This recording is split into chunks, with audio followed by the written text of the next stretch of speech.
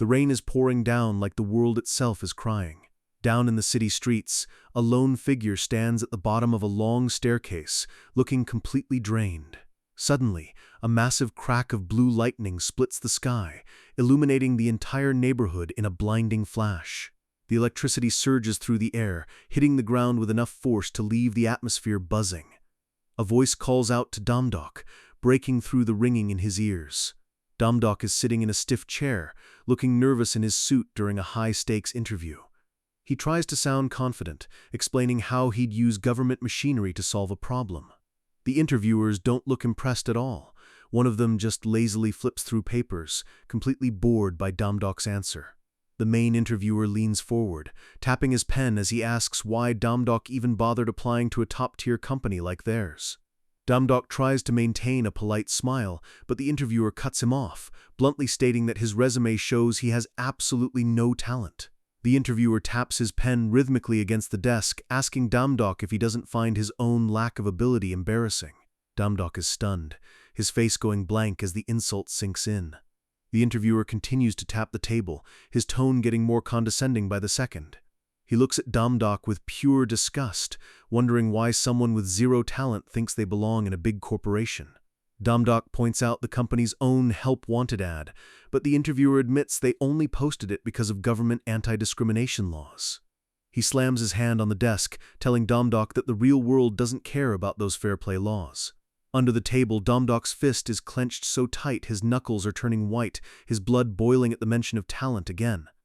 Years ago, dungeons appeared and changed everything, awakening hidden abilities in people. This talent became the new currency of the world, and for a while everyone thought it was a blessing from above. But for those left behind, like Damdok, it felt more like being chained down and crushed by a weight they couldn't lift.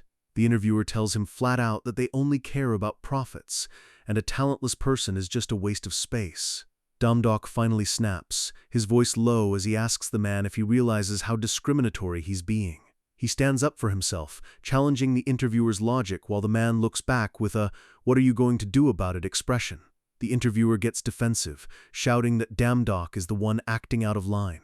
Damdok stands tall, looking down at the panel of interviewers and asking if wanting basic respect is really poor conduct. He looks the man dead in the eye, his gaze cold, and demands a sincere apology. The interviewer just bursts out laughing, thinking it's hilarious that a nobody is making demands. Damdok starts to lean over the desk, his shadow looming large over the arrogant man. He pulls out a recording device, revealing that every single insulting word they said has been caught on tape. Damdok's got a sharp, dangerous smirk on his face now, while the interviewer suddenly starts sweating and tries to play it off as a joke. As Damdok turns to walk out, the interviewers scramble out of their seats, desperately trying to stop him from leaving with that recording. He glances back over his shoulder, telling them they can explain their jokes to the Human Rights Committee. The three men are left paralyzed in shock, their faces pale as they realize their careers are about to hit a brick wall. Damdok steps out of the massive corporate building, leaving the suffocating atmosphere behind. He walks down the street, trying to pump himself up by saying that even without talent, he's still got plenty of style. He checks his phone, seeing the confirmation that his report against the company has been submitted. His mood sours again as he mutters about how talent being a blessing is a total lie. Just as he's venting, he steps right into a huge, sticky pile of pink bubblegum, stretching it out as he tries to pull his foot away. He's fuming, screaming at whoever didn't throw their gum away properly, but then a sudden splash of water hits him out of nowhere. He stands there, soaked to the bone, as a maintenance worker apologizes for the accidental spray from the sprinklers. He stares up at the bright, clear sky, feeling like the universe is personally picking on him today. As evening falls, he trudges back to his cramped, run-down apartment building. He looks through the barred window of his basement-level room, seeing a dark stain on the wall outside. He groans in frustration, realizing some drunks used his window as a bathroom again. He starts scrubbing the wall with a rag when his phone rings. It's his mom calling from the hospital. Damdok immediately forces a bright, cheerful smile onto his face, acting like everything is great so she won't worry. His expression hardens when she mentions his uncle's debt, and he tells her not to even mention that man's name. He's convinced his uncle has already fled the country with the money, leaving them to deal with the mess. He takes a deep breath, rubbing his temples and apologizing to his mom for losing his temper. He lies through his teeth, telling her he's doing well in society while looking at a table covered in overdue medical bills. He hangs up and sits alone in the dark, the weight of his reality finally crushing his spirit. He walks back up the stairs to the street, his head hanging low in defeat. He pulls out a crumpled pack of cigarettes, wondering if this is the only comfort he has left. He tries to light up, his face grim as the first drops of rain start to fall. The sky opens up, drenching him and putting out his lighter before he can even take a puff. He snaps, hurling the lighter into the flooded street and screaming out in pure rage. He yells at the sky, demanding to know why he can't even have one small break after working so hard. He screams at God, calling him every name in the book for constantly making his life a living hell. He slams his fist into a puddle, tears mixing with the rain as he says he can't live like this anymore. His reflection in the water shows a man at his breaking point, demanding that someone take responsibility for his suffering. His pure, unadulterated rage was aimed directly at the heavens. And maybe, just maybe, someone was actually listening. A massive, jagged bolt of lightning tears through the clouds, striking down right toward him. Damdok doesn't back down. He flips off the sky and tells God to bring it on. The world turns into a pillar of blinding white light as the lightning connects. As his body is overwhelmed, his last thought is how pathetic it is to die like this after such a miserable life. But instead of fading away, he finds himself floating in a strange, swirling void. His thoughts drift to his mother, wondering what will happen to her now that he's gone. A bright light begins to fill his vision, looking like a clear blue sky through a tunnel. He lets out a faint groan as he starts to regain consciousness. He opens his eyes, looking battered and confused, wondering where on earth he is.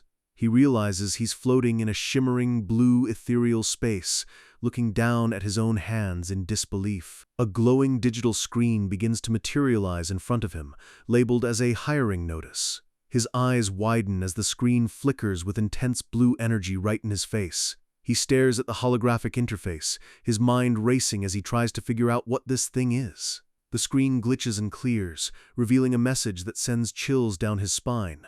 The gods are awaiting you. Back on Earth, the rain continues to hammer the dark, empty alley where he was just standing. Water drips steadily from the window bars of his basement apartment, the only sound in the quiet night. The question hangs in the air. Does God truly exist?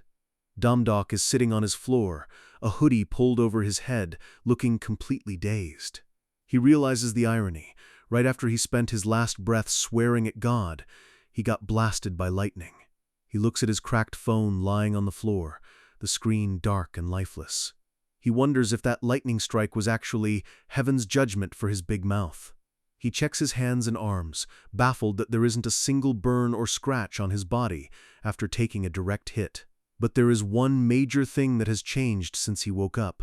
That glowing hiring notice is still floating right there in his field of vision. It's a persistent holographic message that won't go away no matter where he looks.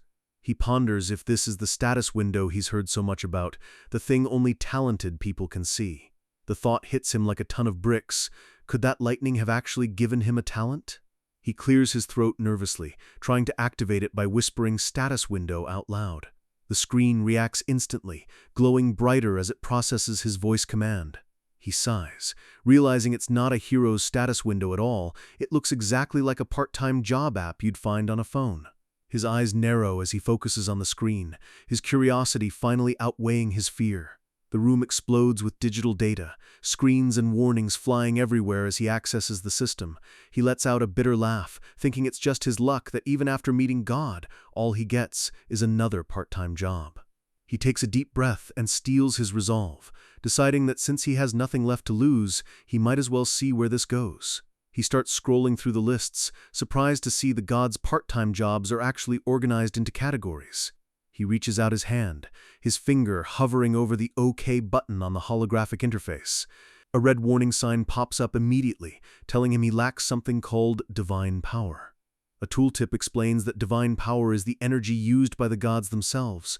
Damdok scoffs, knowing he's just a regular guy who couldn't even get a talent, let alone god-level power. He rubs his chin thoughtfully, wondering if this bizarre encounter is the turning point he's been praying for. He decides to stop overthinking and just dive in, pressing the button with a determined look.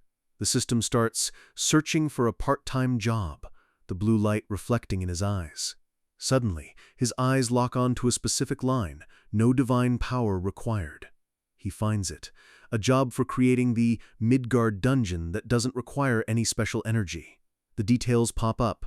The employer is Thor. It's an urgent call for manpower, and the pay is 12 Thor per day. His mind flashes to images of dungeons, filled with terrifying dragons and monsters, making him hesitate. He wonders if gods really are the ones building these deadly places, and if he should even believe any of this. He focuses on the most important part, the money, wondering how much 12 Thor is actually worth. He figures if it's the currency of the gods, it's got to be worth a fortune in human money.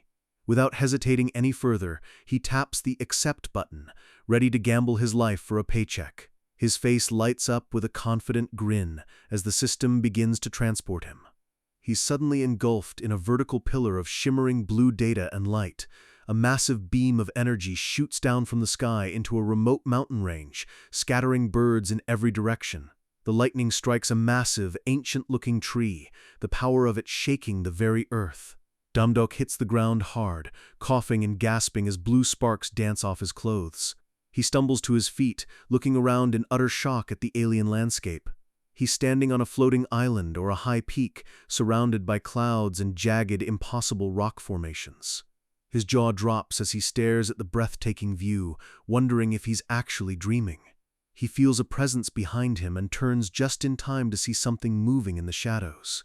A terrifying raptor-like monster lunges at him with a screech, its jaws wide open. Domdok screams and ducks, covering his head as the beast's claws whistle just past him. Suddenly, a massive hand reaches out and grabs the monster by the throat mid-air. Domdok looks up, trembling, as a giant figure crackling with blue electricity stands over him. It's a huge man with a red beard, laughing as he crushes the monster's head like it's a toy. The giant looks down at Domdok, his eyes glowing with a fierce, heavenly light. Domdok is frozen in fear, staring up at the muscular titan who just saved him. The giant introduces himself with a booming voice as Thor, the Norse god of thunder and son of Odin. Thor lets out a hearty laugh, slapping Domdok on the shoulder with enough force to nearly knock him over. He hoists Domdok up like he weighs nothing, telling him they'll talk while they walk to the job site. Domdok realizes this is the real deal. The massive hammer hanging at Thor's side can only be Mjolnir. He's still struggling to process that he's literally hanging out with a god from mythology. Thor looks at him and assumes Domdok must be a god from Asia based on his appearance. Domdok is sweating bullets, realizing Thor thinks he's an actual deity. He looks around and sees other powerful figures, one with red skin and another carving stone with his bare hands like it's clay. It hits him that he is the only regular human in a workplace filled with literal legends. He quickly plays along, laughing nervously and saying he just came from a small mountain. Thor buys it instantly, calling him the god of mountains and giving him another friendly, bone-crushing pat on the back. Thor leans in close, noting that Domdok seems very immersed in human culture, making our guy panic. Domdok improvises, saying he spent a lot of time on Earth to study human needs, which Thor finds admirable. Domdok's expression turns serious as he prepares for the task ahead. Thor drops the bombshell. Their job is to build a place specifically designed to make humans suffer. They walk toward a massive, Greco-Roman-style temple, and Thor asks if he's heard of the Minotaur's maze. Domdok realizes the scale of what they're doing as he looks at the blueprints for the dungeon. A flock of white birds flies out of the temple as a bright golden light fills the horizon. The atmosphere is majestic, the sky glowing with an otherworldly brilliance. Thor points toward a massive, spiraling construction site that looks like a giant arena or labyrinth. The scale of the project is terrifyingly huge, shrouded in shadows and divine energy. Thor turns to him with a sharp, intimidating grin, his eyes reflecting the fire of the forge. He tells Domdok that together they are going to build the ultimate maze. Cut to the construction site, where Domdok is already hard at work, looking exhausted as a goblin-like worker shouts for him to move faster. Domdok is carrying a pickaxe toward a massive, ornate set of double doors carved with a bull's head. The job is pure chaos. He's jumping into holes, hauling supplies, and sweating through his clothes while monsters bark orders. He scares the living daylights out of a monster coworker, showing up with a crazed, overworked expression that says, "Don't mess with me." The orc supervisor notices his intensity and warns him not to fall into any manholes or ditches. Damdok just shoots him a confident, toothy grin and tells him to just worry about saving him if he does. He's finally starting to think this plan might actually work as he finishes hauling a heavy load of crates. The Red Orc supervisor is genuinely impressed, telling Damdok he did a good job for a newcomer. The supervisor tells him to take a short break in the carriage before they move to the next section. As they ride, the orc asks if all Asian gods are as hardworking and enthusiastic as he is. Damdok leans back, acting cool and claiming his social skills are his real power, while secretly hoping his lie holds up. The orc signals for them to get down, as the next part of the job requires them to walk through the half-finished dungeon. Damdok is confused when the orc mentions meaningless traps, wondering what that could possibly mean. He nearly trips over something, and the orc quickly tells him to watch his step. The orc points out a faint, glowing rune on the floor, a trap that's invisible to the untrained eye. Damdok wipes sweat from his brow, realizing he almost stepped right into a magical landmine. The orc looks back at him, treating this like a teaching moment for the supposed new god. He explains that while high-ranking gods design the tests, low-class gods like them are stuck doing the dirty work of building them. Damdok's heart sinks when he hears that the workload for building these dungeons is basically infinite. They arrive at a massive chamber that was only started a few minutes ago, and the orc tells him it's already done. Damdok is floored. A colossal stone hall with towering pillars was built in the time it took them to have a short conversation. He gulps, overwhelmed by the sheer scale and the impossible speed of divine construction. The orc tells him to set the crates down, as it's time to add the finishing touches to the room. They both lean over a crate, looking at the items inside with very different expressions. Damdok pulls out a round, web-covered rock, and the orc explains that this simple stone will spawn a swarm of spiders. Damdok looks at the hundreds of crates filled with these stones, realizing how much of a nightmare this place will be for humans. He notices a large, wrapped object in the corner and asks what kind of monster is inside. It's a lizardman, bound in white bandages and looking like a scaly mummy with a glowing blue core in its chest. Damdok reaches out to touch the transparent blue part, finding it fascinating. The orc stops him, warning that the blue spot is its vital point and that the monster isn't fully embodied yet. They move on to a dark, forest-like section, which the orc identifies as a goblin hiding shelter. The air turns freezing cold as they approach the final destination of the labyrinth. Damdok stops in his tracks, feeling eyes on him from the darkness. A dark, spindly silhouette lurks behind a tree, its eyes gleaming with malice. Close up on a goblin's face, it's wrinkled, green, and its eyes are shut tight. The eyes snap open, revealing bloodshot pupils and a terrifying, predatory gaze. The goblin lunges out with a screech, and Damdok screams in terror as the monster flies toward his face. He falls back on his butt, while the goblin just stands there, kikiing and laughing at his reaction. The orc laughs too, telling Damdok the goblin was just messing with him, but warns that once the dungeon is live, these things get smart and deadly. Damdok looks visibly shaken, realizing he's building a literal death trap for people like him. They finally reach the very end of the labyrinth. They stand before a massive, dark silhouette that towers over the entire room. It's the boss room, featuring a gargantuan golden door with the Minotaur's head carved into it. The stone eyes of the bull carving seem to glow, giving off an aura of pure, crushing power. Thor appears behind them, boisterously calling out to his god of mountains. Damdok immediately bows politely, thanking Thor for the opportunity while the orc supervisor watches. Thor rubs his chin, impressed by how fancy and respectful Damdok's speech is. The orc confirms that only one procedure is left before the job is finished. Thor grabs Mjolnir, and the air immediately begins to crackle with violent blue lightning. Damdok panics, seeing the massive hammer glowing and wondering if Thor is about to smite him for lying.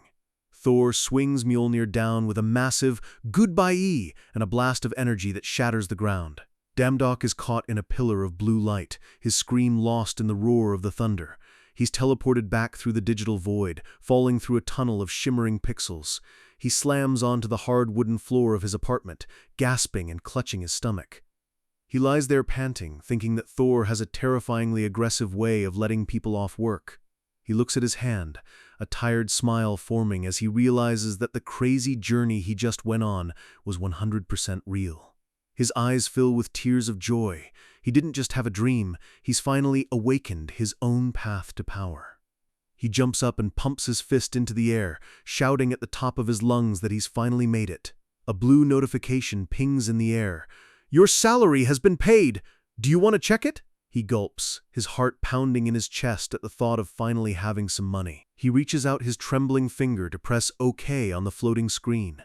The god's shop begins to load, filling the room with a shower of glowing blue particles. Domdok stares at the screen, his jaw hitting the floor as he curses in disbelief at the insane items available for purchase.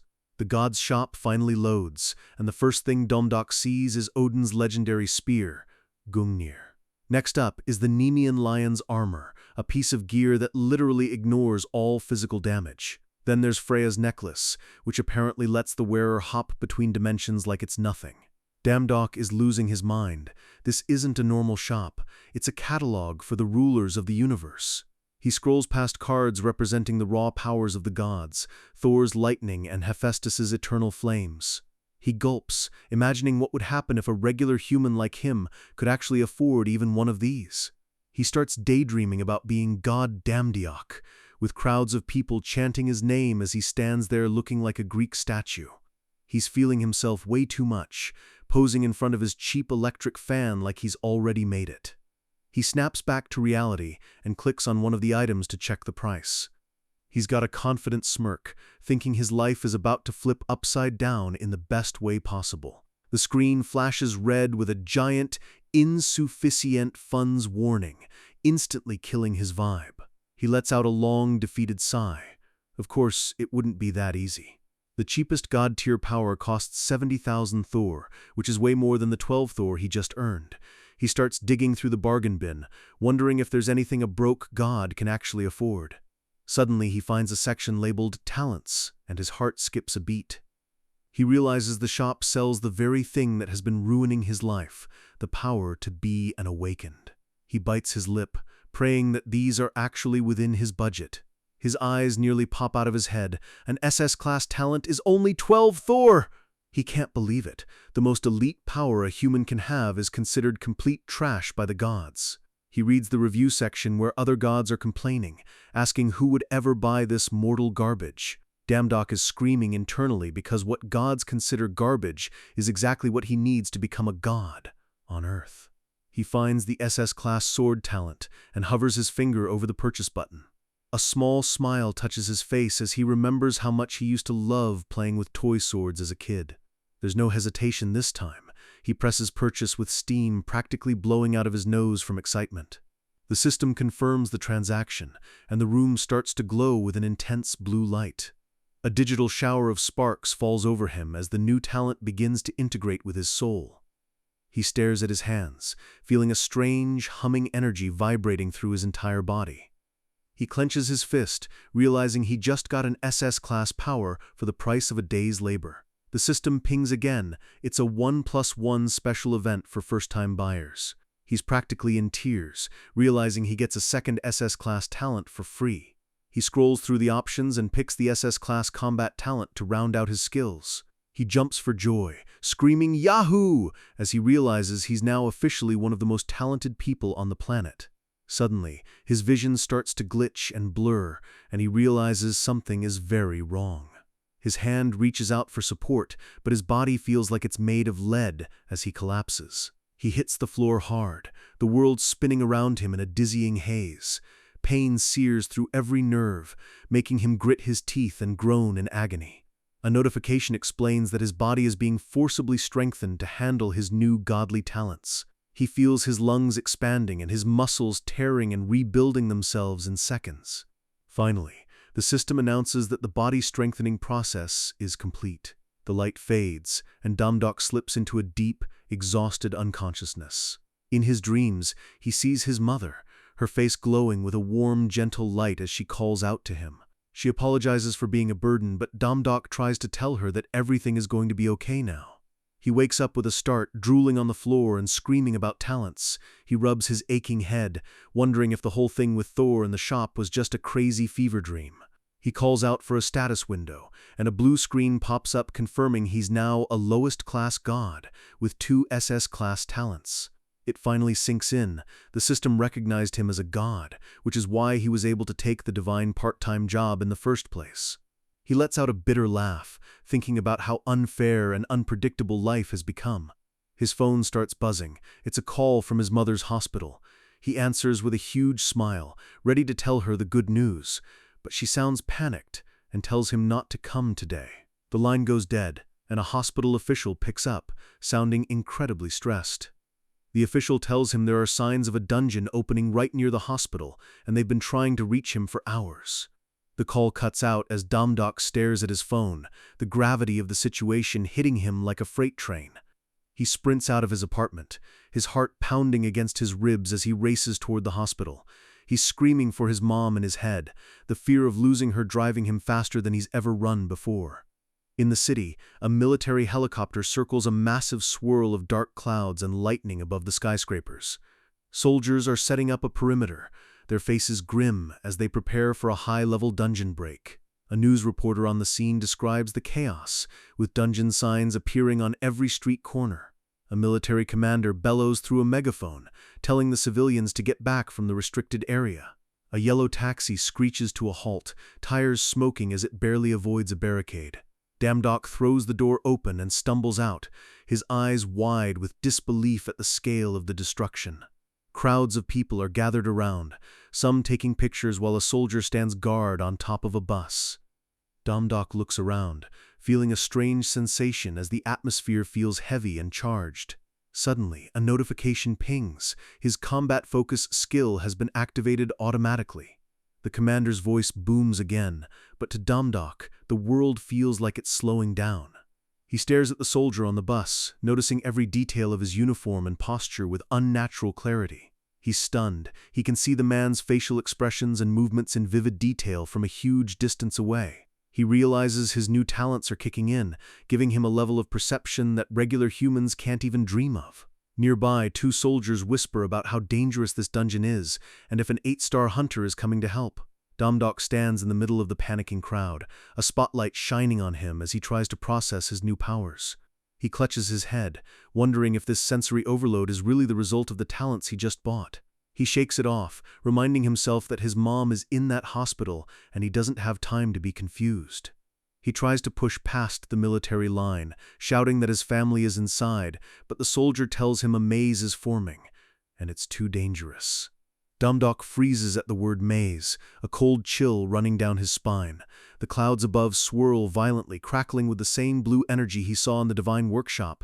A massive blast of energy hits the street, and Damdok screams for everyone to dodge as the ground shatters. The shockwave sends him flying backward, the sound of the explosion deafening. He hits the pavement hard, surrounded by dust and the mangled remains of cars. He coughs, pushing himself up through the debris and wondering what the hell is happening to his city. He squints through the smoke, his sharp eyes catching something strange in the distance.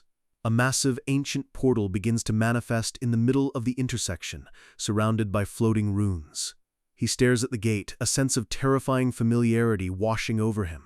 The portal opens wide, revealing the interior of a massive, spiraling stone labyrinth.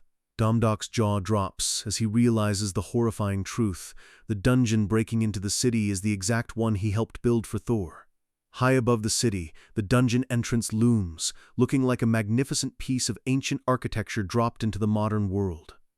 Damdok stands there with his pickaxe, looking up at the structure and realizing just how massive it is now that he's seeing it from the outside. He wipes sweat from his forehead, muttering to himself that he never realized the scale of what he was creating while he was working. A massive rune circle hums with energy, floating in the sky like a giant magical gear. He's panicking, wondering why the hell his work project is currently manifesting in the middle of Seoul. Nearby, a man is collapsed on the ground, coughing violently as the dust from the dungeon break chokes the air. Damdok rushes over to help him, but the man is terrified, telling him they need to evacuate before the monsters come out. Suddenly, Domdok's instincts scream at him, and he reaches out a hand to shove the man out of the way. A massive blade whistles through the air, narrowly missing them both as they scramble for safety. A gargantuan sword slams into a nearby pillar, the force of the impact cracking the stone like it's glass. Domdok looks back, his breath hitching as he hears a pained groan from the smoke.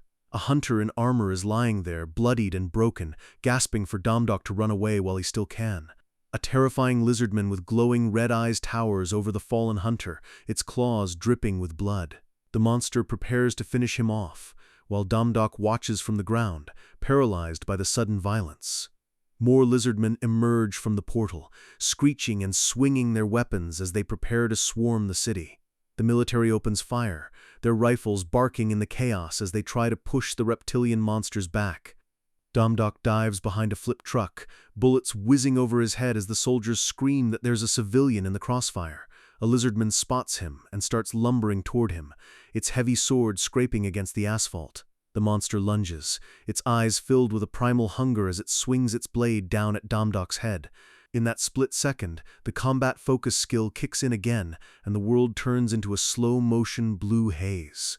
Domdok's eyes glow with an eerie blue light as he enters a state of absolute concentration. The sound of his own heartbeat thumps in his ears, drowning out the screams and gunfire. To everyone else, he's a blur as he leaps into the air, the monster's sword passing harmlessly beneath him. He focuses his gaze on the lizardman's movements, his mind processing every twitch of its muscles. He sees the monster's wide-open flank as it misses its strike, and he knows exactly where to hit. He reaches out and grabs a discarded sword from the ground, his movements precise and deadly. He lands a heavy blow, the blade sinking deep as he moves with the grace of a master swordsman. Domdok stops for a second, his own eyes wide in shock as he realizes what he just did. He's shaking, looking at his hands and wondering how on earth a talentless guy like him just performed a high-level counterattack. His focus sharpens again as he hears the hiss of another monster approaching from the shadows. A lizardman looms behind him, raising a jagged club to crush him into the pavement. The civilian he saved screams for him to watch out, his face contorted in terror. Domdok grits his teeth, the world slowing down once more as a sniper's bullet streaks past his face. He pivots on one foot, his sneakers screeching against the road as he prepares to counter. He drives his shoulder into the monster's chest with the strength of a titan, knocking the breath out of the beast. The soldiers are screaming for everyone to hold their fire, baffled by the random kid fighting monsters with his bare hands. The remaining lizardmen circle him, growling and snapping their jaws as they realize this prey is actually a threat. Domdok starts to panic, realized he rushed in purely on adrenaline, and now he's surrounded by man-eating reptiles. He throws a frantic punch at a monster that lunges at him, shouting, "I'm sorry," as he closes his eyes. The system pings. Talent-activated combat focus, He opens his eyes just in time to see a massive blade passing inches from his nose. He lets out a confused, as he realizes he can see the monster's attack path like it's mapped out in glowing lines. Another lizardman screeches and charges, but to Domdok it looks like it's moving through molasses. He dodges with a backflip, thinking that this skill feels like he just drank 20 cups of coffee at once. He realizes he can see every tiny movement, meaning he can predict exactly where the monsters are going to strike. He steps into the monster's guard, delivering a thunderous punch right to its gut. He follows up with a flurry of strikes, his fists moving faster than the eye can follow. His SS-class combat talent goes into overdrive, each hit landing with a sickening thwack as he dismantles the monster. He finishes the combo with a high kick that sends the lizardman flying across the street, trailing fire and smoke. He stands there panting, his eyes glowing red as he realizes he actually won. The last lizardman lets out a final, desperate screech as it lunges for one last attack. Domdok slides under the strike, his eyes cold and focused as he prepares the finishing blow. He delivers a massive uppercut that lifts the entire monster off the ground, the impact shaking the air. He turns his attention to another beast charging him, his movements now fluid and confident. His blade sparks against the monster's weapon, a shower of orange light illuminating the dark street. He parries a heavy strike, his expression grim as he locks eyes with the reptilian beast. He spins and delivers a powerful slash, the force of his swing tearing through the air. The monster lets out a choked gasp as Damdok's strike hits a vital spot he remembered from building them. He leaps high into the air, silhouetted against the bright light of the dungeon portal. He slams down with a crushing blow that shatters the pavement and ends the fight instantly. The soldiers stare in absolute disbelief, their jaws dropping at the civilian who just soloed a squad of monsters. Damdok stands among the fallen beasts, taking a long, shaky breath as the adrenaline begins to fade. A tall, imposing figure in a dark robe walks up to the soldiers, his presence commanding immediate respect. The man looks at Damdok, a sharp grin on his face as he asks which guild the kid belongs to. He's flanked by 2 masked guards, and he tells Damdok that while he's a new face, he's undeniably good. The man introduces himself as Namgong Douk, the master of the Sangun Guild. He offers a handshake, assuming Damdok must be an unaffiliated hunter working solo. He invites Damdok to join them as they enter the dungeon to clear it out. Damdok looks up at the swirling vortex of the portal, finally accepting that his life as an ordinary person is over.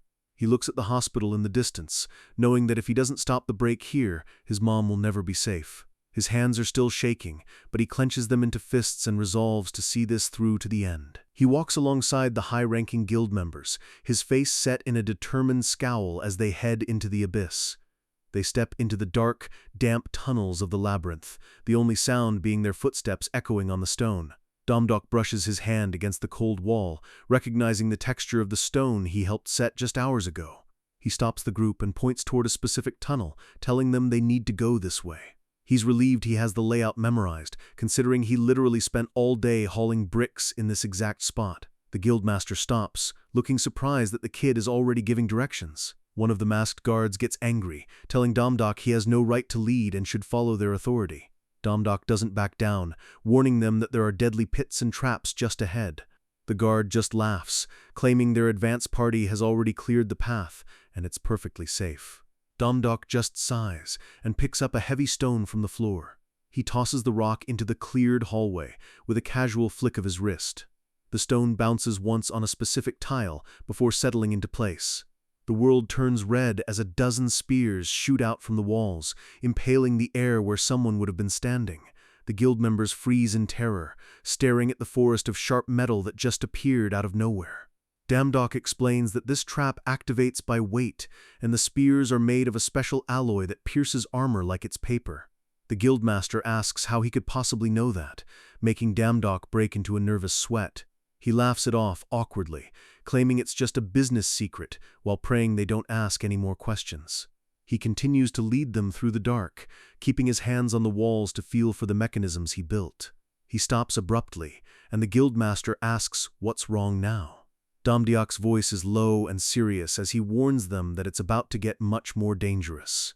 He holds up a torch, the fire dancing in his eyes as he prepares for the next room. The guild members look up in awe and horror as they realize what's waiting for them. They stand before a massive stone door carved with the image of a giant spider.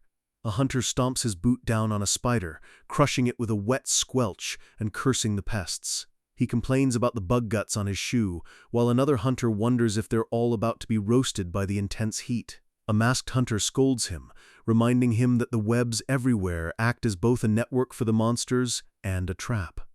The arrogant guild members whisper about whether they can even trust Damdok, but he just smirks, telling them he can hear every word. Damdok peers around a corner, his face tense as he senses something lurking in the shadows. He remembers this room. It's where he personally placed hundreds of boxes of spider eggs. He tells the team to burn the webs so they can move. His combat focus skill pings again, the blue screen flashing in the dark. Suddenly, he hears a faint, desperate cry for help coming from deep within the web-covered pillars. He reaches out to stop a hunter from lighting a fire, his face etched with sudden worry. His eyes glow as he realizes there are still survivors trapped in the webs and fire would kill them all. Title card: God's Part-Time Job. Inside the stone chamber, the guildmaster confirms they've found signs of life and orders the team to prioritize saving the survivors. He tells everyone to form a defensive line and strictly forbids any area of effect attacks that could hurt the captives. He then points at Domdok, telling the entire support team to follow the kid's commands since he seems to know where everyone is. The hunters are stunned, whispering in disbelief that they're being put under the command of a random teenager. Domdok is panicking too, waving his hands and telling the master he's never led a team in his life. A mysterious girl in a cloak approaches him, thanking him for getting them through the traps safely and asking him to guide them again. She reaches out for a handshake, and Domdok hesitantly takes it, still looking incredibly nervous. She tells him not to worry, he just needs to point them toward the survivors and the support team will handle the dirty work. Domdok rubs the back of his neck, hoping that simple is actually going to be the case. She holds his hand for a second too long, asking why he isn't carrying a weapon. She advises him that it would be wise to carry a blade or two in a place like this. She turns and leaves as abruptly as she arrived, leaving Domdok standing there looking completely bewildered. He touches his chin, wondering how she knew his name when he never even introduced himself. He blinks, and she's already vanished into the crowd of hunters as the commander orders everyone to move out. A heavy boot steps forward, the sound echoing through the ominous, dark corridor. The team moves in a tight formation, their torches casting long, flickering shadows against the web-choked walls. One of the hunters mutters that it's way too quiet, while Domdok tells him to shut up and stay alert. Suddenly, Domdok looks up and screams "Above US!" at the top of his lungs. Massive, blood-red spiders drop from the ceiling, their fangs dripping with paralyzing venom. A hunter screams for help as a spider lunges at him, its many eyes glowing with a terrifying light. The guildmaster unsheathes a massive axe, the metal gleaming in the torchlight. He cleaves through a spider in a single, powerful motion, green ichor spraying across the floor. He bellows for the team to stay calm and stick to the plan as the spiders swarm from every corner. Domdok leads the support team through the chaos, warning them about the venom and pointing the way to the back rooms. His eyes flash blue again as he activates his combat skills to weave through the monsters. He moves like a ghost through the shadows, dodging a web that was meant to pin him to the wall. He stops and narrows his eyes, sensing something specific in the darkness ahead. He finds them, several people wrapped in thick cocoons, hanging from the ceiling like grotesque decorations. "We found them!" he shouts, signaling the support team to move in and start cutting the survivors down. A hunter uses a sharp dagger to slice through the sticky webbing, freeing a terrified civilian. The survivor is trembling and barely conscious as the hunters realize the spiders are starting to regroup behind them. Domdok yells for everyone to follow him, claiming he knows a safe shortcut out of the chamber. The guildmaster looks at him with growing respect, admitting he was doubtful at first, but now he sees the kid is the real deal. He swings his axe in a wide arc, pulverizing 2 more spiders and clearing a path for the evacuation.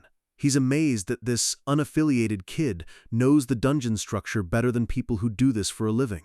Domdok points toward another tunnel, sensing even more survivors trapped in the next section. The support team works frantically, carrying the injured out of the dungeon as the battle rages on. One of the hunters reports that all survivors have been saved with minimal damage to the team. The guildmaster tells the fighters to take a breather, then turns his gaze back toward Domdok. A masked hunter in the back grits his teeth, looking at Domdok with pure, unadulterated envy. A total of 10 people were saved, including 2 police officers and a member of their own advance party. The master laughs, telling Domdok that if it weren't for him, they probably would have accidentally burned the whole room down.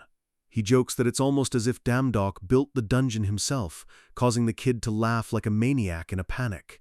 Domdok denies everything way too loudly, thinking he's completely screwed if they actually find out the truth. They arrive at a massive stone door with a strange circular seal carved into its center. The guildmaster identifies the carvings as being from a goblin civilization, which catches Domdok off guard. One of the hunters scoffs, thinking that facing mere goblins is going to be a walk in the park. Even Domdok feels a bit disappointed, having expected a massive boss after all that effort. He looks at the dark tunnel ahead, his instincts telling him that the goblin ambush area is going to be a nightmare. Suddenly, Domdok speaks up, asking the guildmaster if he can go into the next section alone. The jealous hunter mocks him, telling him to stop being so full of himself just because the master gave him a few compliments. The master looks concerned, telling Domdok he doesn't feel comfortable sending a lone kid into a goblin nest. Domdok insists he has a plan and tells them they must strictly follow his orders once they're inside. The jealous hunter is fuming, grumbling about how this random bastard is stealing all the glory he wanted for himself. He decides he's not going to let Domdok outshine him and grips his spear tightly as they move forward. They enter a massive, cathedral-like hall, the sound of their footsteps echoing off the high arched ceiling.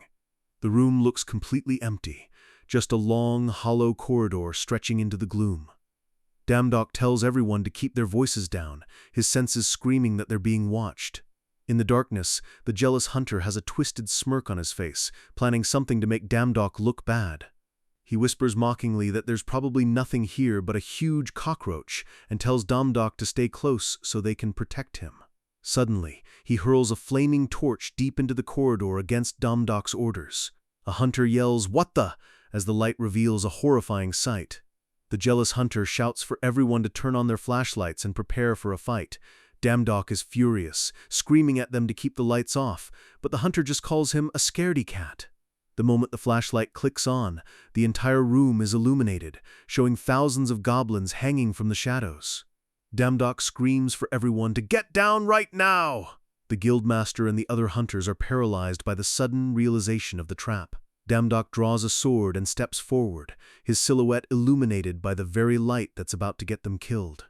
The hunter laughs, thinking nothing happened, but his friend looks at him with a face full of horror. He lets out a choked "ha-ha" as several arrows sprout from his chest. The world turns into a nightmare as a hail of arrows rains down from the darkness, drenching the floor in blood. He collapses into the darkness, his scream cut short as the goblins begin their coordinated strike.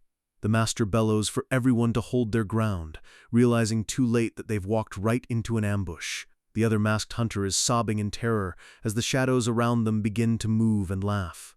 The guildmaster asks Domdok if this is why he told them not to turn on the lights, and the kid confirms the goblins attack any light source they see.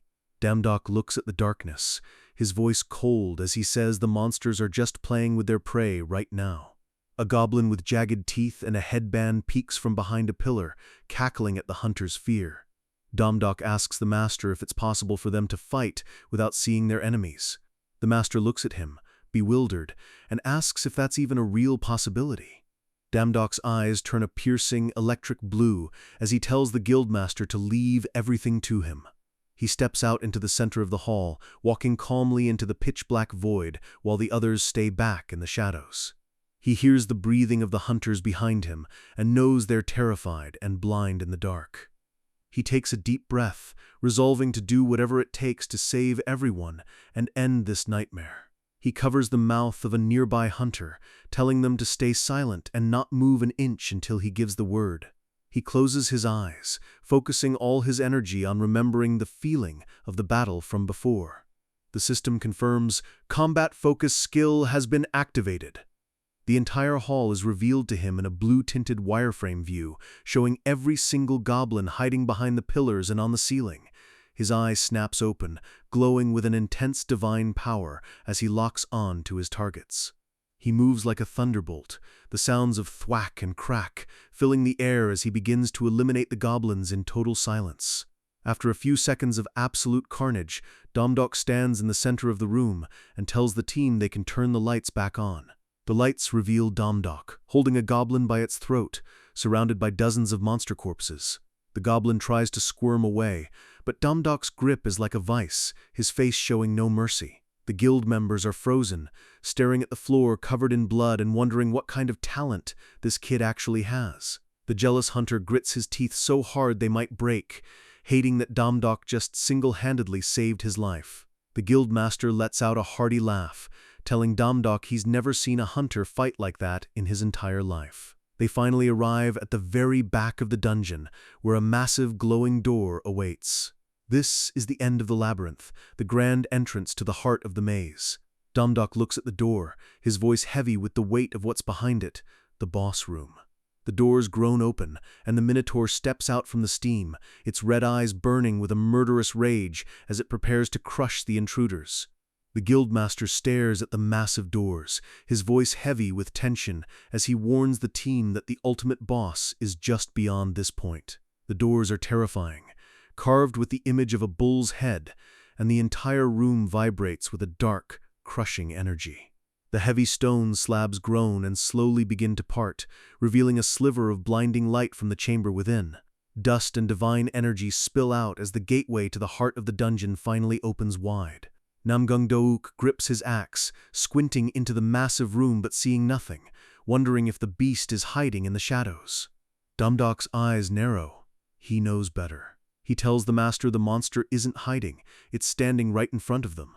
Suddenly, torches flare to life, revealing a gargantuan bull-headed figure sitting on a throne at the top of a long, red-carpeted staircase. The Minotaur's red eyes snap open, glowing with a murderous intent that freezes the air in the room. The pressure is insane, making even the veteran guildmaster sweat as he realizes this boss is on a completely different level than anything he's ever faced. He notes that the boss isn't attacking yet, giving them a few precious seconds to come up with a strategy to take it down. Suddenly, a blue screen only Damdok can see pops up, announcing that a human sacrifice gimmick has started and 5 candidates must be chosen. Damdok is baffled. He doesn't remember putting a sacrifice mechanic in the blueprints when he built this place. He looks around and realizes he's the only one who can see the warning, and he knows he needs to share this info before someone does something stupid. He tries to speak up, but the guildmaster is already busy dividing the combat team into groups. Damdok insists he has a solution for the dungeon, making the master stop and look at him with a mix of surprise and doubt. In the back, the jealous hunter's fist is shaking with rage as he watches the rookie get all the attention again. He's gnashing his teeth, convinced that Damdok is just a fraud trying to steal all the glory and credits for himself. He decides he's not going to just stand there and watch, he's going to end this fight before Damdok can even open his mouth. The idiot sneaks away from the group, creeping toward the Minotaur while everyone else is distracted by the planning. He scoffs that strategies are for losers and losers only, loading a bolt into his crossbow with a confident smirk. He prepares to show off his talent of aim, thinking that if he lands just one lucky shot, he'll be the one getting the promotion. He creeps forward, his boot hovering over a faint, glowing line on the floor that looks like a digital tripwire. He's hyper-focused on the boss, whispering to himself that he just needs to be one step closer for a guaranteed bullseye. Damdok suddenly feels a literal chill down his spine, his sharp perception sensing something is about to go horribly wrong. He looks over and sees the hunter about to cross the line and screams for him to stop at the top of his lungs. The hunter just rolls his eyes, thinking Damdok is trying to stop him so he can keep the kill for himself. He shouts that the boss is his as he pulls the trigger, letting the bolt fly toward the Minotaur's head, but the moment his foot hits the ground, the entire floor erupts in a massive, shimmering blue barrier. The system screams a red warning. Trespasser detected. Random scapegoats will now be selected for the sacrifice. The ceiling begins to rain down blue energy particles as the room's defensive mechanisms kick into high gear. The jealous hunter is panicking now, looking around as the air begins to hum with a terrifying power he didn't expect. The barrier traps Damdok, the master, and the hunter inside the kill zone, while the rest of the team is locked out and screaming for help. The hunter is engulfed in a pillar of blue light, his face contorted in a silent scream as the system marks him. His eyes go wide as he realizes he's no longer the hunter, but the prey being served up to the boss. The guildmaster is absolutely livid, calling the hunter an idiot and asking if he has any idea what he just cost them. Damdok tells them to stop arguing. It's too late for talk because the owner of the room is officially awake. The Minotaur lets out a roar that shakes the very foundation of the building, jumping from its throne with its massive axe raised. Its eyes flare with a dark purple light, looking like a demon possessed as it locks onto its targets. The beast lunges forward with impossible speed, while the master and Damdok brace themselves for the impact. The jealous hunter falls to his knees, completely broken by the overwhelming pressure of the monster's aura. He crawls backward, his pride replaced by a desperate, pathetic fear as the shadows loom over him. He bangs his fists against the invisible barrier, crying and begging to be let out of the death trap he created. The Minotaur's hoof slams into the ground, shattering the stone as it charges toward the guildmaster. Namgung-douk bellows for everyone to widen the formation and stay calm, even as the monster's axe whistles toward his neck. The master leaps into the air, trying to distract the beast so the others can find a way to break the gimmick. He lands behind the beast, his eyes narrowed as he looks for an opening in its thick, matted fur. He spins his massive twin axes, creating a whirlwind of steel as he attempts to overwhelm the Minotaur's defenses. He shouts, "Take this!" as he slams his weapons down, but the Minotaur just parries it with a single, casual swing of its spear. The impact creates a shockwave that echoes through the hall, the sound of metal on metal deafening. The hunters outside the barrier are cheering, thinking the master's hit connected, but Damdok knows better. Damdok watches with a grim expression, noting that while the master is strong, he's barely scratching the monster's hide. The master curses under his breath, his hands vibrating from the force of the block. The Minotaur stands there, looking completely unfazed, its red eyes mocking the human's puny efforts. The master realizes his axe felt like it hit solid diamond, not skin and bone. Damdok screams a warning as the Minotaur raises its hand for a counterattack. The beast delivers a lightning-fast palm strike that sends the guildmaster flying across the room like a ragdoll. He skids across the floor, blood dripping from his palm as he realizes the monster didn't even need to dodge his best strike. The Minotaur crouches low, spinning its spear as a purple aura begins to swirl around its body. The master desperately orders his men to deploy an enclosing formation, but they're still stuck behind the barrier. A shadow moves quickly across the floor. It's the Minotaur moving so fast it's practically teleporting. The master is a veteran, giving clear commands to gather info while avoiding direct combat, but he's running out of options. Damdok watches the monster, noticing that the air around its feet is crackling with blue electricity. It hits him. That's not just regular magic, that's the raw power of Thor's lightning flowing through the beast. The master charges in again, shouting for the team to disrupt whatever the monster is preparing. He thinks he sees a gap in the Minotaur's defense and swings his axe with everything he's got. Damdok screams "No!" as he sees the lightning gathering around the monster's spear point. The master's eyes go wide as the electricity arcs toward him, realizing he's just walked right into a lethal trap.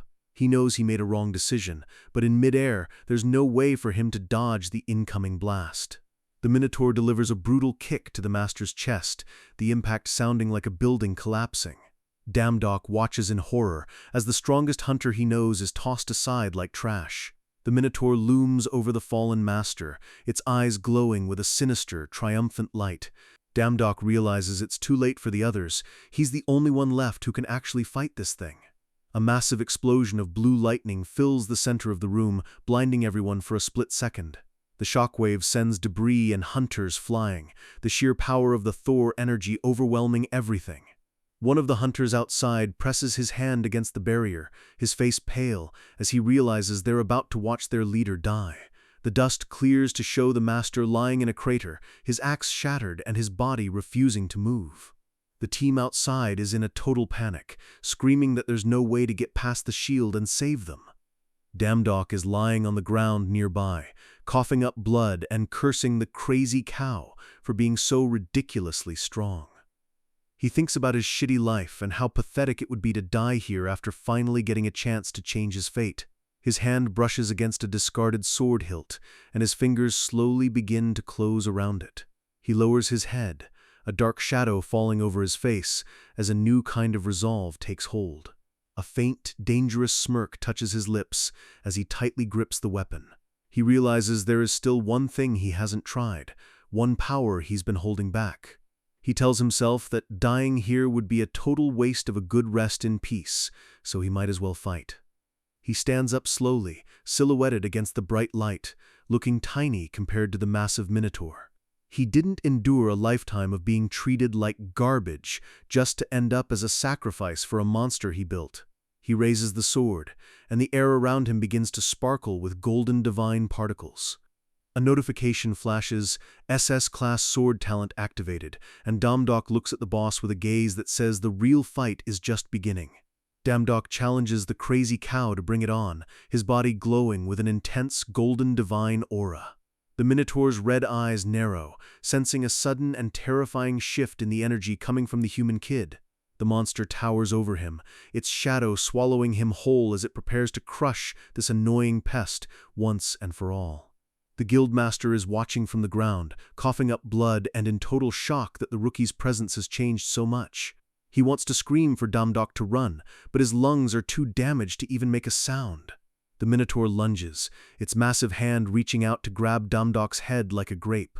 A golden flash tears through the darkness, moving so fast it leaves a trail of light in the air. The master and the other hunters are frozen, their eyes struggling to even track the movement. In a blur of speed, Damdok sprints past the monster, his sneakers barely touching the floor as he repositions. A heavy thud echoes through the room as the Minotaur's massive horn falls to the ground, sliced clean off. Damdok admits to himself that it was a total gamble, but the moment he held the sword, everything just felt right. He realizes he doesn't just know how to use a sword, he can feel the weapon acting as a natural extension of his own body. He stares at the blade in his hand, amazed that his SS-class talent is doing all the heavy lifting for him. A wild, confident grin spreads across his face as he realizes he's no longer the talentless loser everyone mocked.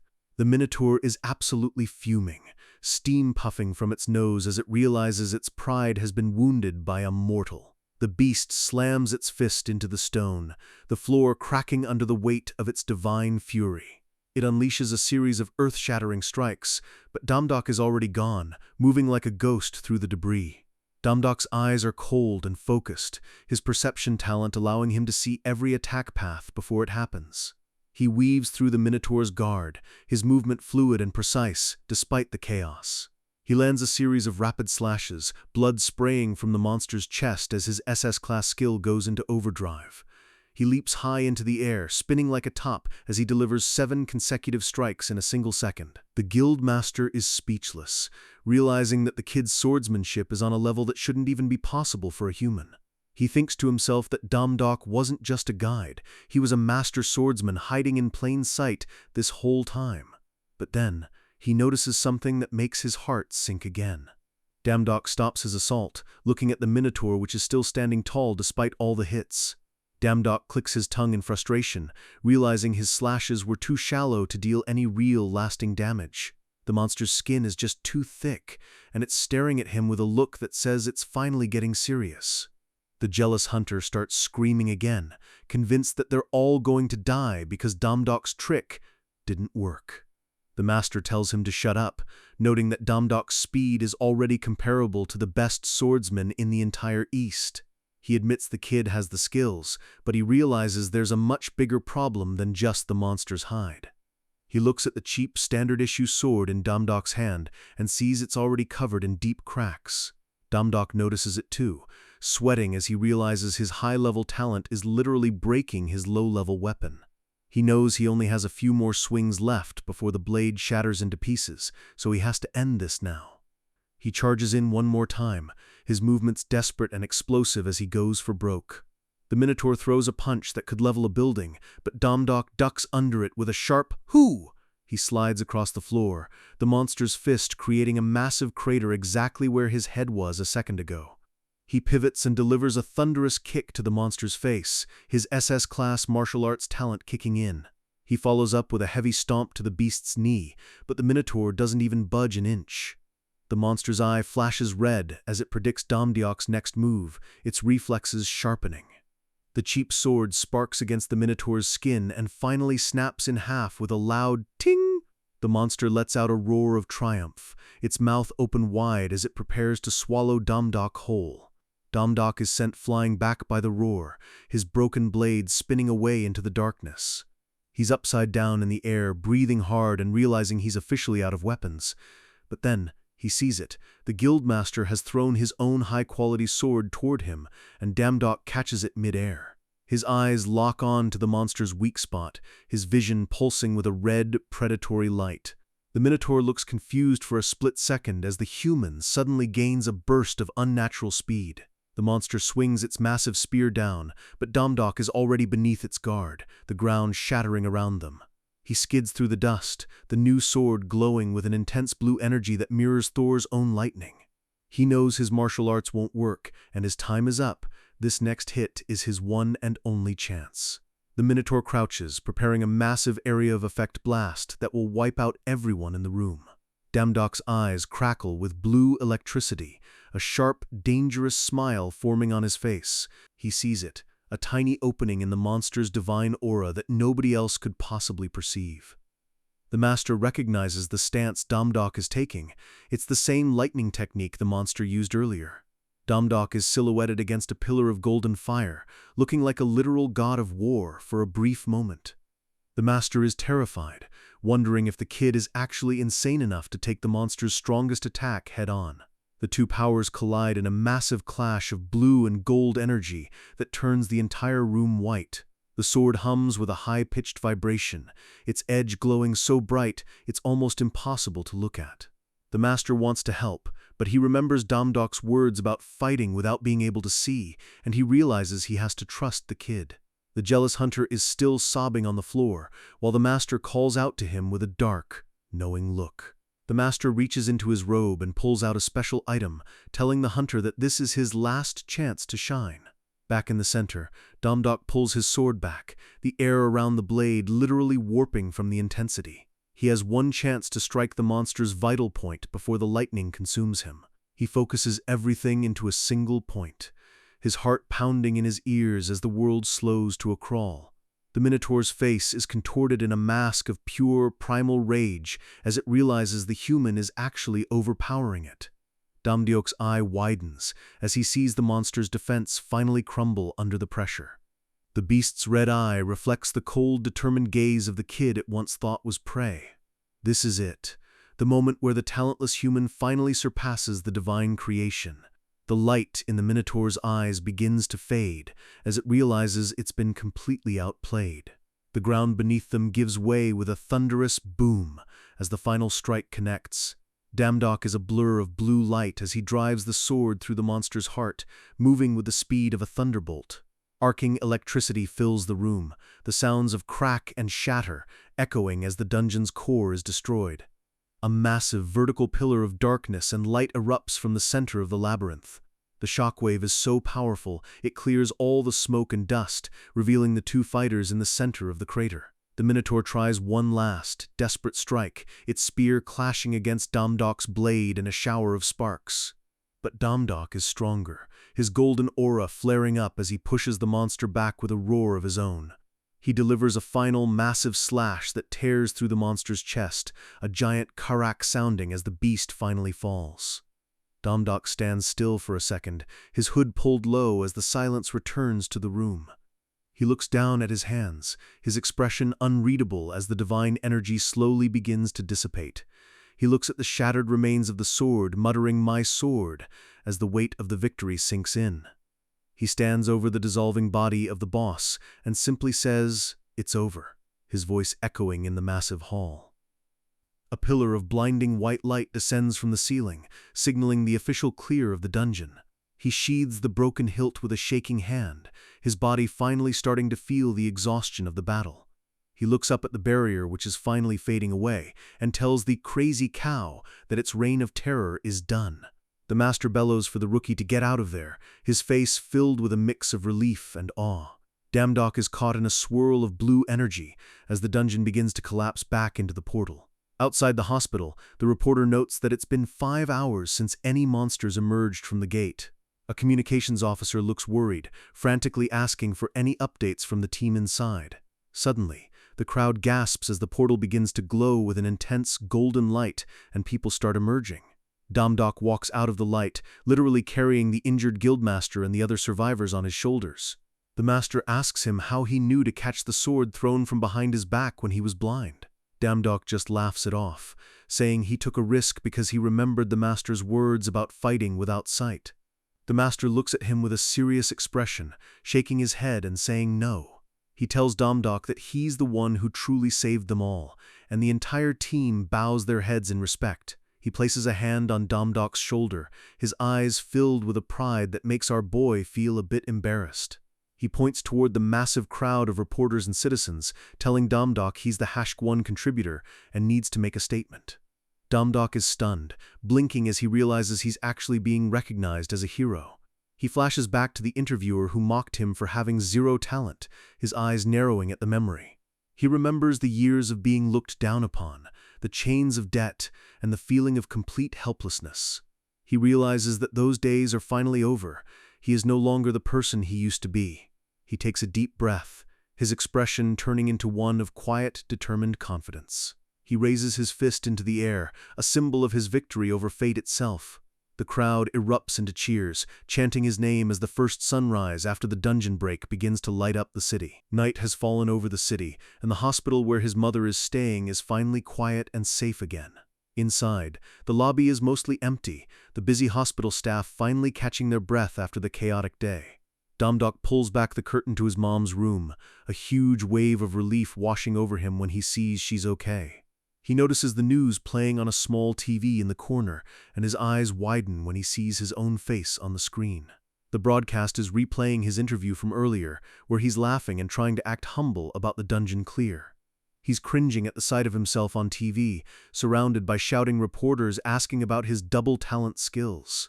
He lets out a long, exhausted sigh, leaning against the wall and wondering how his life got this crazy, this fast.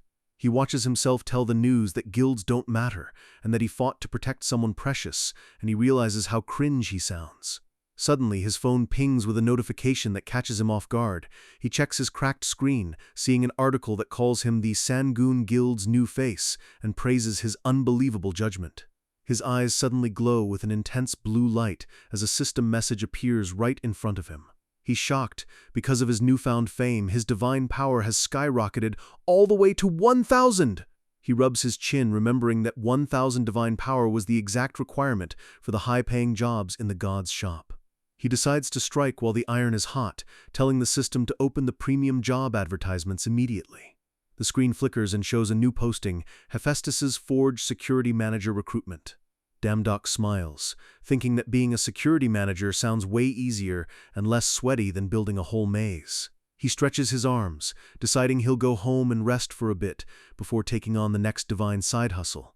But his face turns into a mask of pure panic as a warning flashes, "3 other gods are already applying! Last chance!" He screams no and frantically taps the apply button, terrified that someone is going to steal his easy paycheck. A massive beam of blue light shoots out from the hospital room, illuminating the night sky for miles. Damdok is caught in the transport beam, his screams echoing as he's pulled through the digital void once more. He hits the ground with a thud, groaning and asking why the gods can't ever just send him in a normal, polite way. He looks up and realizes he's in a massive, circular temple filled with pillars of fire and glowing red runes. He wipes sweat from his face, realizing the temperature here is like 1,000 saunas combined into one. He's complaining about the lack of air conditioning when a massive shadow falls over him. A giant, muscular man with a thick beard and a headband looms over him, introducing himself as Hephaestus. Damdok immediately goes into customer service mode, bowing politely and introducing himself as the new applicant. He's sweating internally, wondering if the god heard him complaining about the heat and his human style of greeting. Hephaestus leans in with a terrifyingly wide grin, looking like he's about to eat Damdok for breakfast. The god laughs and says he's exactly as the news described, full of guts and surprisingly respectful. Hephaestus notes that Damdok's love for humans is what made him fight in Thor's dungeon without any fear. He bellows a laugh, saying it's no wonder a hothead like Thor likes him, making Damdok sigh in relief that the god isn't mad. But then Hephaestus mocks him for asking for an air conditioner in a smithy, and Damdok just bows and screams, "Sorry!" The god turns his back, telling Damdok to cut the greetings because it's time to explain the actual job tasks. He reaches into a dark, swirling portal and pulls out a massive, ancient-looking animal horn. He warns Damdok that things might get a little loud as he brings the horn to his lips. Hephaestus blows the horn, and a sound like 1,000 thunders rips through the entire forge. Damdok clenches his teeth and covers his ears, feeling like his head is about to explode from the sheer volume. Suddenly, the ground begins to shake as a group of short, incredibly bulky figures comes charging into the hall. The dwarves arrive and kneel before Hephaestus, their faces set in grim, professional expressions. Hephaestus introduces Damdok as their manager for the day and tells them to give him a proper greeting. The dwarves shout in unison that they are at his service, making Damdok smile and think he's finally got some easy underlings. Hephaestus laughs and tells him not to be humble, claiming even a newbie can do this job well. But then the god leans in and whispers that while these guys are skilled, they have crafty fingers and problematic attitudes. He explains that they're like wild dogs, and that someone stole a precious pendant meant for the goddess Freyja just last week. Hephaestus is crying over his lost work, while Damdok realizes he's basically been hired as a divine daycare worker for criminals. He looks at the dwarves, who are currently standing there with serious, honest-looking faces, and he's confused. Hephaestus says he has to leave for a day to climb Mount Olympus, and doesn't expect much to happen while he's gone. But just in case, he hands Damdok a quest item, a replica of Hercules' club that has a chance to stun anyone it hits. Damdok gulps, realizing the stats on this wooden stick are absolutely broken and OP. Hephaestus lights a small flame in his palm, his grin turning mischievous as he prepares to teleport away. He waves goodbye, telling Damdok to take good care of his smithy while he's busy with the other gods. Damdok screams for him to wait, panicking because he still hasn't been told what his actual tasks are. The god just glares back over his shoulder with a look that says, "You'll find out soon enough." Hephaestus tells him everything will be fine as long as he's stronger than the softies behind him. The god vanishes in a puff of smoke, leaving Damdok alone in the middle of the massive, flaming forge. Damdok turns around with a nervous smile, but his blood runs cold when he sees the dwarves' expressions have changed. The professional workers now have terrifying, predatory grins on their faces as they look at their new manager. Our boy tries to play it cool with a nervous laugh, hoping a little friendly greeting will de-escalate the situation, but the dwarf captain isn't buying it, staring him down with eyes that say he's done playing games. Damdok realizes Hephaestus gave him Hercules' club for a reason. He knew these dwarves were about to stir up some serious trouble. He flashes a confident smirk, telling the dwarves they should probably just relax and take it easy before things get ugly. He hefts the massive club, warning them that this divine toy is definitely going to leave a mark if they don't back down. Suddenly, the dwarves pull out a literal arsenal of assault rifles and handguns, proving they aren't just bringing hammers to this fight. Damdok is completely blindsided, wondering why on earth a bunch of fantasy dwarves are packing modern heat. The captain just mutters a cold adios as the sound of a gunshot echoes through the forge, and everything goes black. In the darkness, we hear the dwarves bickering about their shift being over and how they're going to get rich off the loot.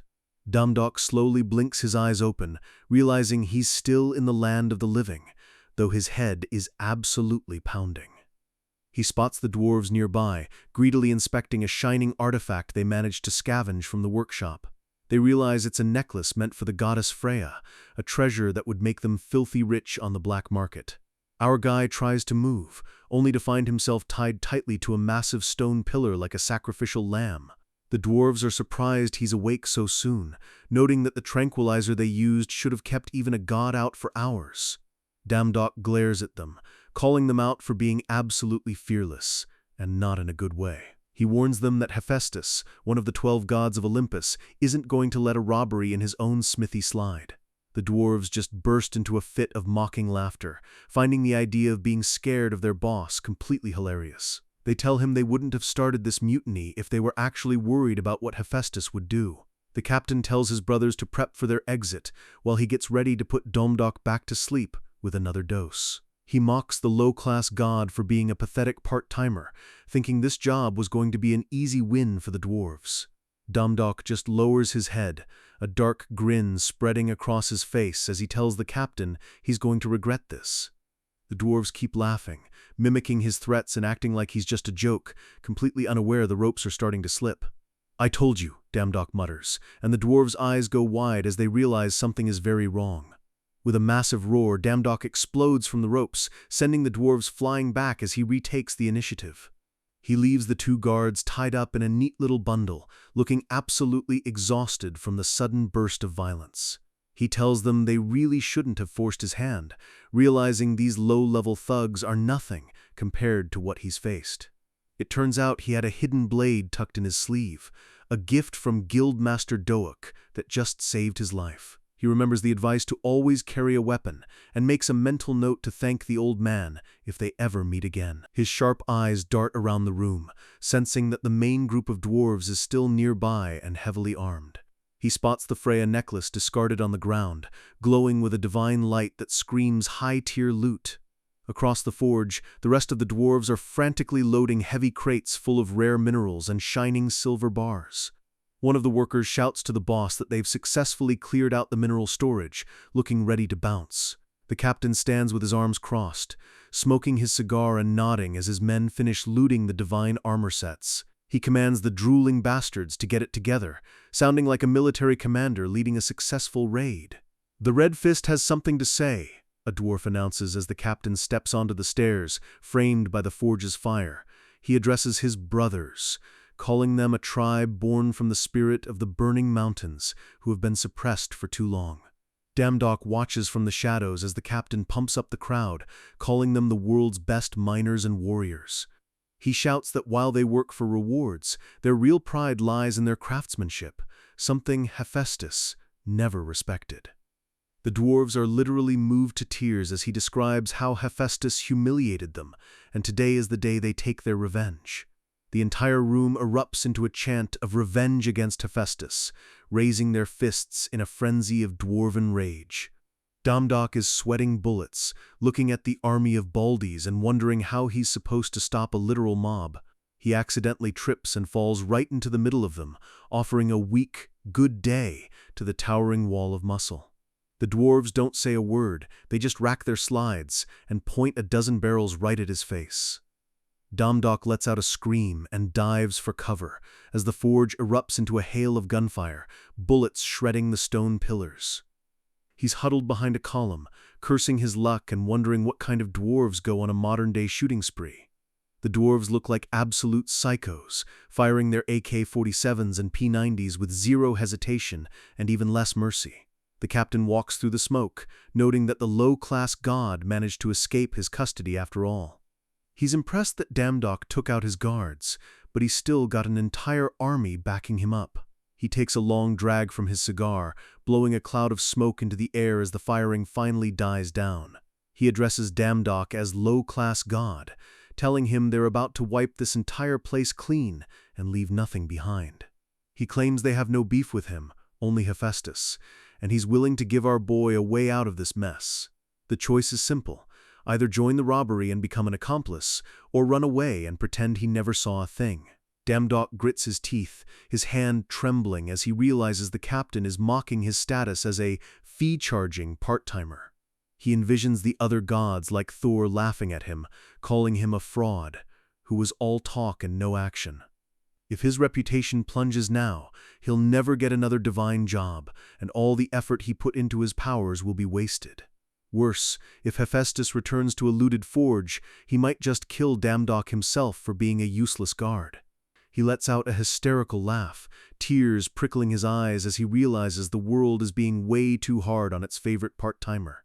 The captain watches him closely, his one good eye tracking every micro-expression on Damdok's face. Damdok slowly stands up with his hands raised, holding the club and telling the captain he's made his wise decision. His gaze turns sharp as he tells himself that being called a low-class god is starting to get really annoying. He asks the captain why he's going this far, reminding them that Hephaestus is a master craftsman who won't just let this slide. He warns the army that the god of blacksmithing will throw them all into the furnace and let Cerberus play with their bones. He screams at them, asking if they're truly not afraid of divine punishment, only to be cut off by another gunshot that misses by an inch. One of the dwarves tells him to shut his mouth, calling him a lowly brat who isn't worthy of their mercy. The dwarf prepares to execute him, but the captain suddenly shouts for him to wait, stopping the bullet just in time. Red Fist steps forward, looking genuinely insulted that Damdok would call that bastard Hephaestus a great master craftsman. He tells Damdok he knows nothing, as the sheer pressure of the captain's aura forces our boy back onto the ground. He leans in, his cigar glowing bright red as he prepares to drop a truth bomb before he ends Damdok's career. He declares that Hephaestus's crafts are nothing but absolute trash, leaving Damdok completely stunned. Our boy can't believe his ears. Did a lowly dwarf just call the work of a god trash? Damdok is confused, but the captain begins to explain how Hephaestus lured them from their mountain home with empty promises. We see a flashback of Hephaestus admiring a dwarf-made sword, acting like a fanboy of their incredible talent. He offered them a partnership, promising to give them everything they needed if they just agreed to work with him. But as soon as they arrived at the forge, the partnership turned into literal slavery under the thumb of a god. Damdok is shocked, asking if the great blacksmith really treated them like disposable property. The captain explains the slavish conditions: no pay. But they get free time except for a measly 6 hours a day, 5 days a week. Damdok's jaw drops. Wait, a 30-hour work week with full benefits is slavery? This dwarf has no idea what a real job is like. The captain claims that during those years of comfort, they lost their craftsman spirit and became soft. Now, all they have left is the burning desire for revenge against the god who took away their edge. Damdok lowers his head, a dark shadow falling over his eyes as he mutters that he finally understands. He snaps back, calling the captain the real trash for wanting to ruin everything just because he's jealous of a superior craftsman. The captain's eyes go dark, the cigar smoke swirling around him like a warning of the violence to come. He asks if that's really all Damdok has to say before he dies, his aura becoming heavy enough to crush the air in the room. "Stop!" Damdok shouts, holding his hand up as the dwarves all rack their guns simultaneously, ready to fire. He tells them they should listen until the very end, because running away now is just going to make them look like common thieves. He asks if the great master craftsman can really bear the dishonor of being remembered as nothing but looters. The captain flinches, the words master craftsman and proud warriors hitting him harder than any physical blow. Damdok offers them a different way to get revenge, holding up the club Hephaestus made and calling himself a lone warrior.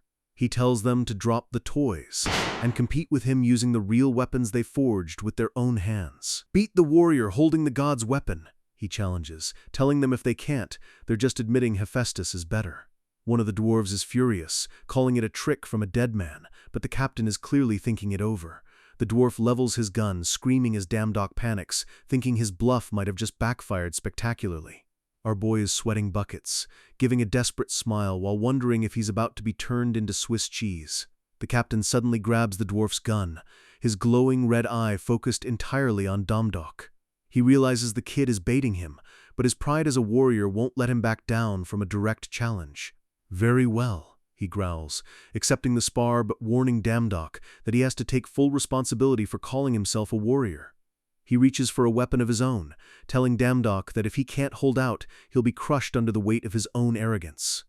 Damdok flashes a genuine grin, relieved that his talk no jutsu actually worked on these muscleheads. The captain hefts a massive black iron hammer, crouching low as the air around him begins to vibrate with power. He lunges forward with a speed that defies his size, the floor shattering as he brings the hammer down like a falling comet. "Dwarf hammer!" he roars, as the impact creates a shockwave that sends stone flying and creates a crater in the smithy floor. Damdok barely dodges, looking back at the destruction with a look of pure terror. "This guy is a monster!" His eyes are wide as he realizes that one hit from that thing would have ended his career and his life permanently. The captain doesn't stop, swinging again and again, the force of his blows cracking the very pillars of the forge. Damdok scrambles to stay ahead, the dust and debris clouding his vision as the captain relentlessly pursues him. The captain steps through the smoke, noting how surprised the MC looks now that the real fight has started. He looms over him, calling him a lowly god once again, the hammer glowing with a dull, dangerous heat. Damdok just chuckles, looking up with a look of renewed focus. He still thinks he's got a shot at winning this. He tells the captain not to be too surprised as a dark, intense aura begins to swirl around his own body. He lunges forward, meeting the captain's hammer head-on with the club, the sparks from the collision lighting up the room. The captain is pushed back, letting out a grunt of surprise at the sheer force behind Damdok's strike. "How ridiculous!" he shouts, slamming his hammer down again with everything he's got, determined to crush the brat. But his hammer hits nothing but air as Damdok blurs, appearing behind him and calling it a perfect afterimage. The captain swings blindly in a circle, his instincts screaming as Damdok dances around his guard with ease. Damdok admires the captain's power, but he's already found the rhythm of the fight. He delivers a brutal kick to the captain's side, the force of it sending the massive dwarf skidding across the floor. The other dwarves scream out in shock, unable to believe their invincible leader just took a clean hit. Damdok flinches, looking down at his shoe, which is literally smoking from the heat of the captain's body. The captain recovers instantly, his shirt torn and his eyes burning with a new level of respect and rage. They clash again in a blur of movement, the sound of metal on metal ringing through the forge like a continuous thunderclap.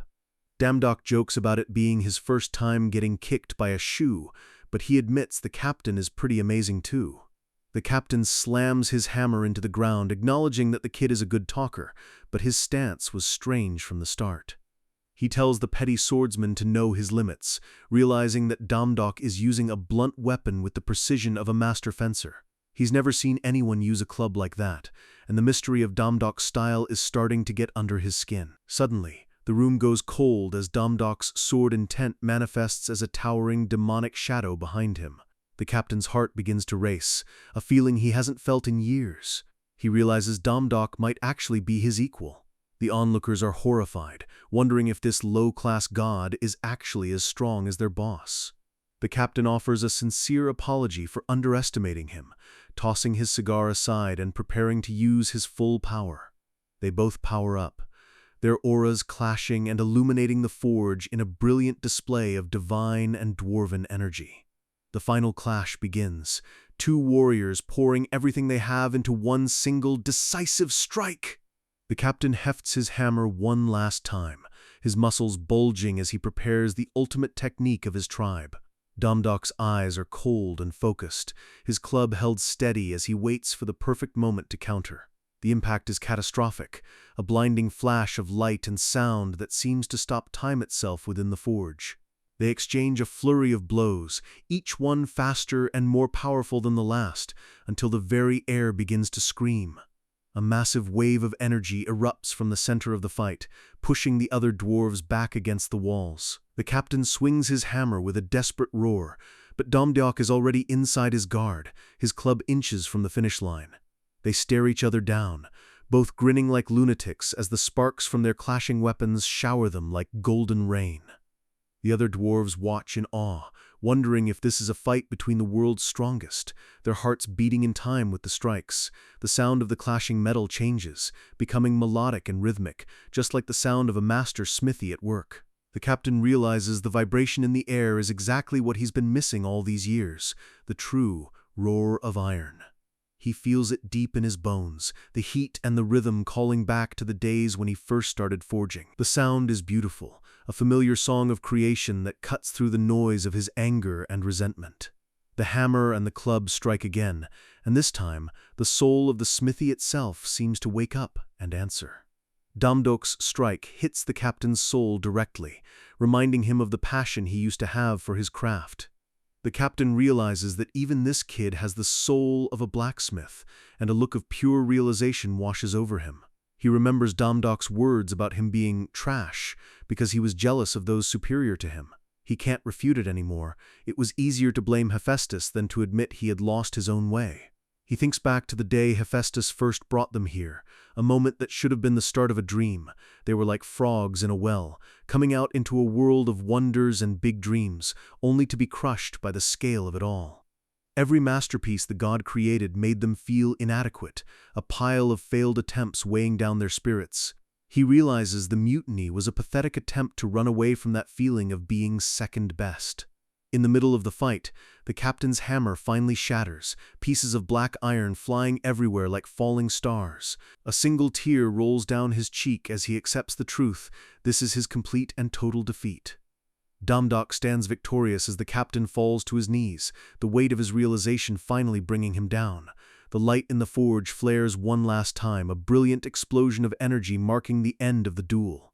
Damdok holds his club steady, his breathing heavy, but his gaze remains firm and respectful. Suddenly, a massive hand reaches out and catches Damdok's club, a voice telling them to stop right there. Damdok freezes, looking up into the eyes of a very pissed-off Hephaestus, who is wondering why his forge has gone to hell. The great god looms over them, his aura making even the captain look small, demanding a detailed explanation of what just happened. He looks at the shattered floor and the broken pillars, knowing a serious fight broke out in the heart of his workshop. His gaze turns to the dwarves, his yellow eyes burning with a fire that promises a very painful punishment. Then he spots the crates of minerals and silver, the evidence of the robbery laid out in plain sight for all to see. He looms over Red Fist, the pressure of his divine presence making the dwarf captain tremble as he's asked to explain himself. The captain slowly stands up, his head bowed in shame as he prepares to face the consequences of his actions. He takes full responsibility, telling Hephaestus that he did everything himself and his tribe has nothing to do with it. The other dwarves cry out for their captain, looking on in horror as their leader prepares to sacrifice himself for them. Hephaestus asks for the reason, his voice cold and analytical, sensing there's more to the story than just a simple robbery. The captain thinks about the wrong decisions he's made, and the faces of his tribesmen who placed their trust in a useless leader.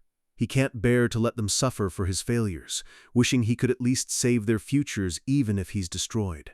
He starts to admit he was going to rob the smithy, but Domdok suddenly steps in and puts a hand on his shoulder.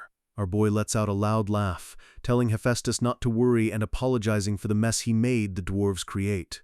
The captain is baffled, wondering what the hell this low-class god is talking about as Domdok claims he was the one in charge. Hephaestus is skeptical, asking for a real explanation since he entrusted Domdok with guarding the place, not tearing it down. Domdok reaches into his pocket and pulls out the Freya necklace, letting it dangle in the air for Hephaestus to see. The god's eyes go wide. He remembers saying it was gone and had given up hope of ever finding it. The captain realizes that Domdok found the necklace his own men had stolen from the guards earlier. He's terrified, thinking that if Domdok reveals the truth, the entire tribe is going to be executed on the spot. Hephaestus asks where he found it, since he had searched the entire forge for weeks with no luck. The captain closes his eyes, thinking it's over, waiting for the hammer of justice to fall on all of them. But Domdok just smiles, claiming Captain Red Fist found it after he ordered the dwarves to check every nook and cranny. Hephaestus turns to the captain, asking if it's true, his expression unreadable as he waits for a response. The captain is stunned, stammering and sweating as he tries to process the fact that the MC just saved his life with a lie. Hephaestus hums, looking between the two of them while Domdok holds his breath, praying his bluff holds up. Suddenly the god bursts into a massive laugh, thrilled that the necklace was found regardless of how it happened. Domdok lets out a long sigh of relief, feeling flattered but mostly just happy he isn't about to get atomized. Hephaestus claps a hand on his shoulder, nearly knocking the wind out of our boy with his divine strength.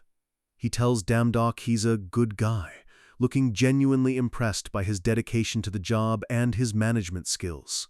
He even mentions that he finally understands why Thor liked the kids so much, which is the highest praise a god can give. Hephaestus then walks over to his hammer, and the captain watches with bated breath, wondering if the god will notice the damage. The god notes that he was worried the dwarves were losing motivation, but the sound of the hammering he heard from Olympus proved him wrong. He inspects the hammer and realizes that instead of being scratched, the intense fight actually tempered the metal further. He declares it a better weapon than it was before, looking satisfied with the work his team put in. He tells the captain he's always looking forward to his hammering, and the dwarf captain actually breaks down in tears. He tells them all to keep up the good work together, and the entire tribe shouts, "Yes, sir," with a brand new sense of purpose.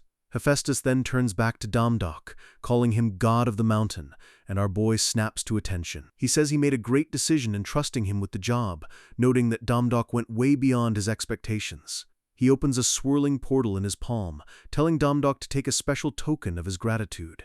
He presents a beautifully ornate box, glowing with a divine light that makes Domdok's eyes sparkle with greed.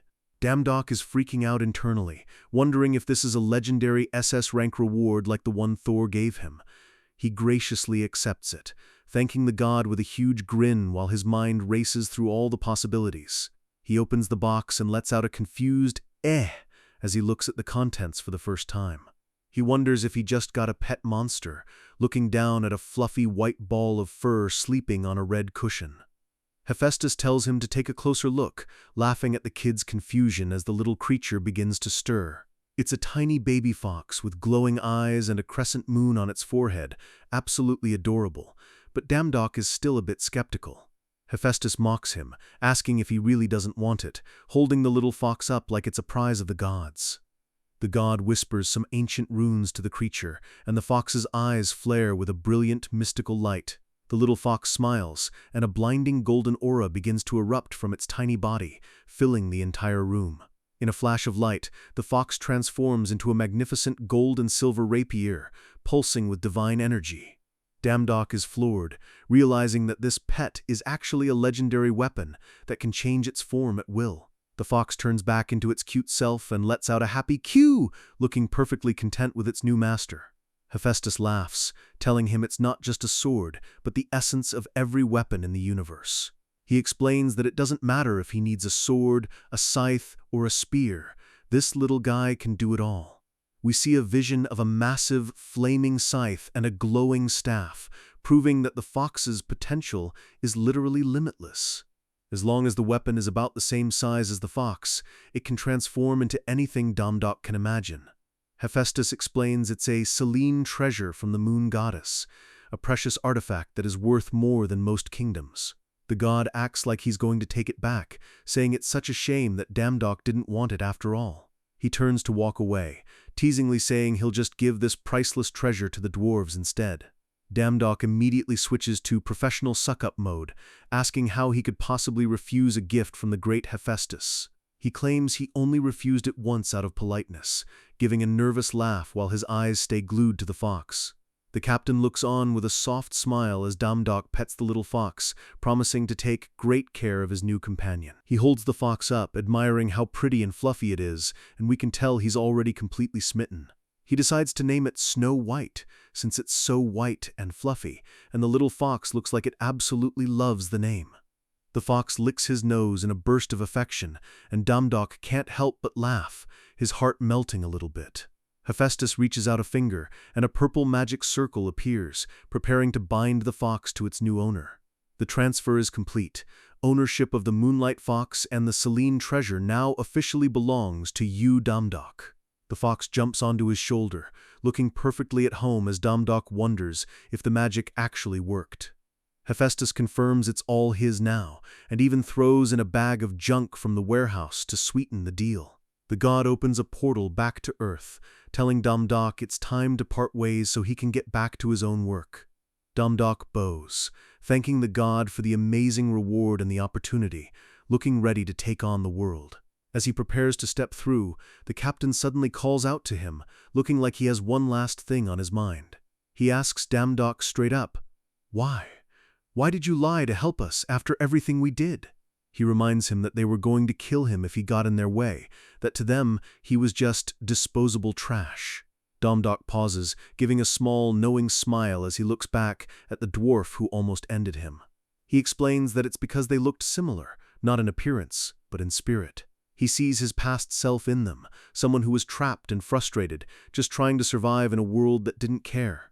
He thinks about the dwarves and how they were struggling with their own inadequacies, just like he was before he met Thor. The captain is stunned by the answer, asking if that's really the only reason he saved a bunch of would-be murderers. Damdok just shrugs, telling him that after all, don't we all live by helping one another out every once in a while? He hints that Hephaestus might have caught on to the lie from the start, but decided to let it go, because he loves the kid. With a final wave, Damdok steps into the golden portal and disappears, leaving the forge behind for now. The captain mutters Damdok's name, the cigar smoke trailing from his mouth as he looks at the spot where the portal was. He gives a deep, respectful bow on behalf of his entire tribe, a silent promise of loyalty to the low-class god. He knows the dishonor on their name can't be washed away, but he hopes to one day repay the favor in full. The words once again linger in the air, marking the start of a new chapter for the dwarves of the forge. He thanks Damdok one last time, his face illuminated by the fire of the smithy as the mutiny officially comes to an end. The captain turns back to his men with a fierce grin, the old fire finally returning to his eyes. He orders them to work all night long, and the sound of the hammers begins to ring out once again. "Louder than ever! Raise the temperature!" he shouts, and the forge comes alive with a heat that could melt the stars themselves. Far away on Earth, the night sky is peaceful and calm, completely unaware of the divine drama that just unfolded. The stars twinkle over the bustling city, where millions of people are just going about their normal lives. We get a beautiful panoramic view of the neon-lit streets, the vibrant colors of the city looking like a masterpiece of their own. Domdok lands in a dark alleyway, heaving the massive bag of divine junk onto his back with a groan. He looks up at the towering buildings, realizing he's back in the human world and it's time to get back to business. He heads straight for the Hunter department store, a determined look on his face as he mutters, "Let's go make some money!" Meet Ji-bain, a guy who spent his whole life climbing the corporate ladder of the Hunter world. Last week, he finally hit the jackpot, becoming the general manager of the biggest Hunter department store in the country. He's living the high life now, sipping expensive wine and looking down on the world from his ivory tower. He's obsessed with his new noble status, even freaking out over a tiny wrinkle in his tie. To him, appearance is everything. He truly believes that the position makes the man, and he's determined to handle his new power with nothing but pure elegance. But his elegant mood is ruined instantly when he sees someone who definitely doesn't belong in his holy department store. It's our boy Domdok, looking like a total beggar with a giant sack of junk on his back and a tiny fox on his shoulder. The manager is disgusted, wondering if this kid is even a real hunter since he's not wearing a single piece of armor. He figures Domdok is just another idiot who found some literal trash in an empty dungeon and thinks it's worth something. Putting on a fake customer service smile, the manager decides to guide this beggar out of the main lobby before he scares away the real big spenders. He leads Domdok toward the appraisal center, probably hoping the old man back there will just laugh him out of the building. He hands Domdok off to the appraiser with a bored sigh, acting like he's doing a massive favor for someone beneath him. Domdok starts pulling items out of the bag, and the manager is already preparing his get-out speech. But then the appraiser's eyes go wide, his hands shaking as he picks up one of the random items Domdok brought. The old man gasps, asking where on earth he got these, while Domdok just shrugs and says he got them from an acquaintance. The manager snaps, thinking Domdok is insulting the store by bringing cheap trash and acting like it's nothing. He demands the appraiser tell the truth about this weird stuff, fully expecting him to confirm it's worthless. The appraiser looks like he's seen a ghost, stating that in 40 years of work, he's never seen anything like this. He reveals that every single piece of trash Domdok brought is at least 4-star, highest quality equipment. The manager's brain literally breaks as he realizes he just insulted a guy who might be the richest, most humble hunter on the planet. He does a complete 180, flashing a blinding, sycophantic smile and offering to lead Domdok to the VIP room immediately. Once they're settled in the luxury lounge, it's time for the moment of truth, the price tag. The appraiser drops the bomb. For the whole bag, Domdok is looking at a cool 3 billion won. Domdok laughs it off at first, thinking they said 300 million, which is already a crazy amount of money. But then he sees the serious looks on their faces and realizes he might have misheard the number of zeros. He nearly chokes on his own tongue. 3 billion? He realizes Hephaestus's failures are worth more than some hunters earn in a lifetime. The manager adds fuel to the fire, saying that with the right buyers, he could actually get double that amount. The manager is sweating bullets, staring at the gear like it's the Holy Grail, and realizing his career depends on this deal. He tells himself he'll act like the biggest suck-up in history if it means he gets the rights to sell these items. He leans in with hearts in his eyes, calling Domdok a dear customer and practically begging him to sell. Domdok just stares at him, probably thinking about how quickly this guy changed his tune once he saw the gold. With a dark, determined look in his eyes, Domdok agrees. He's selling every last bit of it. The manager is over the moon, thinking Domdok is a literal angel sent from the heavens to get him promoted. Too bad for him, Ji-bain's luck ran out. He holds the record for losing the highest position in the company in just 1 week. The staff bows deeply to Domdok as he exits, treating him like royalty now that his bank account is overflowing. Our boy checks his phone and sees the balance, 3.8 billion won. He has to pinch himself to make sure it's not a dream. He actually breaks down in tears, looking at all those beautiful zeros and realizing his life is changed forever. He notices people are staring at him, realizing he still looks like a mess after rolling around in the forge all day. He catches his reflection in a store window, looking at the guy he used to be and the person he's becoming. A confident smirk returns to his face. It's time to stop worrying about money and start living. He decides he's going to buy himself a little something for all the hard work, then head straight to the hospital to see his mom. He arrives at the hospital, room 331, carrying a mountain of gifts for the woman who's been his anchor through everything. He pauses at the door, taking a breath before facing his mom with the best news of his life.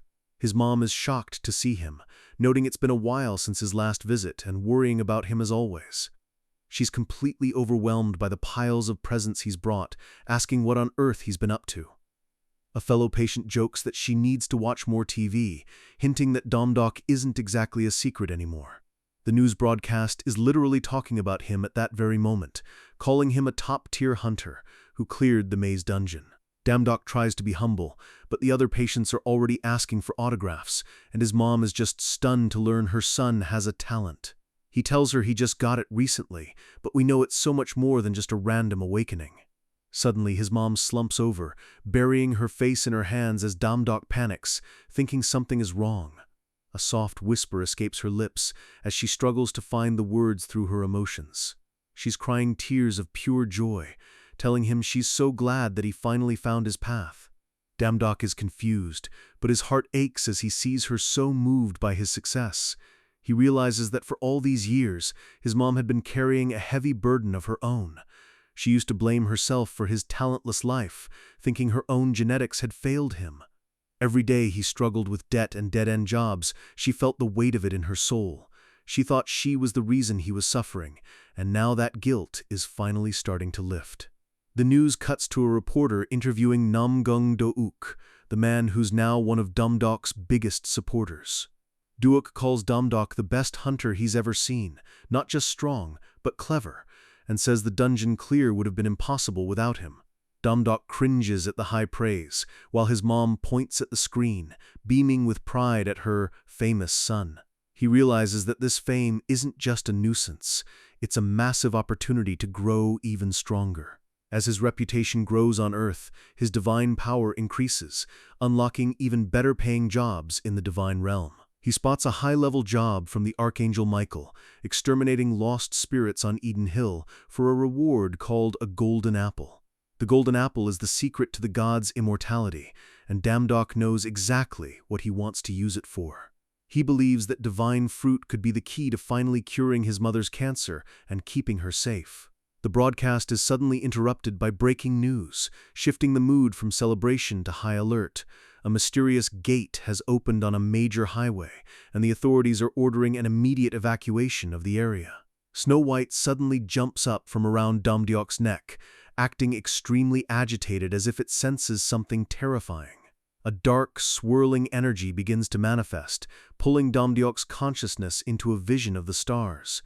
A massive crimson eye opens in the void of space, staring down at Earth with a malevolent, ancient hunger. The vision shifts rapidly across planets, the red runes of a forgotten language burning into Domdok's mind. He sees the rings of Saturn and the darkness of the abyss, feeling a pressure that dwarfs even the gods he's met. The eye reflects in his own pupil, a warning of a power that shouldn't exist in the human world.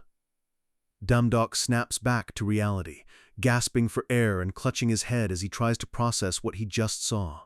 He listens to the news report, hearing that the Hunter Association is gathering elite guilds to contain the threat. The reporter explains that this gate is different. It won't let humans in. Only monsters can come out. Domdok tells his mom he has to go, his face hardening as he realizes this illusion was actually a call to action.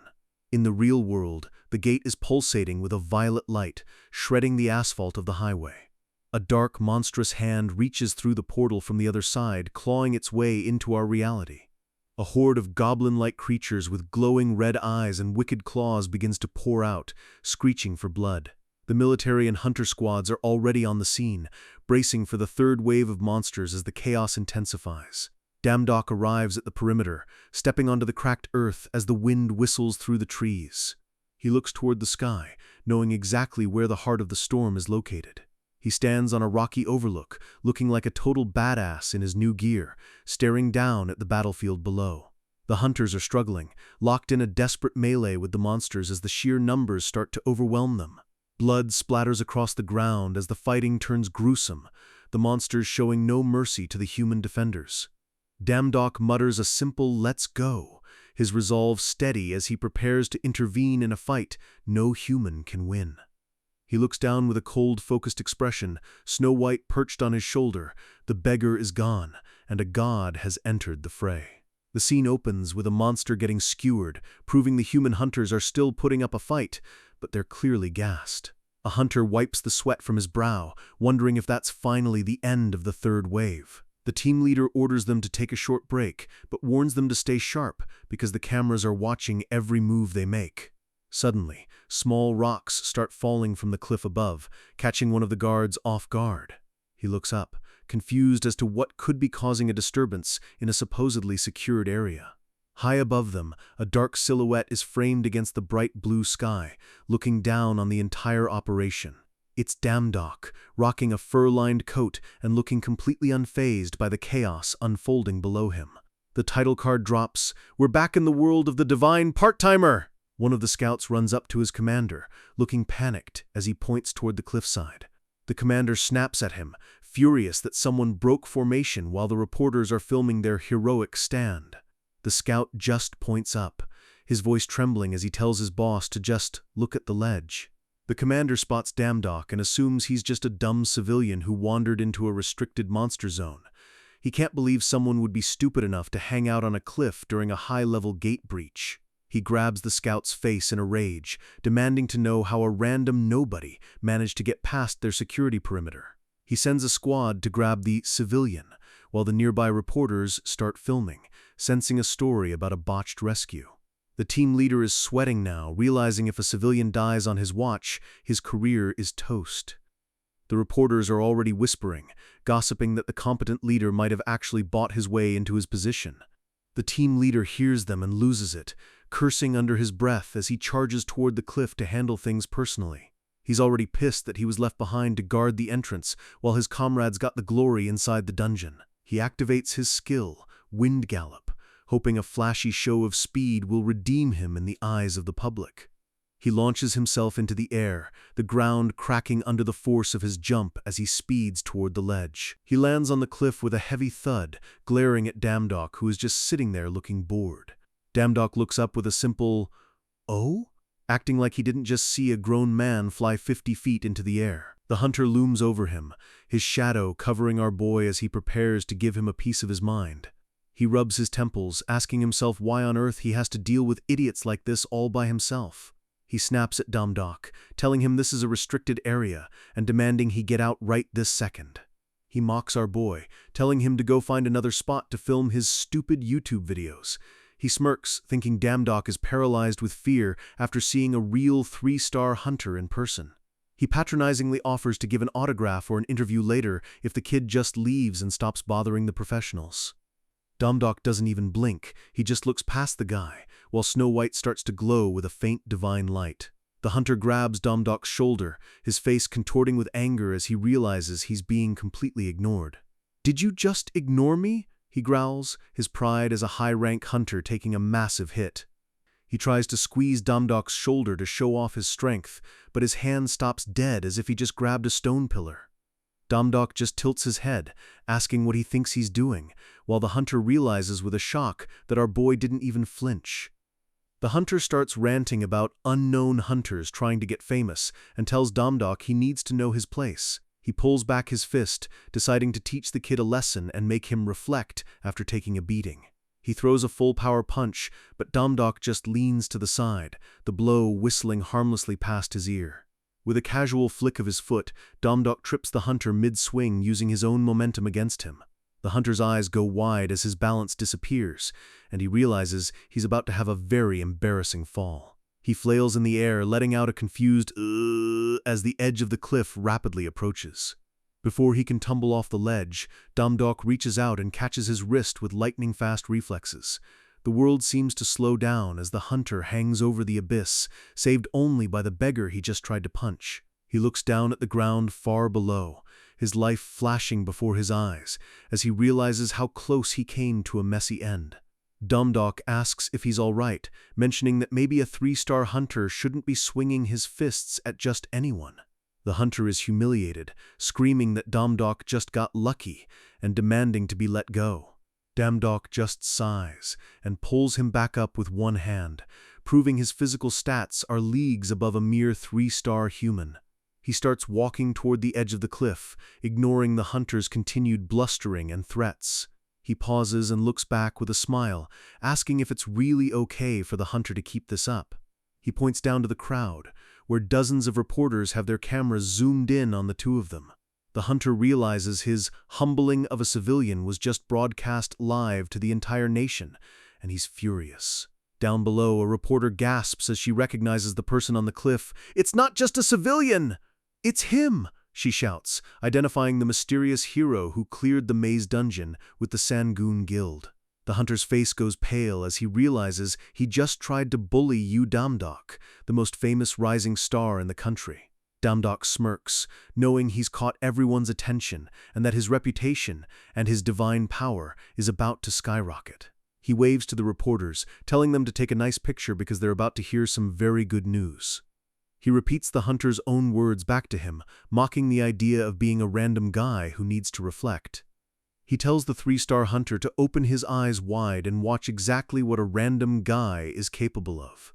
The reporters and the hunter watch in absolute shock as Domdok prepares to do the impossible.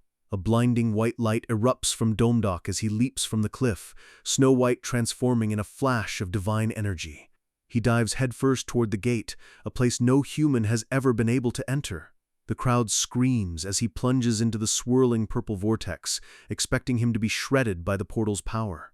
His hand touches the event horizon of the gate, and the air around him begins to hum with an intense, magical frequency. A massive shockwave ripples out from the point of impact, knocking the nearby hunters and reporters off their feet. The gate flashes one last time, swallowing Domdok whole as he disappears into the unknown. The screen fades to black with one word: gate. Outside, the reporters are coughing through the dust, wondering what on earth just happened. The team leader is staring at the spot where Domdok was, his jaw hanging open in total disbelief. The narrator notes that while dungeons are predictable, these new gates that appeared 10 years ago are a total mystery. Usually they're just ignored after they disappear, treated like a weird natural disaster since humans can't interact with them. But Domdok just walked right through, leaving the scholars and the public in a state of absolute chaos. The world believed humans can't get into them, but Domdok isn't exactly human anymore. The system checks his status. Result: lowest class god. Conclusion: you can enter this world. A glitchy notification pops up, telling him he has entered the other side of the world, and the eye of the abyss is watching. Everything is dark and distorted, filled with static as Domdok adjusts to the strange physics of this new realm. He smiles to himself, noting that this is exactly the place he saw in Snow White's memories.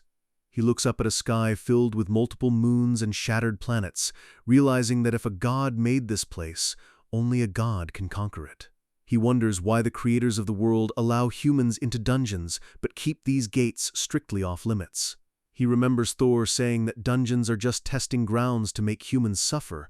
Maybe these gates are something else entirely. He starts to look around, but his hand hits an invisible barrier that crackles with red lightning.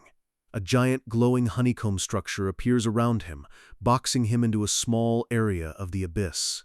He touches the barrier, and it jolts him with a burst of dark energy that would have vaporized a normal person. The system warns him, "You lack divine power. You cannot dare to enter." Domdok just stares at the message with a deadpan expression, looking completely done with the system's rules. He kicks the barrier in frustration, but the warning just pops up again, mocking his lack of rank. He tries to push through with brute force, Snow White looking just as annoyed as he is. The warnings start multiplying, filling his vision with red text and high-pitched error sounds.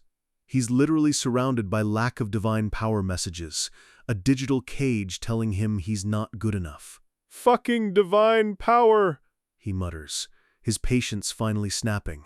He lets out a frustrated scream and flips off the sky, cursing the heavens for locking him out after he came all this way. He finally cools off and sits down, realizing he has no other choice but to play by the rules for now. He looks toward a dark cave entrance, deciding that if he can't go through the barrier, he'll find another way to the top. He tells Snow White to stick by his side, a dangerous glint returning to his eyes as he prepares for a hunt. He stares into the mouth of the cave, sensing a dark, powerful aura coming from deep within. He's not leaving until he sees the face of whoever is running this show. He's coming for the owner of this gate, and he doesn't care how many gods he has to go through to find them. To be honest, Domdok is already exhausted, gasping for air as he explores the dark depths of the abyss. He's surrounded by a literal mountain of monster corpses, wondering why on earth there are so many of them in this one spot. He thought he'd just find a boss, kill it, and clear the gate, but he hasn't found a single clue on how to escape. He notices these monsters are different. They don't fight like the mindless robots in the dungeons. These guys actually have consciousness. He tells himself that his divine power is definitely going to spike after this, assuming he actually survives to see the finish line. Suddenly, a massive, red-skinned ogre looms behind him, carrying a sword the size of a surfboard. Domdok senses the killing intent, and his eyes snap wide. The boss is finally here. The ogre slams its blade down with a deafening roar, but Domdok blurs, dodging the strike by a hair's breadth. Our boy smirks, realizing this is the gate boss he's been waiting for all along. The monster is a beast, covered in scars, wearing a necklace of bones, and radiating a dark, suffocating energy. But as it drools and growls, Domdok realizes something is a bit off about this legendary guardian. The monster lunges again, screaming "Roar!" like a cartoon villain as it charges toward him. Domdok just stands there, watching the monster's slow, telegraphed movements with a look of pure disappointment. "So slow!" he shouts, realizing this guy might have the title of boss, but he's lacking the actual skill to back it up. The ogre swings its giant blade, but it's like it's moving through molasses compared to the enemies Domdok has faced before. Domdok casually steps onto the flat side of the monster's own sword, looking bored. He tells the monster that while it might have the title, it's nothing more than a glorified target dummy. The ogre tries to shake him off, but Domdok is already dancing around it, calling out its unguarded stance. The monster stops and scratches its head, letting out a confused "roar?" clearly not used to being talked down to. "Snow!" Domdok calls out, and his fox companion transforms into a sleek, glowing rapier in his hand. In one fluid motion, he delivers a blinding strike that cuts clean through the monster's defenses and its massive body. The ogre collapses with a heavy thud, its giant sword falling uselessly to the side as the life fades from its eyes. Domdok stares at the corpse, genuinely confused. Was that really it? He waits for a grand announcement or a level up, but the monster just lies there, looking like a total pushover. He pokes it with a stick, wondering if it's just acting dead, and notes that no one is going to believe he cleared a gate if the boss was this weak. "Whatever," he mutters, deciding he might as well extract the core for evidence purposes before he heads out. He remembers a YouTube tutorial saying that core extraction starts at the bottom of the heart and gets to work. He makes a clean cut through the monster's chest, blood splattering against the cave walls as he searches for the prize. He finds something, but it doesn't look like any mana core he's ever seen. "Found it!" he shouts, pulling a dark, lumpy mass out of the dead boss while the Satan jokes continue in his head. He holds it up, wondering why it's pitch black. Cores are supposed to be like twinkling jewels, not charcoal. His face twists in disgust as the core starts moving in his hand, feeling like a living, squirming thing. Suddenly, the core lets out a high-pitched roar and transforms into a weird, shadowy blob with a mouth. Domdok freaks out, jumping back and brandishing his sword at the creepy floating slime. He wonders if he accidentally extracted the monster's haunted spirit, while Snow White looks on with wide, terrified eyes. He panics and stabs the blob, realizing too late that he might have just destroyed the only thing that could get him home. But then, the system ding finally rings out. Gate core collected. Gate will now permanently vanish. Bingo! He finally figured out the gimmick of the abyss. Back on the highway, the gate is pulsating wildly, lightning arcing across the cracked pavement. The crowd of reporters and police are in a frenzy, shouting questions as the portal begins to collapse on itself. A scientist watches the readings on her tablet, looking terrified that the gate is becoming unstable. She warns the director that this could spread chaos across the world if they don't find a way to contain it. The older scholar looks grim, fearing the academic backlash and the potential for a global catastrophe. Dignitaries from the Hunter Union are watching closely, waiting for any sign of the hunter who went inside. They're all skeptical, thinking no one could possibly survive the interior of a non-human gate. Suddenly, the scientist screams as a head pops out of the swirling purple vortex. "P-A-H-H!" Damdok shouts, emerging from the gate like he's just waking up from a nap. He hops out of the portal like he's jumping through a hula hoop, leaving the crowd in absolute, stunned silence.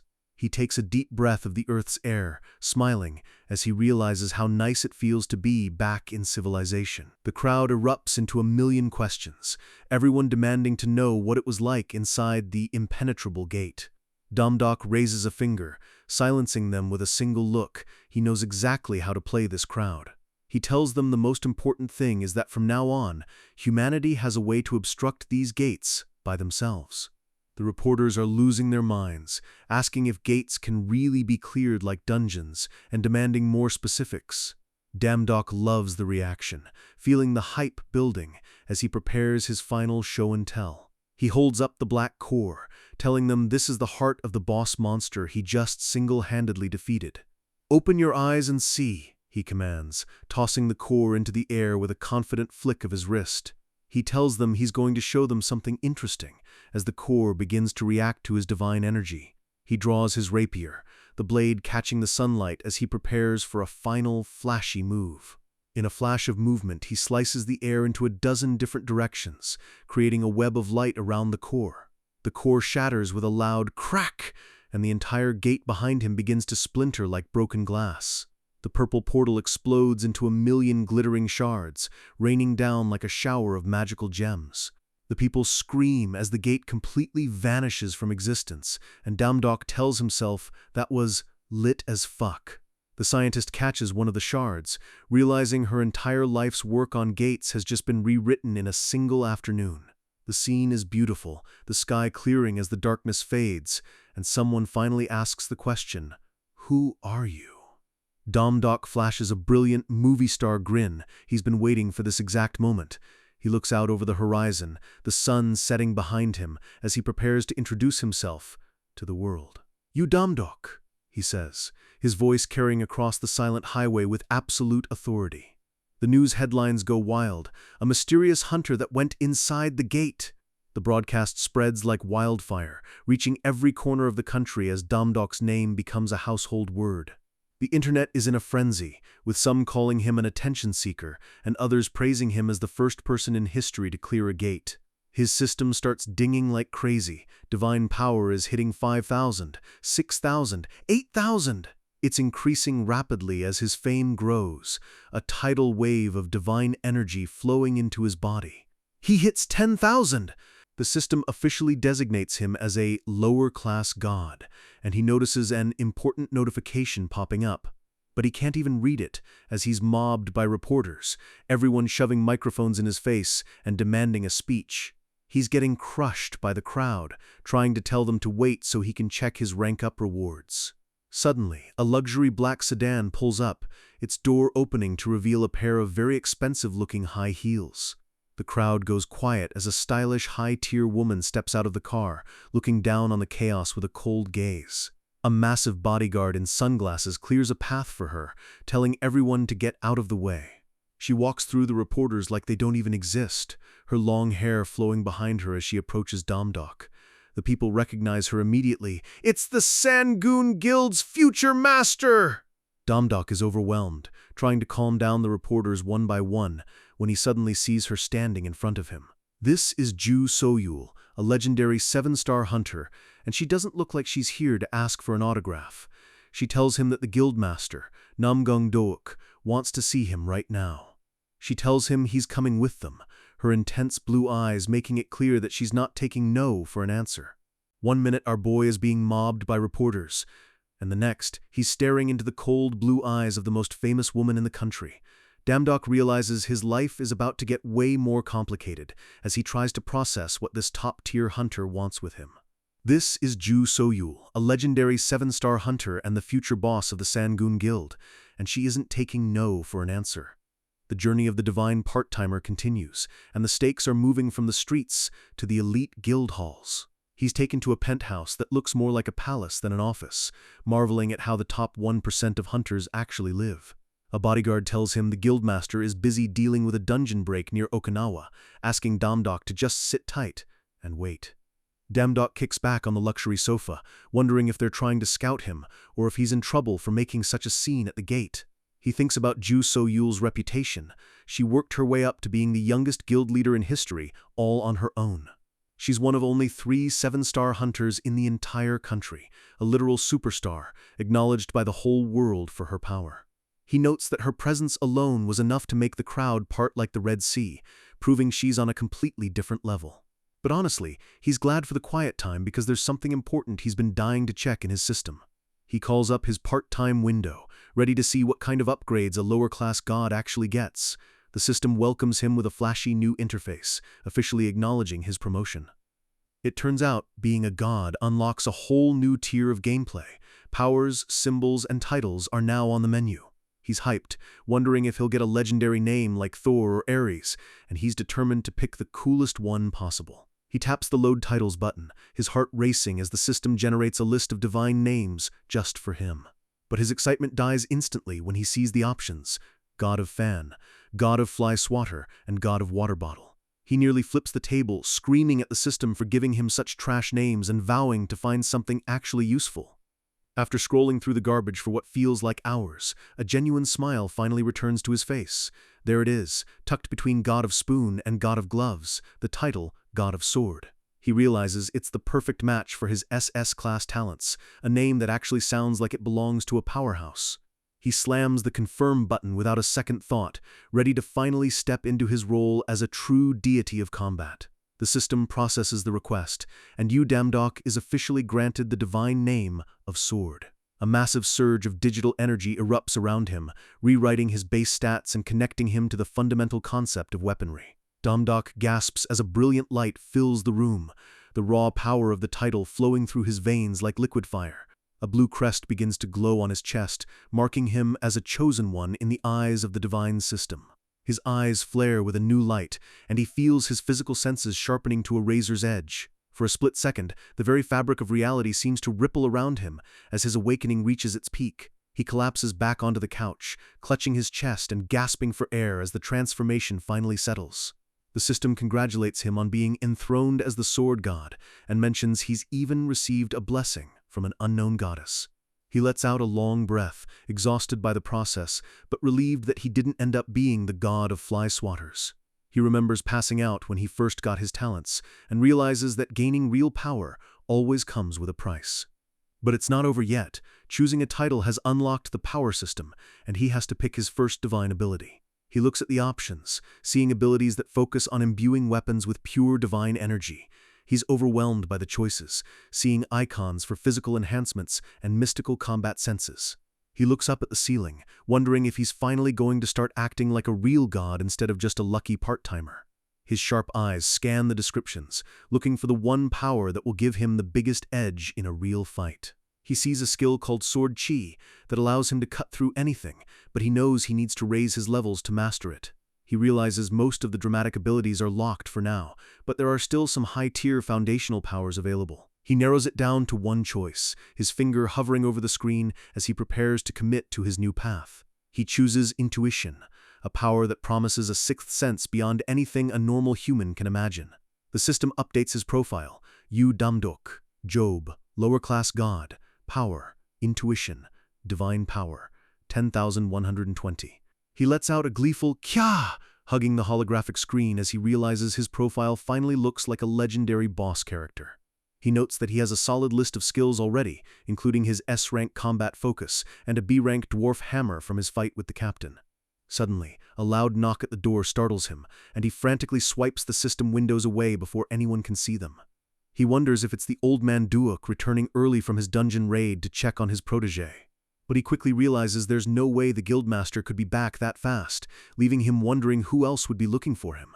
He watches as the door handle turns, someone using an electronic keycard to enter his private room. A long shadow of dark hair peeks through the opening, and the air in the room suddenly feels much colder. Damdok's eyes go wide as he realizes exactly who just walked in without an invitation. It's Ju Soyul, standing there with her arms crossed and a look that says she's already figured out all his secrets. She asks if she can come in for a bit, but it sounds more like a demand than a polite request. Damdok is caught off guard, asking why she's here when he was told to wait for the guildmaster. She ignores his question, stepping into the room and staring him down with those piercing blue eyes. She reaches into her coat and pulls out a sleek red card, telling him the guildmaster wanted her to give it to him. It's an exclusive pass for the Sangoon Guild, giving him full access to every luxury facility and training ground they own. Damdok is suspicious, wondering if this is just a high-pressure scouting tactic to lock him into a contract. He offers a polite thank you, but the room falls into an incredibly awkward silence as Soyul just continues to stare at him. He repeats himself, trying to break the tension, but she doesn't move a muscle or say a single word. He lets out a nervous laugh, sweating as he realizes this 7-star hunter might actually be a complete weirdo. He screams internally about how awkward it is, wondering if she was always this quiet or if she's trying to intimidate him. He notes that she gives off a very odd vibe, looking more like a doll than a person as she stands perfectly still. He tries to make an excuse to leave, hoping to escape the crushing social pressure of her gaze. Suddenly, Snow White's eyes snap open, the little fox sensing something interesting about the woman in front of them.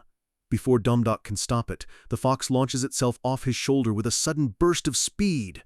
It dives straight for Soyul's chest, letting out a happy cry as it makes itself right at home on the 7-star hunter. Damdok's soul practically leaves his body, his eyes bulging as he watches his pet tackle one of the most powerful people on Earth. He frantically apologizes, claiming the fox isn't usually such a brat, while trying to pry the creature away. But Soyul just gently strokes the fox's fur, muttering that it's fine, and calling the summoned animal very cute. She surprises him by asking if she can give the little guy a snack, looking more human for the first time since they met. She pulls a small seed out of her pocket, her expensive bracelet jangling as she prepares to feed the fox. She feeds it with a soft smile, and the scene is almost peaceful as the moonlight fox happily munches on the treat. Damdok glares at his pet, thinking about how the fox didn't even care about the hospital staff, but is now acting like a total suck-up. He wonders if his fox just has a thing for pretty women, cursing the little traitor in his mind. Then a thought hits him.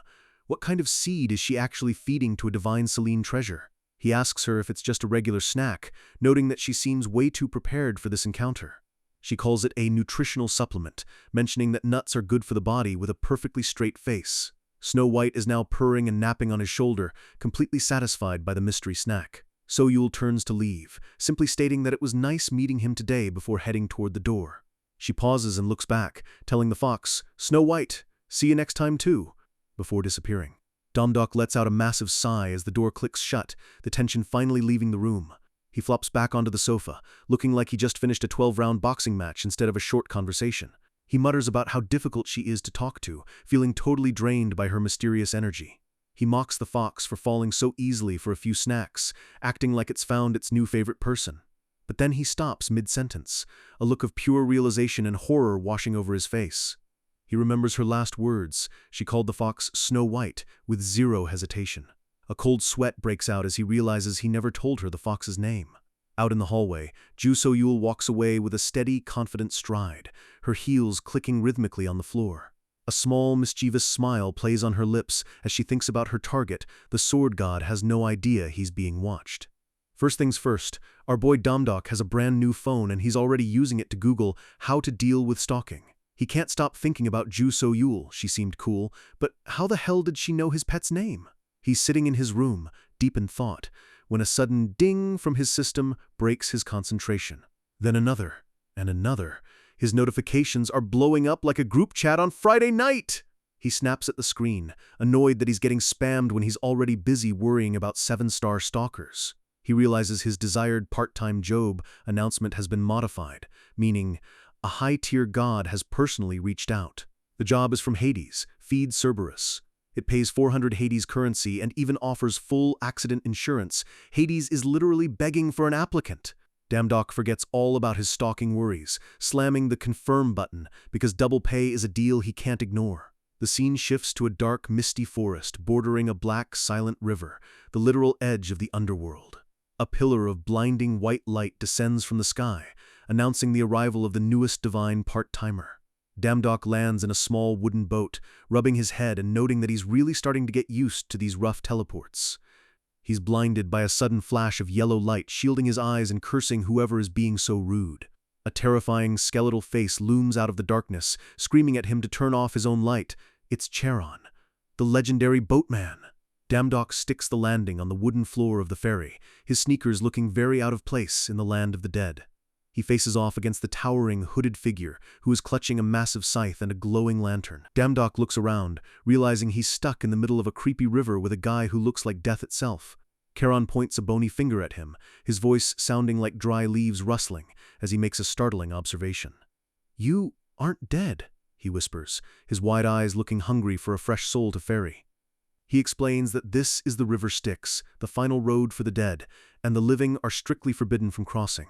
He looms over Damdok, trying to intimidate the low-class god into submitting to his authority. Damdok isn't impressed, realizing this is just the greedy boatman from the myths who charges a fee for every soul. He politely asks for a ride so he can attend to his business, but Charon just tells the little kid to turn around and go back. When Damdok asks where he can find Hades, Charon loses it, outraged that a mere brat would speak his master's name so recklessly. Damdok just shrugs, listing off titles like King of Underworld or His Majesty, with a mischievous smirk. Charon asks if he values his life, his aura becoming dark and suffocating as he prepares to harvest a living soul. He claims he warned him, his skeletal hand tightening on the wooden pole of his scythe as he prepares to strike. "Go back," he commands one last time, the shadows around him twisting into the shapes of tormented spirits. He brags that plenty of hot-blooded, low-class gods have died hanging on his scythe, but Damdok just calls him a bad guy with a bored look. Charon levels the blade at Damdok's throat, giving him one final chance to run away before he's added to the collection. Damdok's response is simple and effective. He just raises his middle finger, a universal sign of, "Hell no." "How arrogant!" Charon roars, his pride completely shattered by the kid's blatant disrespect. He swings the massive scythe with a blinding flash, determined to end Damdok's part-time career before it even starts. The blade whistles past Damdok's face, but our boy doesn't even blink, his new intuition power already tracking the move. He gives a dark, confident grin, feeling his body move with a speed and precision he's never had before. The scythe slams into the wood of the boat, the impact sending up a spray of black water as Charon misses his mark. Damdok calls out, and the little fox transforms into a glowing divine light in his palm. Charon screams at him to die a pretty death, swinging again in a blind frenzy of skeletal rage. Damdok stands his ground, the wind from the scythe blowing back his hair as he prepares to counter. The sound of metal on wood echoes across the silent river as Damdok easily evades every desperate strike. Charon is horrified, his skeletal jaw dropping as he wonders how a lowly god could be holding such a powerful divine artifact. Damdok pulls out Hercules' club, noting that the legends about its power must be true since the boatman looks so terrified. Charon recognizes it instantly, remembering the human bastard who beat him and crossed the river alive ages ago. Before he can finish his sentence, Damdok slams the club right into his face, a divine bam echoing through the mist. He tells the boatman he talks too much and demands to be taken across the river immediately. Charon is completely submissive now, begging Damdok to take a seat and promising to row as fast as his bony arms can manage. The boat glides across the dark waters under a pale moon, the silence of the underworld returning to the forest. The wooden hull cuts through the ripples of the Styx, finally reaching the far shore of the land of the dead. Damdok steps off the boat with a polite "thanks for the ride," acting like he didn't just beat the boatman into submission. But as soon as his back is turned, Charon pulls his scythe again, a treacherous glint returning to his eyes. He calls Damdok a foolish bastard, promising that he'll die the moment he lets his guard down in this cursed place. He launches a sneak attack from behind, the scythe coming down like a guillotine on our boy's neck. Sword God's power intuition activated. The world turns blue and slows down as Damdok's eyes flare with divine light. He leans forward with a casual grace, the scythe blade missing him by an inch as he moves with zero effort. His gaze remains calm and focused, proving that sneak attacks are useless against a guy with a literal sixth sense for combat. Charon's eye sockets go wide with shock, his entire plan falling apart in a single heartbeat. Damdok marvels at his new power, noting that his body is moving even faster than he can think. He turns back with a terrifying, shadow-filled face, telling the boatman that a simple beating clearly wasn't enough. Charon breaks down in tears, screaming for him to wait as Damdok prepares to teach him a lesson he'll never forget. A few minutes later, the boat is a wreck and Charon is a pile of sobbing bones as Damdok wipes his hands, annoyed by the waste of time. Suddenly, he hears a soft voice asking if he's the one in charge of feeding Cerberus, and he snaps back into business mode.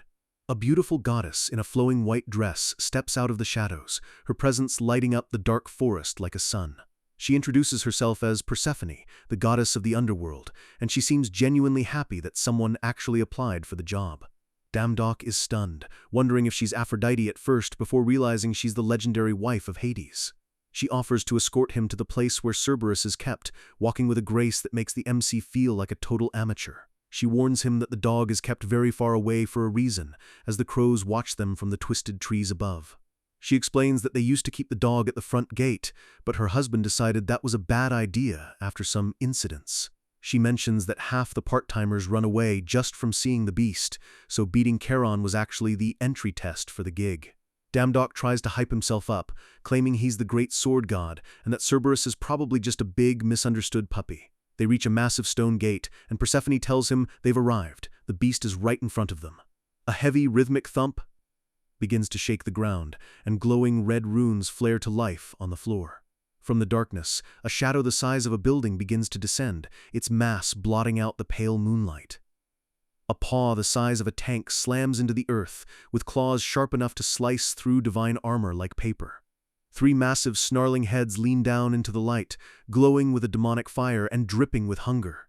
Damdok's confident face melts into a mask of pure terror as he looks at the system notification again. The screen fades as our boy realizes he might have just signed his own death warrant. The title card drops, and it's time for some real hell! Persephone asks if he's all right, her soft voice sounding like it's coming from another world while he's paralyzed with fear. He gives a shaky yes, forcing a nervous laugh that sounds more like a death rattle as he tries to keep his cool. She hands him a scroll, explaining that Hades personally wrote out a list of precautions for handling the family pet. Damdok hopes it's a list of superpowers or cheat codes, thinking there's no way he was sent here without some help. He opens the scroll with a look of hope, thinking Hades is actually a thoughtful and caring boss. The list is basically a joke, usually gentle, but be careful of your arms, legs, and head so you don't get bitten when feeding. He nearly rips the paper in half, realizing the advice is basically, try not to die, while Persephone tells him there's a daily schedule on the back. The schedule is just breakfast, lunch, and dinner, and taking a walk in the underworld, for all 3 heads. Damdok loses his mind, screaming at the sky about how he's supposed to take a 3-headed mountain of meat on a walk. Persephone tells him it doesn't matter if he wants to turn back now, looking genuinely worried for the poor kid. She mentions that the last part-timer who tried to run away was caught by Hades and literally dragged back into hell. She describes the horrid details of the guy's limbs being torn apart, and she tells Damdok he should probably get to work quickly. The two of them stand in a long, awkward silence as the gravity of the situation finally sinks in for our favorite part-timer. Damdok hangs his head, looking totally defeated as he accepts that he's basically a snack in waiting. He tries to cheer himself up, noting that he really misses his mom right now as he reads the first step of the job. Step 1. Feeding. Persephone points to a group of nymphs carrying literal slabs of meat to the nearby storage. Damdok heaves a massive pile of meat onto his back, his knees buckling under the weight as he prepares for the gentle beast. Persephone tells him to just throw them one by one, acting like he's just tossing treats to a golden retriever. The 3 heads snap to attention, their eyes sparkling with greed and their tongues dripping with disgusting amounts of drool. He jokes that the monster actually looks like a regular dog when there's food involved, trying to find some humor in the nightmare. One of the heads lets out a sneeze, showering Damdok in giant globs of dog snot while Persephone tries to hide her laughter. She laughs for real this time, noting that this is the most interesting part-timer they've had in centuries. She mentions there's no use trying to train them since they only listen to Hades, which is exactly the kind of news Damdok didn't need. Gritting his teeth, Damdok grabs a giant slab of meat, deciding to just get this over with as fast as possible. He lets out a shout and hurls the meat with all his strength, aiming for the middle head's open maw. But his aim is off, and the meat just hits the dog right in the snout with a wet splat. "Sorry! Sorry!" he shouts, claiming he failed to control his power while the monster just stares at him in silence.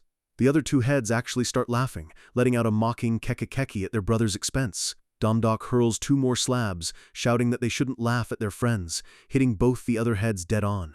The playful atmosphere vanishes instantly as Cerberus's eyes turn a dark, murderous red. A massive paw slams into the ground, the sound of cracking stone echoing through the underworld as the beast loses its temper. Dumdok realizes he just made the biggest mistake of his life, his intuition screaming at him to run. One of the heads lunges forward with a speed that defies its size, its fangs centimeters away from snapping our boy in half. The iron chains around its neck groan under the pressure, the sound of metal straining against a divine force. Damdok gives a cocky smirk, thinking he's safe as long as the monster is tied to its post. He mocks the beast, asking what it's going to do while it's stuck on a leash, acting like he's won the argument. With a terrifying crack, the iron chains shatter into a million pieces, falling to the ground like broken toys. Damdok dives out of the way as the beast's paw slams into the spot where he was standing a millisecond ago. He's flat on his back, looking up at the unchained nightmare as it looms over him with pure malice. "They just destroyed their leash?" he screams, realizing that Hades's construction quality is apparently as bad as his management. The beast lunges again, its massive jaw snapping shut just as Damdok rolls away in a panic. Persephone looks on in awe, marveling that the unbreakable chain actually broke, while Damdok shouts that now is not the time for awe! He grabs Persephone's hand and shouts for them to run, knowing they're both in the splash zone of a very angry dog. They scramble to safety as the dog grazes Damdiok's arm, leaving a bloody gash across his coat. He rants about the poor construction of the underworld while Persephone admits she's never seen anything like this before. He suggests they spread out to confuse the beast, but she grabs him and tells him to stick by her side instead. She claims that since she's the wife of the owner, the dog won't dare to attack her recklessly. The three heads lean in, letting out a roar that practically peels the skin off their faces, clearly proving her theory wrong. The beast lunges for Persephone, and Damdok instinctively shoves her out of the way, calling for Snow White to activate. Snow White transforms into a massive flaming blade, and Damdok meets the beast head-on in a desperate clash. He leaps into the air, the sword glowing like a second sun as he prepares to strike the center head. "Try biting this!" he roars, his face a mask of determination as he pours all his divine power into the blade. He brings the sword down with a crushing blow, the impact creating a shockwave that lights up the dark sky. He lands on the monster's back, his trench coat billowing as he tries to find a weak point in the thick fur. He delivers a brutal strike to the monster's neck, but it's like hitting a mountain of solid muscle. The beast lets out a grunt and shakes itself violently, sending Damdok flying into the air like a ragdoll. He tries to regain his balance, but a massive paw catches him mid-air, pinning him against the beast's own shoulder. The monster slams him back onto the hard earth, the force of the blow knocking the air right out of his lungs. Everything goes dark for a second as the impact echoes through his entire body, leaving him dazed and broken. "Why is he so strong?" Damdok coughs, tasting blood and realizing he might have finally bitten off more than he can chew. The beast looms over him, its three heads glowing with an intense, fiery energy as it prepares for the final kill. Persephone screams for him to stay away from the edge, her face pale with terror as she watches the nightmare unfold.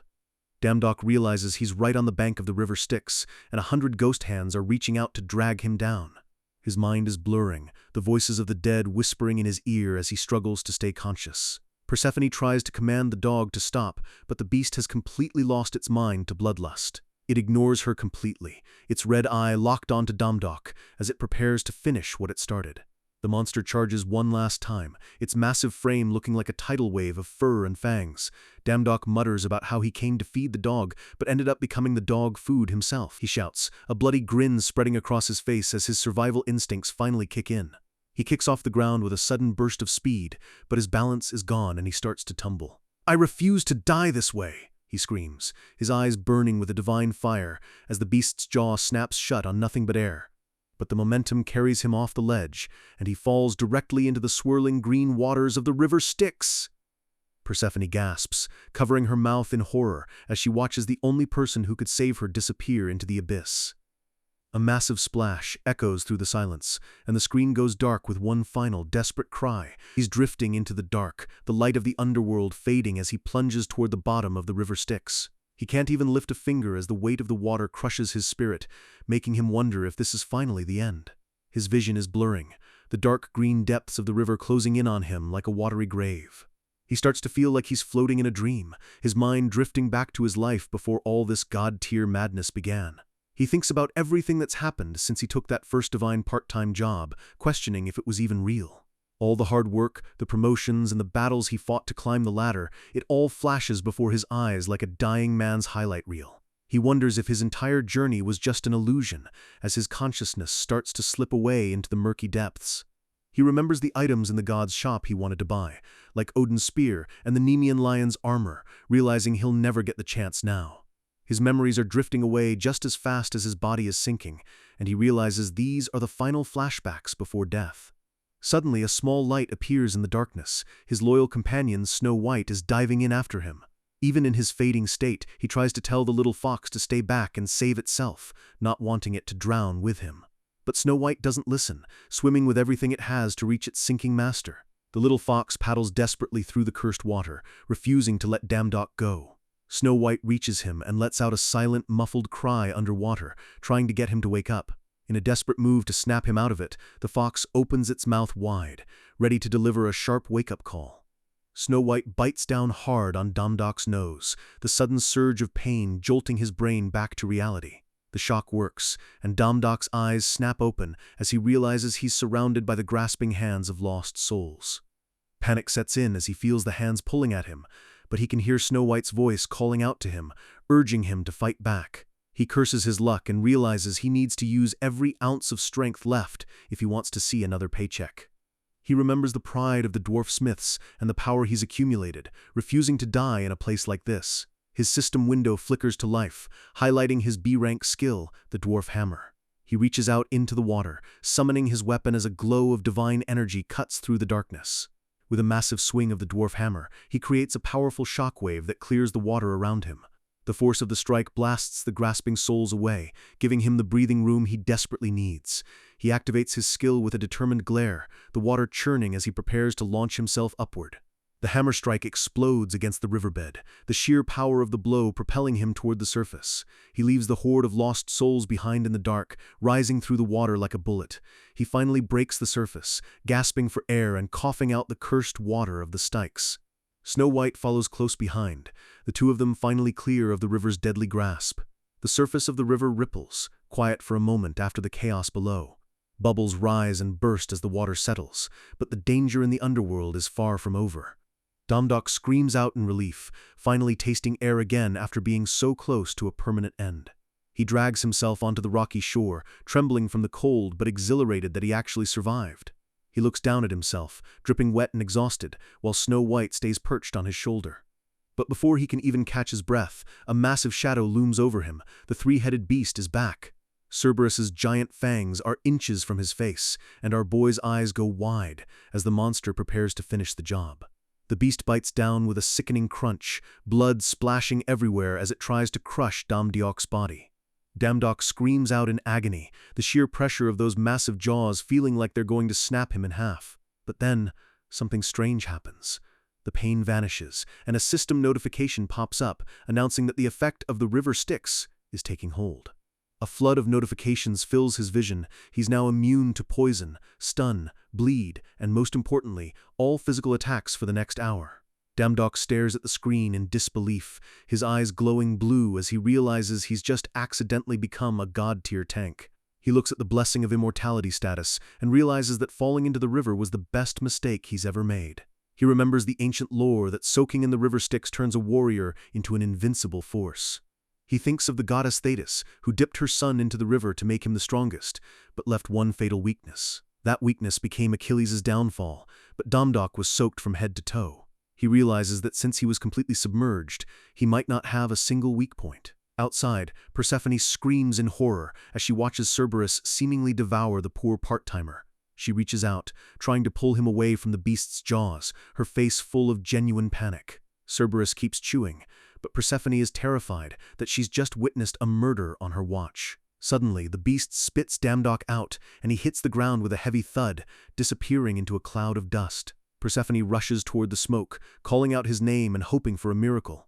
Damdok stands up, completely unharmed, and casually wipes some of the beast's saliva off his shoulder. He gives her a smug look, complaining that calling him filthy is a bit much for someone who just cheated death. Persephone stops in her tracks, stunned that he doesn't have a single scratch on him after that. She asks him how he's okay after falling into the Styx, but he just shrugs it off like it was a morning swim. He tells her he just flailed his hammer until he got out, which leaves her completely speechless since that should be impossible. Cerberus isn't done yet though, and it lunges again, slamming its massive paws down right on top of him. The monster's red eye narrows in confusion when it realizes its prey isn't being crushed. Damdok just lets out a huge yawn, looking bored while a giant multi-headed dog tries to stomp him into paste. He laughs it off, telling the beast it's not even itchy, and taunts it for being too weak to hurt him. Persephone can't wrap her head around it. A low-class god should have been obliterated by a single bite from Cerberus. Then it hits her. The only explanation is that he's received the legendary blessing of immortality. Damdok smirks at the beast, telling it that since it refused to eat the food he brought, they're going for a walk instead. The system confirms it. The blessing of immortality is active for another 57 minutes, and he's going to make every second count. Cerberus growls, its 3 heads snapping and snarling, as it refuses to back down from the tiny god. One of the heads looks frustrated, teeth bared as it realizes its attacks are doing absolutely nothing. Damdok just grins, mocking the beast by telling it that growling is useless and it's losing its walk privileges. The dog stops for a second, looking genuinely confused and slightly offended by the human's attitude. Damdok squats down, treating the legendary guardian of hell like a stubborn stray at a local park. He remembers his days working at a pet shop and wonders if the same tricks will work on a divine monster. The beast starts to move, its massive chains rattling against the stone floor of the underworld. Suddenly, the terrifying monster settles down, sitting obediently as it stares at Damdok with wide, puppy-like eyes. Damdok can't help but chuckle. No matter how many heads it has, a dog is still a dog at the end of the day. He grabs hold of the heavy divine chains, preparing to lead the beast back to where it belongs. Persephone approaches him carefully, calling out to him as he handles the monster with ease. She tells him to take it slow, since it's been a long time since Cerberus has actually been out for a walk. He boasts about being the president of dogs at his old job, but before he can finish his sentence, the beast bolts. The chains snap taut as Cerberus takes off at full speed, dragging our boy along for the ride. Damdok is launched into the air, holding onto the chain for dear life as he's pulled through the underworld. His face is practically scraping against the ground, his teeth gritted as he tries to maintain his grip. He's getting thrashed against the rocks, screaming at the dog to slow down while his body takes a literal beating. The system pings again. Because he's been running at 100 km/h for 3 minutes, he's just unlocked the wind speed E skill. He's shocked by the notification, barely able to process the new power while being dragged like a ragdoll. Persephone isn't just watching though, she starts running alongside them, her feet glowing with a faint green light. Damdok is stunned, asking her what she's doing as she keeps pace with the sprinting beast.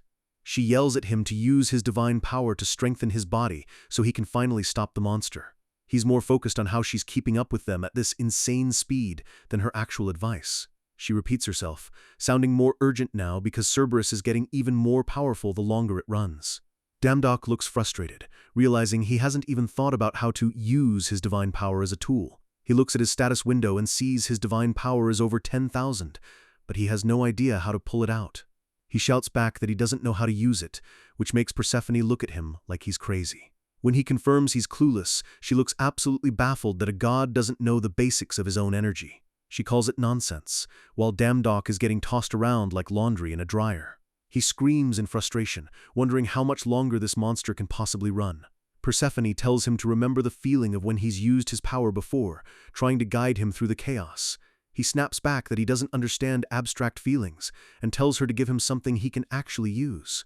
He narrows his eyes, focusing intensely as he tries to find that spark of power deep inside. He questions himself, what does using power even feel like for someone like him? Then he remembers his fight with Charon, his instinct talent activated on its own, and he recalls that surge of adrenaline. Persephone tells him to visualize it like controlling water inside his own body, moving it where he needs it. He closes his eyes for a split second, trying to form that image in his mind. He pictures a stream of blue energy, imagining it flowing through his veins and into his muscles. The visualization starts to work, the energy becoming a steady flow instead of a chaotic mess. The blue light intensifies, spiraling through his body as he finally takes control of his divine essence. His eyes glow with a new intensity as he focuses the energy into his hands and feet, bracing himself against the ground. Cerberus feels the sudden resistance, its heads turning back in surprise as the human stops sliding.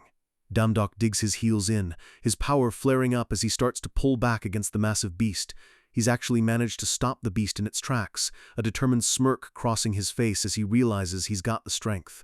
Persephone cheers him on, telling him to keep focusing that power into whatever part of his body he wants to strengthen. The monster growls, its muscles bulging as it tries to overpower him one last time. Damdok feels the pull, his shoes sliding slightly against the stone as the tug-of-war intensifies. He curses under his breath, realizing that even with his power, this beast is a literal force of nature. He decides to go all in, focusing every drop of his 10,000 divine power into his arms for one final move. He shouts at the beast to be a good boy as he prepares to unleash a massive throw. With a heroic grunt, he swings the entire weight of Cerberus over his head using the chains. Persephone watches in awe, her eyes wide as she sees a low-class god manhandle the guardian of hell. The beast hits the ground with a massive explosion of dust and debris, the shockwave rattling the entire cavern. Damdok stands over the fallen monster, panting and declaring that the walk is officially over. Cerberus is dazed on the ground, but its eyes still flash with a bit of lingering defiance. Our boy gives it a dark grin, telling the dog that if it wants to keep resisting, they can do things the hard way. The beast finally gives up, looking completely defeated as Damdok stands triumphantly beside Persephone. Persephone watches him walk away, her hand over her mouth as she processes what she just witnessed. She catches up to him, amazed that he could do all that on his very first attempt at using divine power. She smiles to herself, thinking that she finally hired a part-timer who might actually be worth the pay. But Damdok is thinking about something else. He realizes Persephone is clearly strong, so why didn't she stop the dog herself? He decides to stop playing around and asks her a direct question about her role here. He asks her why she refuses to even get close to Cerberus when she clearly has the power to suppress it. She looks away, the cheerful expression on her face fading into something much darker and more somber. Her silence speaks volumes, the shadows of the underworld seeming to close in on her. She finally admits that there are restrictions placed on her that prevent her from interfering. Damdok is confused, repeating the word as he tries to understand what kind of shackles a goddess could have. She explains that Cerberus doesn't just block lost spirits from leaving, it also stops those who are curious from entering. The image of heavy glowing chains appears in her mind, representing the prison she lives in. She turns to him with a sad gaze, revealing that she is one of those who are trapped.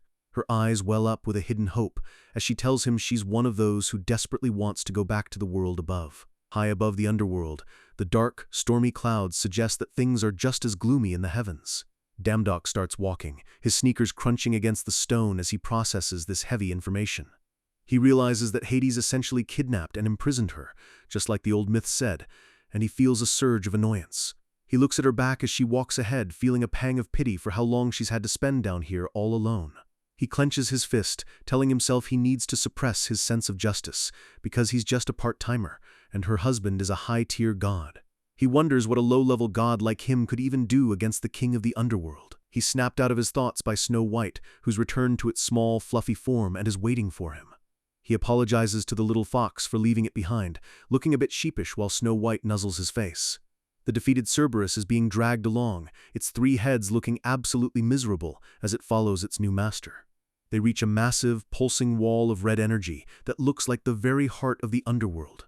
The beast looks at the pillar with a strange expression, its red eyes glowing with a flicker of something hidden. Persephone wonders what's gotten into the dog, as it seems to be reacting to something they can't see. She explains that the beast is just doing its job, chasing after the dead and keeping everything in order. She tells Damdok that once he chains Cerberus back to the pillar, his morning shift will finally be over. He looks at the chains in his hand, thinking that Hades must be incredibly paranoid to use a beast like this to watch his own wife. He finds it weird that Hades would raise a dog that even he seems to have trouble handling. Suddenly, his intuition talent flares up again, sending a sharp warning through his mind.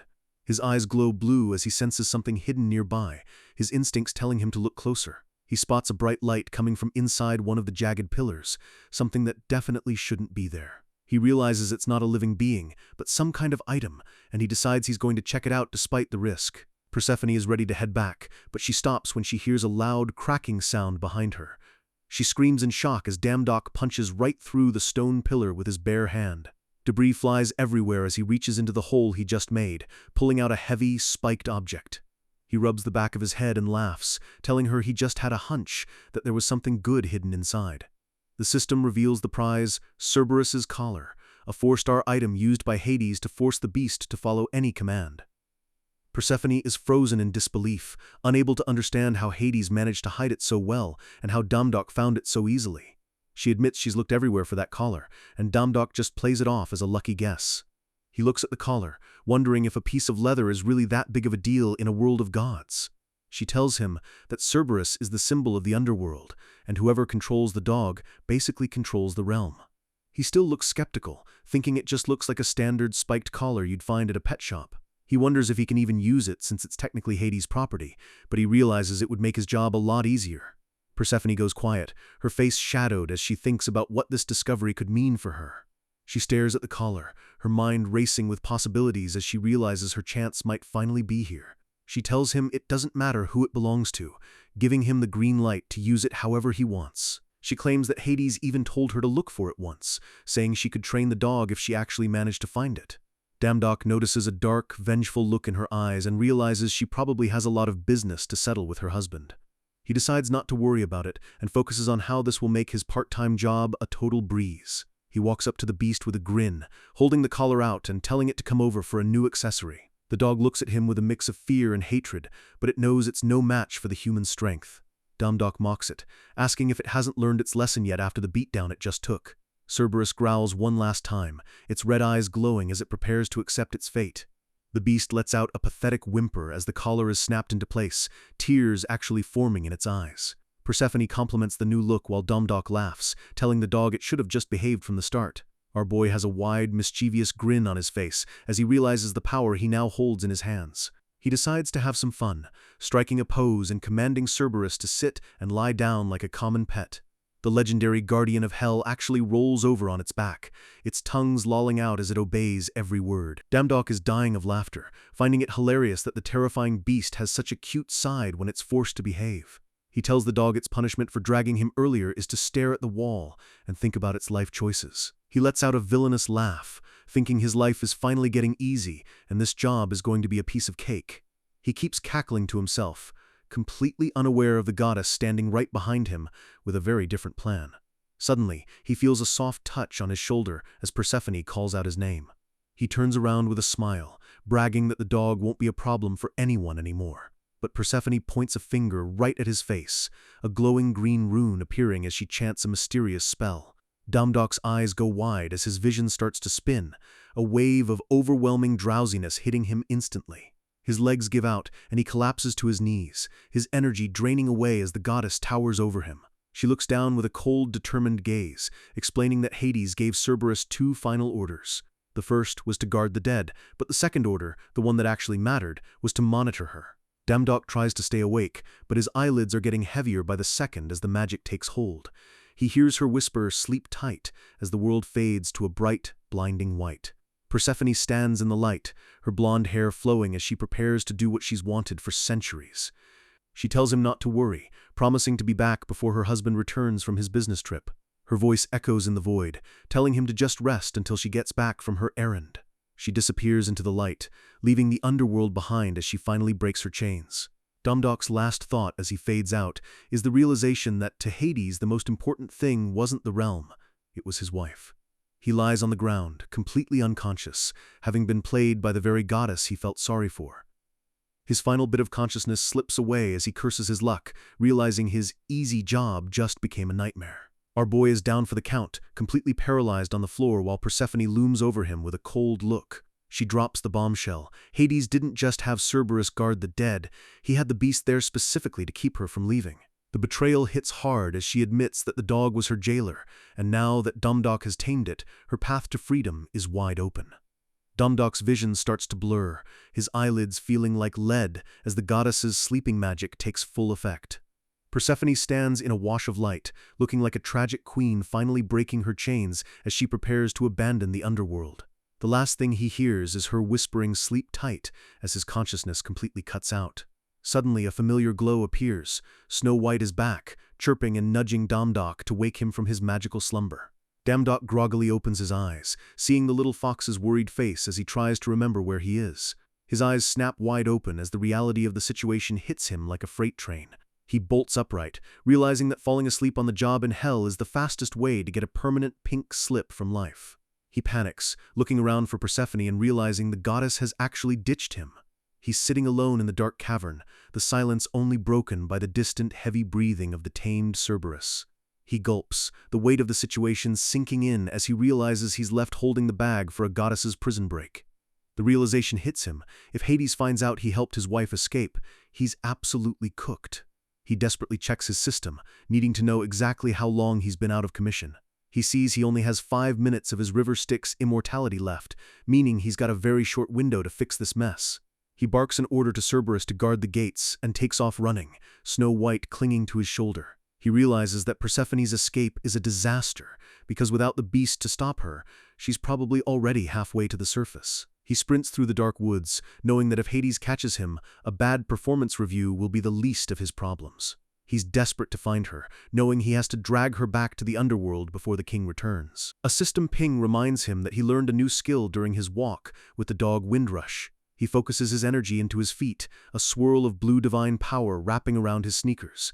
The skill activates, and the system warns him that the speed will be drastically enhanced by his own physical stats.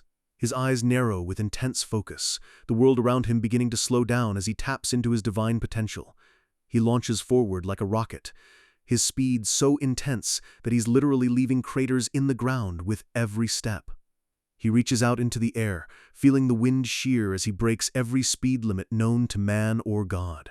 Even he's shocked by the velocity, barely able to keep track of the trees passing him by in a blur. He decides to double down, crouching low to activate the skill while channeling his full divine power into his legs. The ground explodes behind him as he hits a new gear, a shockwave of golden light trailing in his wake. He's moving so fast he's practically flying across the landscape of the underworld. He leaps over obstacles with superhuman grace, his body reacting instinctively to the insane speed. He spots something in the distance, his eyes locking onto a target through the mist of the Styx.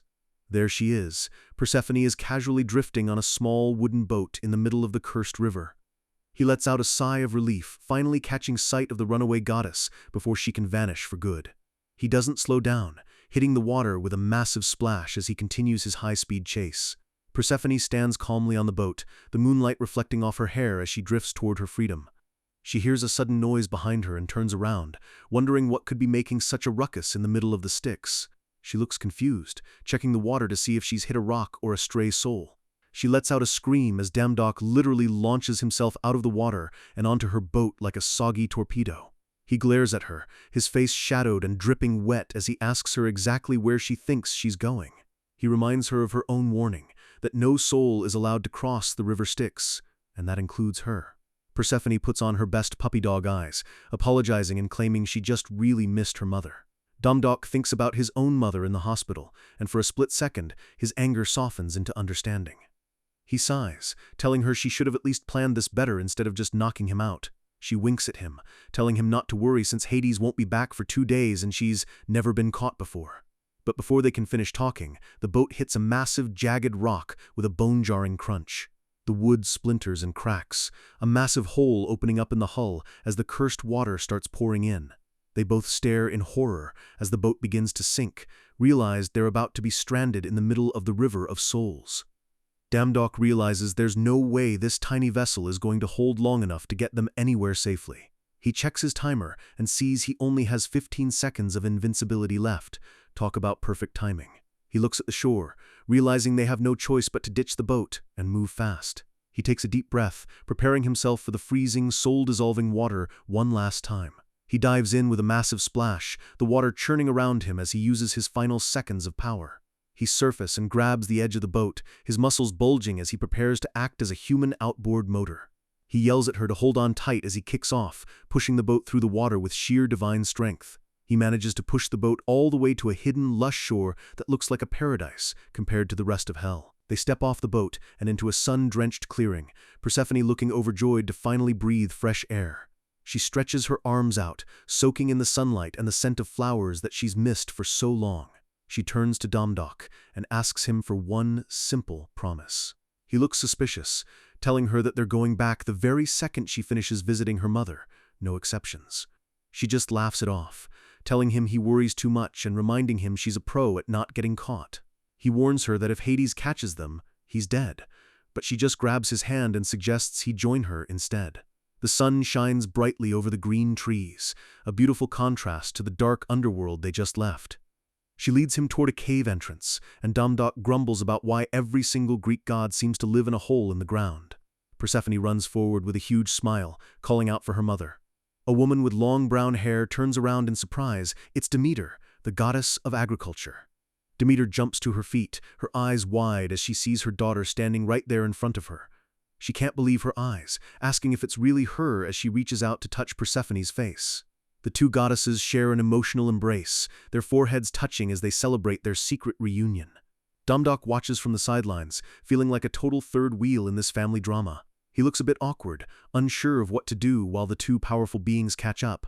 As he stands there, a beautiful white flower suddenly blooms at his feet, reacting to the joy of the goddesses. He remembers the myth that when Persephone is gone, the world withers into winter, but her return brings life back to the earth. Persephone catches his eye and tells her mother she has something to take care of, deciding to let Damdok go first. He waves goodbye, telling her he'll meet her back by the river at 8 p.m. sharp for their return trip. As he walks away, Persephone watches him go, a look of genuine gratitude on her face.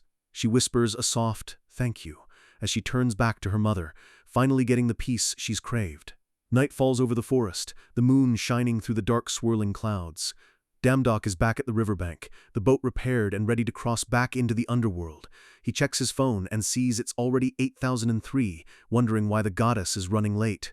He reaches up to pick a small white flower from a branch, the forest around him feeling strangely quiet. He hears a rustle and turns around with a smile, expecting to see Persephone, but his expression instantly freezes. A terrifying man in a dark suit stands there, crushing a flower in his hand while calling Damdok an insolent punk. Damdok's intuition skill screams to life, the system window turning blood red. His vision is flooded with danger warnings, his instincts telling him he's in the presence of something beyond his comprehension. The final notification is blunt and chilling, "You will die." The man stares at him with cold, murderous eyes, demanding to know where his wife is. The title card flashes, "God's part-time Job," as the stakes for our boy just hit an all-time high. He realizes this is the real Hades, and he wonders why the king is already back when he was supposed to be gone for days. Hades steps closer, looking down at the trembling boy and calling him an idiot for thinking he could hide anything. The king is genuinely baffled, wondering how a low-level god like Damdok managed to find the collar and help his wife escape. He raises a finger, a surge of dark energy beginning to gather at the tip as he prepares to end Damdok's career permanently. He coldly tells him to just die, the dark magic flaring up as he reaches out for Damdok's head. But just as the strike is about to land, someone grabs Hades' hand, stopping the king of hell in his tracks. Persephone stands between them, looking absolutely furious as she asks her husband why he's trying to kill an innocent god.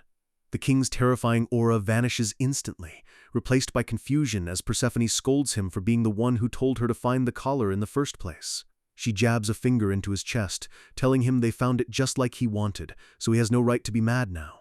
Hades looks completely flustered, coughing awkwardly, and trying to argue that she shouldn't have just run off without saying anything. Persephone gives him a sharp glare, crossing her arms and telling him she just went for a quick visit to see her mom. Hades tries to stand his ground, but Persephone shuts him down, asking if he's treating her like a child who needs to report every little move. Damdok is watching all of this with his jaw on the floor, unable to believe that the terrifying king of hell is actually being bossed around by his wife. Hades looks away with a pained expression, admitting that he was just worried about her. Persephone isn't done with him yet, telling him they'll continue this discussion back in the underworld while she summons a golden box. She hands the box to Damdok, telling him to take it as a bonus for his hard work. Hades is shocked that she's letting the kid live, but she calls him narrow-minded and reminds him that Damdok did his job perfectly. She winks at Damdok, telling him she'll handle his payment and warning him not to wander back to the underworld anytime soon. A pillar of blue light erupts from the forest, whisking Damdok back to the mortal realm. He reappears in a quiet, modern room, the cold air of the underworld replaced by the hum of a heater. He lets out a long, shaky breath, feeling like his life expectancy drops every single time he takes a divine part-time job. He looks down at the gift box Persephone gave him, wondering what could possibly be inside. He opens the lid, and a brilliant golden light fills the room, making him squint. His system pings. He's holding a golden apple, the fruit of immortality, and a forbidden fruit that grants the knowledge of good and evil. He's stunned, realizing that with the golden apple, he might finally be able to save his mother. He hesitates for a second, wondering if a human body can even handle the raw power of a fruit meant for gods. He holds the glowing apple in his hand, feeling its warmth and knowing this is the miracle he's been fighting for. He looks at the forbidden fruit, which glows with a mysterious purple aura, and decides to save it for later. He's amazed that he's actually holding a legendary artifact that people have hunted for throughout history. He questions if he's really supposed to just eat it, or if there's a specific way to use it for his mom.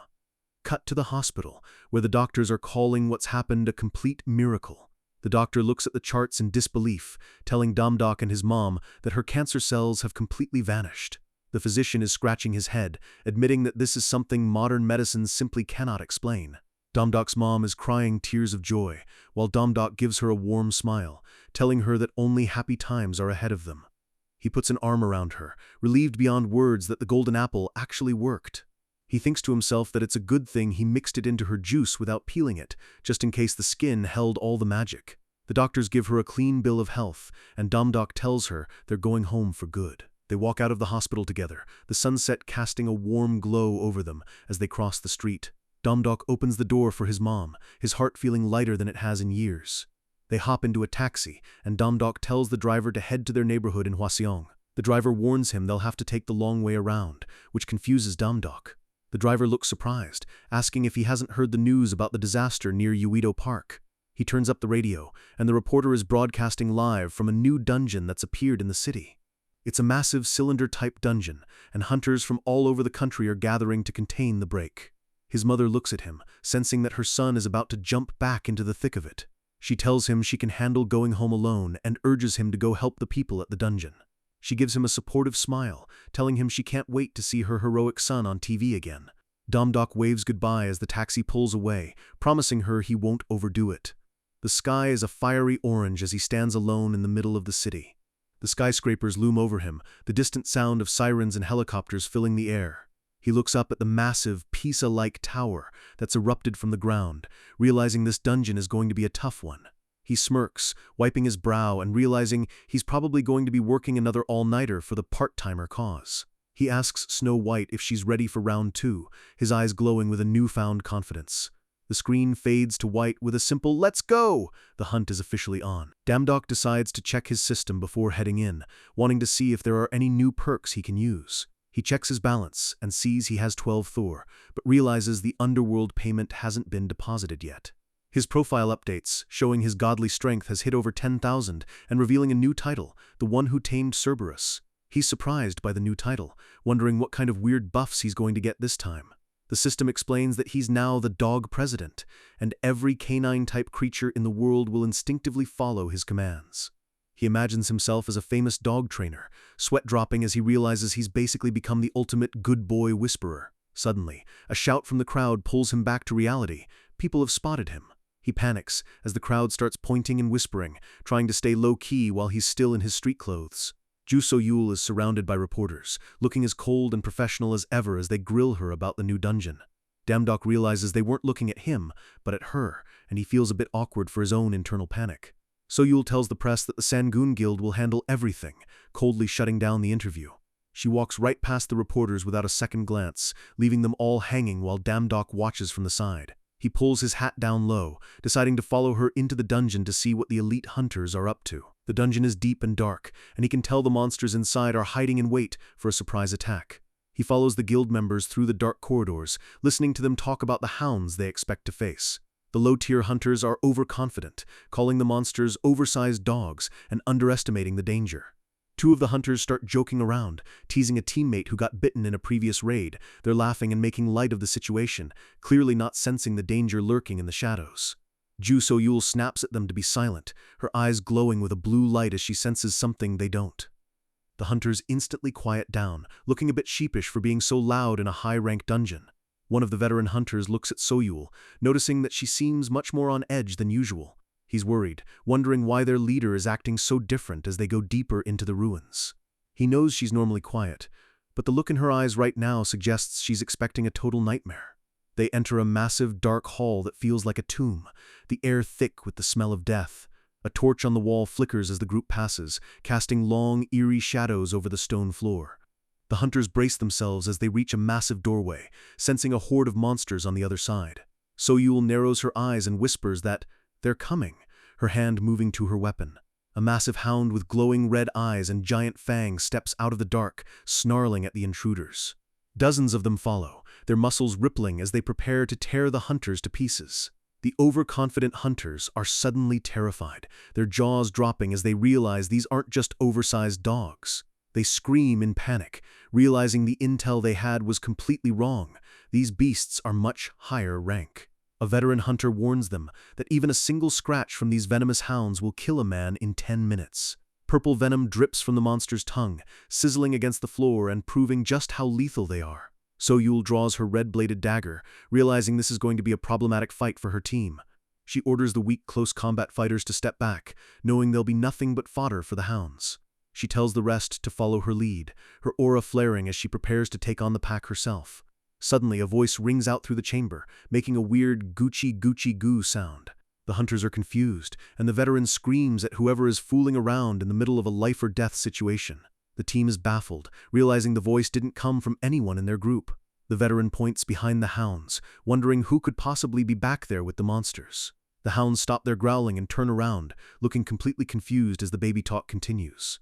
A dark silhouette looms in the doorway behind the pack, radiating a strange power. Damdok steps into the light with Snow White on his shoulder, the venomous hounds sitting obediently at his feet. The hunters are frozen in shock, unable to believe that this random guy has seemingly tamed a pack of deadly monsters. The veteran wonders if he's a humanoid monster or a demonic human, fearing that this is the worst-case scenario. He tells So-Yul to stand back as he prepares to attack the mysterious intruder. He points his sword at Damdok, demanding that the bastard reveal himself and his intentions. He lunges forward, convinced that Damdok is the boss of the dungeon. Damdok calmly tells him to put the sword down, acting like he's just handling a minor misunderstanding. He smirks, noticing that the hunter's hand is actually shaking from fear. The hunter stops in his tracks, realizing for the first time that the person in front of him is actually human. But one of the hounds isn't tamed yet. It lunges from the shadows, aiming straight for So-Yul's throat. Damdok's eyes flash green as he activates his combat focus, everything slowing down to a crawl. He activates Windrush C, the skill having ranked up after his training in the underworld. He blurs across the room, appearing right between So-Yul and the monster in the blink of an eye. The veteran hunter screams in frustration as he realizes he's too slow to stop the beast. He watches in horror as the hound's jaws close in on their leader. Damdok reaches out, his fist glowing as he prepares to deliver a disciplinary strike. He delivers a sharp punch to the hound's head, calling it a bad boy and telling it that it's not allowed to bite people. The dog president title activates, a blue screen showing that he's now officially commanding 32 hounds through physical touch. The veteran is stunned, realizing that Damdok wasn't trying to attack the guild, but was actually protecting them. So-Yul looks at him with a silent, intense gaze, clearly surprised by his sudden appearance and power. Damdok turns to her, his expression softening as he catches her before she can fall. He notices the blue beaded bracelet on her wrist, the exact same design as the one Persephone was wearing in the underworld. He gives her a knowing smirk, telling her it's good to meet again while the mystery of her true identity starts to unravel. No doubt in his mind now, that's the exact same friendship bracelet Persephone was wearing in the underworld. He demands to know why she has it, while So-Yul just looks annoyed, calling him troublesome and pointing out the audience they have. Damdok is so focused he doesn't realize he's dropped to one knee while holding her hand, making things look, well, complicated. The guild members are losing their minds, snapping pictures of what looks like a dungeon proposal while Damdok panics, realizing how bad this looks. He screams that it's all a misunderstanding, but the damage to his reputation is already done.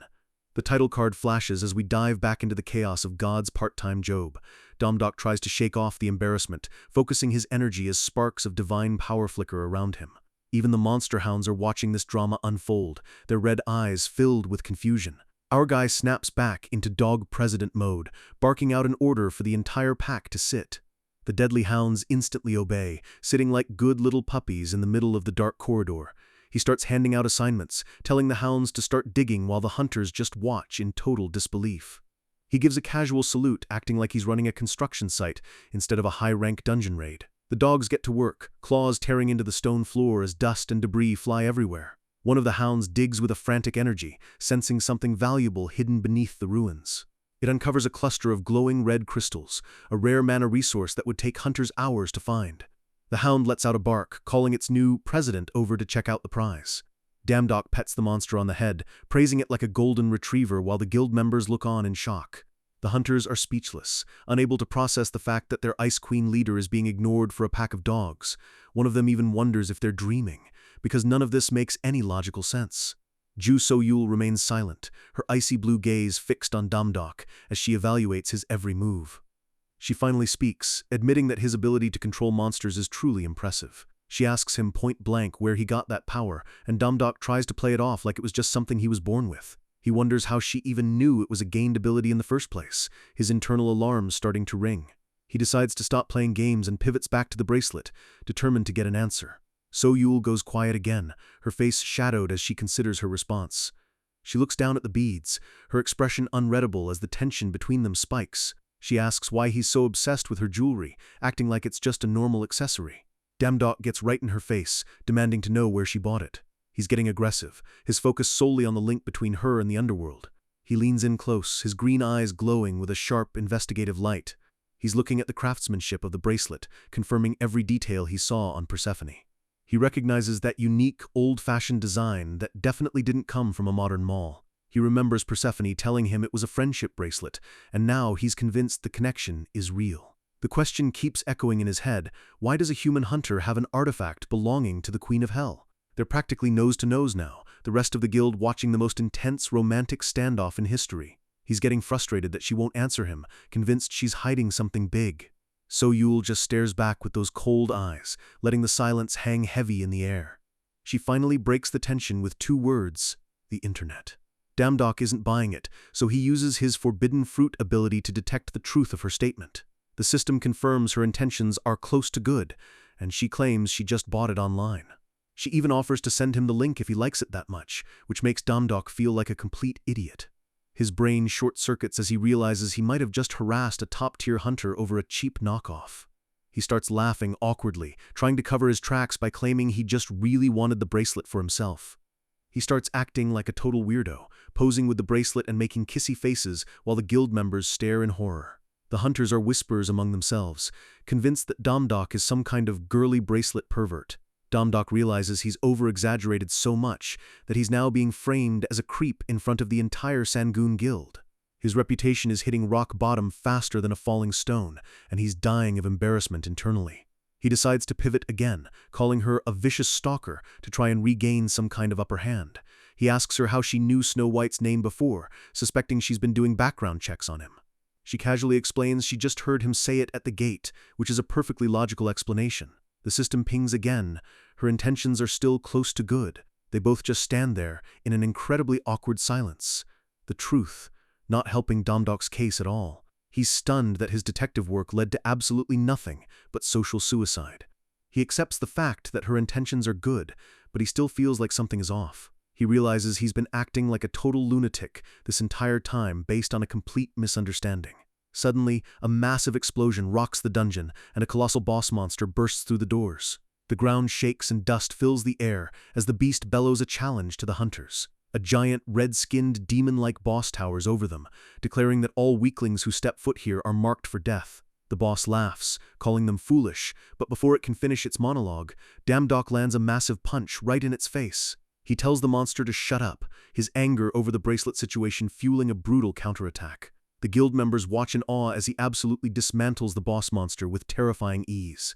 In seconds, what used to be the dungeon boss is now just a pile of monster scrap on the floor. Damdok turns back to the hunters with a terrifying grin, covered in monster blood and looking like a total psycho. He grabs the veteran hunter by the shoulder, leaning in close with a dark aura. He tells them to keep his presence here a total secret, and his friendly smile is enough to scare them into agreeing instantly. The hunters are traumatized, ready to forget everything they just heard and saw today. Ju So-yul just watches him, fiddling with her bracelet as she realizes this part-timer is far more dangerous than he looks. Back in the city, the Uido dungeon tower looms over the crowds, glowing with an ominous sunset light. People are cheering and shouting as the first group of hunters finally emerges from the tower. Ju So-yul leads the guild out, the camera flashes blindingly as the media swarms the Ice Queen for a statement. The reporters are desperate for details, asking if clearing a high-ranked dungeon was as easy for her as it looked. She keeps it professional, telling them she's just glad no one was injured during the operation. Damdok watches from the shadows of a cap, realizing that even though he has the power of a god, he's still a ghost in the system. He has a somber look on his face, knowing he can't keep operating as an unregistered hunter forever. He knows the rules. To work legally, you have to take an official test so guilds can track your power level. He realizes that technically, he's been trespassing in every dungeon and gate he's entered so far. He sees people online questioning if Damdok is even real, with some calling his feats a hoax because he's not in the database. He worries that if the public starts hating on him, his divine power, which is fueled by fame, could actually decrease. He decides to slip away quietly, leaving the spotlight to Soyul while he plans his next move. As he's walking through the crowd, he bumps into a guy in a flashy shirt and sunglasses who doesn't look happy. The guy recognizes him instantly, calling out his name with a tone that drips with arrogance. The stranger lets out a nasty laugh, confirming that it really is the legendary Damdok. He pulls down his shades and mocks our boy, asking what a talentless insect like him is doing crawling around here. The title card for Chapter 26 hits as a new rivalry ignites in the middle of the street. The crowd starts whispering, realizing that the guy everyone is talking about is standing right there. They're confused by the talentless comment, because the news made him look like an absolute beast. Damdok looks annoyed, realizing that of all the people to run into, it had to be this guy. The stranger grabs him by the shoulder, smirking and noting how much Damdok has grown up since high school. Damdok identifies him as Cheon Jungak, the person who made his school days a living hell. Jungak was the classic rich kid bully, the kind of ruffian who thought money bought him the right to step on others. Damdok remembers lying in the dirt after a beating, wondering if the world was really controlled by cash instead of gods. Jungak used to look down on him with a cigarette in his hand, treating him like garbage just because he could. But our guy clenches his fist, knowing that the situation is very different now that he's a literal deity. He's not that helpless kid anymore, and he's not about to let a human bully walk all over him. He gives Jungak a cold smile, noting that he still has a dirty mouth just because he comes from a rich family. Damdok tells him he plans on exceeding everyone, including the elite hunters Jungak worships. Jungak loses his cool, grabbing Damdok's wrist and calling him a little crap who's gotten too full of himself. He mocks the news reports about Damdok clearing dungeons and gates, refusing to believe any of it is real. He leans in with a nasty grin, telling Damdok that something about his story feels incredibly off. He knocks Damdok's hat off his head, laughing and calling him a talentless fake who needs to come up with better lies. The people around them start doubting Damdok too, influenced by Jungak's confident trash talk. The whispers get louder as people realize Damdok really isn't listed on the hunter site, making him look like a fraud. Damdok realizes this is getting troublesome, as his reputation and his power is taking a direct hit. Suddenly, Soyul walks over, her presence alone enough to quiet the entire crowd. She reaches out, catching Jungak's hand before he can do anything else. She stands between them, looking like she's protecting Damdok from the rich bully. Damdok hands her his hat back, looking a bit surprised by her sudden intervention. Jungak is stunned, asking Soyul why she's protecting a talentless piece of trash like him. Soyul gives him a freezing look, telling him that being talentless doesn't make someone trash.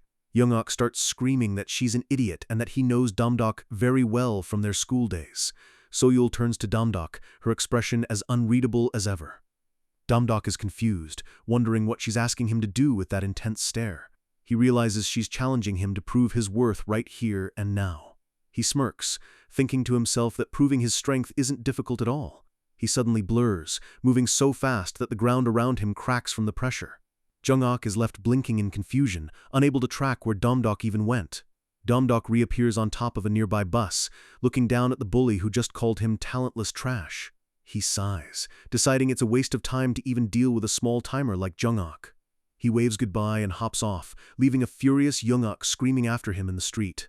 After that encounter, Damdok realizes he has to get his official license as soon as possible to shut people up. He sets his alarm for 5 a.m., determined to be the first one at the next testing cycle. He ties his sneakers, preparing himself for the grueling physical and mental exams of the Hunter Association. He hears that a test is scheduled on Dokdo Island and plans to head there quietly on his own. He's trying to stay undercover, pulling his scarf up to hide his face as he leaves his apartment. Suddenly, a luxury car pulls up, and Soyul is in the driver's seat, telling him to get in for a ride to the test. They arrive at the docks, the sun shining over the ocean as they prepare to head to the island. Damdok thanks her for the convenient ride, though he's still wondering why a 7-star hunter is acting like his personal chauffeur. They reach Dokdo, a beautiful tropical island that's been converted into a massive training and testing facility. The testing grounds are packed with prospective hunters, all of them hoping to make it into the big leagues. Damdok is baffled that So-Yul followed him all the way here, and even more annoyed that she's hogging all of Snow White's attention. He asks if a guild successor really has this much free time, but she just claims she doesn't have any plans for today. She starts talking to him informally, suggesting that since they're the same age, they should just be friends. Damdok checks her intentions again, and the system still shows her as good. He gives in with a grumble, realizing he can't really argue with someone who's being that nice. His number is called over the speaker, and he heads to Area H for his initial physical exam. He leaves Snow White with So-Yul, telling her to look after the fox while he takes care of business. He suspects she only came along to play with his pet, which honestly feels like a very goddess thing to do. He watches her feed Snow White seeds, noting that aside from being a bit weird, she hasn't done anything suspicious. The test begins, and Damdok stands before a massive set of weights under the eyes of the examiners. He puts on the provided testing gear, ready to show everyone what a lower-class god is actually capable of. They start with lower body strength, and Damdok prepares to lift a massive barbell. Suddenly, the difficulty is cranked to the absolute maximum, and the weights don't even budge. He's straining, his muscles bulging as he wonders how this could possibly be a basic exam. A familiar smug face appears nearby. Jungak is watching with a cruel smile. The system pings. Jungak's intentions are close to evil.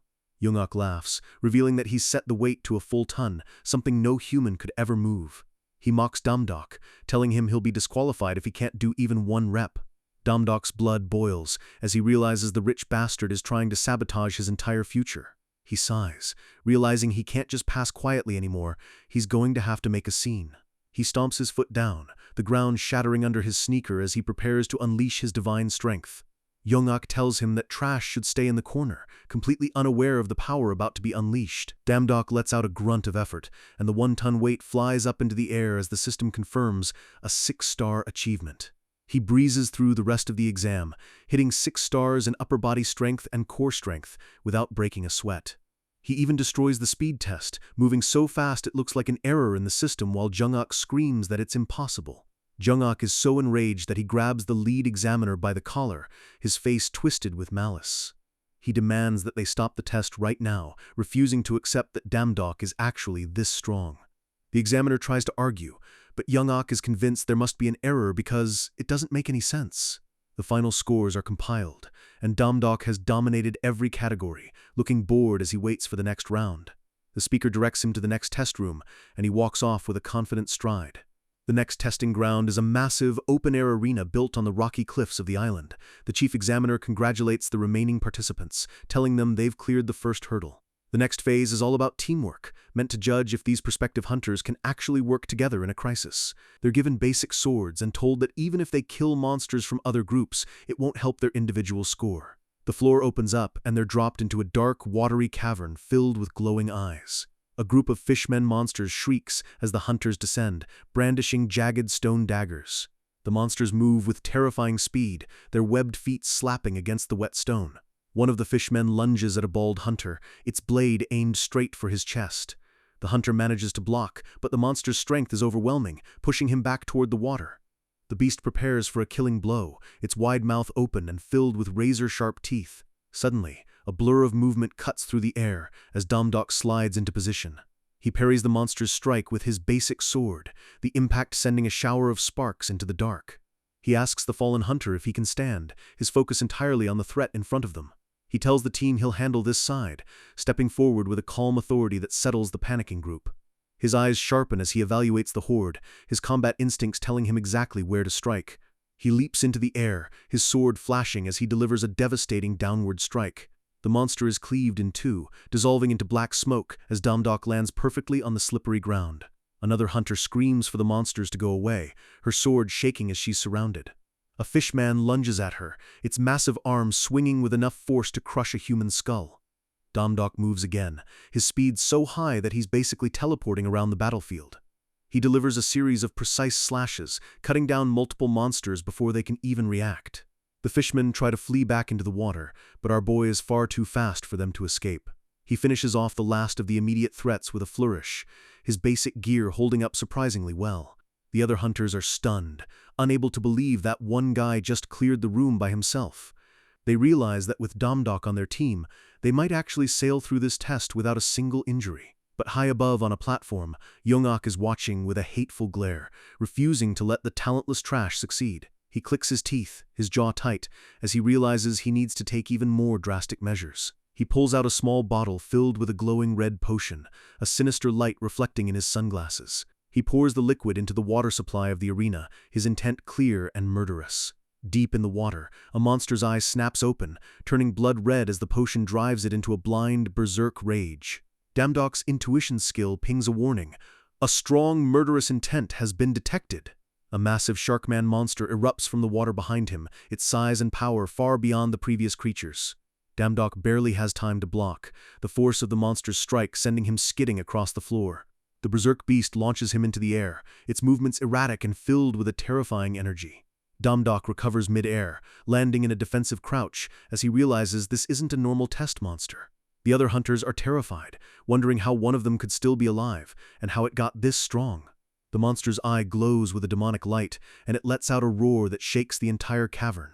It blurs toward the other hunters, its claws extended and ready to shred anyone in its path.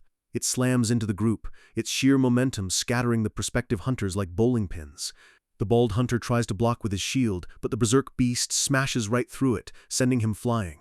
Another hunter is hit with a backhand strike, the impact knocking him unconscious instantly. The Sharkman looms over the fallen team, its red eyes fixed on the remaining prey. Damdok watches in horror as his teammates are decimated, realizing the test is falling apart. A system notification reveals the brutal truth. All test participants except for Damdok have failed. Young-ok laughs from his platform, telling Damdok he can't get any teamwork points without a team. The bully tells him he should have just stayed on his own level instead of trying to be a hero. Damdok clenches his fist so hard his knuckles turn white, realized Young-ok sabotaged the entire team just to make him fail. He lets out a low, dangerous breath, his aura starting to flare as he stops holding back. Young-ok asks him if he's going to give up, but Damdok just keeps walking toward the monster. He tells the rich bastard to shut up, his voice cold and filled with a promise of retribution. His eyes glow with a golden divine light as he activates his full power for the first time on the island. He crouches low, the ground beneath him cracking as he prepares to finish this test on his own terms. He vows to pass and become a great hunter, no matter how many obstacles Young-ok throws in his way. He takes a deep breath, focusing every drop of his divine energy into his blade.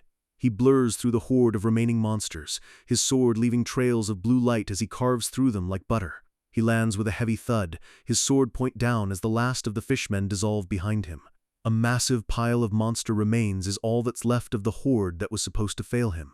He notes that even if he didn't get teamwork points, his individual score must be through the roof by now. He gives a smug look toward Young-ok, confirming that he's more than earned his license today. The chief examiner is stunned, while Young-ok looks like he's about to have a mental breakdown. The examiner starts to announce the results, his voice shaky from the display of power he just witnessed. Suddenly, an emergency siren blares across the entire island, cutting through the silence. A panicked voice over the speaker announces that a massive tsunami has been spotted and is heading straight for them. Young-ok and the examiner look toward the horizon in terror as the sky darkens. Rain begins to pour as Damdok and the others look up, realizing the true disaster is only just beginning. The world is literally falling apart around him as the test room begins to crumble, and the staff are screaming for everyone to evacuate immediately. Damdok isn't running though. He's got that look in his eyes because he knows he has to figure out what the hell is actually happening. Suddenly, a massive blue magic circle erupts beneath his feet, catching him completely off guard. His bully, Young-ok, is shouting at him to get away because it's dangerous, but Damdok is already being pulled into the unknown. He lands hard on the cold floor, bracing himself as he tries to make sense of this new location. A massive, low, rumbling sound vibrates through his very bones, making him grit his teeth in anticipation. The sound intensifies, a deafening roar of shifting earth and rushing water that fills the entire space. Suddenly, the wall explodes inward as a massive torrent of seawater bursts through, threatening to drown everything in its path. Damdok's heart drops into his stomach as he realizes he's staring down a literal tsunami inside a building. He realizes that if he doesn't do something right now, every single person in this place is as good as dead. Just as despair starts to kick in, a digital chime rings in his ear, and a bright blue light reflects in his eyes. A message from Persephone pops up, apologizing for the delay and delivering a payment right when he needs it most. He starts scrolling through the interface like a man possessed, praying for something, anything, useful to save his skin. His fingers blur across the screen, searching for a miracle in the middle of a literal flood. His eyes widen as his hand hovers over a specific icon, sensing that this might be the game changer.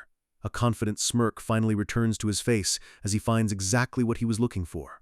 It's the Wave Splitter, an SS rank sword art designed specifically to cut through water, and it only costs him 200 Hades coins. Right on cue, Snow White comes racing through the wreckage, her tiny paws hitting the ground with a frantic pace.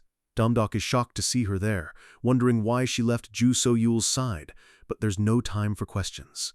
The wall completely gives way, and a pillar of crushing water surges toward them like a liquid executioner.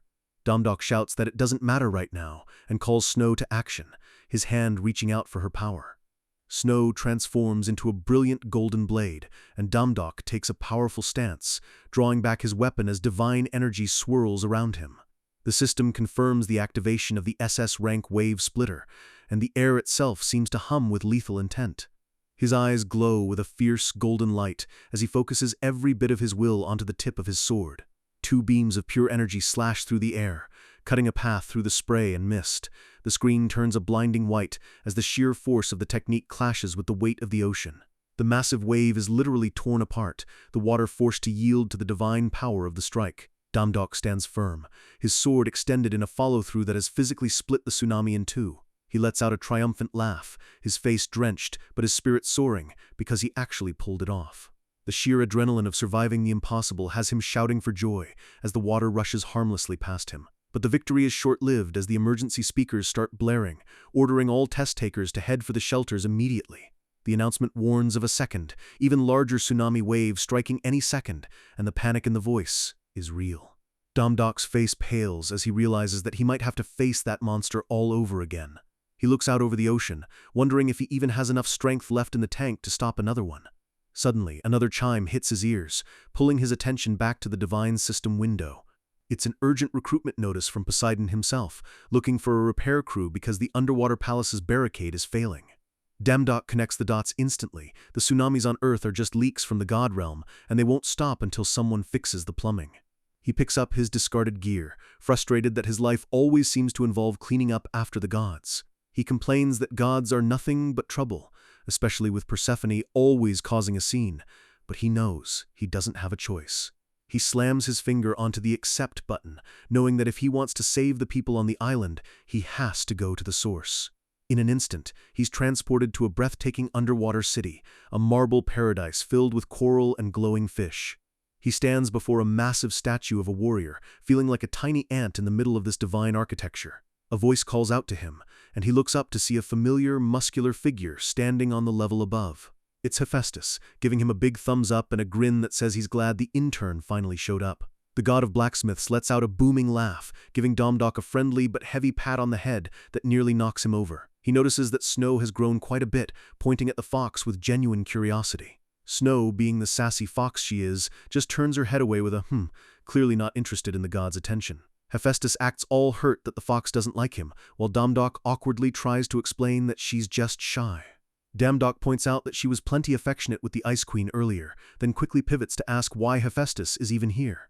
Hephaestus scoffs, saying there's no way the world's greatest blacksmith would skip out on a major repair job like this.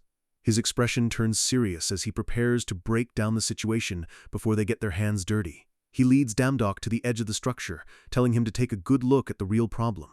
A massive crack in the palace wall is spewing water out with incredible force, and that's what's causing the disasters on Earth. To the gods, it's a leaky pool, but to humans, it's a world-ending catastrophe, and Domdok is shocked by how the barricade got damaged in the first place. Hephaestus points upward to a swirling purple vortex, a gate, that is slowly tearing the palace apart from the inside. Domdok realizes that these gates are a massive pain because no matter how many times they're cleared, they just keep coming back. A chilling realization hits him. If the gods didn't create these gates, then where the hell are they coming from? Suddenly, Snow's ears twitch, and she senses something dangerous approaching from the darkness. She jumps onto Domdok's shoulder, letting out a warning cry as a surge of dark energy pulses from the rift. Domdok is startled by her sudden aggression, but he knows better than to ignore his partner's instincts. The area around the gate starts to warp and twist, the pressure rising to an unbearable level. The vortex expands, glowing with a sinister violet light that seems to suck the very light out of the room. With a violent explosion of energy, the gate finally ruptures, sending shockwaves through the entire palace. Domdok curses his luck, shouting that this world of gods never gives him a single moment to breathe. Hephaestus roars at him to hold on to something, warning that if they get sucked into that rift, it's game over for both of them. Snow digs her claws into Domdok's coat, bracing for the atmospheric pull as the room turns into a giant vacuum. She's nearly blown away by the force of the gale, and Domdok screams her name in a panic. Hephaestus isn't just standing there, though. His body ignites with divine fire. As he prepares to take the hit head-on, he raises his glowing hands, ready to catch the very fabric of reality before it collapses completely. Hephaestus is a literal beast, standing in the middle of the storm with fire coursing through his veins as he stares down the void. He grits his teeth, his muscles bulging as he prepares to deliver a strike that would level a mountain. With a roar, he launches a massive, glowing fist straight into the heart of the purple vortex. He curses the gate, demanding it shut its damn mouth as he pours every ounce of his divine strength into the blow. The collision creates a massive orb of solar energy, momentarily pushing back the darkness of the rift. The air screams with the sound of clashing powers, the heat from the blast evaporating the surrounding seawater instantly. Domdok can only stare in absolute awe, his eyes reflecting the blinding light of a god at full power. He realizes right then that a highest-class god is playing an entirely different game than everyone else.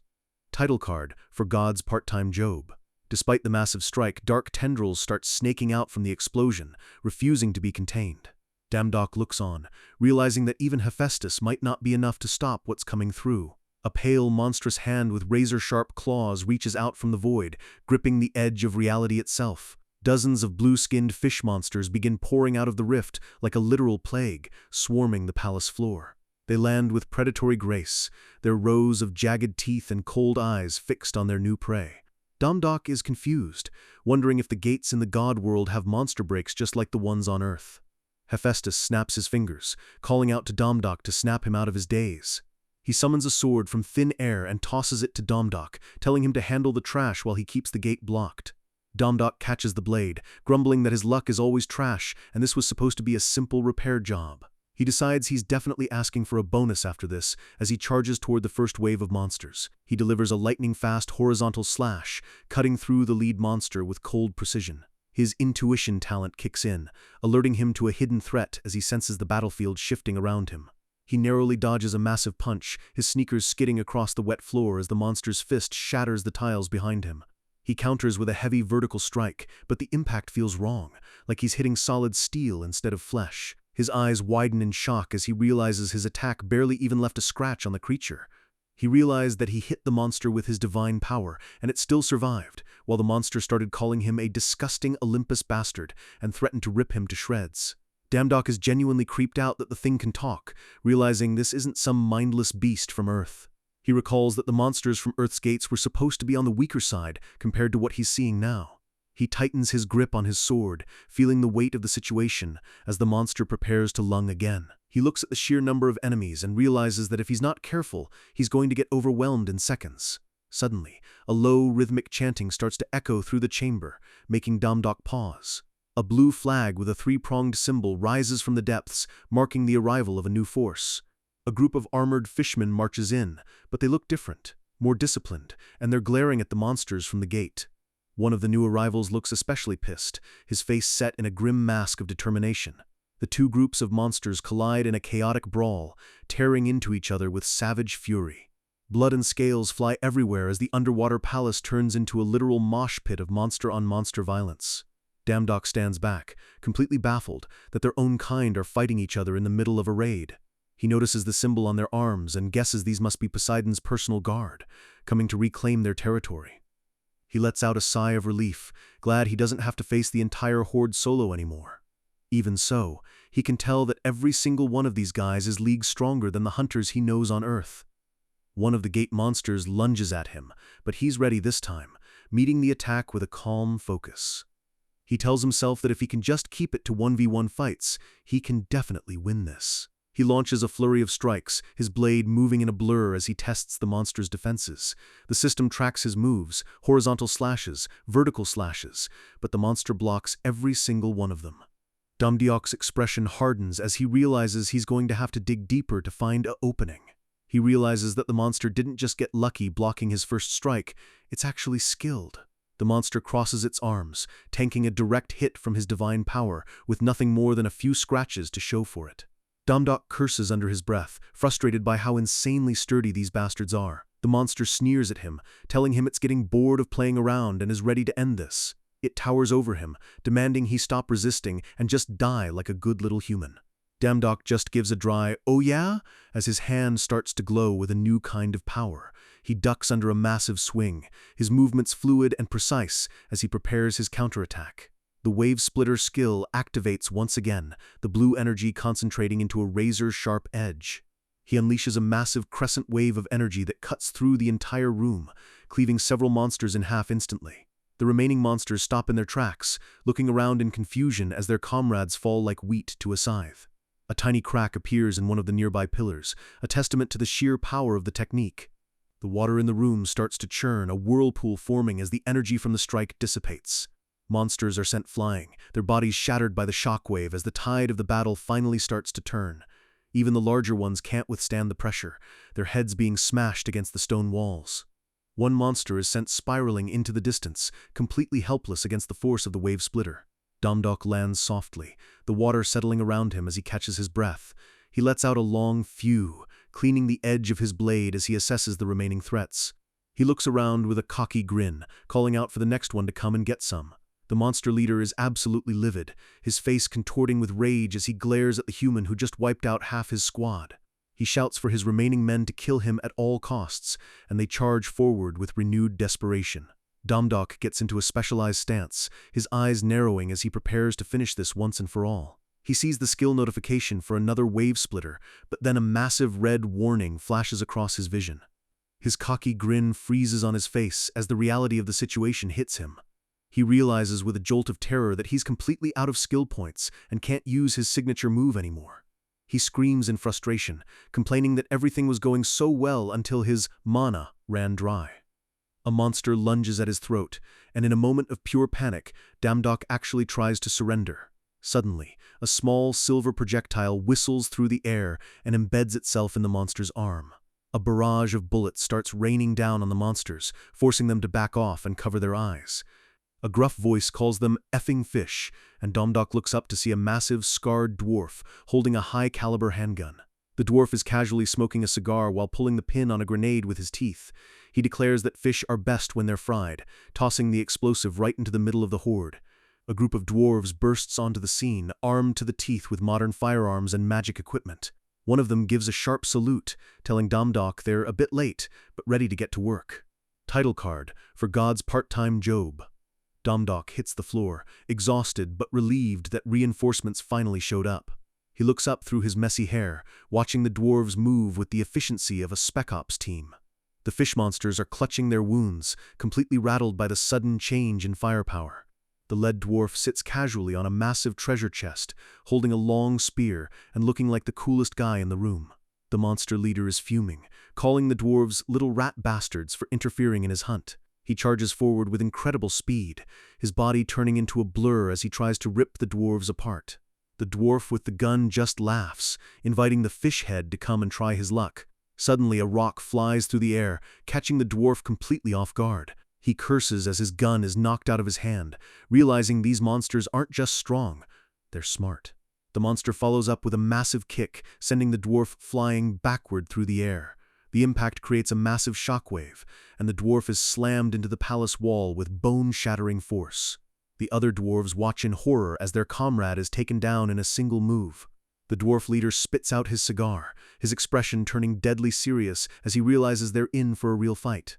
He grips his massive hammer, the veins in his arms bulging as he prepares to show them why dwarves are feared. He leaps into the fray, his hammer glowing with an intense blue light as he targets the lead monster. The strike connects with a deafening crack, the sheer force of the blow pulverizing the ground beneath them. Damdiok watches from the sidelines, his jaw dropping at the raw power being displayed. He realizes that the dwarf hammer skill is insanely powerful, even compared to his own divine arts. He remembers a moment from his past when he used a similar power unintentionally, wondering if it was a hidden skill all along. A system window pops up as he tries to mimic the movement, and he realizes he can actually learn the dwarf hammer skill. It only costs 5 skill points, which is perfect since he's almost tapped out on energy. A monster grabs one of the dwarves, shouting that he's finally caught the little bastard. It prepares to deliver a finishing blow, its face twisted in a sadistic grin. Damdok calls out, "Hey, fish stick!" as he leaps through the air, his fist glowing with newfound power. He tells the monster that it's the one who's about to die as he brings his fist down with everything he's got. But disaster strikes as a red error message pops up, saying the skill was cancelled because he isn't using a blunt weapon. His punch lands with a pathetic ting, barely even annoying the monster, who just looks at him in confusion. Damdok lets out a confused "eh?" as the monster's fist comes racing toward his face. He takes a massive hit to the chest, the air being knocked out of his lungs as he's sent tumbling across the floor. He hits the ground hard, a massive crater forming around him as he coughs up a bit of blood. He sits there in the dust, feeling like a total idiot for forgetting the requirements of the skill. He realizes that since Snow isn't with him to turn into a hammer, he's basically fighting unarmed. He looks at his hand, a crazy idea starting to form in his desperate mind. He balls his hand into a tight fist, staring at his knuckles with a new sense of purpose. He reasons that if his combat skill is SS rank, he should be able to treat his own fist as a blunt weapon. He looks up, seeing one of the dwarves being pummeled by the fish monster leader. The dwarf is taking a brutal beating, blood spraying as the monster's fists rain down on him. Damdok decides he doesn't have time to hesitate, and puts all his faith into his combat skill as he charges. He pulls back his arm, divine energy concentrating into his fist until it glows like a miniature sun. The monster leader spots him at the last second, his eyes widening in realization as he sees the sheer pressure coming off the human. Damdok delivers a massive punch straight into the monster's stomach, the impact creating a shockwave that clears the surrounding water. The monster manages to grab Damdok's arm, trying to crush it before he can strike again. It gives him a sinister grin, thinking it's finally got the upper hand. Damdok just lets out a calm "whew" as more energy starts to surge into his captured arm. He unleashes a second dwarf hammer strike directly into the ground, the explosion of force sending the monster flying into the air. The system confirms that his skill has evolved into dwarf hammer punch, and Damdok gives a satisfied nice as he sees the monster slump over. Suddenly, a familiar voice calls out to him, and he looks up to see Snow White floating toward him in a sphere of light. He catches her in his arms, checking to see if his precious partner is hurt anywhere. Snow gives him a determined look, and Damdok's confidence returns in full force as they prepare to finish the job together. He launches himself back into the fray, his movements now bolstered by Snow's divine support. He delivers a devastating kick to another monster, his every move crackling with golden energy. A massive explosion of light clears the remaining enemies, leaving the room momentarily silent. The survivors are looking around in terror, realizing they've picked a fight with the wrong human. One monster stares at the devastation with trembling eyes, unable to process how they were defeated so easily. Damdok doesn't give them a chance to recover, moving in for the final sweep. He unleashes a massive whirlwind of energy that gathers the remaining monsters into a single, vulnerable point. With one last strike, he sends the entire group crashing into the palace walls, ending the threat for good. He stands there panting, wondering if that finally takes care of everything. Suddenly, a horrific screeching sound fills the room as the gate starts to warp and expand even further. Hephaestus roars in pain, warning everyone to brace for impact as a sudden surge of power overwhelms him. The water starts to glow with a sickly violet light, and the pressure becomes so intense it starts to crack the surrounding pillars. Hephaestus screams that he can't handle the gate anymore as he's slowly pulled toward the abyss. The vortex turns into a massive, swirling tornado of dark energy, devouring everything in its path. Damdok watches in horror as the god of blacksmiths is lifted off his feet by the sheer vacuum of the rift. Hephaestus lets out one final shout before being sucked into the darkness of the gate. Other monsters are being pulled in along with him, their screams echoing through the chamber. Damdok realizes with a jolt of panic that the gate is going on a total rampage and they're all about to be swallowed. He screams Hephaestus's name, reaching out in a futile gesture as his friend disappears into the void. A massive hand reaches out from the gate, but this one is different. It's armored in dark, jagged scales. The system alerts him that an extremely powerful aura has been detected, one that dwarfs anything he's faced before. 3 glowing red eyes blink in the darkness of the rift, focusing on Damdok with terrifying intent. Danger messages start flooding his vision, the system itself screaming for him to run. A massive figure with long dark hair and a triple-pronged spear steps out of the gate, towering over the battlefield. He looks at the human with a look of pure, cold disdain. He sneers, commenting that Damdok did a pretty good job of messing up his subordinates. The monster calls them all insects, his voice echoing with a power that makes the very palace shake. He gives a sinister, toothy grin as his red eye glows with lethal intent, signaling the arrival of a true nightmare. The air is thick with pure malice as that dark, scaled monster looms over the palace, his energy swirling like a black hole. Poseidon's mermen are losing their minds with joy, screaming that their lord has finally arrived to stop the madness. Damdok is frozen in place, staring at the figure through the water and wondering if this is actually the god he's been working for. He looks at the figure's back, the long, dark hair and the jagged scales, and something feels completely off. He grabs one of the mermen, telling him to hold on a second because this vibe is way too dark to be a savior. The aura coming off this guy is chilling enough to freeze the ocean, and Damdok realizes there's no way this is the Lord Poseidon they know. The mermen start whispering among themselves, finally noticing that their lord looks a bit like a nightmare. The confusion turns to fear as they realize they have no idea who or what is actually standing in front of them. Damdiok's gut is twisting. He recognizes that ominous feeling from the darkest corners of the abyss. He spots the mark on the monster's shoulder. It's the exact same menacing pattern carved into the merman that poured out of the gate. His intuition skill is absolutely screaming at him right now, telling him to get as far away as possible. The monster turns with a sadistic grin, mocking Damdok for beating up his weak underlings before the real fight starts. He raises his dark trident, and a sphere of concentrated purple energy begins to grow at the tip, ready to vaporize everything. Damdok screams for everyone to look out, his face contorted in a mix of panic and desperation.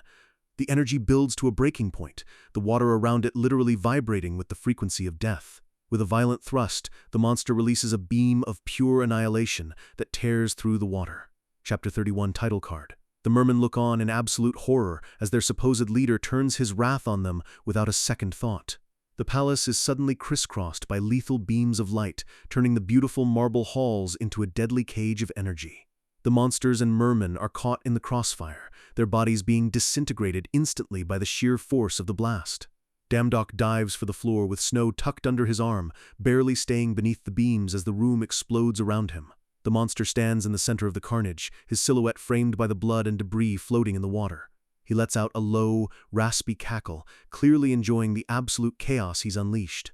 He calls them all disgusting pieces of trash, his voice echoing with a hatred that's been festering for ages.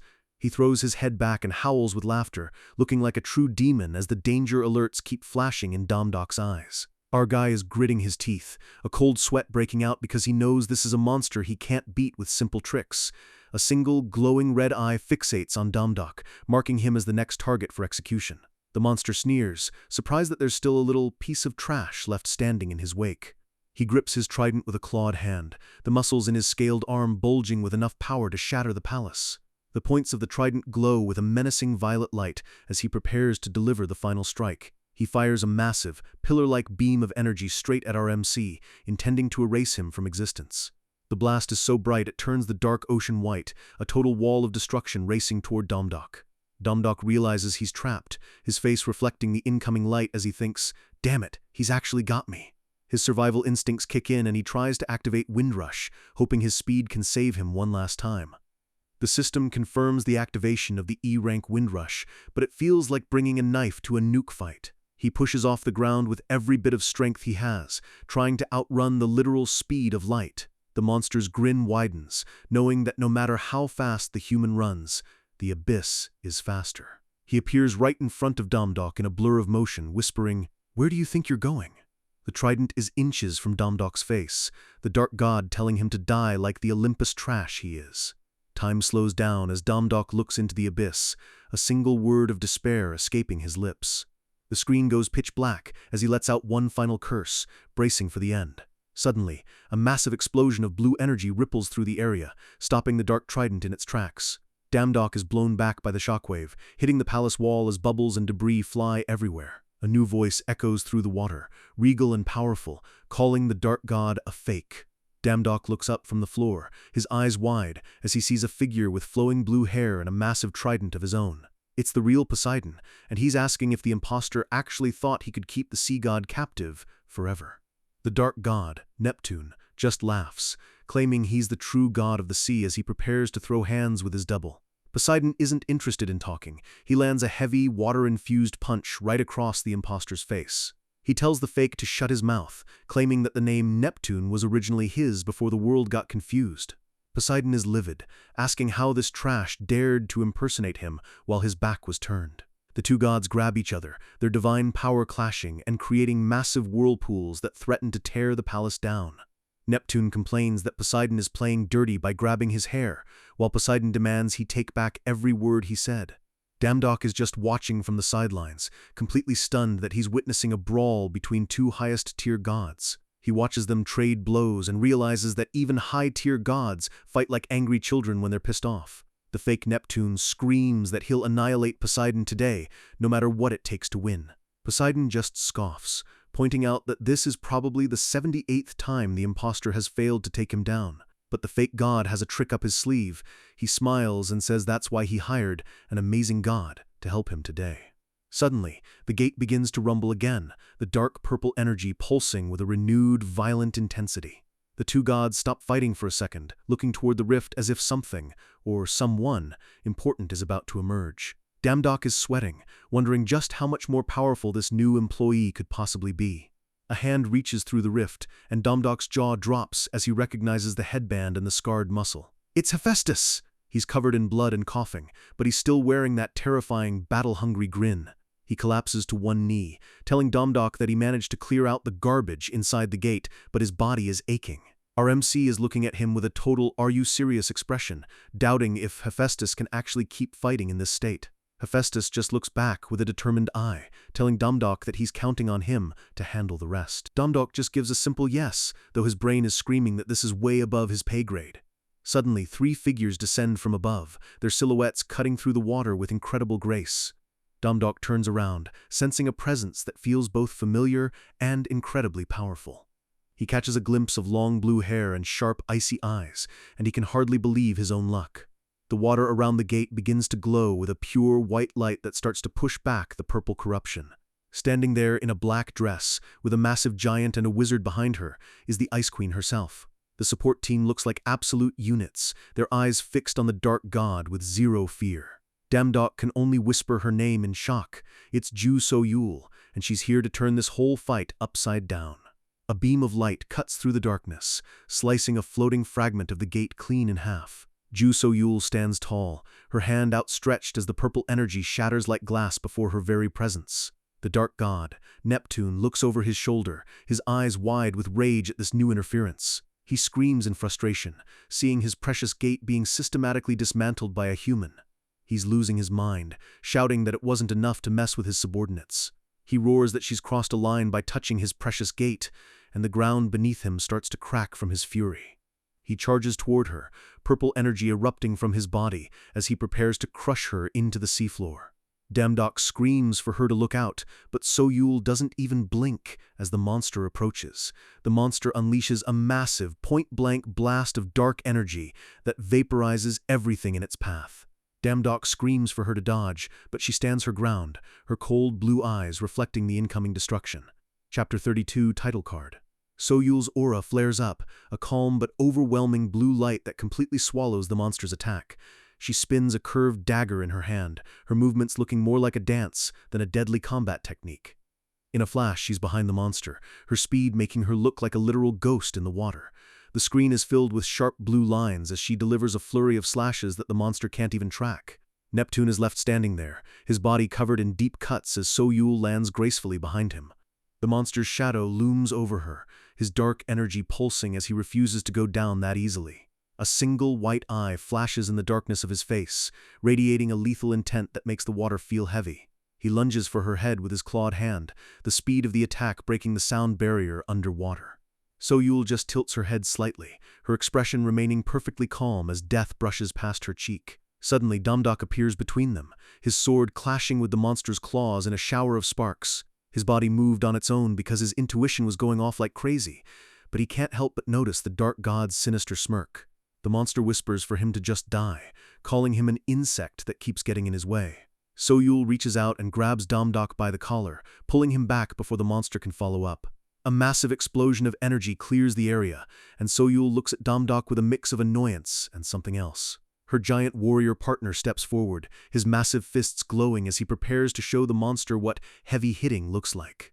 The giant throws a punch that's the size of a small car, the force of it creating a vacuum in the water. The strike connects, sending the dark god flying backward through the palace pillars like a rag doll. Neptune grinds his teeth, cursing them all as he realizes he's actually being pushed back. The hooded wizard raises his staff, and a massive blue magic circle forms on the floor, locking the monster in place. The water explodes with arcane power, a pillar of light pinning the dark god down as he screams in agony. The entire palace shakes from the combined power of the Sangun team, and for a second, it looks like it's over. Soyul turns to Damdok and coldly asks why he's thoughtlessly interfering in a fight he can't handle. Damdok is genuinely annoyed, thinking to himself that she could at least say thanks for the assist. She looks back at the monster, her gaze chilling as she asks if he really thinks a human attack would do anything to a god. Damdok realizes she's right, but he's still stunned by the sheer level of godly power she's displaying. She softens her tone for a split second, noting that he's at least gotten a bit quicker since the last time they met. Her expression turns deadly serious as she warns that the fake is about to go on a true rampage. The dark god is trembling with rage, his veins popping as he prepares to unleash his final, hidden power. Damdok wants to ask her who she really is and how she knows so much, but he can see the questions in her eyes too. She tells him that once the job is finished, she'll tell him everything he wants to know. She tosses him a glowing blue vial, telling him to take it if he wants to survive the next 10 minutes. The system tries to scan it, but it just says, end quote, medicine, and notes that it raises his divine power by an unknown amount. She tells him to drink it and to keep one very important thing in mind while he does. She looks him dead in the eye and tells him that he must be the one to take the monster's last breath. Before he can even process that, she's already gone, charging back into the fray with her team. Damdok is left standing there clutching the vial and screaming that this world is driving him absolutely crazy. He looks up just in time to see the dark god erupting with a pillar of violet flames. Soyul dives into the smoke, her dagger glowing with a fierce light as she engages the monster once more. The two are moving so fast they look like streaks of light, their clash creating shockwaves that shatter the nearby coral. She spins through the air, her blade leaving trails of blue energy that weave around the monster's dark aura. The giant warrior leaps over them, aiming a two-handed hammer strike directly at the monster's head. The monster catches the hit with one hand, his face twisting into a demonic sneer as he prepares to counter. A massive blast of dark energy sends the giant and the wizard flying, leaving the room in a state of absolute ruin.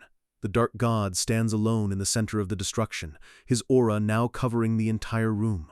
The wizard tries to recover, but he's clearly exhausted, his magic staff trembling in his hand.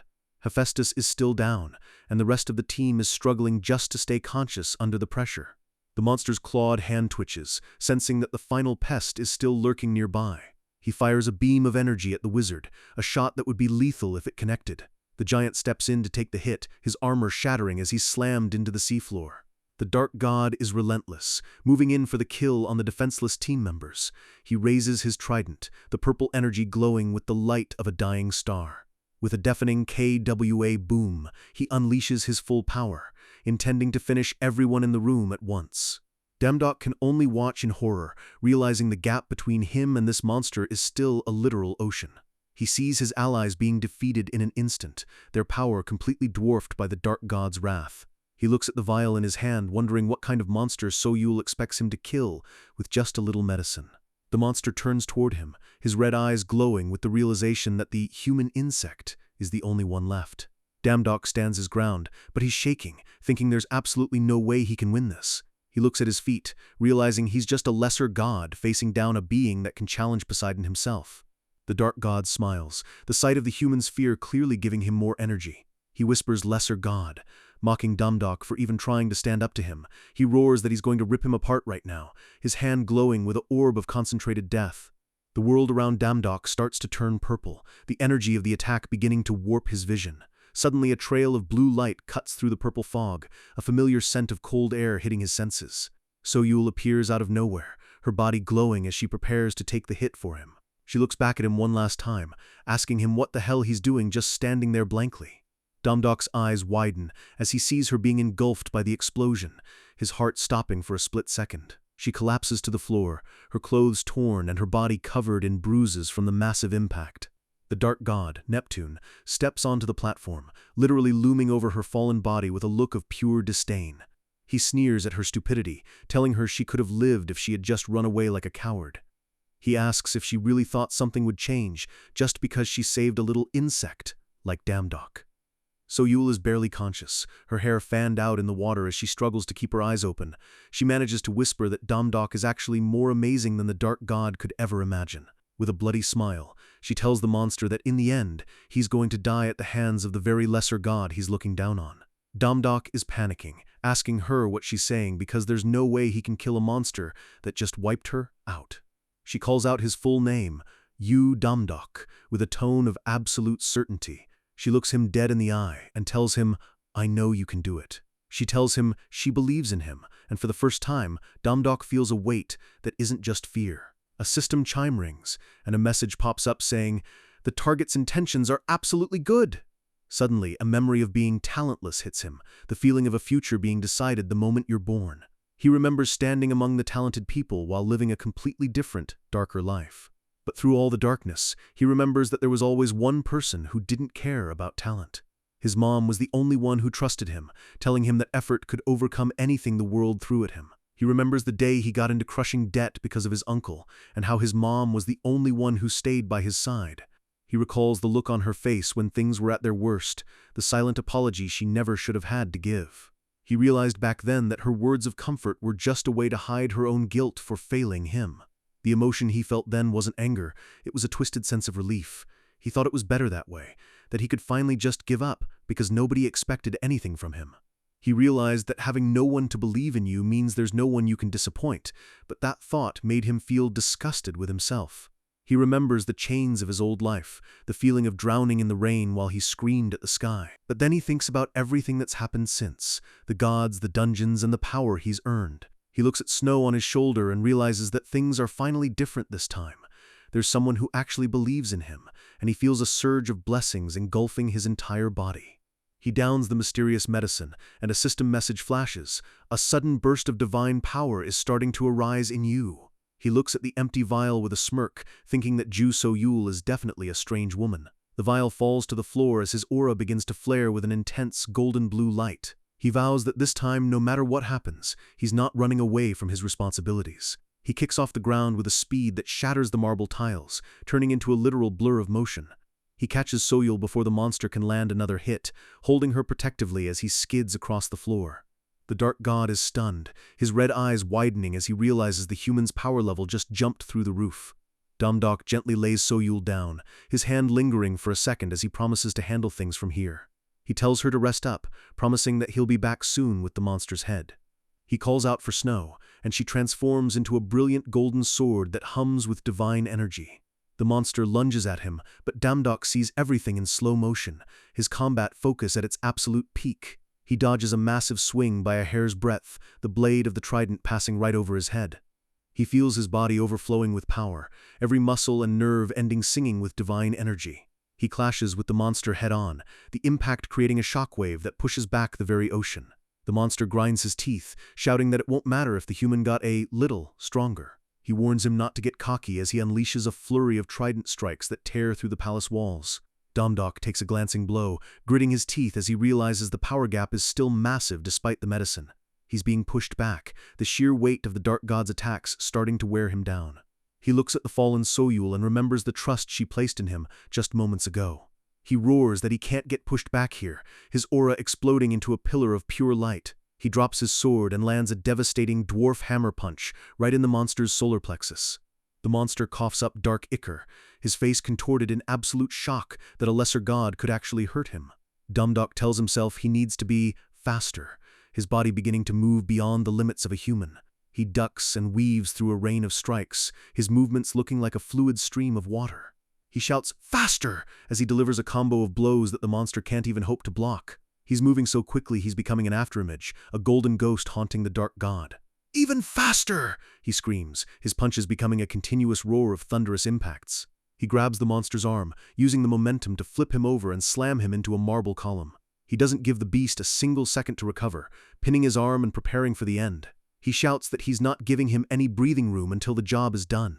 He just needs to hold on for a few more seconds until his final trump card is ready. The monster roars in pain, dark energy leaking from his wounds as his arrogance finally turns into pure desperation. Damdok grips the monster's throat, his eyes glowing with a cold, lethal determination. He stares directly into the dark god's eyes, the two of them locked in a final, deadly embrace. He lands one last massive punch that sends the monster crashing into the center of the arena. The impact creates a crater that's 20 feet deep, and for a second, everything goes silent. The monster crawls out of the wreckage, screaming that he will end the human once and for all. He charges his trident with every last bit of dark energy he has, a ball of purple death growing between the prongs. Right then, Snow White leaps into the air, shining like a miniature sun as she returns to her master's side. The monster fires his blast, a beam of destruction that would have leveled the entire palace. Damdok doesn't dodge, he catches the blast with his bare hand, the energy sizzling against his skin. He pulls back his sword, the blade glowing with a combination of his own power and the medicine's boost. The monster is terrified, asking if the human really thinks this struggle will make a difference. But suddenly, a second voice echoes through the palace. Poseidon has recovered and is shouting, "Water Dragon Pulse!" A massive torrent of water takes the shape of a colossal dragon, swirling around Poseidon as he joins the attack. The dragon roars, its liquid jaws opening wide to consume the dark imposter. The monster is caught in the dragon's maw, his dark energy being stripped away by the crushing pressure of the sea. The entire room is filled with white water and blue light as the two gods and the human combine their might. Poseidon lets out a long breath, thinking they've finally gotten rid of the annoying imposter. The water settles, and bubbles float through the silence as the smoke begins to clear. But out of the dust, the dark god Neptune remains standing, his armor shattered, one eye gone, but still breathing. He whispers, "That's it," his voice cold and hollow as he raises his hand for one last suicide attack. He shouts that he'll just end everything with this, intending to blow up the entire palace and everyone in it. Damdok isn't having it. A system message appears, "Infusing all your divine power to strengthen Wave Splitter." He leaps into the air, his body glowing with a golden light as he prepares the final evolution-level strike. He thinks of Soyul's trust and realizes that even a fool understands when someone truly believes in them. After a lifetime of being looked down on and chained by his lack of talent, this is the first time he's felt heartfelt trust from another person. His eyes burn with a fierce blue light, reflecting the strength of his resolve. He shouts that he's not going to step all over the expectations she has for him. He brings the sword down in a massive vertical arc, a pillar of golden light slicing through the dark god's last defense. The blade cuts through the monster's skull, the impact so powerful it turns the very air into a vacuum. A system window pops up. "Congratulations! Yayo, you have defeated the forgotten god Neptune." Another message flashes.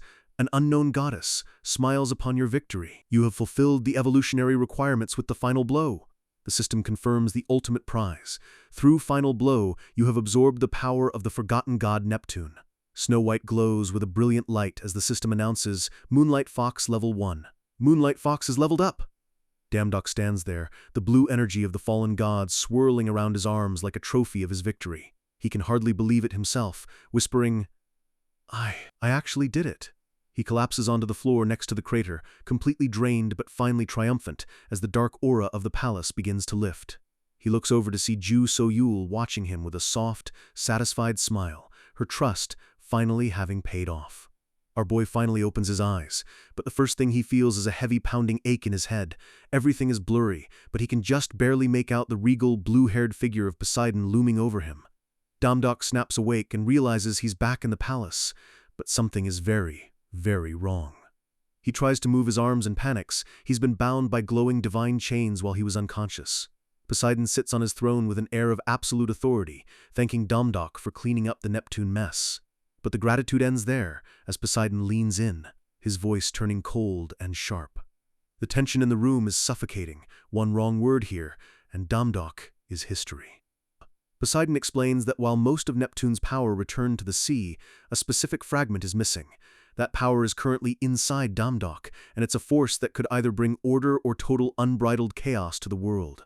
Suddenly, Damdok's system flashes red. Poseidon has unleashed a wave of pure murderous intent, judging our guy's very soul. The sea god's eyes glow with a terrifying light as he prepares to execute Damdok if he detects even a hint of evil. He demands to know one thing. What exactly does Damdok intend to do with a god's power? The pressure is so intense that the water around Damdok starts to vibrate, and he can feel his heart hammering against his ribs. The system warns him that Poseidon is using a talent called Eyes of the Ocean Depths to see through any lie. Damdok realizes he can't fake his way out of this. He has to give a real, raw answer. He feels the weight of the sea god's gaze and knows that his life is hanging by a literal thread. He takes a deep breath, stares straight into those divine eyes, and prepares to speak his truth. He tells Poseidon he didn't kill Neptune for the power, but now that he has it, he's going to use it to become a god that everyone actually respects. Poseidon lingers on that phrase, acknowledged by others, and his expression finally begins to soften. He looks at Damdok and sees a reflection of himself from an age long forgotten. He smirks, realizing that Damdok is as innocent and clear as a newly born deity. The chains vanish instantly as Poseidon declares that since the gate is gone, it's time to throw the biggest party the ocean has ever seen. He roars for his mermen to prepare a grand celebration, the heavy atmosphere vanishing in a heartbeat. The palace erupts into cheers as the mermen go from terrified to hyped in about 2 seconds. It's a complete 180, and Damdok is left standing there, just trying to process that he's not about to be executed. The wine starts flowing and the gods start laughing, but across the room, our boy spots the Ice Queen watching him. Damdok pushes through the crowd of celebrating mermen, heading straight for Ju So-yul to get some real answers. He finally corners her, telling her it's time for that talk she promised him. But before he can even start his interrogation, Snow White decides she's had enough of the drama. The little fox leaps from Damdok's arms and dives straight into So-yul's lap, looking for some affection. Damdok is fuming, yelling at Snow for picking the most intense moment possible to act like a house pet.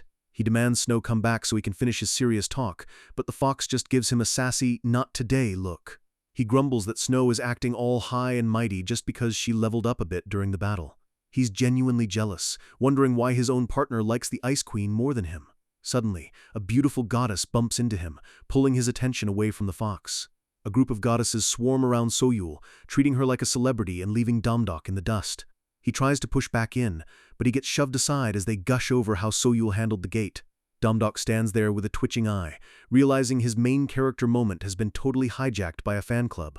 Suddenly, a cold hand drops onto his shoulder, and he feels a familiar, chilling presence right behind his ear. Poseidon drags him away for a long talk before he can escape, and Damdok realizes he's stuck in the god realm for a while. Later that night, So-yul finds him alone and asks if he's ready to hear the truth about who she is. Damdok is shocked as a system window appears before his eyes, revealing So-yul's true stats. His jaw hits the floor as he reads her profile. She's a mid-tier god, and the god of reincarnation, who has revived 1,869 times. She tells him that they need to succeed together in this lifetime, hinting that she's seen him fail in countless others. The scene shifts back to Earth as the hunter exam finally wraps up on Dokdo Island. Damdiok stares at his new hunter license, hardly able to believe the rank printed on the card. He's officially a 6-star hunter on his very first try, an achievement that's basically unheard of. The world ranking system is brutal, going from unranked all the way up to the legendary 9-star tier. There isn't a single 9-star in Korea, and only 13 people in the entire country are ranked higher than 5 stars. This means the target on Damdok's back just got a whole lot bigger, and the pressure is going to be insane. Nearby, a familiar voice starts screaming in a fit of pure, unadulterated rage. It's Young-ak, being dragged away by security while he shrieks about how Damdok should be in jail for entering gates without a license.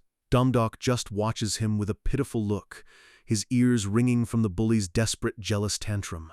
He looks down at Snow, noticing that she feels a bit heavier and definitely looks more imposing than before. A stray thought enters his mind. Is his partner going to grow up and leave him for someone cooler, like So-yul? He quickly shakes it off and nuzzles the fox, asking if she still likes him the best. So-yul walks up and breaks the mood, telling him his good spirits won't last very long. She tells him to follow her, promising to reveal the dark things that are about to happen to their world. We open on a sleek black car tearing down a mountain highway, the engine roaring through the quiet morning. Damdok looks out the window, finally understanding why he felt such a strange, powerful aura from So-yul from the start. He turns to her and asks, point blank, "Just who the hell are you?" So-yul keeps her eyes on the road, her expression unreadable as she prepares to dump a massive amount of lore on our boy. She explains that a year ago, the divine part-time job system appeared to her, and she used it to become a mid-tier god. Damdok is stunned to hear she has the foresight talent, allowing her to peek into the future. She narrows her eyes, telling him that while she doesn't see everything, she knows one thing for certain. She's seen an astounding and terrifying future where the balance of power completely collapses. A war between gods is coming, and it's going to happen much sooner than anyone expects. She explains that across history and mythology, gods often have different names for the same roles. Zeus is Jupiter, Poseidon is Neptune, names shift, but the power remains. Most people think they're just the same entities, but that's a deadly misconception. They are actually separate beings who have been fighting over those names for eons. The current gods we know survived because humans continued to believe in them and offer devotion, but the forgotten gods, those who lost the popularity contest of history, haven't gone anywhere. These ancient, forgotten gods have returned to the surface to reclaim their names and their power. They have been festering in the dark, waiting for the perfect moment to strike back at Olympus and the other heavens. They use the gates as hideouts, gathering their strength until they're powerful enough to break through. A gate isn't just a rift, it's a staging ground for a divine invasion. Once these ancient entities release their reserved energy, they will clash with the existing gods in an all-out war. And in the end, that clash has only one name in every mythology. The sixth Ragnarok is about to begin, and the look in So-Yul's eyes tells Damdok that this isn't a drill. Damdok realizes with a jolt of fear that if gates are hideouts, then the human world is already crawling with hidden gods. So-Yul explains that dungeons were actually created by the current gods as a training ground for humans. They wanted to prepare humanity to fight back against the coming gates so the gods wouldn't have to do all the heavy lifting. Damdok grits his teeth, realizing the sick truth behind the world's suffering. Countless people have died in these dungeons since they first appeared. And all that pain and death was just a training exercise meant to turn humans into divine cannon fodder. Damdok is furious, pointing out that the gods could have just stopped the gates themselves instead of making humans suffer. So-Yul reminds him of Neptune, noting that even though the fake god stepped out early, he was still incredibly strong.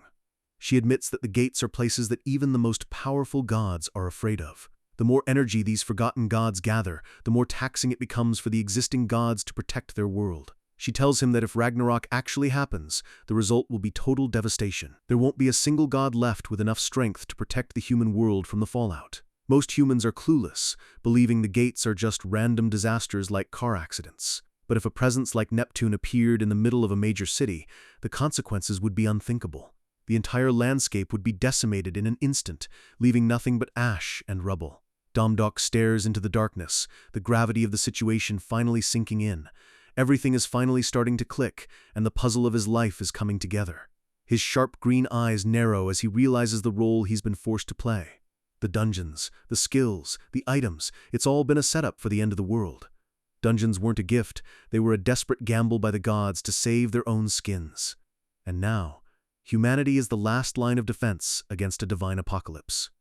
Damdok slams his fist down, cursing that humans have to survive this mess all on their own. But So-Yul looks at him through the rearview mirror and tells him he can actually do it. She reveals that in the future she saw, Damdok was the one who faced the gates and protected the world. She promises to do everything in her power to help him become that hero from her prophecy. Suddenly, she pulls the car over and tells him they've finally arrived at their destination. Damdok is so dazed by the information overload that he didn't even notice the drive was over. He steps out of the car and starts to thank her, but his words die in his throat. His eyes go wide as he realizes where she's actually brought him. A massive crowd of reporters and fans are waiting for him, the news of the new six-star hunter having spread like wildfire. Damdok is horrified, thinking they've come to the wrong spot as microphones are shoved in his face. He screams at the car as So-Yul peels away, asking if this was what she meant by helping him out. A system chime rings, letting him know his reputation is skyrocketing along with his divine power. 1 month passes in a total blur of monster slaying and media frenzy. Damdok has become a national icon, clearing 3 high-ranked dungeons in record time with 0 casualties. He's clearing dungeons so fast he can barely keep track of the loot he's accumulating. He stands atop a mountain of monster corpses, having earned millions of dollars worth of items in just 4 weeks. Back at his apartment, he sighs, realizing that being this popular is a double-edged sword. Reporters are literally latching onto him like leeches because of his 6-star status. He looks over at Snow, who is lounging on the rug, and realizes she's caught the fame bug too. Apparently, his little fox partner now has her own dedicated fan club. He jokes that she's gaining popularity without even lifting a paw. So-Yul enters the room and tells him he needs to work even harder than before. She explains that his fame is literally his strength. The more people believe in him, the more his divine power grows. She warns him that the fights ahead are going to make everything he's faced so far look like a cakewalk. She shows him a vision of the anticipated end, where the world collapses into darkness and despair. A system prompt appears. Will you still face that cruel fate? Apollo has offered a job. Damdok stares at the YES button, knowing he's not just going to wait around and suck his thumb while the world burns. So-Yul smiles, knowing exactly what his answer would be before he even says it. A massive blue magic circle forms beneath them as they prepare to head back to the god realm. With a flash of light, they vanish, heading off to their next part-time job for the sun god himself. A flamboyant voice booms through the air, welcoming the little chicks to a realm filled with blinding light. Damdok looks up to see a god standing in a pillar of sunlight, his long hair flowing like liquid gold. It's Apollo, and he tells them they should be honored to work part-time for a god as perfect as him. Damdok is blinded, shouting about how the sun is right in front of his eyes and it's way too bright. Apollo just chuckles, claiming the brightness is just a clear representation of his own magnificent self. He laughs at the curves of his sun carriage, comparing them to his own perfectly sculpted body. Damdok is sweating from the cringe, asking if this guy ever stops complimenting himself for even a single second. Apollo continues his monologue, claiming he's become more and more perfect every day since the moment he was born. Thankfully, the sun begins to rise, and Damdok realizes they need to get moving before they're late for the shift. So-Yul looks like she's seriously considering punching Apollo in his perfect face just to shut him up. Damdok tries to look on the bright side, asking her if this job isn't actually kind of fun. He's used to building dungeons or training dogs, so he thinks doing something godly like moving the sun is a nice change of pace. He laughs, wondering when else he'd ever get the chance to drag around the literal center of the solar system. So-Yul gives him a deadpan look, asking if he really believes that giant ball of fire is the actual sun. She bursts his bubble, explaining it's just a fake made from Apollo's ability to trick the humans below. Damdok is devastated. It's like being told Santa isn't real all over again, and he can practically feel his childhood dreams dying. He shouts, asking why Apollo would even bother making a fake sun in the first place. So-Yul looks down at the people far below, her expression turning somber. The fake sun flies through the sky, and from the ground it looks like a miracle to the unsuspecting humans. Because of this miracle, the people believe in the sun god and offer him their total devotion. Apollo just smirks in the background, feeding off the belief to increase his divine power levels. Damdok is disgusted, calling it a serious fraud and a total scam played on humanity. So-Yul tells him not to worry about it right now, and to just focus on the task at hand. She reminds him that the rewards for this job are huge, and they need everything they can get for the coming war. She tells him to hurry up and finish this icky job so they can get back to business. Damdok notices how well she's driving the carriage and asks if she's done this before. She sighs, telling him she's suffered through this specific job countless times across her many lives. Damdok is surprised, noting that Apollo didn't seem to recognize her at all when they arrived. He realizes that for a god as self-absorbed as Apollo, a human face is just another blur in his long life. So-Yul confirms it, saying Apollo only cares about himself and wouldn't remember a mere human, even after seeing her 100 times. Suddenly, the air gets even hotter, and a pack of giant flaming creatures appears on the horizon. 3 massive sunwolves dive toward the carriage, their eyes glowing with a murderous, fiery hunger.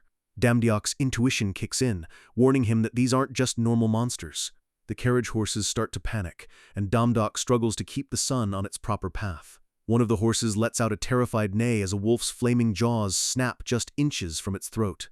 So-Yul is confused, noting that there aren't usually sunwolves on this specific celestial path. Damdok is sweating, asking if these dogs from hell are the ones he has to deal with. He decides it's time to use his specialized skill and activates Dog President with a smirk. He tells So-Yul he'll handle the pack and prepares to step out onto the carriage rail. She screams at him to wait, warning that the wolf's fur is hot enough to burn him down to his bones. But Damdok knows that if he wants to become the hero of the prophecy, he has to handle this much. He leaps from the carriage, his coat fluttering in the intense heat as he targets the lead wolf. He calls out for Snow, and she transforms into a golden blade that reflects the fire of the sun. He's got it all thought out as he swings around the carriage, using the momentum for a massive strike. The lead wolf lunges at him, its teeth glowing like white-hot embers. Damdok dodges mid-air, the wolf's flaming tail narrowly missing his face. He lands on top of the sun orb itself, looking like a total badass as he stares down the remaining wolves. He tells So-Yul to look closely because he's about to show her exactly how he wins his battles. He unleashes a horizontal slash, the divine energy of his sword cutting through the heat of the pack. The wolf roars in pain, its flames flickering as it's pushed back by the force of the hit. Damdok kicks off the sun orb, moving with a speed that catches the second wolf completely off guard. He grabs the wolf by its flaming scruff, and the smell of singed fabric fills the air. His hand starts to sizzle as the heat of the beast tries to melt his very skin. He grunts in pain, realizing that even with his high stats, the heat is still absolutely brutal. Suddenly, a blue aura erupts from his body as the power of Neptune activates for the first time. The blessing of the waves covers his hand, making the heat vanish as he slams his palm onto the wolf's head. He smiles, realizing that with this combo of powers, he's basically untouchable. The wolf whimpers and submits, the dog president's skill forcing it to acknowledge its new master. So-Yul watches from the carriage, a small, genuine smile appearing on her face as she calls him a fun bastard. She remembers the first time she saw him, a fool who couldn't do anything to save himself. But she realized that no matter how hard things got, this boy never stopped charging forward. She thinks about how he devoted his life to improving himself, even when the progress seemed meaningless to others. She knows that for someone to accomplish this much after 1,869 cycles of failure is nothing short of a miracle. She looks at his back and realizes he's the only one who can kill that which is coming for them. She whispers that she's only been reincarnated this many times just for the purpose of meeting him. Damdok names the first two wolves Sun Wolf 1 and 2, treating the lethal gods of fire like common puppies. He stands between them, their flames swirling around him as he commands them to help him finish the job. He gives a cocky, toothy grin and orders his new pets to chase off the rest of the pack, looking like a true god of war. Damdok stands tall, looking completely in control as the flaming sun wolves circle him. He's got that confident smirk on his face, ready to make his next move. The lead wolf growls, its eyes glowing red with heat and aggression. It's not backing down, but Damdok isn't flinching. With a simple, casual flick of his hand, our boy prepares to show these beasts who's really in charge. He shouts out, calling them his cute little puppies, as he dives right into the middle of the pack. The wolves leap at him, their bodies wreathed in roaring flames. The wolves clash in mid-air, a chaotic blur of fur and fire as they fight for dominance. One wolf looks completely stunned as its own pack members start turning on it. Damdok's influence is already spreading through the ranks. Damdok drops down from the sky, landing right on top of a sun wolf's head with a massive grin. He promises to make them all friends again very soon. He moves like a blur, sweeping through the air with a fluid strike that knocks the wind out of the flaming beasts.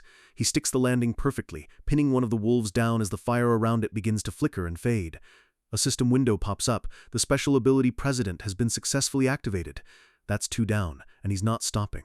His tally of tamed dogs is skyrocketing, hitting 40 in total. Damdok looks out at the remaining wolves with a relaxed expression. He's got this in the bag. It's time to tame every last one of them. Suddenly, a notification pings. Surpassing 40 tamed dogs has triggered a hidden reward. He's unlocked a new subskill called Howling. It's a game changer. He can now call upon every single dog he's ever tamed to fight by his side. Damdok's eyes go wide with excitement.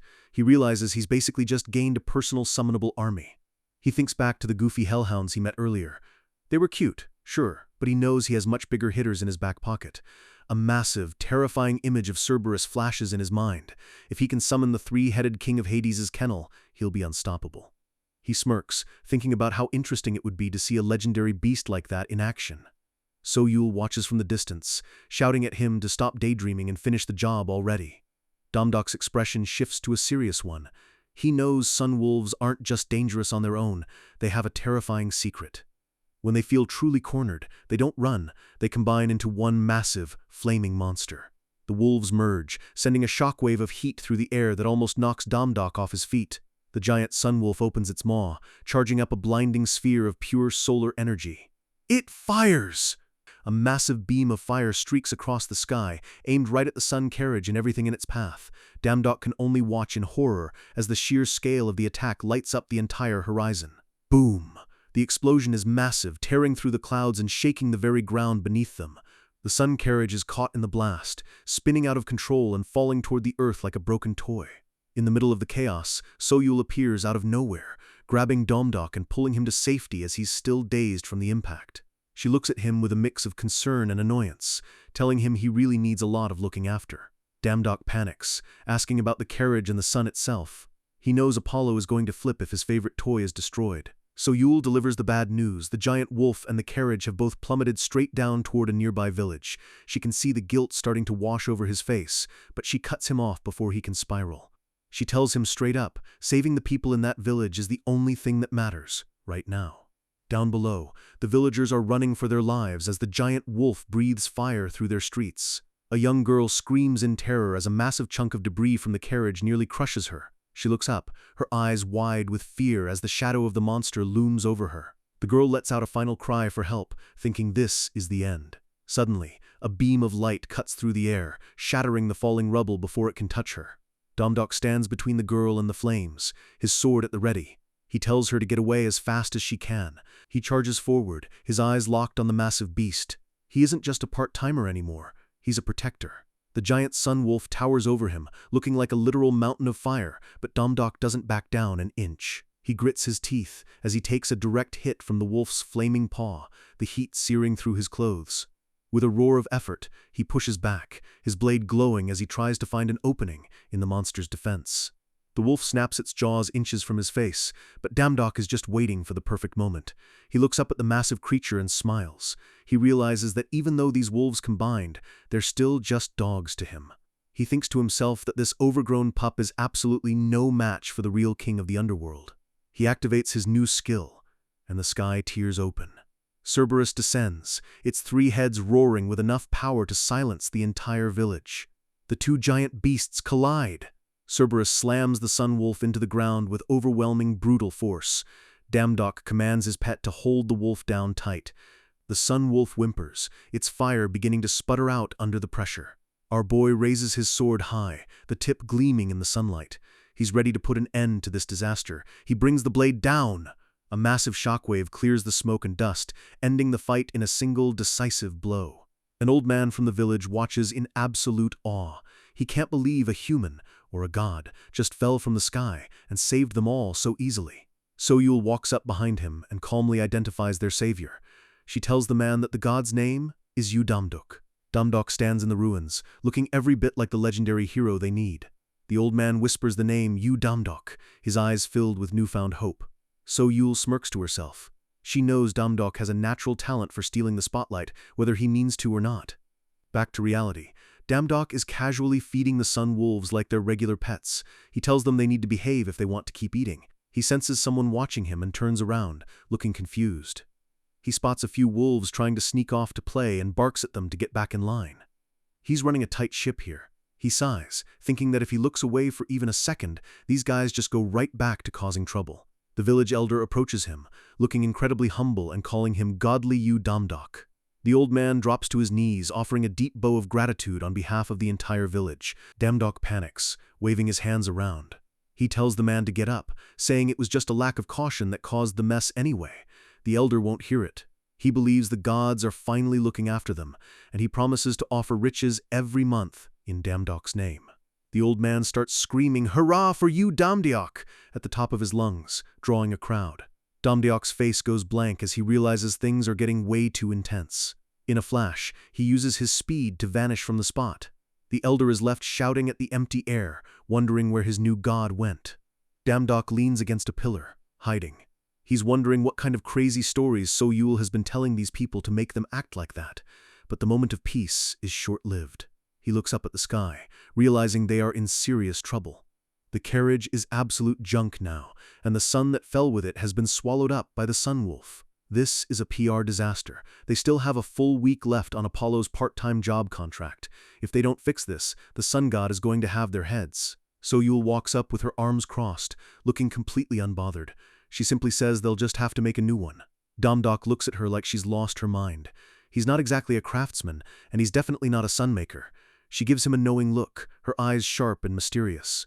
She tells him that the person who can fix this is someone he already knows very well. Deep in a forge wreathed in flames, the god of blacksmiths, Hephaestus, swings his hammer with bone-shattering force. Domdok and Soyul walk through a grand temple, the air thick with heat.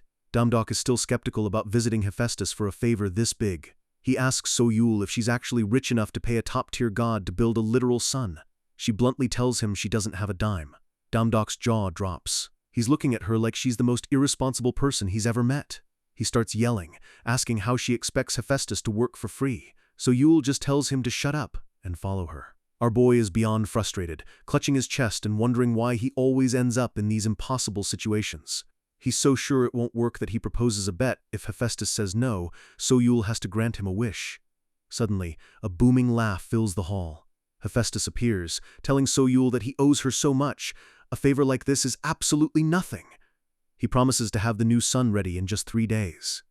Dumdok stands there with his mouth wide open, completely losing the bet. He's left wondering just how much debt this god must be in to build a star for free. At night, Soyul leads Damdok to a quiet, desolate mountain range under a starlit sky.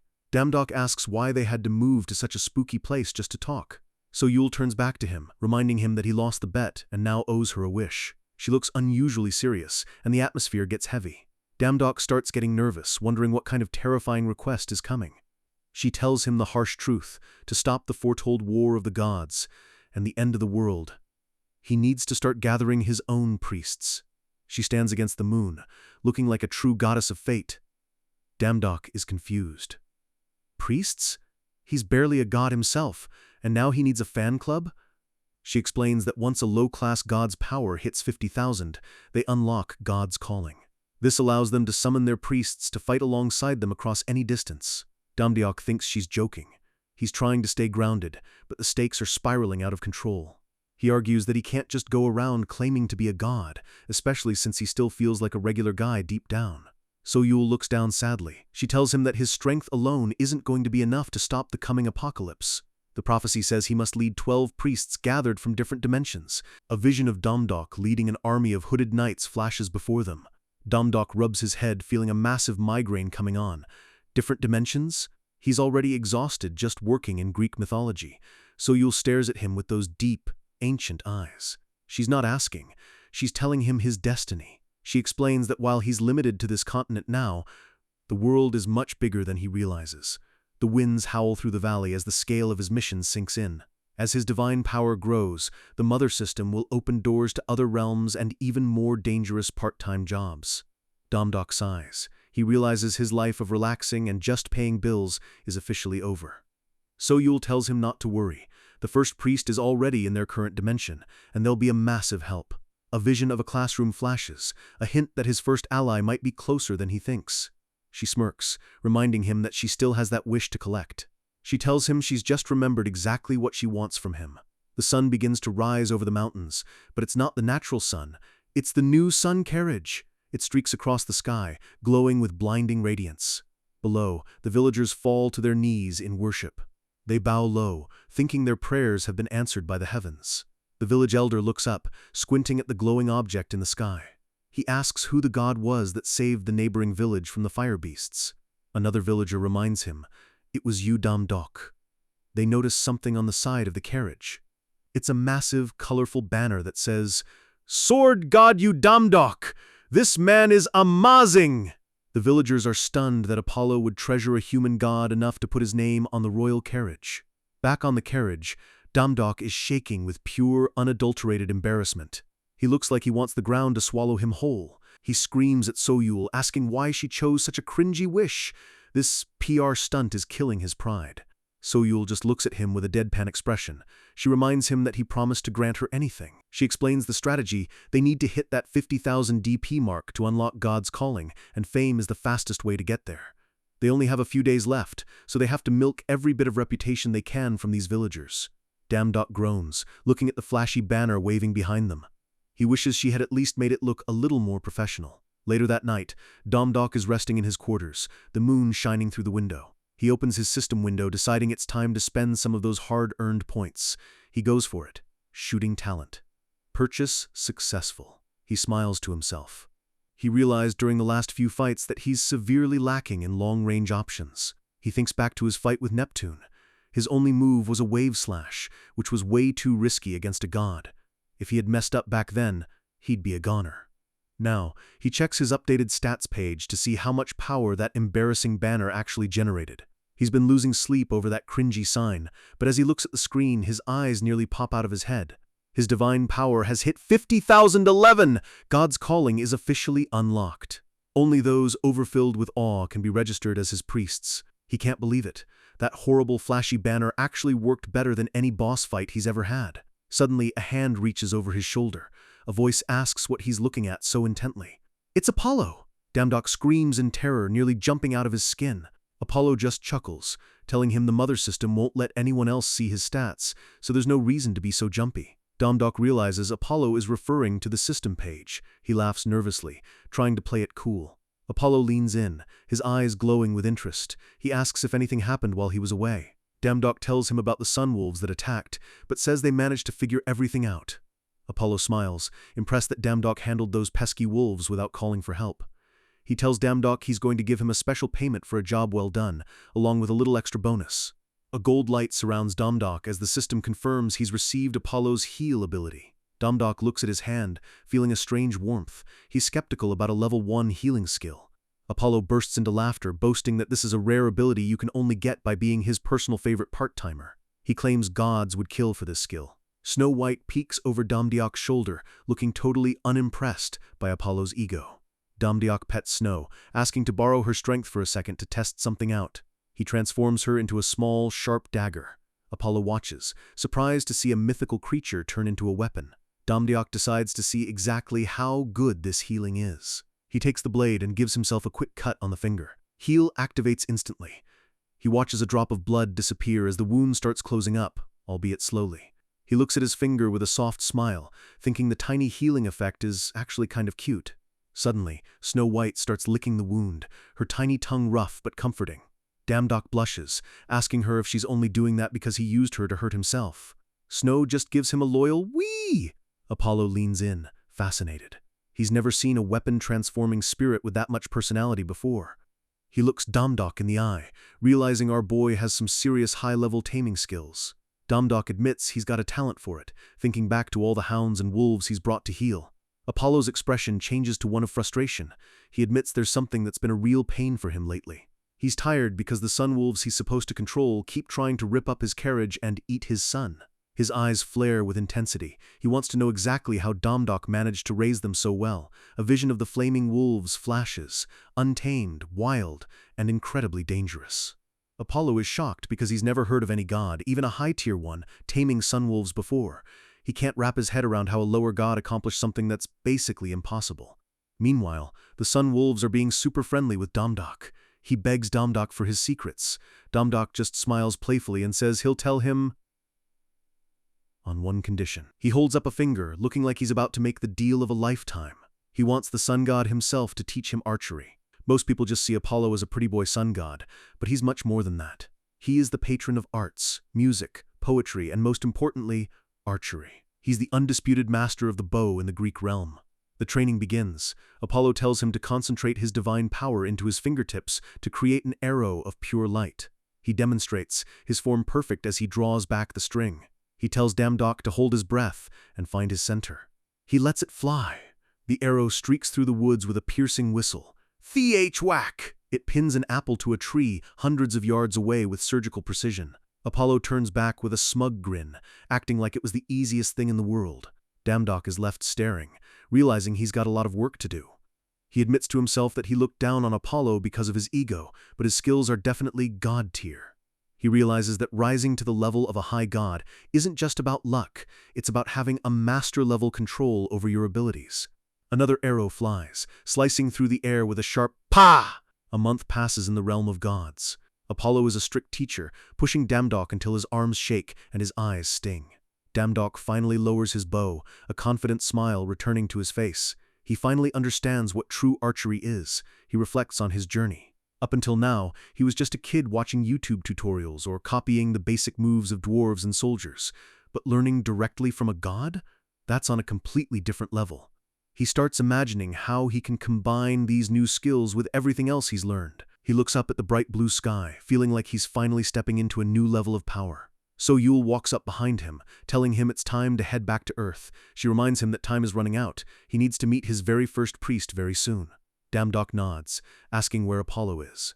He wants to say goodbye before they leave his dimension.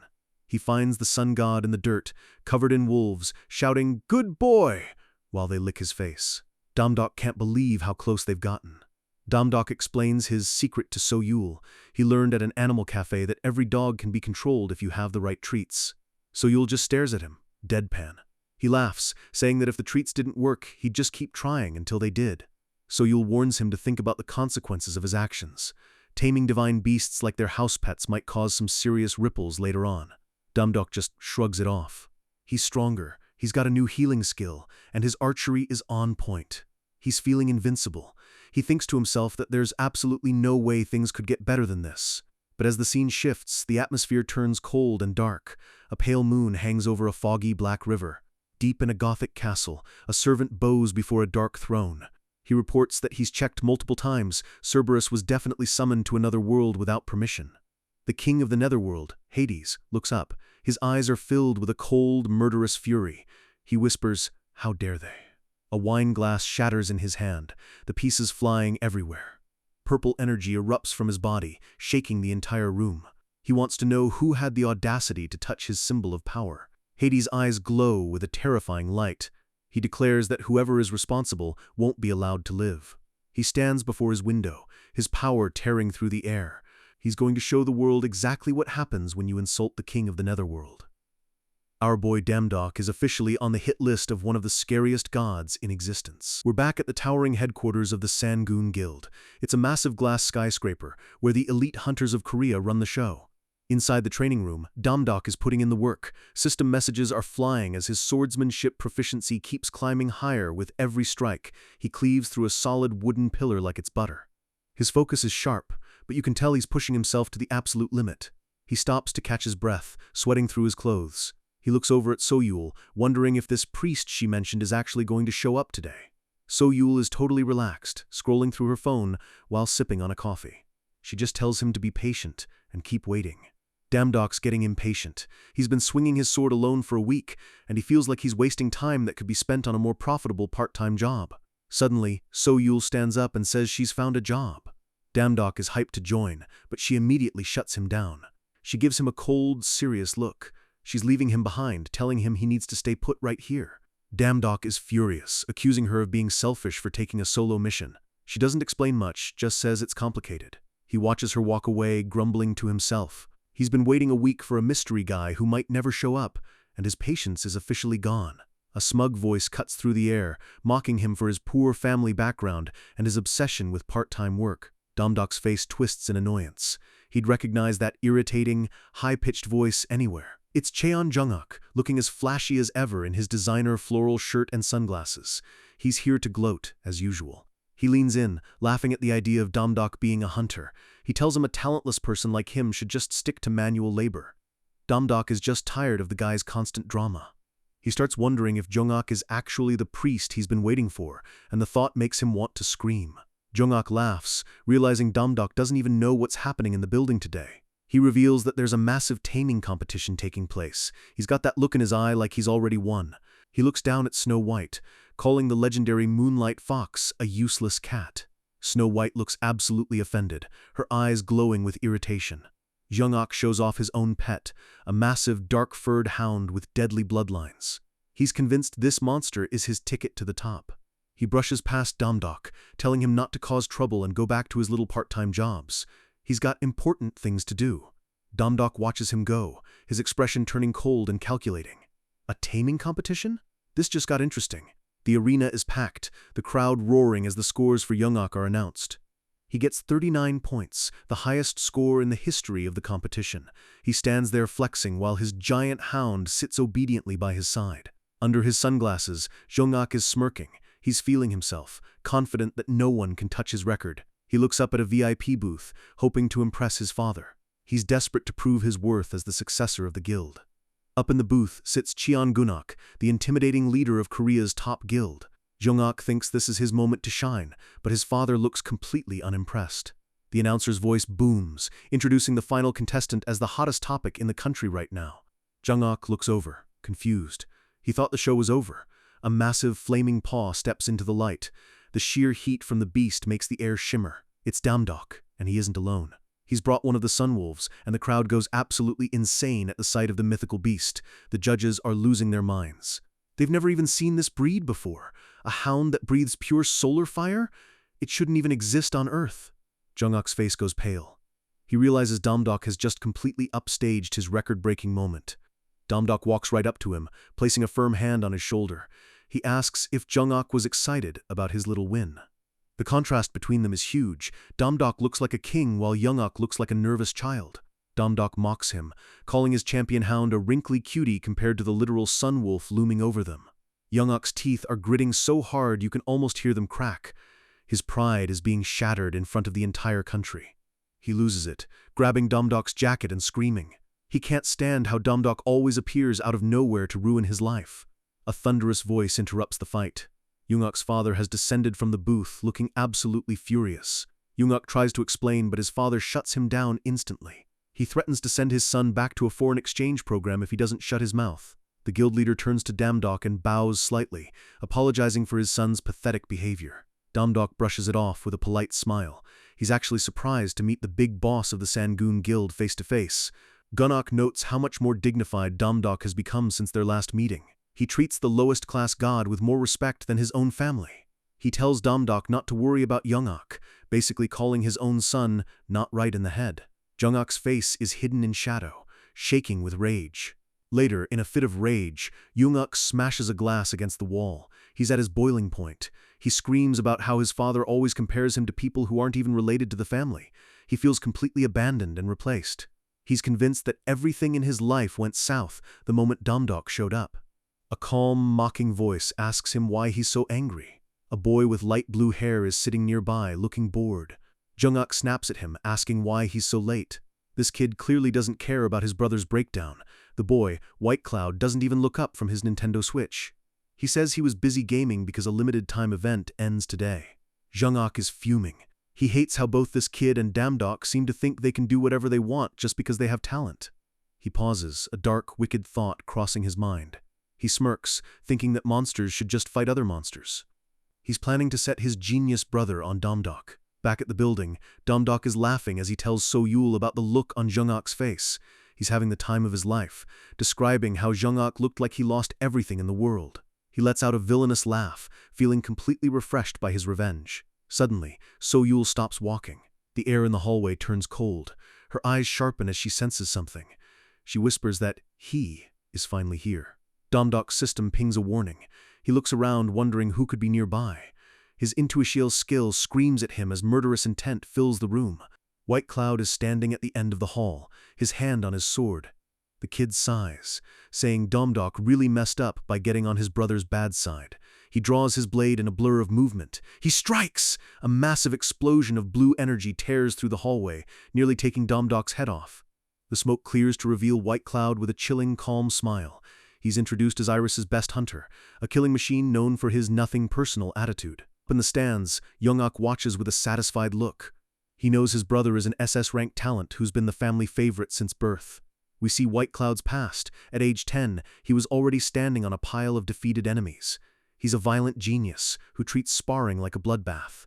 Jungkook leans back, convinced that Damdok is about to be turned into mincemeat. Clang! The two blades meet. White Cloud looks genuinely surprised. He didn't expect Damdok to actually block his strike.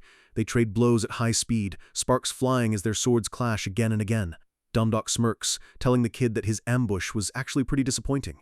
He's starting to enjoy the challenge. White Cloud dashes forward, his blade leaving a trail of blue light as he slices through the air. Damdok dodges by an inch, the wind from the blade cutting his cheek. He knows Jungkook sent this kid to finish him off. He counters with a heavy strike, slamming the floor and creating a massive shockwave to push the kid back. White Cloud wipes a bit of blood from his lip, a dark grin spreading across his face. He admits that Damdok is actually fun. His eyes flare red. He was going to end this quickly, but now he's decided to take his time and enjoy the hunt. He unleashes a torrent of blue energy, his aura becoming massive and suffocating. He tells Damdok he asked for this. He moves like lightning, disappearing from sight entirely. Damdok's eyes widen as he tries to track the kid's movements. He can sense the danger coming from every direction. White Cloud drops from the ceiling, his blade coming down like a guillotine. The floor explodes! Damdok barely rolls away, but he's bleeding from a fresh cut on his face. This kid's speed just hit a whole new level. White Cloud is suddenly right in front of him, his movements fluid and ghostly as he prepares for another strike. He asks Damdok which arm he should cut off first, looking like a total psychopath. Damdok realizes he's in a real fight. This isn't just a bully anymore, this is a true genius who lives for combat. He thinks about the first condition of recruiting a priest. We cut to a flashback of Soyul explaining the process. The first step is making the person be in complete awe of you. She says there are several ways to do it, but one way stands above the rest. The easiest way to make someone follow you is to show them an overwhelming difference in power. Back in the fight, White Cloud is screaming, telling Damdok to try talking smack now, while he's being pushed back. He stomps on the ground, shattering the foundation of the room as he launches himself forward. He lands a direct hit. Blood sprays as his sword cuts deep into Damdok's shoulder. Damdok grits his teeth through the pain. He can't believe a human is actually outmatching him in swordsmanship. He needs to do something radical to make this kid feel awe. They clash again, but White Cloud is winning the trade, pushing Damdok toward the edge of the room. Damdok realizes he can't win this if he only uses a sword. He's up against a specialist who has dedicated his life to the blade. He lets go of his sword's hilt for a second. He asks himself, why do I only have to fight with swords? His fist starts to glow with a terrifying golden light. White Cloud stops mid-swing, sensing a massive shift in the atmosphere. Damdok activates his skill. He clenches his fist, the air around it beginning to crack. Dwarf Hammer Punch! He throws a blow that doesn't just hit, it demolishes everything in its path. A massive explosion of dust and rubble fills the training hall. Even the skyscraper itself seems to groan under the power of the strike. When the smoke clears, Damdok is holding the kid up by his shirt. White Cloud is bleeding from his head, looking completely dazed that he survived such a hit. The kid barks at him, calling him a coward for using his fists in a sword fight. Damdok just smiles and says there's a level of power you can't reach with a blade alone. He calls White Cloud a child for not understanding true combat. The kid is shaking with fury and embarrassment. Damdok gets a menacing look in his eyes. He asks if they should continue, hoping the kid won't get caught off guard again. White Cloud starts to panic. He realized he's completely outclassed. We see a massive UA-seek as Damdok finishes the lesson with a brutal flurry of strikes. Later that night, we cut to Damdok's home, a modern apartment overlooking the city. He's relaxing on his couch, thinking about the note he left for the kid. He knows White Cloud is the type of person who won't let a loss like that go. We see a flashback of the kid beaten to a pulp, crying on the floor. Damdok didn't just win, he completely broke the White Ghost's ego. Soyul is positive that the kid will come to find them soon. His obsession with strength will lead him right to them. Damdok sighs, thinking that babysitting a genius is more tiring than any job he's ever done for the gods. He remembers that he has to fulfill 3 specific conditions to officially recruit him. The system screen appears, detailing the recruitment rules for a priest. A mysterious, glowing silhouette appears in the system data. 1. Make them feel awe and respect. 2. Make them aware of their role. 3. They must swear an oath of loyalty. Damdok clutches his head, complaining about how picky the system is. Soyul tells him that's why most gods can't even use their calling skills. He asks her why she hasn't used her own priest-calling skill yet, since she's a powerful mid-tier god. She looks away, her expression turning somber. She says she can't use it because of special circumstances. She goes completely silent, her hair covering her eyes. There's a heavy weight to her secret. Damdok feels a sudden chill. He realizes he might have just stepped on a conversational landmine. She suddenly snaps out of it, telling him she's too lazy to explain. She grabs the door handle and prepares to leave. Damdok looks toward the door. He can sense someone standing right outside. He tells the person to stop standing there and just come in. White Cloud opens the door, looking bruised, battered, and very angry. The kid shouts at him to shut up, claiming he's only here to ask one question and then leave. Damdok stays on the couch, looking totally unbothered as the kid stands in the doorway. White Cloud asks the question that's been eating him alive, "What are you? A martial artist or a swordsman?" Damdok looks back and simply says he can be both. He doesn't limit himself to one category. The kid screams, "Bullcrap!" He refuses to believe anyone can be a genius in 2 different styles at the same time. He's desperate for an answer, demanding to know which one is Damdok's true path. Damdok smirks, offering to go another round if the kid still doesn't believe him. White Cloud immediately backs off, waving his hands. He's definitely not here for another beating. He admits he's just trying to analyze why he lost. His analytical gamer mind is trying to solve the puzzle of Damdok's strength. Damdok leans in close, asking if the kid really hasn't figured out the reason yet. He stands up and prepares to tell him the big secret. Then he just smiles and says, "I'm not telling you!" The kid's face goes completely red from frustration. He tells the kid that nobody wants to help someone who's being so rude. He gets a mischievous grin on his face. He says if the kid really wants to know the secret, he has to call him older brother Yu Damdok and ask to be taken in as a student. White Cloud looks like he's about to have a stroke. His pride is screaming against the idea of calling his rival Big Brother. The kid is stuttering, his face bright red as he struggles to get the words out. He yells that he'd rather bite his tongue off and die than say something so embarrassing. He turns around to leave. He marches away, fuming. He can't believe Damdok would actually try to make him say that. He thinks back to his brother, Jungak. It took 10 years for him to finally call that idiot Big Brother, and he isn't about to do it for a stranger. Damdok doesn't chase him. He just casually says how unfortunate as the kid reaches the door. He mentions that he was going to teach the kid the true secrets of combining martial arts and swordsmanship, a perfect combat style. Damdok watches him, knowing exactly which buttons to push. White Cloud stops. He knows Damdok is right, that hybrid style is exactly what he needs to become the strongest hunter in the world. Damdok pretends to give up, telling him to just forget the whole conversation. He knows that with prideful people, you have to tease them to get what you want. The kid is shaking, his teeth gritted in absolute agony. In a tiny, trembling voice, he finally whispers, "Older brother." Damdok leans in close, cupping his ear. He tells the kid he couldn't hear anything because it was too quiet. He's a total menace. White Cloud looks like he's about to explode. He decides to just get it over with so he can get the power he wants. He clenches his fist, telling himself that once he masters these secrets, he's going to step all over Damdok. He screams it out, "Older brother Yu Damdok, please take me as your student." Damdok lets out a hysterical laugh. He pats the kid on the shoulder, calling him little brother and promising to teach him everything. White Cloud looks like he wants to cry. But then Damdok's expression changes. He says his big brother status comes with a little favor he needs to ask. The system updates. Since White Cloud has become his student, the conditions for recruiting a priest are officially commencing. The first condition of awing him was already checked off during their fight. White Cloud looks at the system notifications in shock. As a god substitute, he realizes he's gained the ability to traverse through the world of the gods. He thinks it's just like a high-level video game. He accepts the oath way easier than Damdok expected. The priest contract is completed without any drama. Immediately, they start training. White Cloud throws a punch, his form already improving under Damdok's guidance. Damdok calls an end to the session. White Cloud is panting, looking completely drained but focused. Damdok is impressed, noting that the kid is following along incredibly well for his first day. White Cloud sits on the floor, asking if Damdok is actually telling the truth about his power. Damdok smirks to himself. He realizes the kid's learning speed is even higher than he anticipated. He thinks back to the dwarf hammer punch. If the kid keeps this up, he might actually be able to pull off the legendary strike soon. He tells the kid to connect everything he's learned for one final set. White Cloud screams in protest, exhausted. He wipes the sweat from his face, thinking that Damdok is an absolute maniac for a teacher. A system window pops up. The priest has acquired the 1-2 combination skill. Damdok gets a notification too. His own combat power has been slightly raised because his priest got stronger. He smiles. He realizes that even though the recruitment conditions were annoying, the payoff for having a priest is amazing. It's a perfect cycle. Whenever his priest gets stronger, Damdok gets stronger too. We cut to the city skyline at night, the calm before the storm.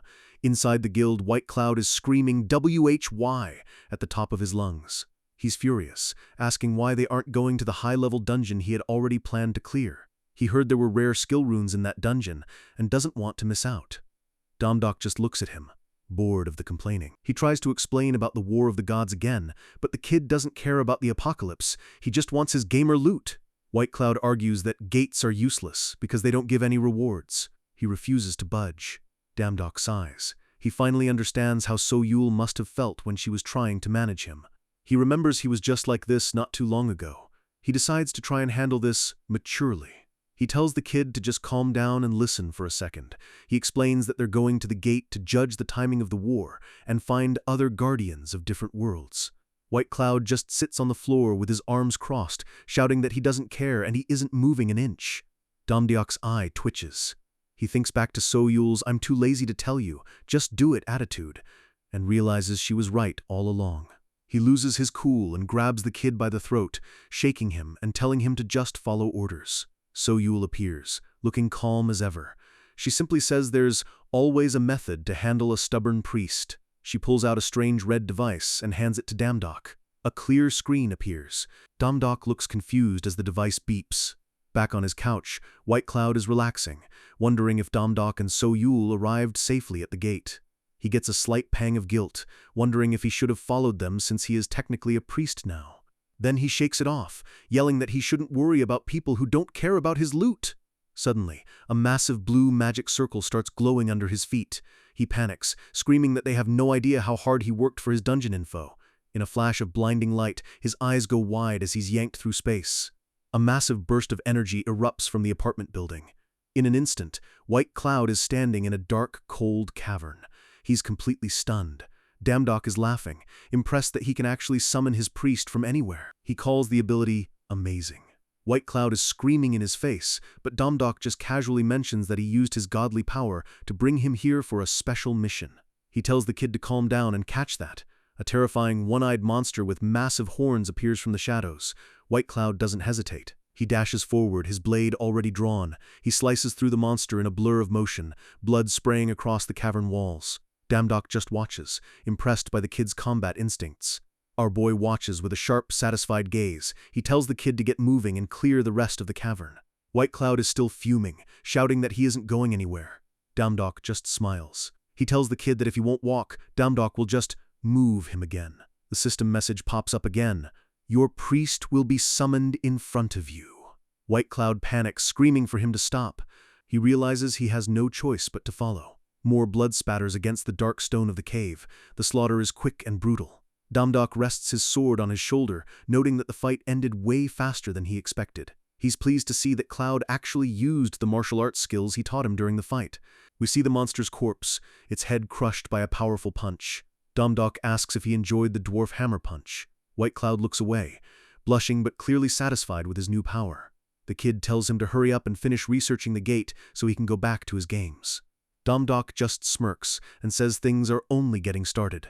He reveals that the cavern was just a pit stop. Their real destination is somewhere far more dangerous. The system screen flashes. 2,300 reputation points will be consumed to transport you to another dimension. A massive teleportation circle glows under White Cloud's feet. He looks like he's about to have a heart attack. Damdok looks down at him with a predatory grin. You heard the system, he says. The kid's eyes shrink to pinpricks as the magic takes hold. The portal spits our squad out right into the heart of a city that looks like it was pulled from a high fantasy dream. White Cloud is losing his mind. He's a hardcore gamer, and landing in a literal magic world is basically his dream come true. The architecture is insane. Floating crystals, glowing streetlights, and a vibe that screams high-tier magic. Damdok is a little overwhelmed. It's a lot different than the gritty dungeons he's used to. So-Yul just stares at him, wondering what he actually expected. Our boy is worried. They're in a massive city, and he has no clue how they're supposed to find their next priest without even a description of what they look like. So-Yul isn't worried at all. She tells him that in this world, finding this specific person is going to be the easiest thing he's ever done. She points to a massive tower where a giant holographic poster of a beautiful blonde woman is displayed. This is Adele Shallan, the superstar actress of the magic realm. Damdok's jaw hits the floor. He's wondering why on earth a famous celebrity would ever want to quit her glam life to become his personal soldier. So-Yul tells him to stay focused because the recruitment for the rest of the priests is only going to get harder. Meanwhile, White Cloud is acting like a kid at a theme park, begging to go explore. So-Yul throws a subtle jab at White Cloud, calling him simple. The kid catches the shade immediately and starts barking back at her. He gets all fired up, ready to settle things with her right then and there. He clearly hasn't learned his lesson about testing the Ice Queen. A split second later, the kid is face down on the pavement. So-Yul didn't even break a sweat, putting him in his place. Damdok just sighs, reminding the kid that So-Yul is way out of his league. White Cloud mumbles an apology into the dirt, totally defeated. So-Yul turns her attention back to the mission. She's already got the schedule mapped out for their target. According to the prophecy, Adele Shallan visits the magic school every Friday. Damdok thinks it's weird that a 27-year-old is still hitting the books. So-Yul explains that Adele is a special case. She tells Damdok to quit asking questions and just follow her to their next stop. They arrive at the Magic Academy, a palace of white marble and soaring towers that looks more like a royal residence than a school. Damdok walks into his new classroom, bowing low and introducing himself with a nervous shout. He's feeling the pressure. He's a grown man having to play student just to get close to a celebrity. He curses his luck, realizing that when So-Yul said she was going off to do part-time jobs alone, she was actually setting up this whole school enrollment trap for him. The students immediately start whispering. They've already heard rumors that Damdok is a flop, who only got in because of a recommendation from the dean. The atmosphere turns toxic as they mock him for having a mana evaluation score of 0. Damdok realizes that even in a magic world, people are just as judgmental as they are on Earth. He grits his teeth, feeling the familiar sting of being looked down on for his lack of natural talent. The teacher claps her hands, trying to bring the rowdy class to order. She tells Damdiak he can sit wherever there's an empty seat. He's already got his target in sight. He marches across the room, his sneakers squeaking on the polished floor. He knows that the first step to recruiting, someone is getting physically close to them. He makes a beeline straight for Adele Shalon, who's sitting by herself, looking bored out of her mind. He asks if the seat next to her is taken. She doesn't even look up, leaning on her hand with a cold, distant expression. She tells him to do whatever he wants, her voice full of disinterest.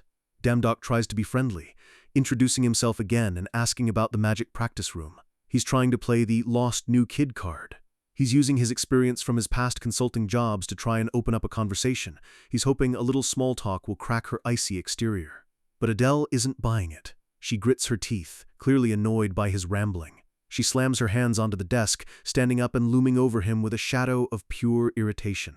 She barks at him to stop acting like they're close. She accuses him of being one of those fans who thinks they can become besties with a celebrity just because they share a classroom.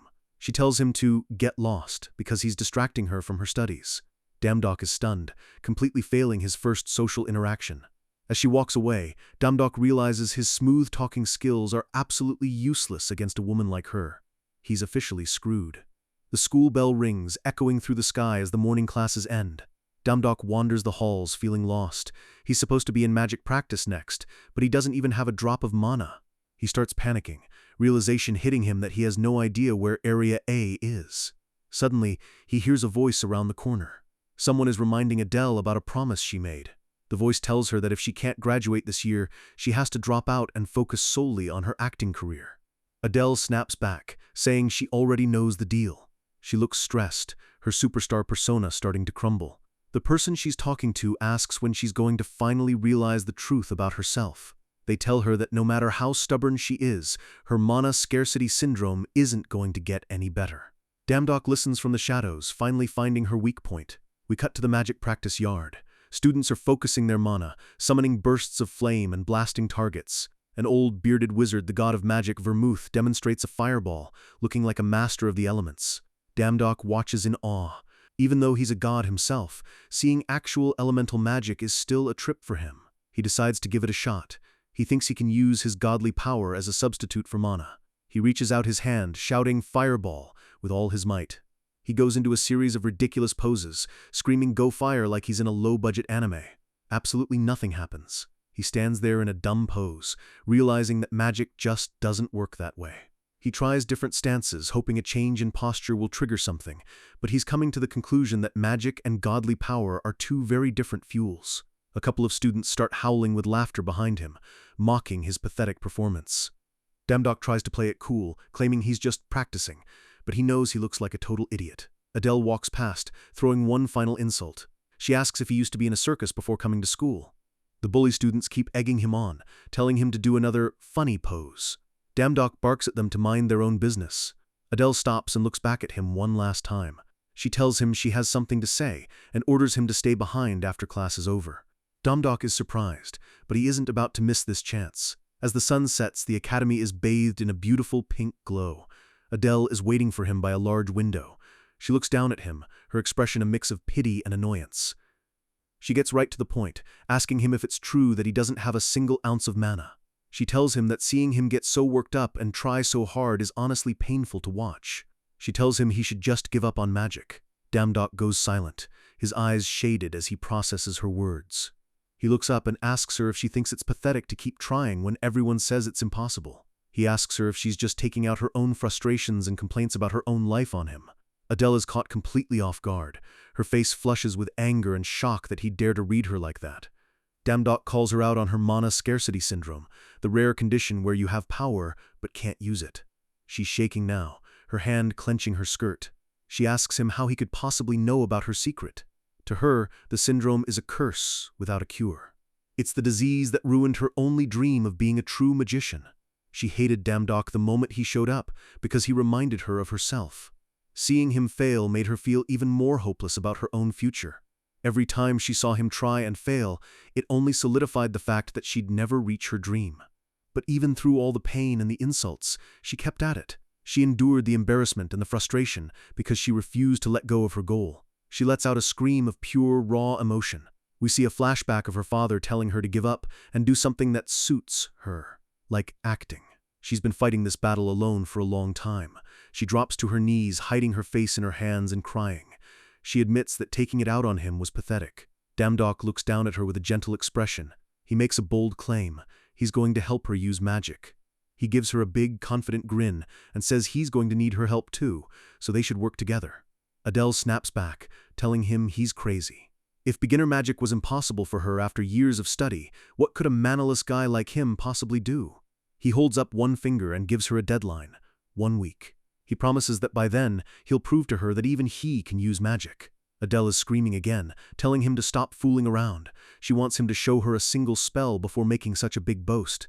Damdok just looks at her with total confidence. "Oh yeah?" he says. "Then let's make a bet." Later that night, So-Yul meets Damdok outside. She can't believe he actually promised to learn magic in a single week. She rubs her temples, asking where he gets the confidence to make such impossible promises. Damdok admits he was being a bit hasty, but he felt like he had no choice.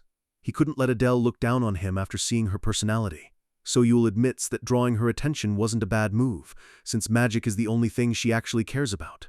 Damdok laughs it off, asking if there isn't some convenient prophecy about him mastering magic in record time. So-Yul shuts that down fast. Magic abilities aren't sold in the god shop. It usually takes months, or even years, just to sense mana. Even in her past lives, it took her 3 months to cast her first spell. She's looking at him like he's already lost the bet. But then, she mentions a loophole. There are hidden part-time jobs. She says that in 2 months, a forgotten magical god named Kalos will appear to destroy the city. She shows him a vision of the city in flames. It's a total disaster waiting to happen. When that happens, the current god of magic, Vermouth, will post an urgent job offering magic abilities as a reward. Damdok is hyped. He wants that magic reward right now! So-Yul is being careful. She doesn't want to distract his growth by telling him too much at once. She reiterates that Kalos is coming in 2 months. She tells him his best bet is to tell Adele to wait for 2 months. It's the logical, safe solution. Damdok gets a devious smirk on his face. He isn't interested in waiting 2 months. He tells So-Yul he thinks his plan will work immediately. He's already cooking up something crazy. So-Yul looks at him with a deadpan expression, wondering how he could possibly bypass a 2-month timeline. He explains his logic. Vermouth only posts the job if the city is in danger, right? So his plan is to have his team become the danger! He wants them to dress up like monsters from the gate and attack the temple to bait Vermouth out. So-Yul just stares at him in silence. She can't believe he's actually suggesting domestic terrorism as a shortcut for a part-time job. She reflects on her 1,869 previous lives. The magic world was always predictable and complicated, but this version of Damdok? He's a total wildcard. She starts to smile, realizing he might actually be the one who can change their fate. But she still has one major concern. She warns him that the plan is incredibly dangerous and could get them killed. Damdok laughs it off. He says death isn't a problem because he isn't the one going in. He points a finger at her, telling her she is the strongest one, so she should be the one acting as the soldier. So-Yul's eyes turn cold. She doesn't look amused by his attempt to use her as bait. Suddenly, a scream of "Kyla" echoes through the night, followed by the sound of something breaking. We cut to Vermouth's temple, the center of all magical power in this dimension. The sky is clear, but the peace is about to be shattered. A group of mages in green robes are patrolling the grounds, completely unaware of the chaos heading their way. Damdok peeks through the bushes. He notices there are a lot more guards than he expected. He tells his team he's going to hide while they go out and cause a scene. He's really leaning into the boss role here. White Cloud looks at him, totally confused. So-Yul just sighs, already resigned to her role in this mess. White Cloud screams at Damdok, asking why he brought him along if they're going to be fighting a god. Damdok tells him to shut up and just act as bait. Damdok gets a terrifying look on his face. He asks the kid if he wants to die out there by the mage's hands, or die right now by his own hands. White Cloud is sweating buckets. He's much more scared of Damdok than any mage. He quickly shouts that he'll be right back and runs into the fray. Damdok tells him to be careful and not get caught by the guards too easily. He's really enjoying this a bit too much. A mage spots White Cloud's sneakers, stepping into the light, and demands to know who's trying to attack the temple. The guard raises his staff, but White Cloud just keeps walking forward with a bored expression. The kid is grumbling to himself about how bossy Damdok is. He feels more like a slave than a priest right now. Another guard in red robes warns him that if he takes another step, they're going to open fire. White Cloud is reaching his limit. He's tired of both Damdok and these mages looking down on him. The mage screams firestorm and unleashes a massive glowing crystal filled with solar energy. A literal tornado of fire erupts, swallowing White Cloud whole. But the kid isn't done. He tells himself that Damdok and Soyul better be watching this. He charges straight through the flames, his sword glowing with white-hot energy.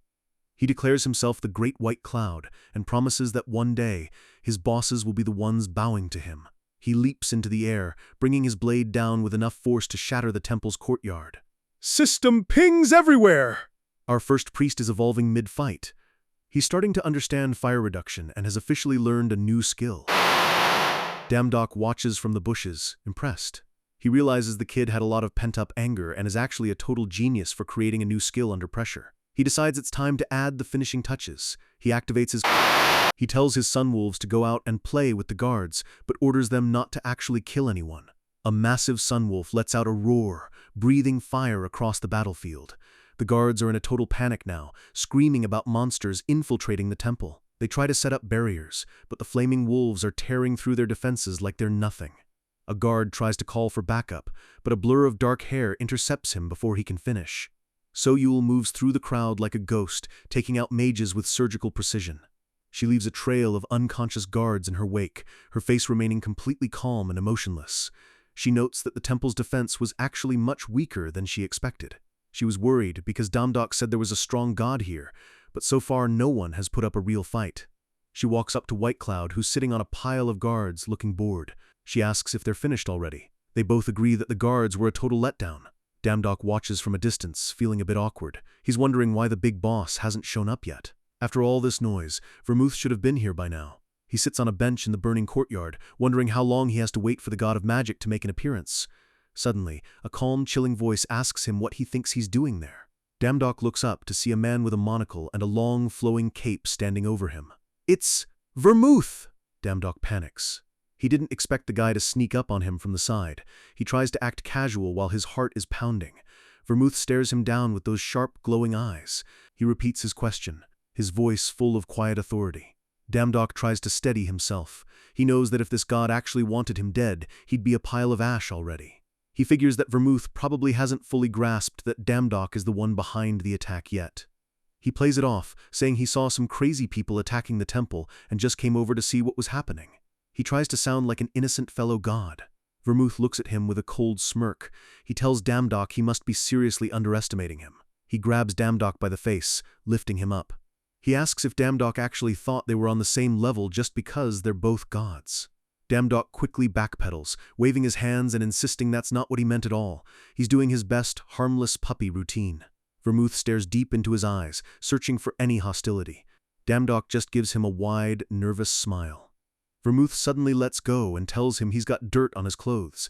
He's completely switched back to his calm, polite persona. He even brushes the dust off Damdok's shoulder and apologizes for his rude language. Damdok is baffled by the guy's mood swings. Vermouth admits he was just testing to see if Damdok was telling the truth. He didn't sense any murderous intent, so he's decided to trust him. Damdok laughs it off, saying there's no way he'd be dumb enough to attack a temple in broad daylight. He's really laying the lies on thick. Soyul watches from the distance, whispering Vermouth's name. She looks a bit relieved that their plan didn't end in a total slaughter. Vermouth looks toward the attackers and calls them strong monsters from the gate. He's completely fallen for the bait. White Cloud looks at Vermouth from the ruins, calling him a bullhead and asking Soyul if the guy is dangerous. Soyul doesn't answer. She just tells the kid they're jumping and to get ready.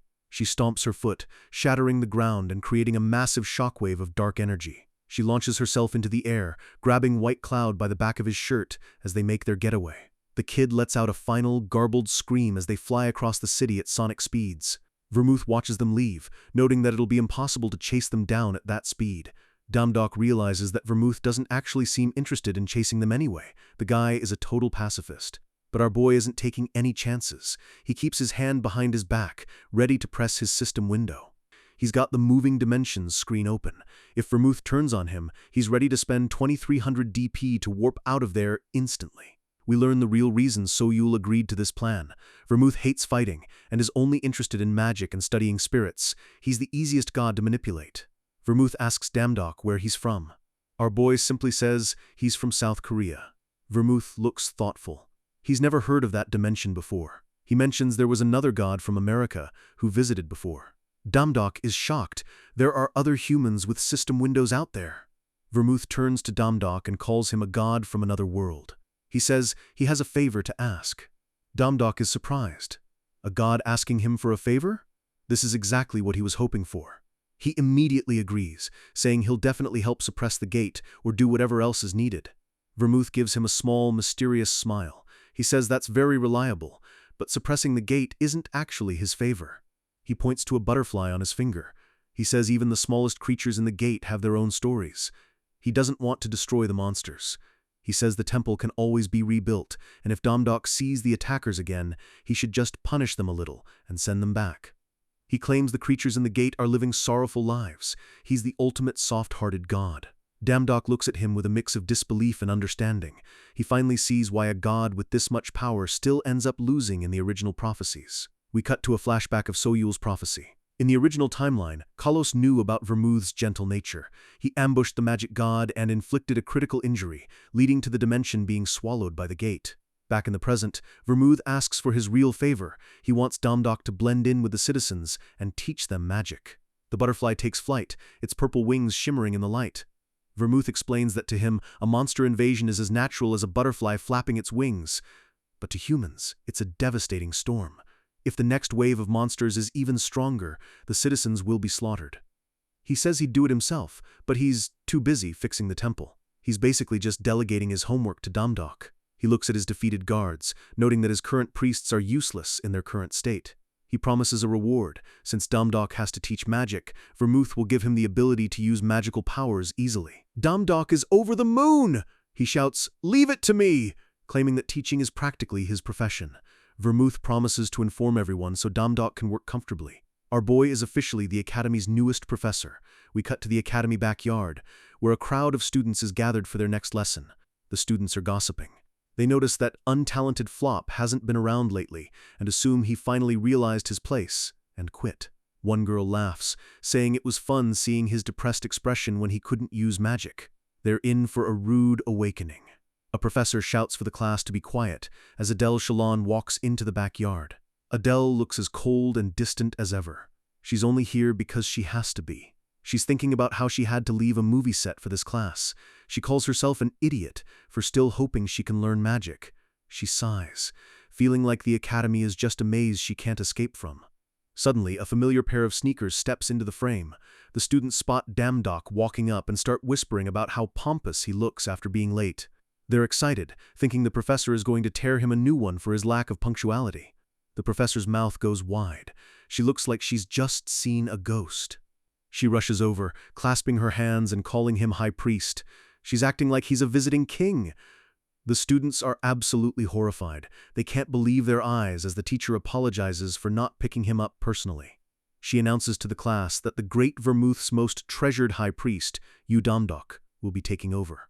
She demands a round of applause as Damdok stands there with a smug, satisfied grin. The table has officially turned. He looks at the students and asks why their expressions are so sour. He says he was looking forward to seeing them again. The bully student from before screams in protest, asking the professor what she's even talking about. He's furious, demanding to know how a bastard like Damdok could possibly teach them anything. He points a finger, shouting that everyone knows Damdok has 0 mana and only got in through connections. The professor is losing it, screaming at the kid for his disrespect. Damdok just stays calm and tells her it's okay. The kid is biting his own glove in rage. His world is being turned upside down by a guy he thought was a loser. Damdok tells the teacher he'll take care of it. He looks at the bully and says he's going to prove he has every right to be there. The kid requests a magic duel, confident that his years of study will crush Damdiok's 0 mana status. Damdiok's eyes darken. He promises to make the untalented kid come to his senses. The bell towers above them, signaling the start of the showdown. They face off in the backyard. The air is thick with tension as the other students watch in silence. Damdok gets that devious grin again. He says he'll be generous and let the kid attack first. The kid grits his teeth, his ego screaming at him to win this in a single hit. He shouts mighty flames and begins channeling a massive amount of mana. A giant swirling sphere of fire appears over his head. It's a high-level spell for a student. He fires! A massive fire arrow streaks toward Damdok, looking like it's going to incinerate him on the spot. Damdok doesn't move. He just raises his hand and opens a small, glowing magic circle right in front of his palm. The fireball hits the circle and just stops. The bully mage is completely shocked. Damdok looks through the flames with a cold, predatory smile. "It's my turn now, right?" he asks. He tells the kid to make sure he blocks this, or it's going to be a very short duel. We see a flashback of Vermouth. He admits that using advanced magic from the start is impossible, even for a genius. So Vermouth decides to share a portion of his actual god-level power with Damdok. The system window flashes. 8th Circle Hellfire. This is power from an era that shouldn't even exist anymore. Damdok unleashes the strike! A massive, blinding bird of pure white fire erupts from his fingertips. The heat is so intense that the nearby students start screaming, shielding their eyes from the radiance. The bully kid realizes his mistake. He's facing a god, and he's about to be turned into cinders. He screams for him to stop, crying and begging for his life as the fire closes in. Damdok snaps his fingers, and the fireball narrowly misses the kid, slamming into the academy wall behind him. Boom! The explosion is massive, sending a pillar of smoke into the sky and shaking the very foundation of the city. Damdok stands in the middle of the debris, looking like a true god of destruction. He's completely silenced every critic in the room. The bully mage is on the floor, shaking and crying. Damdok asks him if he's finally come to his senses. He tells the kid to relay a message to anyone else who has a problem with him. From now on, this untalented guy is the one in charge. Adele walks up, calling him a high priest and noting that 8th Circle magic hasn't had a user in centuries. She asks if he's actually going to teach the class now. She's staring at him with wide eyes. For the first time in her life, she's seeing someone who has actually achieved the impossible. Later, inside a private room, Adele slams her hand on the table. She can't believe the conditions Damdok is asking for. Damdok tries to calm her down, but she's at her breaking point. She asks if he takes her for a fool. Meanwhile, in the background, White Cloud is busy celebrating a victory in his video game. Damdok tells her to just listen while he slowly explains everything. He's trying to be the mature one again. Adele sits back, letting out a long, exhausted sigh. She's finally willing to listen. Damdok asks which part of the contract she didn't like. She shouts everything without a second's hesitation. She argues that it's basically a slavery contract. She has to come whenever he calls and offer absolute devotion. She calls him a total cultist. Damdok panics, shouting that it's just a job, not a cult. He promises he won't call her for anything useless. He says they just need her power to stop a future disaster. He promises that in return he'll help her overcome her mana scarcity syndrome and finally master magic. Adele looks at him like he's grown a second head. She says even with millions in gold, that condition is impossible to fix. He laughs nervously, admitting he doesn't have a method yet, but promises he'll try his best to find one. Adele slams the table again, calling him a total con artist. She's not buying his empty promises. She yells that if words were all it took, she could just call herself a magic god right now. Damdok's face goes blank. He realizes he can't actually refute her logic. He's totally stuck. He asks Soyul if there's a way to fix her condition right now. She gives him a flat, cold nope. Soyul notes that while Damdok learned magic fast, persuading a stubborn person like Adele has always been the hardest part. Adele is a superstar who has everything except for one thing. Her mana scarcity syndrome is the only thing that keeps her from being truly happy. Soyul tells him they should just give her some time to think it over. She says there's still time left before the gate explodes, but suddenly, the tea in their cups begins to vibrate violently. The building starts shaking. Adele and Damdok look around, sensing a massive disturbance in the air. Damdok's eyes widen as a terrifying blood-red aura fills the room. Outside, a massive black portal opens in the sky above the city. A beam of dark energy slams into the academy, tearing through buildings like they're paper. Someone lets out a scream of WH8THE as the sky turns a hellish shade of red. Adele looks out the window, her face pale with terror. The destruction is happening right in front of them. Soyul's eyes are filled with fear. She says it's impossible. The prophecy said they had a full month left. She can't understand why the timeline has shifted. The forgotten god Kalos has arrived early, and the magic city is officially under siege. The war has begun and our squad is right in the crosshairs. The sky has turned into a bloody nightmare, and monsters are literally falling from the clouds as people scream for their lives. The city is in total chaos, and the only thing louder than the explosions is the sound of people begging for a way out. From a balcony above, the situation looks even worse. A massive pillar of red light is tearing through the center of the town. Adele watches the destruction with pure horror in her eyes, her face sweating as she realizes this isn't just a small skirmish. She turns to Soyul, panicked, demanding to know why Kalos is here when he was supposed to show up much later. Our boy Damdok is just as stunned, but Adele is yelling at them both, wondering why they're standing still instead of running for cover. Soyul looks troubled, realizing that everything in this life is happening way faster than in her previous 1800 tries. Suddenly, a golden glow erupts behind Damdok as he reaches for his weapon. Soyul grabs his arm, terrified he's about to do something suicidal by jumping into the fray against a god. She warns him that Kalos is on a whole different level compared to the enemies he's faced before, but Damdok knows that hiding won't solve anything.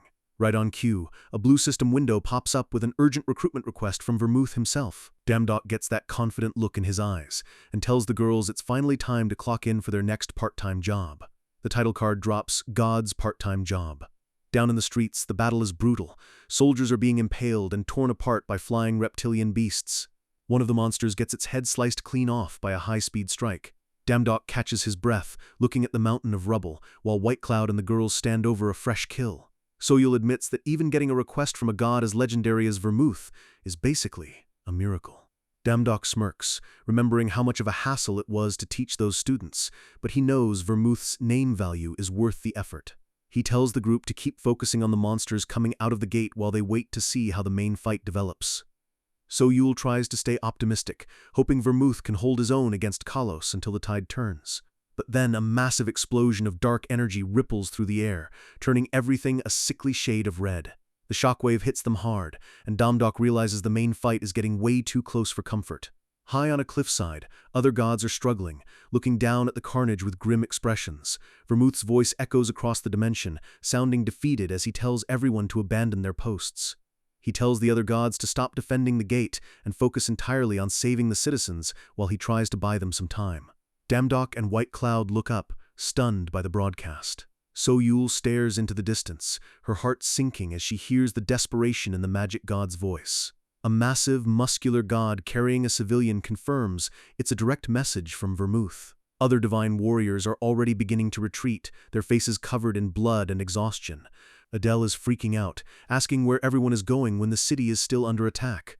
Damdok tells her bluntly that they've been ordered to fall back, and Adele can't believe her ears. She looks at his back, trembling, asking what this means for the people who haven't escaped. We see the horror on the ground, corpses buried under stone and children's toys left in the dirt.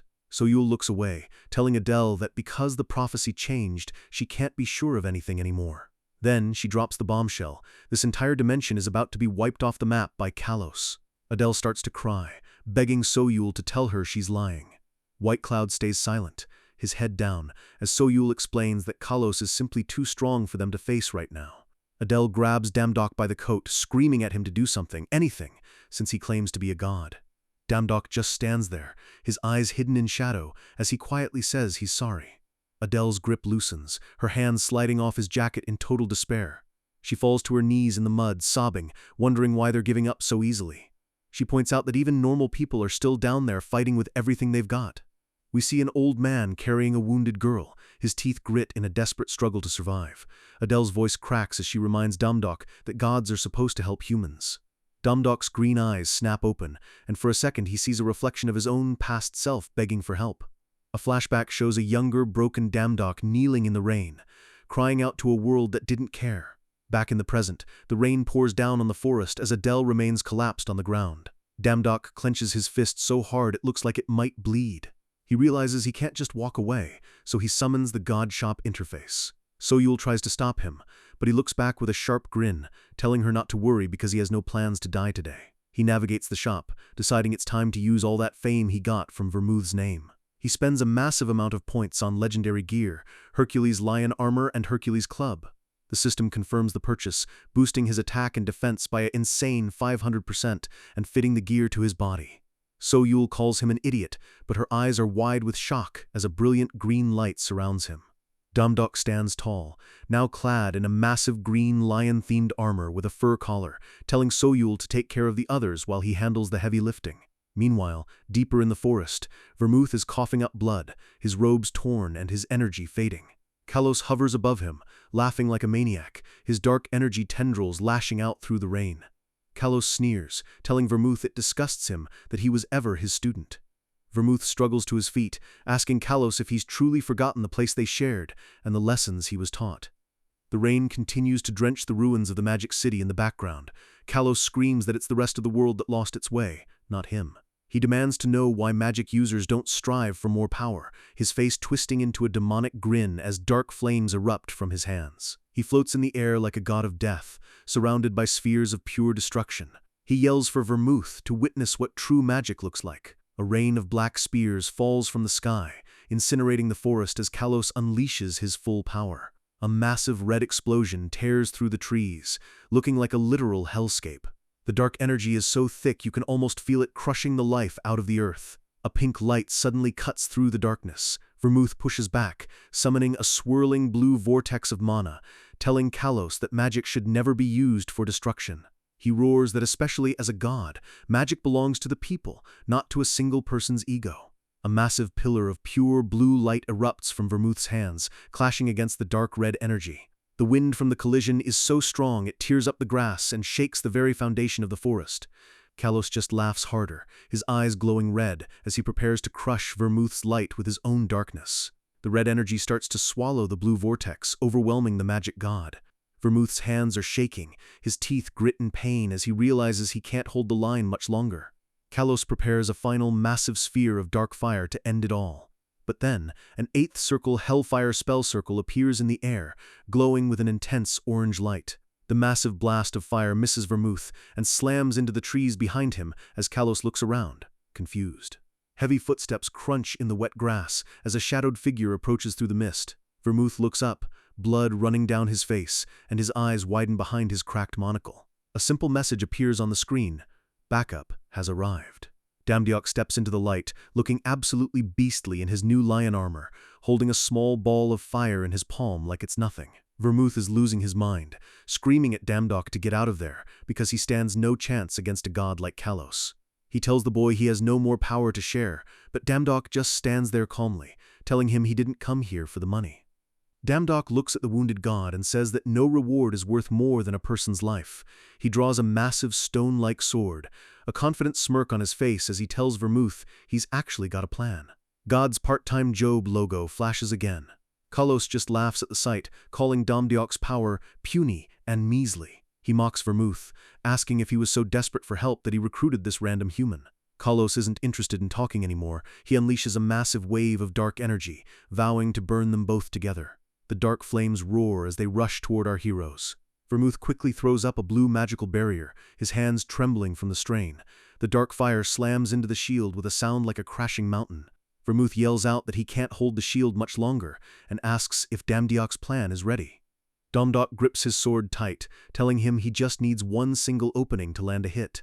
Vermouth notices the weapon Damdiok is holding and realizes it might actually have a chance. He promises to create a distraction, even though he can't protect Damdiok from the dark energy once he moves. Damdiok triggers his Sung-dash skill, his body becoming a blur of speed. He leaps into the air, flying right over Kalos's head as the dark god looks up in surprise. Damdiok swings his massive club down with enough force to shatter the ground. The impact is huge, but Kalos's dark aura is still swirling around him like a protective storm. Damdiok's eyes go wide as he realizes the dark energy is trying to swallow him whole. He grinds his teeth, frustrated that his current strength isn't even letting him touch the guy.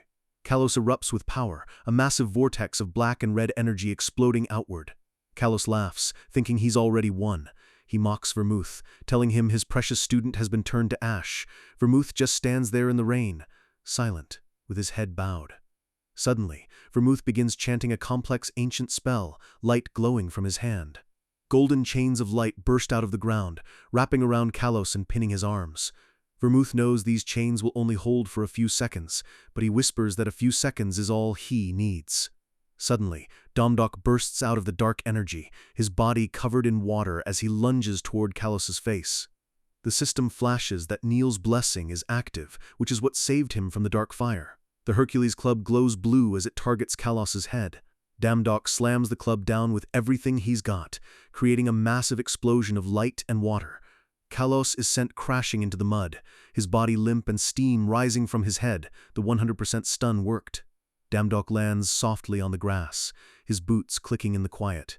He stands over the defeated god, his expression cold and serious. He looks back at Vermouth and asks if it's okay for him to end this. Vermouth stares at Kalos, memories of the past flooding back to him. He remembers the day he first met Kalos in the rain. He wasn't always a monster. Back then, Kalos was just a cursed child with a fate nobody would ever want. But the boy also had a talent for magic that was unlike anything Vermouth had ever seen. Vermouth looks down, regretting the day he decided to take Kalos in as his student. He thought that as the greatest god, he had the power to change the boy's dark fate. He realizes now that he was just being arrogant. He didn't see the hunger for power that was slowly rotting Kalos from the inside. Eventually, Kalos embraced the dark energy and showed his true, twisted self. Vermouth couldn't bring himself to kill his student back then, so he chose to banish him instead. He's lived every day since then with the regret of not guiding him onto the right path. But looking at the broken world around him, he knows it's finally time to let those regrets go. The narration notes that until this very second, Vermouth couldn't find the heart to kill him. Maybe it was a small bit of faith he had left, or just a heavy burden he couldn't drop. Domdok lets out a weary sigh, the adrenaline finally starting to fade. The system pings, confirming that Domdok landed the killing blow. He has successfully absorbed the powers of the forgotten god, Kalos. His Moonlight Fox pet levels up instantly from level 1 to level 3. New sealed skills for the Moonlight Fox are now unlocked. Domdok looks at his hand as a small flame of dark energy flickers there. He knows he has to be willing to use even an evil god's power if it means saving lives. White Cloud runs up, his eyes wide with wonder, asking what that cool-looking black flame is. Domdok gives him a tired smile as his legendary armor disappears, returning him to his normal clothes. The kid is practically begging him to teach him how to use it right now. White Cloud throws a total tantrum when Domdok tells him they'll do it later. Suddenly, a hand reaches out and grabs the kid's head, silencing him instantly. Adele is standing there, looking fierce as she tells the brat to stop whining and start showing some respect. Domdok jokes that she's finally realizing he's a cool and brave god. Adele blushes, acting like she doesn't care, but she admits that he's at least proven he's not a fraud. Domdok looks at her, his eyes serious as he asks if she's made her decision. She crosses her arms and says that if it means serving a god like him, she's willing to give it a shot. But she tells him she plans on staying in this world for a little while longer. She wants to find a way to be useful since her magic still isn't working. Vermouth steps in, offering to help her with that himself. Adele is completely starstruck, bowing low and saying it would be the greatest honor to learn from him. Vermouth smiles, saying he wants to return the favor to Domdok by taking care of his priest. Domdok is currently hiding a nervous Soyul behind his back, trying to keep her out of sight. Adele is beaming, feeling like everything is finally starting to go her way. Domdok grabs White Cloud's head and tells him it's time to go before they get caught by anyone else. He spends 2,300 DP to open a dimensional gate back to Earth, but as soon as his feet hit the ground, his face goes pale. He looks out over a city that is completely engulfed in flames and smoke. A crushed car sits in the middle of a burning street, with a lifeless arm hanging out of the window.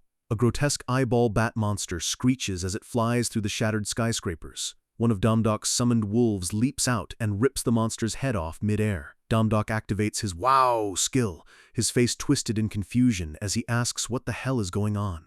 He looks down at a street filled with monsters, wondering where the hell the army and the hunters are. A massive purple snake monster towers over him, its jaws wide and ready to strike. Before it can bite, Soyul flashes past with a blade, slicing the beast open in a single move. She lands gracefully on the rubble as Domdok watches from behind. She mutters that things are moving even faster than she expected. She turns to him with a grim expression and says this isn't just a normal dungeon break. Domdok stares at the ruins, realizing the destruction is at least as bad as a C-tier dungeon collapse. He thinks to himself that if Soyul is calling this a gate explosion, then something much worse is coming. Soyul confirms it. The forgotten gods in this world have suddenly become much stronger. Dumdok is sweating now, realizing he's only gathered 2 out of the 12 priests he needs. So-Yul tells him to relax for a second because she doesn't feel any major gods nearby right now. Suddenly, a spotlight from a helicopter washes over them. Dumdok looks up as the chopper descends through the smoke. A man in a suit leans out, calling them by name and telling them to follow him to the bureau. The scene shifts to the massive skyscraper of the Gate Management and Maintenance Bureau. Inside, So-Yul sits at a conference table, looking bored while a meeting gets underway. We see a room full of high-ranking hunters, including a veteran with a scarred chest and an eye patch. The bureau leader slams her hand on a map, yelling that 12 gates exploded at the exact same time. She scolds the hunters, pointing out that most of them were way too late to respond to the disaster. A hunter named Kimgub Cheol adjusts his glasses, looking totally unbothered by the lecture. He argues that simultaneous explosions have never happened before, so they weren't prepared. The bureau leader snaps back, asking if he's really trying to shift the blame onto her organization. Gub Cheol slams his hand on the table, the tension in the room reaching a boiling point. A massive, bearded hunter in white armor stands up and tells them both to shut up. He says pointing fingers is useless, and they need a plan to stop the next wave. The man, representing the Iris Guild, points out that 12 out of 18 top hunters were late to the fight. Gub Cheol looks away, unable to argue with the facts. The armored hunter walks toward the map with a determined look. He slams his fist into the map, proposing that all the guilds combine forces for a massive counterattack. The other hunters in the room immediately start agreeing, looking relieved to have a leader. Dumdok watches them with a skeptical look, noting that they're all just fanboys of the Iris Guild leader. He suddenly stands up and starts heading for the door, much to everyone's surprise.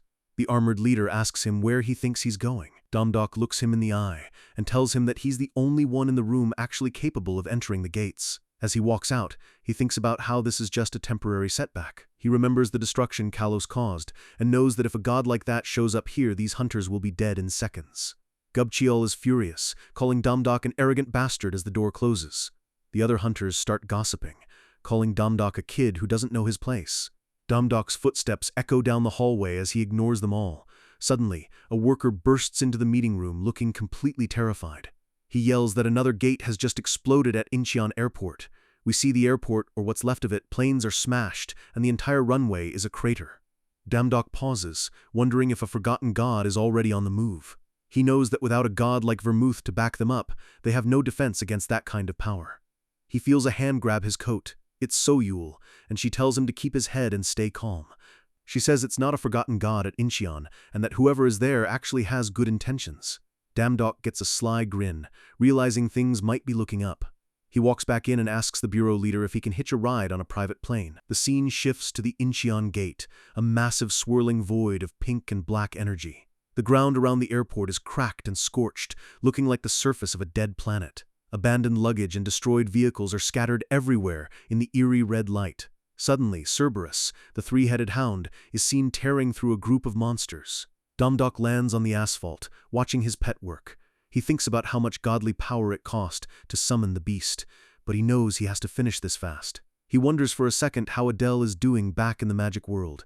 He decides he needs to be fully prepared before he enters the gate.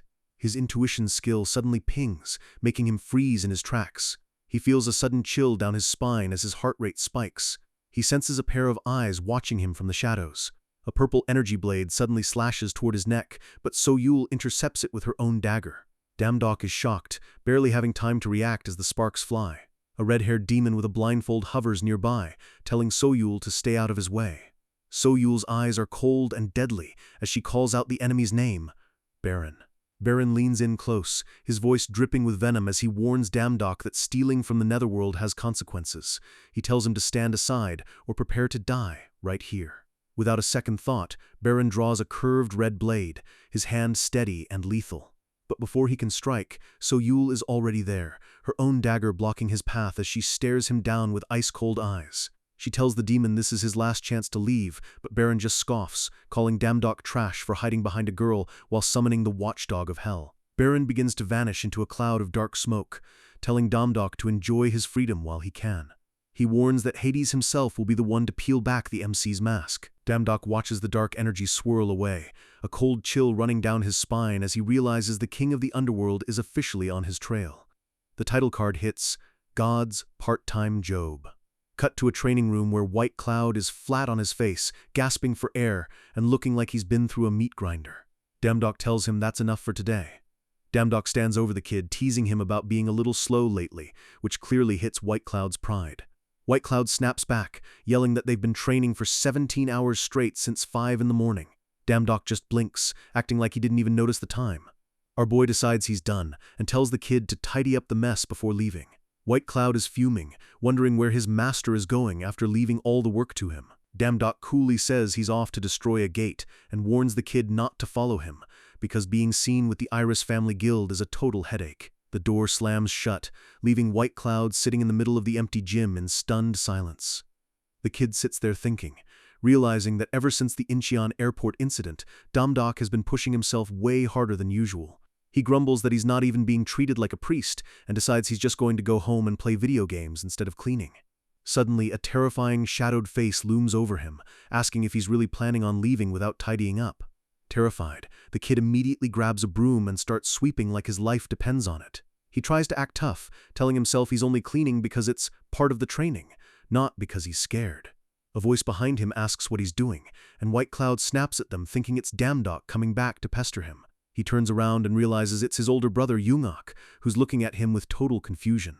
Yoongok starts screaming, asking why a member of the elite Iris family is acting like a janitor in a dusty gym. He's offended that his prized brother is being treated this way. White Cloud just sighs, leaning on his broom and telling his brother that he's overthinking the small stuff.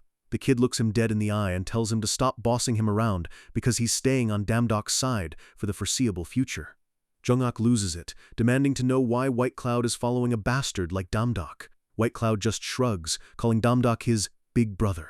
That's the final straw for Jungkook. He's known the kid for 10 years and has never been called big brother, but this random guy gets the title? He grabs White Cloud's arm with a rough grip, his face twisting with jealousy and rage. He tells the kid to cut the crap and follow him because their father has a plan to destroy the gates, and White Cloud is needed.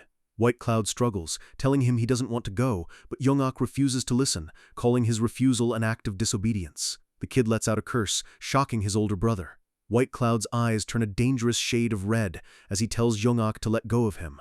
Right now. Suddenly, Jungkook's attention is diverted to a nearby TV screen where people are cheering and pointed at a broadcast. The news is showing footage of Damdok in his epic lion armor, single-handedly destroying a gate. The reporter is calling him a hero on a whole different level. Jungkook stares at the screen, baffled by the black flames and the sheer variety of skills Damdok is showing off. White Cloud smirks at his brother, pointing at the screen and saying that this is why he's staying. He has so much more to learn from a real legend. The kid walks away laughing, telling his brother not to look for him anymore. Jungkook is left trembling in the dark, his face red with fury as he wonders why Damdok is always 10 steps ahead of him. He wishes the MC didn't even exist. Meanwhile, out in the city, Damdok is digging in his ear, wondering if someone is talking about him behind his back. So Yul walks beside him, looking annoyed. She asks him if he has any thoughts in his head, or if he's just going to stay this carefree forever. She's worried about Hades showing up, but Damdok points out that clearing gates raises his fame, which in turn boosts his godly power. He reveals his power is already at 90,000 DP and is almost at the 6-figure mark. So Yul argues that doing more part-time jobs would be a safer way to level up and avoid Hades.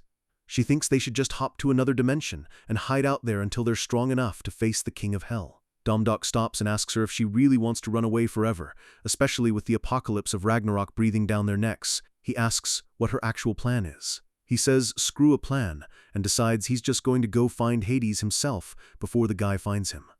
So Yul literally spits out her coffee in shock, screaming that he's crazy and he'll die the second he meets the guy. Damdok laughs at her reaction, telling her to calm down while she tries to make him understand the gravity of the situation.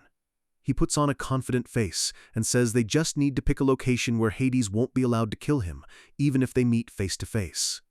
So Yul crosses her arms, skeptical, asking him where a place like that could possibly exist. Damdok's eyes shine as he says the name, the Banquet of the Gods. A system window pops up for a part-time job recruitment from Zeus. The mission is to work as a server for the 29,034th party in Olympus. Payment? 100 Zeus. The scene shifts to the massive, glowing peaks of Mount Olympus, surrounded by clouds and divine light. We see the magnificent Temple of Olympus, a place of white marble and eternal golden flames. Inside the kitchen, centaurs and satyrs are rushing around, screaming that they have less than 3 hours until the banquet starts. Adele is there too, carrying a heavy basket of vegetables sent by Demeter, looking completely overwhelmed by the manual labor. She and White Cloud are stuck in the back, surrounded by piles of food, while a manager yells at them to hurry it up. Damdok pops his head in with a peace sign and a cheeky grin, wishing them good luck with the prep work. Both priests lose their minds. White Cloud was in the middle of a game and Adele was filming a movie, and they can't believe they're peeling onions for a world-saving mission. Damdok gets serious for a split second, telling them this is all part of stopping Ragnarok. White Cloud isn't buying it, asking how peeling onions saves the world. A centaur announces the banquet is starting and asks for volunteers to be hall servers. Damdok's hand shoots up immediately. The priests are left in the kitchen, fuming and regretting every life choice that led to them becoming Damdok's followers. Damdok just walks away, thanking them for their sacrifice. He thinks to himself that if everything goes according to his plan at this party, all his problems with Hades will be solved. Inside the banquet hall, gods of all shapes and sizes are laughing and drinking wine, completely unaware of the drama about to unfold. A pair of boots clicks across the polished floor. The gods start whispering, noticing a new server who's wearing a very familiar lion skin costume. They wonder why a servant looks so much like Hercules. Damdok adjusts his collar, scanning the room for Hades. He knows Soyul is worried, but he's betting everything on this plan working out. Suddenly, a heavy arm wraps around his neck in a massive headlock. It's Apollo! He's beaming, calling Damdok his lovely student and complimenting his cool fashion sense. Damdok can barely breathe as he greets him. Apollo thinks it's hilarious that a god-tier student is working as a server, but another voice cuts through the fun. A shadow looms over them, someone who hasn't seen Damdok since the incident at the underwater palace. It's Poseidon! He towers over the MC with a jagged grin, asking if Damdok still remembers his offer to join the underwater knights. Apollo gets defensive, telling Poseidon to back off because he was talking to his favorite student first. Poseidon's face turns demonic as he demands privacy, calling Damdok his low-class god and making it clear he's not taking no for an answer. The other minor gods in the room are losing it, wondering how a low-class server is so close to 3 of the most powerful gods in existence. Apollo and Poseidon start literally playing tug-of-war with Damdok, pulling his arms in opposite directions while he screams for them to let go. A booming, hearty laugh echoes through the hall, a voice that Damdok recognizes instantly. It's Thor! The red-bearded powerhouse steps in, telling the other gods to take it easy on the god of mountains. Damdok immediately drops to his knees in a deep bow, apologizing for whatever happened back in the dungeon. Thor just laughs it off, telling him not to worry. But then, a cold, dark mist starts to crawl across the floor, and a voice whispers that Damdok has chosen the wrong god to apologize to. Hades steps out of the darkness, his pale face looking like a mask of death. He tells Damdok he's a rat who's walked straight into his own grave. Damdok freezes, his heart pounding as he finally comes face to face with the king of the netherworld. Hades reaches out a hand, dark energy swirling around his fingers, vowing to lock up Damdok's worthless life forever. Damdok groans in pain as the dark pressure starts to crush him, the purple energy burning into his skin. Suddenly, a massive tan hand grabs Hades' wrist, stopping the attack dead in its tracks. Thor stands tall, his eyes serious as he asks Hades if he thinks it's right for the strong to bully the weak like this. Hades sneers at the kid from Asgard, telling Thor that this is Olympus, not his home, and he should mind his own business. Thor smiles, a dangerous glint in his eyes, as he reminds Hades who the actual host of this banquet is. Suddenly, a massive bolt of blue lightning strikes the center of the hall, the sheer pressure of it forcing everyone to their knees. Minor gods scream in terror as the walls shake from the divine power. The chaos is total. A snake-like goddess and others flee for their lives as the higher gods prepare for war. A spear made of pure energy slams into the floor between Hades and Thor, nearly clipping Hades' face. Poseidon steps in, his trident glowing, asking if they really need to spill blood on such a beautiful day. Damdok stands his ground, the floor cracking beneath his boots, as he points out that it's Hades who's been threatening the weak. Thor roars in agreement, saying he won't back down in the name of Odin after being humiliated by Hades' behavior. Apollo tries to play peacemaker, but Hades just lets out an annoyed tsk and tries to walk away. Poseidon's arm blocks him again, his face set in stone. He demands to know if Hades will only be satisfied once the floor is covered in blood. A dark bubble of dialogue appears. How annoying! Hades' eyes glow with a terrifying purple light, his patience finally snapping. He looks at the gathered gods and says that if they want to die together, he'll grant them that wish. Suddenly, the sun in the sky is eclipsed by a black orb. The entire palace is plunged into shadow as the netherworld starts to literally rise up and swallow Olympus. Dark spirits and shadows erupt from the floor, swarming around Domdok like hungry ghosts. The other gods are horrified, realizing Hades has completely lost his temper and is going all out. Poseidon is stunned that the guy would take things this far during a peaceful banquet. Hades looks at Domdok with pure hatred and tells the insect to die. Suddenly, a pair of boots surrounded by golden sparks hits the ground. A massive explosion of golden lightning clears the room, incinerating the shadows in an instant. A man with spiky orange hair and glowing eyes stands in the center of the room. It's Zeus, and he's clearly furious that his party has been interrupted by a brawl. He asks Hades why the netherworld has ascended to Olympus, reminding him that this is a party, not a funeral. Hades tries to claim it's all a misunderstanding. Domdok is in awe, realizing that Zeus's presence alone made Hades's power vanish instantly. This is the true power of the King of Gods. Zeus demands to know if Hades's mistress knows he's acting out. Hades argues that someone here stole something precious from his realm. Zeus laughs, mocking the mighty Hades for actually getting robbed. He notes that for Hades to make such a scene, it must have been something incredibly important. Hades stays silent, his face twitching with rage. Hades finally admits it. His watchdog, Cerberus, was taken. He points a trembling finger at our boy. He yells that the beast was stolen by that low-class god. Thor, Apollo, Poseidon, and even Zeus are all floored by the accusation. Domdok is internally panicking, wondering how Hades can call it stealing when he technically sent the dog back home after the job was done. Zeus leans in close to Domdok's face, his golden eyes scanning him with intense curiosity. He asks the MC a simple but heavy question. What are you the god of? He wants to know what Domdok represents and what his divine responsibility is. Domdok stands tall and says it clearly, I'm the sword god. Zeus is surprised, noting that Domdok looks more well-rounded than a typical combat god. He admits he could tell Domdok was low class just by looking at him, which makes the whole situation even weirder. He asks how on earth a low-class god got Cerberus to like him when the beast is ferocious even toward Zeus himself. Domdok gives a nervous, awkward smile, realizing he has to explain his secret. A text box explains that Domdok truthfully told the gods the whole story of how he tamed the three-headed hound. He explains how he walked Cerberus and found the Cerberus's collar inside a pillar at the netherworld's entrance, which allows him to command the beast. Zeus bursts into a massive belly laugh, finding it hilarious that a low-class god achieved something so impossible. Domdok notices the positive reaction and starts to hope that maybe Zeus can help him fix things with Hades. Zeus has a simple solution. If they want to settle this properly, they should just have a duel. Domdok's jaw literally hits the floor. He can't believe Zeus just suggested he fight the king of hell. Apollo tries to intervene, saying a duel between a low-class god and a high-class god is suicide. Zeus counteroffers. The fight will be held without using any divine powers. Zeus walks away, telling them that since the banquet was ruined by their drama, they need to take responsibility for the entertainment. Thor and Poseidon are just as shocked as Domdok, standing there with blank expressions while our boy looks like he's about to faint. Hades lets out a dark tsk, looking insulted by the whole arrangement. He walks past Domdok and whispers that his death has only been postponed. He tells the boy to enjoy his last fleeting moments. Domdok is on the verge of tears, wondering if the god shop sells a skill for enduring a world-class beating. Soyul walks up to him, now dressed in a sleek black party dress. She sighs, reminding him that she warned him this was too dangerous. Domdok asks what they're going to do now, and she bluntly tells him he has no choice but to go and fight. Domdok starts walking, determined to find a way to train, when a shadow looms over him again. It's Hercules!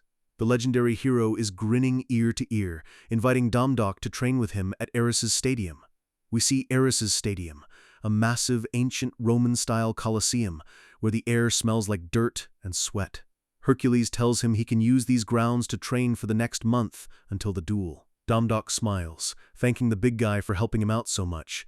Hercules gives a thumbs up and a wink, saying there's no need for thanks since they're brothers in arms. Domdok thinks it's kind of funny that the greatest hero in history is so obsessed with his armor that he treats anyone wearing it like family. Suddenly, the sound of clashing steel rings out from the center of the arena. Domdok looks down and sees two warriors in a high-speed spar, sparks flying from their weapons. The fighters are incredibly skilled, moving so fast it's hard to follow. One warrior is sent flying, hitting the dirt hard. The fallen fighter is a muscular man with spiky blonde hair who looks furious that he lowered his guard for even a second. Standing over him is a beautiful girl with short purple hair and a smug grin. She tells him that in a real fight, he would have died dozens of times already. She offers a draw just to be nice, and the guy tells her to get her sword out of his face. Damdok realizes these aren't just ordinary gods. He notes that since they weren't at the banquet, they must be total battle junkies who don't care about politics. Hercules laughs and asks Ares if he lost to Athena once again. Damdok is floored. These are the actual gods of war! One of them even has war literally in her title. Soyul notes that this is actually a lucky break, since these two are the absolute best specialists in pure combat. Ares grabs Hercules in a headlock, demanding they see who the stronger one is right now to blow off some steam. Hercules laughs, trying to get Ares to let go so he can introduce his new friend. Ares stops and looks at Damdok and Soyul, his expression turning sharp and predatory. Hercules explains that these two are the hottest topic among the gods right now, though the war gods missed the news because they were too busy fighting. He tells them that the boy is the one who's scheduled to duel against Hades. Both Ares and Athena look at Damdok with total disbelief. Ares analyzes them, noting that while Soyul has massive skill and energy, Damdok's energy is something strange he's never seen before. Ares smirks, his teeth showing, saying he was actually in need of some new sparring partners. He draws his sword, the metal humming with bloodlust. He says the only way to know someone's true strength is to fight them. He declares that only the stronger one will be allowed to train in his stadium. Damdok is panicked, asking why only one person gets to train. Soyul doesn't even hesitate. She says she has to go back to Korea to handle some business and wishes Damdok luck. She's totally bailing, Damdok sighs, realizing he has no choice but to face the god of war alone. Ares walks toward him, noting that Damdok's energy is definitely interesting. He asks if the boy is ready, his own presence radiating enough heat to bake the sand. Athena asks from the sidelines why Damdok would ever agree to a duel with Uncle Hades, but Ares says the why isn't important. Ares jokes that Hades getting into a fight with his twisted personality is actually pretty normal. Without warning, Ares kicks up a massive cloud of sand and vanishes. He tells Damdok that if he wants to survive Hades, he better train with everything he's got, before launching a high-speed strike. A massive shockwave of dust and air rips through the arena from the force of Ares' move. Hercules facepalms, wondering if Ares is just simple-minded or plain stupid for going this hard on a newbie. The dust clears, revealing Damdok kneeling in the middle of a crater, his sword blocking the hit. Ares is impressed that he has some grit. Ares tells him to show his true swordsmanship and launches into a flurry of attacks. The speed is insane. Ares is a blur of motion, asking if Damdok plans on just defending until the end. Damdok grits his teeth, his arms shaking as he barely deflects a lethal strike. He manages to find a gap and swings back, a massive arc of force tearing through the arena floor. Athena raises an eyebrow, surprised that a low-class god actually had the guts to fight back. She watches him closely, her purple eyes filled with calculation. She notes there's a huge gap in power, speed, and stamina, but that's to be expected against a main god. Ares is starting to enjoy himself, a manic grin spreading across his face. He roars for Damdok to entertain him more, moving even faster than before. Ares lands a kick that sends a shockwave through the ground, but Damdok rolls away just in time. Our boy screams that he gives up, yelling that the skill difference is way too big to handle. Ares just laughs, telling him giving up isn't in his dictionary, and lunges again. Athena notes with shock that Damdok has already held on for a whole hour, which is way beyond her expectations. Hercules is worried, suggesting they should stop Ares before he gets too immersed in the fight and kills the kid. Athena tells him to wait and watch for just a little longer. She asks Hercules if he can feel it, the way the atmosphere around Damdok is starting to change. Hercules thinks Ares is just going easy on him, and Athena agrees that normally no low-class god could stop Ares' sword. But then, a sword clash sounds different, sharper and more precise. Ares pulls back, looking confused and slightly annoyed. He realizes that the longer this fight drags on, the better Damdok is getting at blocking his moves. He wonders if the kid is actually growing in the middle of the fight. He yells that Damdok did a good job hiding his true skills, and prepares a final, massive strike. The ground explodes as they clash one last time, a massive bang echoing through the Colosseum. Both Athena and Hercules are left speechless, their eyes wide with shock. Ares stares at Damdok with an expression of pure realization. Damdok stands there breathing heavily, his back to the god, his lion armor glowing with an eerie intensity as he prepares for whatever comes next. The sound of clashing steel rings out through the stadium as the air itself starts to vibrate from the sheer force of the impact. Our guy is pushed to the limit, his sword vibrating against Ares' weapon, while the god of war stares him down with a wild grin. The pressure is insane. The ground beneath their feet is literally cracking under the weight of their combat. Damdiok realizes that thanks to his high talent stats, he's starting to download Ares' entire combat style in real time, feeling like he can finally see the openings he needs. He thinks about how the God Shop is great for a quick fix, but it doesn't teach you the raw instinct that comes from a life-or-death struggle. His eyes sharpen with a new kind of focus as he prepares to show the gods the true power of a human who's mastered his craft. The narration notes that this is the moment Damdok discovers the true value of a talent, not as a skill he bought, but as a weapon he's forged. With a massive clang, Damdok's blade slices through the air, and Ares' sword is snapped clean in half. Ares is completely stunned, staring at his broken weapon while wondering if this low-class god was actually sandbagging this whole time. Instead of being mad, Ares is hyped. He roars that he accepts the challenge and wants to see this fight through to the bitter end. Suddenly, a hand reaches in and catches Ares' fist, stopping the fight before it gets out of control. It's Athena, and she looks dead serious as she tells Ares to chill out because the spar is officially over. She reminds him that this was just a warm-up and there's no point in killing the kid before his actual duel. Ares lets out a frustrated tsk, clearly annoyed that his fun was cut short, but he knows better than to argue with Athena. The screen fades as the gods realize they might have just met a real sword god in the making. Athena looks at Damdok and admits that his swordsmanship is way beyond anything an ordinary god should be capable of. Damdok isn't getting cocky though. He knows Ares wasn't even using his divine powers and still managed to dominate the pace of the fight. He stares at his hand, realizing that even a brief clash with a master has leveled up his skills, and he knows he needs more if he's going to survive Hades. He clenches his fist, determined to beg, borrow, or steal every bit of knowledge these war gods have. He walks up to Ares and Athena, his expression more serious than we've ever seen it. He bows low and asks them both for a massive favor.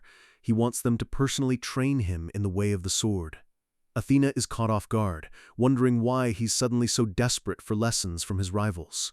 Damdok says he'll do whatever it takes, showing a level of humility that's rare for someone who's been clearing gates like a pro. Athena notes that even though Ares was holding back, the power gap should have broken Damdok's spirit. Instead, it seems to have set his soul on fire, and Athena finally understands why someone as grumpy as Hades hates our boy so much. She smirks, telling him that if he's bored of the repetitive stuff, they're about to take things to a much darker level, so he better not expect any mercy. Suddenly, massive boulders start raining down on the arena floor as the training officially begins. The sky is clear, but the stadium is a literal war zone.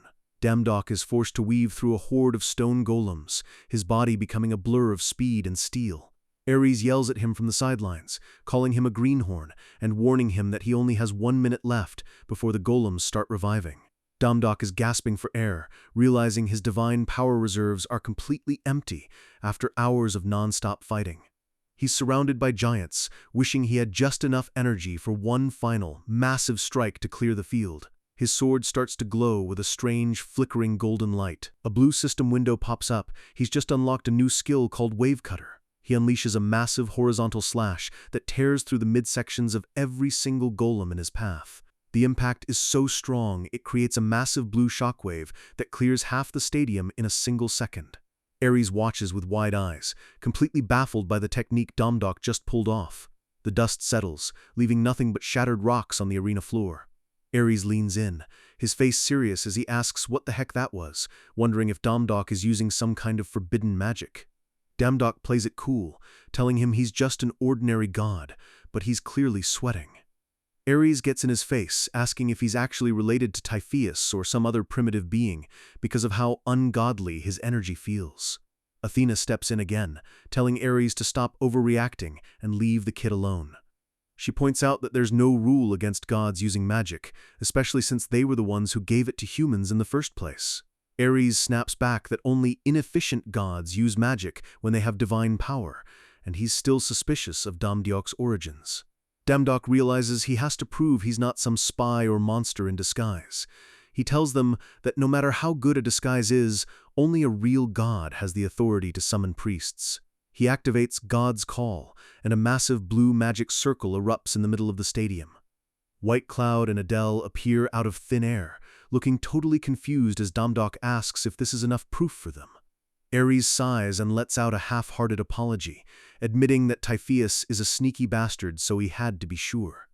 Adele immediately starts screaming at Damdok, calling him a conman and demanding to know when he's going to cure her mana disease like he promised. Hercules laughs, noting that it's refreshing to see a god who's actually friends with his priests instead of treating them like slaves. Athena gets a mischievous look in her eye, noting that the strength of a priest is tied to the god's own power level. Ares catches on and grins, suggesting they should increase the number of monsters tenfold now that they have 2 more targets to play with. White Cloud and Adele get a terrible, ominous feeling as they look at the 2 battle-crazed gods. Damdok just keeps saying, "I'm sorry," under his breath as he drags his friends into his personal nightmare. Athena snaps her fingers. A massive army of glowing-eyed iron golems rises from the ground, surrounding the trio. Athena gives a cute little wave, wishing them good luck surviving the next month of hellish training. White Cloud lets out a string of censored curses directed at Damdok as the first golem swings its massive fist. A text box confirms that a full month has passed since the group began their brutal training under the Olympians. The sun shines brightly over the massive Colosseum, the site of the upcoming duel. A pair of sandals steps onto the sand. Soyul is there, dressed in her party clothes, looking at the center of the arena. She looks up at a massive pile of rubble where a figure is sitting and asks if he really thinks he can win. Damdok looks back with a calm, confident smirk, telling her there's absolutely no way he's losing this time. The crowd's roar is deafening as the stadium fills up with gods from every corner of the divine realm. We see a wide shot of the massive arena, with Damdok and Hades standing on opposite sides of the desert floor. Hades stands tall, his hands in his pockets, telling Damdok he's surprised the boy actually showed up instead of running away. He admits he was going to hunt him through every world, but since Damdok has courage, he'll at least give him a painless death. A massive pair of white wings unfolds in the sky. Nike, the goddess of victory, floats above them, announcing the start of the sacred duel between the 2 gods. She reminds everyone that divine powers are strictly prohibited and holds up a golden olive wreath. The wreath glows, sealing away their magic and divine energy, leaving them with nothing but their raw physical skills.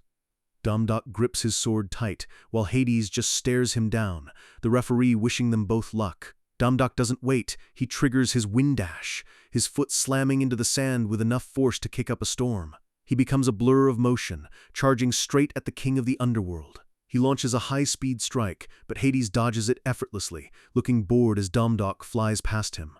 Damdok thinks to himself that his month of training has paid off. His swordsmanship skills are all A rank or higher now.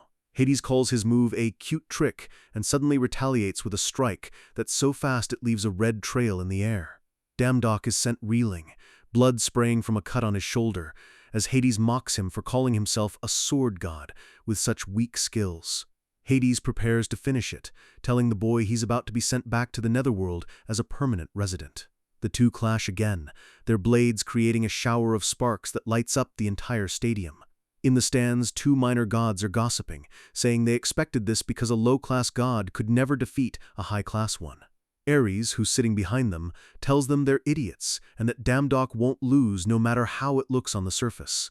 The minor gods are shocked to hear that Ares actually took a disciple, something the arrogant war god has never done before. Ares watches the fight intently, admitting he's curious to see how much Damdok grows during the pressure of a real match. Back on the field, Damdok is struggling, barely blocking a series of heavy blows from Hades. He starts to notice a pattern in Hades' movements, realizing he's seen this kind of rhythm before during his training. He gets a strange feeling that he's on the verge of figuring something out. Hades screams in a rage, asking if this is the best a man on the brink of death can do. He launches a massive overhead strike, yelling for the MC to just die already. In that split second, Damdok remembers the movements he saw Ares and Athena use during their final spar. His eyes glow with a weird green intensity as he realizes there was a hidden layer to their combat style. He sees a golden thread connecting their different moves into one single perfect line. The world slows down around him as he finds the flow of the formless sword. A green system window flashes, skill-activated formless sword. Damdiok's blade becomes a shimmering line of energy that bypasses Hades' defense entirely. He swings with a grace that looks completely effortless. The dust explodes around them as the move lands. Hades lets out a pained groan, his eyes wide with shock as he realizes he's actually been hit. He falls to his knees, his hands trembling in the dirt, while Damdiok stands over him, his face hidden in shadow. The divine audience is in total silence, and even the referee looks like she's just seen a ghost. Then, the stadium erupts into cheers as everyone realizes a low-class god just dropped the king of the underworld. Damdiok stands there, breathing heavily, his legendary sword glowing with the leftover energy of the technique. Zeus is seen in the VIP booth laughing like a maniac and saying he hasn't had this much fun in centuries. He stands up and tells Damdiok he's getting an official invitation to the next banquet as a high-tier guest. Damdiok smiles, thinking about how much he's upgraded from being a simple catering worker to a respected god. Hades is back on his feet, furious, asking Zeus how he could possibly invite a low-class god to a mid-class banquet. He reminds Zeus about the oath made on the river Styx, and Zeus gets a nervous look, realizing that traditions might actually matter here. Hades smirks, thinking he's still found a way to maintain his status. Damdiok looks at a blue window that just popped up. The system congratulates him. His name is now famous across all of Olympus, which means his godly power is about to skyrocket. Cut to another party later that night, with tables overflowing with food and drinks for the celebration. Damdiok is leaning against a table, exhausted and probably regretting how much wine he's had to drink. He rubs his temples, feeling a massive headache coming on from the stress of the day. A soft voice calls out his name from behind a pillar. "It's Persephone!" She looks as beautiful as ever, telling him it's been a while since their last meeting in the netherworld. She tells him she saw the duel and is impressed by how much stronger he's become since he was pet-sitting Cerberus. Damdiok apologizes for any trouble he caused for her family, but she just laughs it off. She admits she's actually satisfied because she's been trying to fix Hades' arrogant personality for centuries, and Damdiok finally did it for her. She reaches into her dress and pulls out a small, ornate wooden box. She opens it to reveal a glowing golden apple, a gift from her mother Demeter. She says her mother was so frustrated with Hades that she wanted to give Damdiok a prize for putting him in his place. She says her goodbyes and walks away, leaving a stunned Damdiok holding the most valuable item in the divine realm. A pair of boots clicks behind him, and a voice says it looks like he's really enjoying the party. It's Soyul, and Damdiok tells her she's just in time because he's ready to clock in for another job. Soyul is confused by his sudden motivation, wondering why he's rushing into more work. She asks if they should stay and look for clues to solve Adele's mana problem, but Damdiok says the situation has changed. He shows her the golden apple, and Soyul's jaw drops. She can't believe he actually got his hands on one. Damdiok spots Adele across the room, who is currently busy drinking juice and ignoring everyone. He uses his summoning skill to teleport her right in front of him, making her fall on her face in the process. She screams at him, calling him a crazy bastard for summoning her when she was standing 5 feet away. Damdiok just tells her to hush and shoves the entire glowing apple into her mouth. Adele is muffling a curse, but her eyes go wide as the apple begins to dissolve into pure energy. The system pings. Your priest room is being affected by the golden apple. Then the miracle happens. Her mana scarcity syndrome has been cured. Adele clutches her chest, feeling a warm, soft energy swirling through her veins for the very first time in her life. Damdiok gives her a warm smile, congratulating her on finally being able to use the mana she's been holding back. Adele is speechless, looking up at him like she's seeing a true god for the first time. A tiny sphere of white mana flickers into existence right above Adele's palm, glowing with a soft, pure light. She stares at it with total wonder, whispering to herself that she's actually seeing real mana. Damdiok leans in and asks her what she thinks of her new power. She cups her hands around the light, tears forming in her eyes as she says it's the most beautiful thing she's ever seen. She clenches her hand to her heart, admitting she's been desperate to see this small light her entire life. She looks at Damdiok with a tearful smile, saying her lifelong dream just came true and she doesn't know how to repay him. Soyul interrupts the emotional moment, telling Adele she shouldn't get too ahead of herself. She bluntly points out that the apple only opened the veins. Adele is still a total newbie and basically useless in a real fight right now. Damdiok gets a chibi face, asking why Soyul has to be so cold-hearted and discourage the poor girl. Adele just sighs, admitting Soyul is right. Soyul stays silent for a second, her expression softening.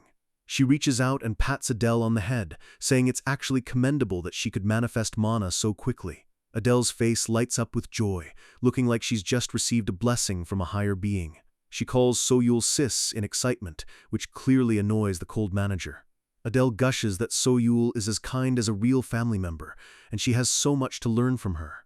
Damdok watches them, sweating and thinking that it's actually really hard to hate Soyul sometimes. He watches the two girls walk away, thinking about how Soyul has this strange, otherworldly feel that makes it hard to believe she's his age. He snaps out of it, saying that now that their business in Olympus is done, it's time to move on to the next task. He tells Adele to go back to her homeworld and start learning magic for real, while the rest of them take on a new job. White Cloud stretches his arms, asking where this new part-time job is going to be this time. Damdok gets a devilish grin on his face. The answer is Hell. A system window appears for a daily labor recruitment at Hell's Furnace from the demon god Ru Capelle. The scene shifts to a dark purple landscape where a massive swirling vortex is tearing through the ground.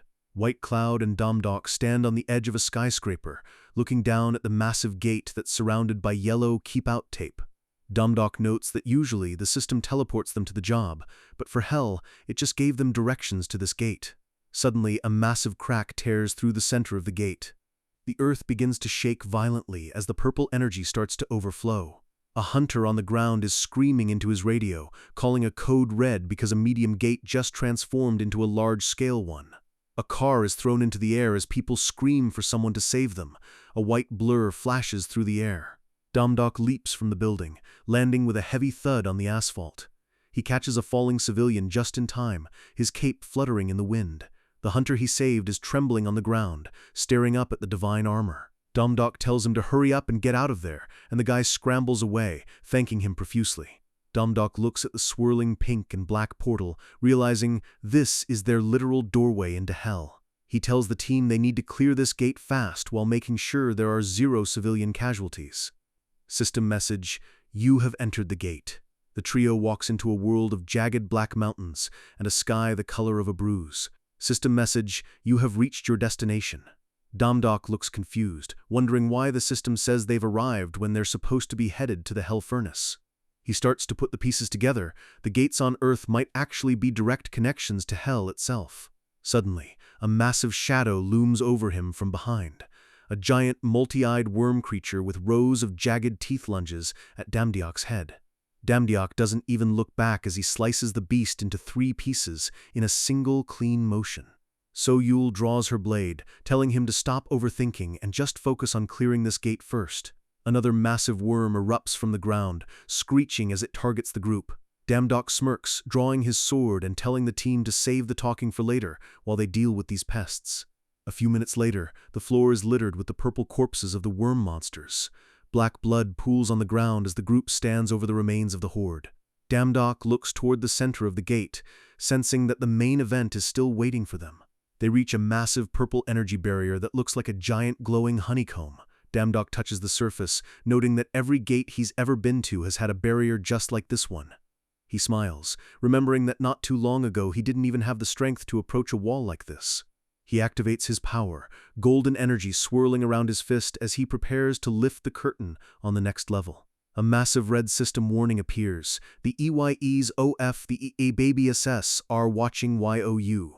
A giant reptilian eye flickers into existence within the energy, staring right at Damdok. With a deafening crack, the entire barrier shatters into 1,000,000 pieces. Damdok tells Soyul he thinks they're on the right track, but Soyul isn't smiling. She looks pale, saying she has an ominous feeling, and thinks it would be better if they just turned back right now. Damdok is surprised, asking why they'd quit when they're this close to earning a demonic authority reward.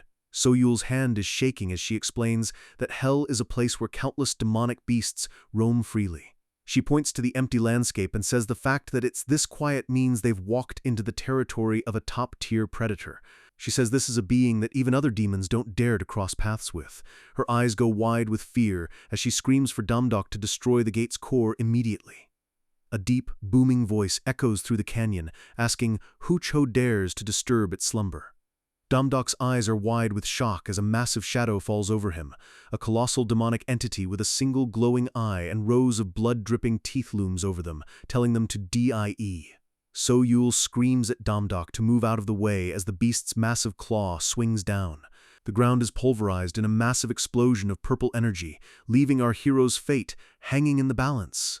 A sharp, high-pitched ringing echoes through the void as the world itself seems to vibrate. Fragments of light drift through the darkness like shattered glass in a deep, starry sea.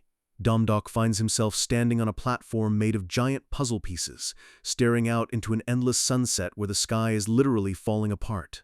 He's completely dazed, wondering where the hell he is, remembering only that he was just fighting for his life in the pits of hell. He hears a faint, playful laughter nearby and turns his head, his instincts screaming that something is off. A younger version of himself is being led away by a girl, their hands locked as they run through the stars. He watches the two children disappear into the horizon, hoping they might hold the answers to this bizarre, fractured reality. Desperate for clarity, Damdok shouts for them to wait, but his voice feels like it's being swallowed by the vacuum around him. As he takes a step forward, the ground beneath him ripples like water, threatening to pull him under. Suddenly, a thick black smoke erupts around him, and he instinctively throws up a hand to guard his face as the atmosphere turns heavy and suffocating. The puzzle world vanishes, replaced by a bleak, desolate wasteland filled with smoke and the smell of death.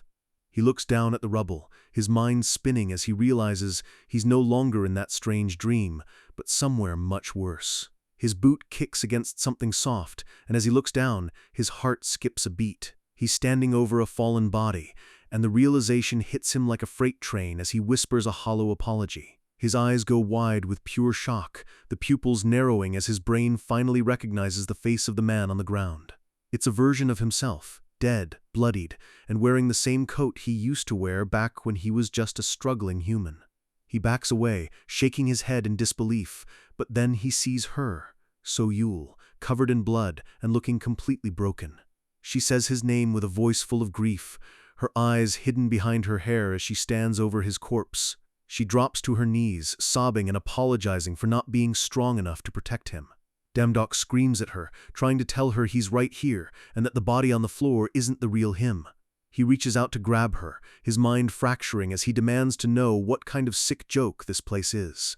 But just as he touches her, the world shatters again, the dark reality exploding into bright, white light. He stares blankly, his face pale as the weight of those memories starts to settle in his soul. The light fades, but the horror remains etched on his face, his mind unable to process the cycles of death he just witnessed. He sees yet another vision, himself, skewered by dozens of blades in a lush forest, a sight that feels way too real to be a dream. He drops to his knees on the puzzle floor, surrounded by images of his own tragic ends, gasping out a question to the empty air. His eyes are bloodshot and wild. The trauma of 1,000 past lives is finally breaking through the seal on his mind. He lets out a guttural scream of pure rage and confusion, unable to take the mental torture any longer. He begs for it all to stop, his body trembling as the puzzle pieces fly apart in a violent whirlwind of light.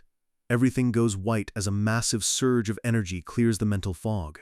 Damdok snaps back to reality, his face drenched in sweat and his eyes full of lingering fear. He gasps for air, clutching his chest as White Cloud rushes over, asking him if he's okay. He tells them he's fine, but his shaky voice says otherwise. He needs a moment to figure out what's real. Once he catches his breath, he looks at So-Yul with a new intensity and tells her they need to talk alone. They move to a secluded spot, a purple energy barrier shimmering behind them to keep their conversation private. He wastes no time, looking her dead in the eye and telling her that he saw her in his dream. He asks if their first meeting was actually much earlier than she claimed, while she thinks to herself that his memories are finally returning. She realizes this was triggered by Asmodeus, the Sword King of Hell, a demon so powerful he's a living nightmare. In a terrifying reveal, it's noted that Asmodeus has personally killed Damdok in over 1,000 of his past lives. So-Yul looks away, her face shadowed with a heavy guilt, and tells him there's nothing she can say right now. Damdok loses his cool, demanding an answer, but she remains firm, insisting that she can't reveal the truth yet. She thinks about the eyes of the abyss watching them, knowing that some secrets are too dangerous to speak aloud. She claims she's doing all of this for his sake, even if it means keeping him in the dark. Damdok sighs internally, recognizing that classic line that usually means a lot of people are about to get hurt. He realizes she's lying for a good reason, a white lie to protect him from a truth he might not be ready for. He decides to drop it for now, telling her he won't push any further since he trusts her reasons. So-yul is actually surprised he's letting it go so easily, but Damdok just gives her a small, knowing smirk. He admits that while he's dying to know the secret, he has a gut feeling that transcends his lost memories. A deep realization hits him. Through all those dreams and past lives, one thing remained constant. He smiles warmly at her and asks if she'll always stay by his side, no matter what happens in the future. So-yul softens, looking at him with genuine affection as she gives him a simple, heartfelt, yeah. A system notification pings, confirming that her intentions toward him are completely pure and good. Damdok pivots back to the mission, asking what their next move is, and So-yul explains they need way more power to face the third guardian. He suggests going back to hell, but So-yul warns that Asmodeus is still lurking there. Damdok gets pissed that she didn't warn them about the demon sooner. She swears she didn't know he'd appear this early, as they usually only fought him once Damdok became a high-ranking god. He brushes it off, realizing they can't rely solely on her foresight anymore, and that they need to find a new path to power. The scene shifts to a beautiful, clear blue sky over a bustling city on Earth. We see a high-tech skyscraper, the headquarters of the Midas Company, a place where business and heroism mix in a shady way. Inside a studio, a camera lens zooms in as a director shouts "cut" with a look of pure frustration. The red-haired director storms over to Damdok, screaming at him to stick to the script and stop improvising. The director rants about how this shield was supposed to block a 6-star hunter, but Damdok just shrugs, saying he only did what the script told him to do. He points to a giant hole in the shield he just punched through, mocking the special equipment the company is trying to sell. Damdok laughs, calling the whole thing a fraud, which makes the director's face turn a demonic shade of red as he threatens him. The director calls in a group of 5-star hunters from the company, telling Damdok they're going to shoot a realistic combat scene without any rehearsal. He yells, "Action!" and the hunters lunge forward, blades drawn and ready to draw blood. They surround him in a coordinated strike, but Damdok just stands there with a bored, confident smirk on his face. He reveals his true plan. He's using this fake program to expose Midas Company and the Iris Guild for ripping off rookies. The director's face pales as he hears the sounds of his elite hunters being systematically dismantled off camera. The scene ends with So-yul watching from the sidelines, looking elegant in a black dress, as the director calls another desperate cut. The interview continues as an off-screen voice asks Damdok if teamwork is a vital skill for a modern hunter. Damdok gives a cold, hard no, stating that a hunter's only true value is their own individual strength. Behind him, the elite hunters are shown beaten, bandaged, and broken, proving his point that weak hunters are useless no matter how many there are. He argues that if a hunter wants to protect civilians, they need to focus on getting strong themselves instead of hiding behind a team. He doubles down, calling company teamwork training useless, and stating that only those who don't rely on guilds can truly save the country. The interviewer is sweating bullets, laughing nervously as he tries to wrap up the most controversial interview in hunter history. Outside, the sky remains peaceful, oblivious to the media firestorm Damdok just ignited. The clouds drift by as the scene shifts to the aftermath of the interview. Damdok walks out of the building with a swagger, followed by a suited man who looks like he's about to have a heart attack. The man, the director of the Midas Company branch, admits the interview was impressive in the most awkward way possible. He informs Damdok that the chairman himself wants to meet, and he's been ordered to lead him there immediately. They arrive at the Midas Company office, a massive glass tower that screams corporate greed. Inside, Chairman William Jones greets him with a fake toothy grin, calling it an honor to meet the only person to ever enter a gate. Damdok isn't buying the charm for a second, casually asking why such a powerful man wanted to see him.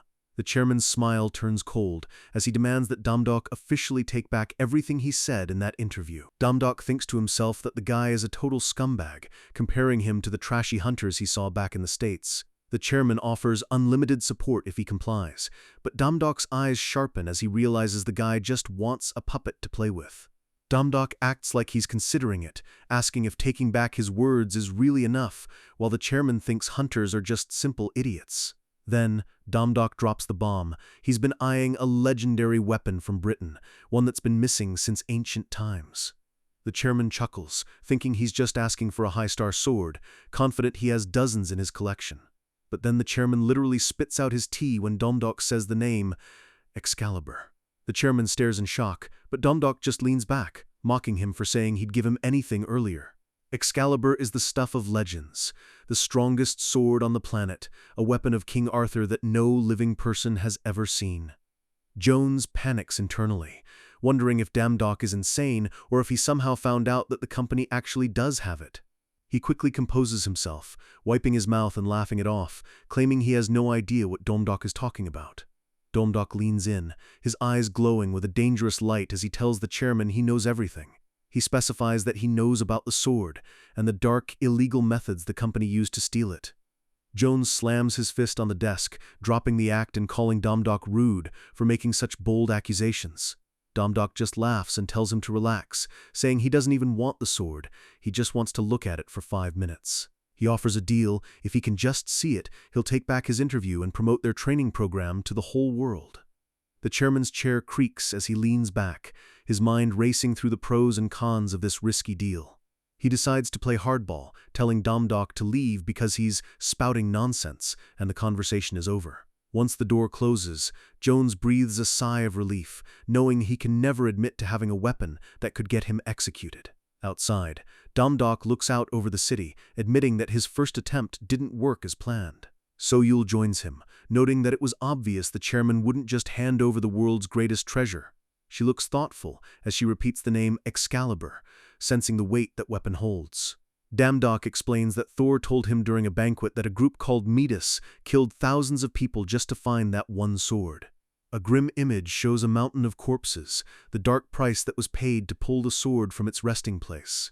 So-Yul smiles slightly, thinking that asking for it so directly is just so typical of Domdok's blunt personality. Domdok decides to change tactics. He's going to spend the next month clearing impossible dungeons to drive the chairman into a corner.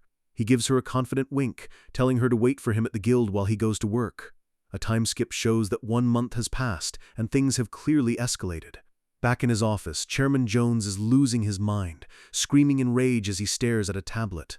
The news is reporting that Domdok just set a world record by clearing a massive dungeon on Jeju Island with 0 casualties. Jones is seething, calling Domdok an arrogant bastard as his company's stock and reputation start to crumble. On screen, Domdok is seen giving yet another interview, casually mentioning that his current equipment is too weak for real bosses. Jones slams his fist down again, realizing Domdok is publicly shaming his company's gear to force his hand. Broken and desperate, the chairman orders his director to contact Domdok and tell him he accepts the condition. He grit his teeth, whispering a vow that he'll do exactly as Domdok wants, but with a hidden, lethal twist. The sky over a remote mountain range is bright and clear as the meeting finally takes place. We see a hidden location tucked away in the craggy green peaks, far from prying eyes. A dark stone staircase leads deep underground, the air thick with tension and the sound of heavy footsteps. Jones leads Domdok and So-Yul down into the darkness, lit only by a dim lantern. The chairman stops at a massive iron door, reminding them they only get 5 minutes as agreed. As the doors creak open, Domdok's eyes light up with wonder at the sheer scale of the treasure room. They walk into a chamber overflowing with millions of gold coins that sparkle under the torchlight. In the center of the gold, a magnificent glowing sword is plunged into a pedestal, radiating a divine aura. Domdok walks toward it, his heart pounding as he realizes he's finally standing before the legendary blade. A system window appears, confirming it's Excalibur, a legendary weapon that doubles all stats for 10 minutes. Domdok looks down at Snow, his moonlight fox, and asks what the little guy thinks of the sword. The fox lets out a chirp, and a system alert pops up. The moonlight fox is copying Excalibur!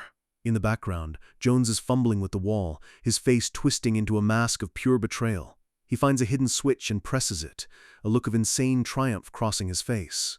The chairman lets out a maniacal laugh, catching Domdok's attention as the room begins to vibrate. He shouts that they were idiots to think they could leave alive after seeing his secret treasure. The massive door slams shut, and Jones brags that the room is sealed with a barrier that even dynamite couldn't break. He mocks them, telling them to enjoy a slow and painful death as his voice fades into the stone walls. Domdok just smirks, telling So-Yul he knew the old man would pull a stunt like this. He looks at the copied version of Excalibur glowing in his hand, asking So-Yul if they should test out their newest gain.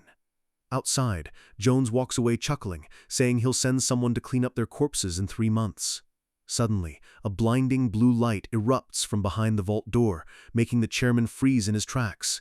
His eyes go wide with terror as he mutters, "Holy," under his breath. A massive shockwave of energy rips through the mountain, and the chairman barely gets out a curse before the world explodes. The unbreakable seal is obliterated in a single strike, sending tons of rock and debris flying into the sky. The mountain literally splits apart as Domdiok's new power levels the entire facility. The next day, news reports show that Chairman William Jones has been outed as a murderer and a high-ranking criminal. The media is in a frenzy, reporting that an unknown person literally split the earth to reveal his secret storage vault. Back in safety, Damdok admires a perfect replica of the sword, marveling at how amazing the weapon feels. So-Yul watches him, and he tells her that words can't describe the feeling of holding such a perfect weapon. He wonders if Hephaestus himself made it, since it seems impossible for any human to craft something this divine. Suddenly, the door bursts open as White Cloud storms in, screaming about what Damdok has been doing lately. The kid is fuming, asking why he sees him on TV every 5 minutes, and why he hasn't visited his student yet. White Cloud stops mid-sentence, his eyes locking onto the glowing blade in Damdok's hand. His jaw drops as he asks what that dope sword is, completely forgetting about his temper tantrum. Damdok tells him to stay back so he doesn't get it dirty, but the kid begs to touch it just once, claiming it's unfair. Damdok gets a mischievous look, asking if he really wants to touch it that badly. He shoves Snow, the moonlight fox, into the kid's face instead, telling him he can pet the fox as much as he wants. White Cloud is annoyed, but Damdok jokes that the sword and Snow are the same thing now, so he should just be happy. So-Yul cuts the playing short, appearing in heavy winter gear and telling them it's time to move. The next objective is clear. They are heading out to recruit the third Guardian. The scene shifts to a brutal whiteout blizzard in a mountain range that looks like the end of the world. The peaks are jagged and covered in thick ice, a place where no human should be able to survive. 3 tiny figures struggle through the deep snow, their tracks being filled in by the wind as soon as they're made. Damdok is freezing his tail off, asking So-Yul if she's absolutely sure this is the right way. She explains that the Guardian Eton lives between the 4th and 5th rivers and they should arrive by nightfall. Adele screams in frustration, convinced that So-Yul is lying, because no sane person could live in this frozen hellscape. So-Yul gives her a cold side-eye look and asks if they want to just give up and go home right now. She adds that if they leave, the world will definitely be destroyed. The crew immediately shuts up and follows her. Damdok's boot crunches through a thick layer of ice as they reach a higher altitude. So-Yul points to a massive, glowing peak, telling them the Guardian is just on the other side of that mountain. White Cloud gets a burst of energy, cheering that their struggles are almost over and running ahead. Damdok suddenly stops, his eyes widening as he hears a low, ominous rumbling from above. White Cloud looks back with a grin, but his face pales as he sees the wall of snow falling toward them. A massive avalanche thunders down the slope, a literal tidal wave of ice and rock. The sheer scale of the snow is terrifying, and it's heading right for their position. Damdok screams for everyone to run, his voice barely carrying over the roar of the mountain. The snow hits with the force of a bomb, turning the world into a chaotic mess of white and blue. Adele lets out a scream as she's nearly swept away, the group scrambling for any kind of cover. Damdok spots a narrow opening in the rocks and points toward it, but White Cloud yells that it's too small for them to fit. Damdok draws the replica Excalibur and calls for Snow, who unleashes a burst of energy. He swings the sword, carving a wide path into the cliffside, just as the avalanche buries everything else. They make it inside, but the entrance is completely sealed off by tons of snow that will take days to melt. Adele smirks, saying this is finally her time to shine after being useless in the cold. She boasts that she hasn't been idle and summons a massive ball of magical fire between her hands. She yells for them to behold her third circle spell, but the fire barely makes a dent in the ice. So-Yul tells her to stop, explaining that only the mana of Niflheim can melt this specific type of magic snow. White Cloud kicks the wall in rage, but Damdok tells him to save his energy since they don't know how long they'll be trapped. Damdok worries that the forgotten gods are getting stronger while they're stuck here doing nothing. He feels a tug on his leg and looks down to see Snow sniffing the ground with intent. The little fox looks up with big glowing eyes, clearly having found something important. Damdok asks the fox what it found, watching as it trots toward a corner of the cave. Snow starts scratching at a wall of solid ice, sniffing the air as if he can smell a way out. Damdok walks over, asking if there's something wrong with the wall as the fox gets more excited. Suddenly, a tiny, high-pitched voice echoes from behind the ice, making Damdok jump. A series of cracks appear in the wall, and the sound of tiny fists hammering on ice fills the cave. The wall shatters, and Damdok stares in shock as a piece of the cave falls away. His eye twitches as he sees something he definitely didn't expect to find in a frozen death trap. A tiny, blue-haired fairy with shimmering wings flies right into his face, looking absolutely terrified. More fairies appear, screaming that Loki is here and that his minion is going to eat them. Damdok is confused, asking if they're actually fairies, while the little creatures cry out that he's going to eat them alive. He puts on his best nice guy face, trying to calm them down and promising he's not an enemy. Snow pops his head out from Damdok's coat, and the fairies lose their minds, calling him a demonic beast named Sororibus. Damdok corrects them, saying it's Cerberus, and he's definitely not an idiot, though the fairies aren't listening. They start wailing about an emergency, saying Loki and Cerberus are here to take away something called Jomyo. Damdok's expression turns serious as he repeats the names Mjolnir and Loki, connecting the dots. The ground shakes with a heavy rhythmic thud, the sound of someone very large approaching. A massive, red-haired man with a golden crown and a wild beard steps out of the shadows, telling the fairies to stay quiet until he recovers. The third guardian has finally arrived. He lets out a booming laugh, realizing he's fallen for yet another one of Loki's elaborate traps. White Cloud is starstruck, unable to believe he's actually standing in front of the real Thor, while Thor laughs at how bold the little priest is. Damdok connects the dots, asking if that massive avalanche from before was Loki's way of burying them alive. Thor's expression darkens as he explains that the trickster god is planning to build a massive army right here in Niflheim. So Yule looks worried, noting that the timing of this attack is too perfect to be a coincidence. Damdok asks the obvious question: if Thor is so powerful, why hasn't he just smashed his way out of here yet? Thor rubs his head awkwardly, admitting that he tried, but Niflheim's magic snow is apparently hammer-proof. Our boy is stunned. If Mjolnir, the all-destroying hammer, can't dent this ice, they might be stuck here until the next ice age.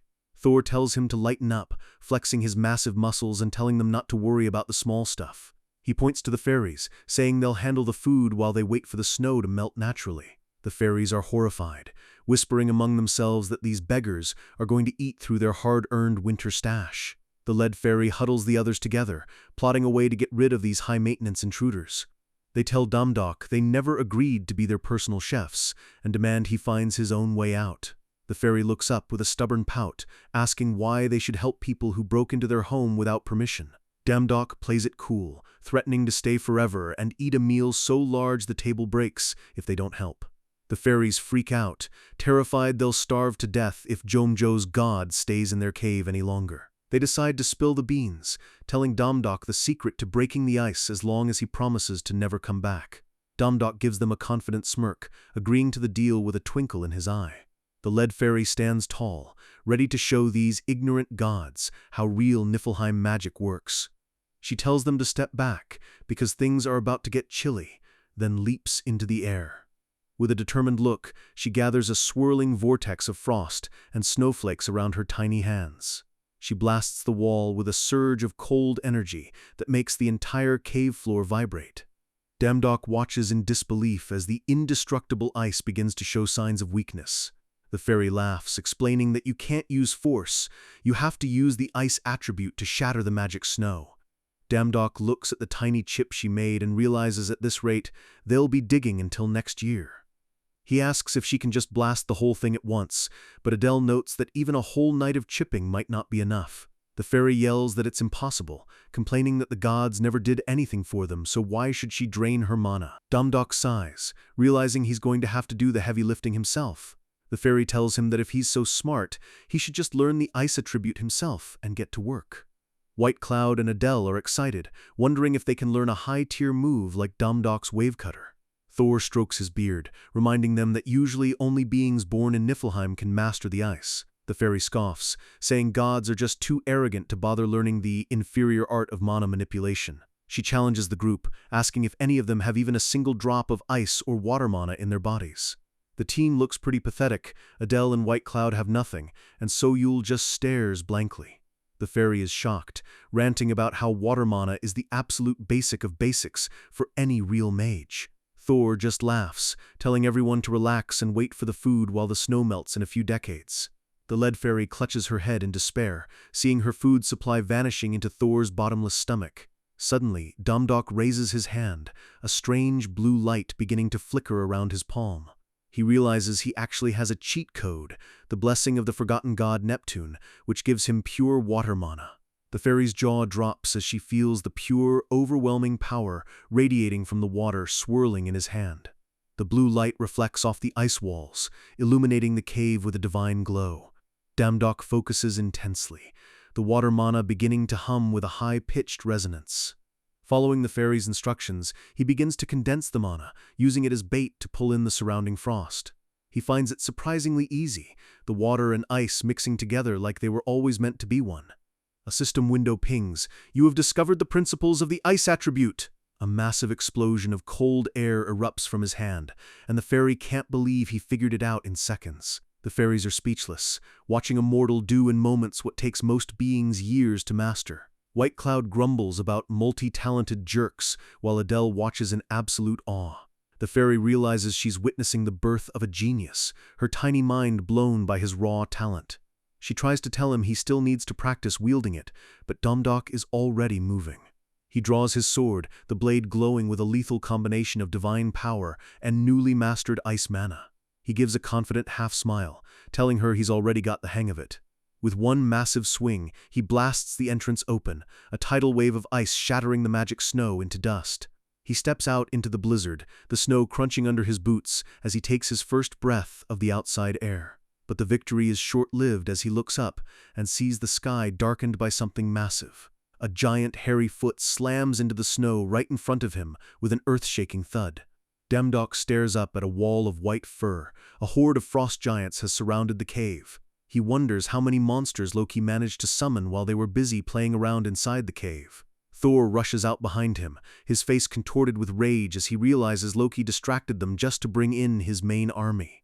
So-Yul's eyes turn sharp as she senses a presence much more powerful than the average giant. She warns the group that Etin, the king of the frost giants and the third guardian, is standing right among them. Domdok asks if the guardian they're looking for is actually hiding somewhere in that crowd. So-Yul confirms it. Etin isn't just a giant, he's their king, and he's the powerhouse of this realm. She notes that giants have incredible bonds, meaning Etin is likely watching over his people like a protective father. Domdok asks why a guardian would ever side with a scumbag like Thor's brother. So-Yul explains that Etin would never follow Loki willingly. It's almost certain that the trickster is using brainwashing magic. Domdok's eyes narrow as he realizes the scale of the manipulation they're dealing with. Suddenly, the snow explodes as one of the giants lunges forward with surprising speed. Thor doesn't even flinch, meeting the giant head-on in a brutal display of raw, godly strength. He screams a challenge to Loki, his voice echoing across the mountains like a crack of thunder. He demands that the coward stop hiding behind his puppets and face him like a man. High up on a cliff, a blonde, horned boy sits casually, mocking Thor for being as stupid as always. Loki looks down at the carnage with a bored expression, taunting Etin by telling him his people are being murdered. He leans his head on his hand, cruelly telling the controlled king that he should hurry up and save them. Thor's rage is hitting its peak as he keeps shouting for Loki to come down and fight. His eyes are glowing with lightning, the sheer pressure of his aura making the nearby snow vaporize. But then, a massive shadow falls over Thor as the ground behind him literally rises up. A giant fist slams into the earth, sending Thor flying backward in a cloud of shattered ice. Thor lands hard, the impact cracking the stone beneath him as he tries to regain his footing. He looks up, blood trickling down his face, and sees the king of giants looming over him. Etin prepares a follow-up strike, his massive claws ready to crush anything in his path. Domdok spots Loki on the cliff and decides it's time to take out the source of the brainwashing. White Cloud and Adele are visibly shaken, noting that the giant king looks excessively strong even for a god. Domdok gives them a playful smirk, asking if they're scared, which of course makes the kids act all tough. So-Yul joins him, her eyes cold and determined, stating they'll crush anyone who stands in their way. Our boy gives a sharp nod and tells the team it's time to move out. The group dashes across the frozen plain, dodging giant footsteps and falling boulders. Damdok realizes that maintaining control over something as strong as Etin must require insane concentration. He figures if he can just distract Loki for a split second, the brainwashing might snap. He pushes his speed to the limit, his eyes fixed on the smug god sitting on the ledge. But the giants aren't letting him through easily, a massive foot coming down right where he's about to step. He barely rolls out of the way, the impact sending him sliding across the ice as he grunts in pain. The giants keep swinging, their massive arms cutting through the air like falling trees. Damdok finally makes it to the base of the cliff and looks up to see Loki staring right back at him. Loki smirks, telling him that sneaking up is useless against someone who sees everything. He brags about the effort he put into controlling Etin, calling him the strongest being in all of Niflheim. Loki mocks him, asking if he's a god from another world since Thor would never be smart enough to attack from behind. Damdok stays silent, his hand gripping the hilt of his sword as he prepares for the fight of his life. Loki laughs at the silent treatment, asking if our boy is just that confident in his own skills. He introduces himself with mock politeness, claiming that gods can be entertainingly ignorant of their own limits. He tells Damdok he's going to show him something interesting as a reward for reaching him. Loki explains that while most gods look down on mana, he's discovered its endless, terrifying possibilities. He summons a swirling ball of ultimate attribute mana, the Black Flame, claiming it can even melt the eternal snow of Niflheim. Damdok stares at the dark fire, a strange, knowing look crossing his face as he repeats the name. Loki thinks he's terrified, telling him he'll make a perfect test subject for his newest toy. But then, Damdok reaches into his own inventory and pulls out a bottle of dark, swirling energy.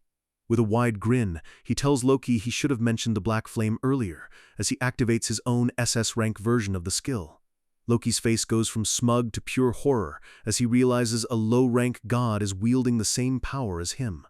Damdok lunges forward, his blade coated in the devastating black fire, cutting through Loki's defense in an instant. The impact of the clash sends a shockwave that rattles the entire cliffside. The two powers collide in a violent explosion of dark light and heat. The black flames roar, incinerating the surrounding ice and turning the air into a scorched void. When the smoke clears, the dark fire is still swirling aggressively around the battlefield. Loki is frozen in shock, blood spraying from a deep wound in his shoulder as he stares at the man who just outplayed him. Damdok tells him to consider himself lucky. He held back just enough to keep the arm attached. Terrified, Loki throws up his hands and surrenders, begging Damdok to stop. Damdok demands he release Eaton from his control immediately, or he'll finish what he started. Loki agrees, sounding desperate as he claims he needs to concentrate to break the spell. He looks down with a suspicious, hidden smile, telling Damdok not to worry. He whispers the name Etin, his eyes beginning to glow with a malicious pink light. He gives his final order to the giant king, his face twisting back into a wicked grin. Instead of releasing him, he orders Etin to crush him with all your might, catching Damdok completely off guard. A massive white-furred arm slams down into the spot where Damdok was standing. The name of the guardian, Eaton, flashes as the giant fully commits to his lethal task. The king of frost giants looks truly monstrous now, his eyes glowing with the pink light of Loki's absolute command. Loki's grin is wider than ever as he watches his puppet work. The massive fist crushes everything in its path, and Damdok barely manages to scramble away. The impact is so violent, the ground literally splits open, sending ice shards flying like shrapnel. Damdok is sent tumbling through the air as the cliffside they were standing on begins to crumble. He screams for Eaton to stop, warning him that this path of destruction will kill the giant king too. Loki just laughs harder, finding the whole life-or-death struggle interesting as he tells Eaton to crush everything. Eaton lets out a pained roar, his body trembling under the strain of Loki's dark magic. Damdok grunts as he hits the ground, his copied Excalibur sliding away across the slick ice. He desperately calls out to the king again, hoping a shred of the Guardian's true self is still in there. He shouts at the top of his lungs, his voice full of a commander's authority as he orders Eaton to wake up. The giant pauses for a split second, his eyes flickering as the two wills battle inside his mind. But the madness takes over again, and Eaton brings down a strike that shatters a massive ice spire into 1,000,000 pieces. Damdok and So-Yul leap to safety just in time, the wind from the strike nearly knocking them off the mountain. They land on a precarious ledge, looking down at the absolute chaos below. Loki's hysterical laughter echoes through the canyons, the sound of a god who has completely lost his mind. He floats in the air, looking down at the giants and the heroes like they're just toys in a sandbox. He mocks them for underestimating a god of tricks, his eyes wild with a manic energy. He laughs until his lungs hurt, enjoying every second of the destruction he's caused. Domdok catches his breath, noting that Loki has officially crossed the line into total insanity. His team gathers behind him, all of them staring at the trickster god with pure disgust. White Cloud looks over the edge of the deep crevice, noting that they can't even see the bottom anymore. Suddenly, the boy's eyes widen as he sees a faint blue glow deep within the darkness. He tells the others he thinks he sees something moving in the pit. Two massive glowing yellow eyes snap open in the dark, sending a chill down everyone's spine. A massive roar rips through the air, and a column of pure frost energy erupts from the abyss. Domdok looks up in shock as a giant winged shape begins to emerge from the hole. He gasps out a question, his mind unable to process the scale of the new monster joining the fight. The frost dragon, Yong, fully emerges, its scales made of solid ice and its wingspan covering the entire valley. White Cloud screams a dragon as the colossal beast lets out a deafening, earth-shaking cry. Loki lands on the dragon's head, waving at the group with a sickeningly cheerful, "Yo! I'm back!" He gives a wicked wink, telling them it's time to start phase 2 of his little game. Thor is back on his feet, screaming Loki's name as he lunges through the air. He yells that the jokes have gone too far, his face twisted in a mask of pure, godly fury. But the dragon is too fast, a blast of frost breath hitting Thor mid-air. The explosion of ice energy is massive, lighting up the entire sky with a brilliant, cold light. Loki dismisses Thor, telling the dragon to go play with the god of thunder while he deals with the others. The dragon takes flight, its massive wings creating a blizzard-level wind that nearly blows the team off the cliff. Loki snaps his fingers, calling out for someone named Poppy to join the fun. A massive dark shadow streaks across the snow, moving faster than any animal should. The impact of the new beast landing creates a shockwave that knocks the team off their feet. Loki introduces Poppy, his personal frost wolf, a creature with ice crystal fur and glowing yellow eyes. He laughs, admitting he hasn't been this surprised in 1,000 years, but that he always has a plan B ready. Loki tells Domdok not to resent him as he orders his wolf to tear them apart, while Domdok tells Soyul to take the others and run. Loki points at Domdok, giving the command to kill, and the massive wolf lunges forward like a blur. Domdok grunts as he barely blocks the wolf's initial strike, the sheer force of it pushing him back. The wolf opens its massive maw, ready to snap our boy's head off in one bite. A massive explosion of energy hits the wolf, sending fur and ice fragments flying everywhere. Loki brags about how much work he put into subduing such a powerful beast. He pats the wolf's side affectionately, telling it how much he likes it for its loyalty and strength. He gives the order to find Domdok's companions and eat them next before they go help the dragon. But then, the wolf stops, its eyes narrowing as it looks at Loki with a strange, defiant expression. Domdok gives a confident smirk as his dog president title activates, glowing with a divine blue light. The wolf suddenly turns around and delivers a massive, bone-shattering kick right to Loki's chest. Loki is sent flying into a stone wall, the impact so hard it shatters the rock and leaves him gasping in the rubble. The wolf trots over to Domdok, who complains that the beast's hair tastes like dirt as he wipes his mouth. Loki looks up from the ground, his face pale and his eyes full of utter disbelief. Domdok mocks him, saying his dog president title is much stronger than Loki's petty brainwashing. Loki stares at him in terror as a massive shadow falls over his broken body. He laughs nervously, trying to call Thor his dear friend, and claiming the whole thing was just a joke that went too far. The scene ends with Thor towering over the trickster, his body crackling with lethal lightning and his face promising a world of pain. With the battle finally cooling down, the frost dragon lies defeated. The king of the giants, Etin, bows deeply, telling our boy he is forever indebted to him. Thor looks at Domdok with genuine respect, admitting he's constantly shocked by how fast the kid is growing. He grabs a trembling Loki, deciding it's time to take this troublemaker home for some divine punishment. Loki is a total mess, sobbing on the ground like a toddler because his precious dragon was taken down. A flash of blue light erupts as Thor and Loki vanish, heading back to the realm of the gods. Domdok watches them go, glad Thor handled it. If it were up to him, Loki would have been half dead by now for all the trouble he caused. So-Yul, ever the strategist, taps her chin thoughtfully, realizing their work here is far from over. The team stands at the edge of a massive, frozen precipice, looking down into the dark abyss where the rest of the frost giants are gathered. Dumdok looks at So-Yul with a blank stare when she suggests they head down there themselves. White Cloud is losing his mind, asking if everyone has officially gone insane. He argues that after a fall from that height, the giant king is probably a pancake, but So-Yul tells him he doesn't need to worry about that. Suddenly, the ground starts rhythmically shaking with a series of massive, heavy thuds. A giant clawed hand grips the edge, and the king of the frost giants hauls his massive body back up to the peak. Cloud is ready to scrap, shouting a challenge at the massive beast and reaching for his sword. Dumdok and So-Yul just watch the kid with "really?" expressions as he tries to pick a fight with a mountain. Our MC breaks a sweat, wondering if he's actually going to have to throw hands with Eaton even though Loki isn't pulling the strings anymore. The giant speaks with a voice like grinding stones, addressing Dumdok as a god from another world. He offers his sincere thanks for breaking the mind control spell and for dealing with that pesky frost dragon. Etin reveals that the dragon has been persecuting his people for thousands of years, turning their home into a nightmare. He looks down at his massive paws, the weight of his people's suffering evident in his tone. As a reward for this legendary deed, the king offers to grant Dumdok a single wish. But there's a catch, isn't there always? The air turns still as the group waits for the condition that comes with such a massive offer. Etin explains that the wish can only be fulfilled within Niflheim because he has to stay behind and protect his kin from the dragon's return. Dumdok is confused. He thought the dragon was already dead and buried. Etin clarifies that the dragon isn't truly dead.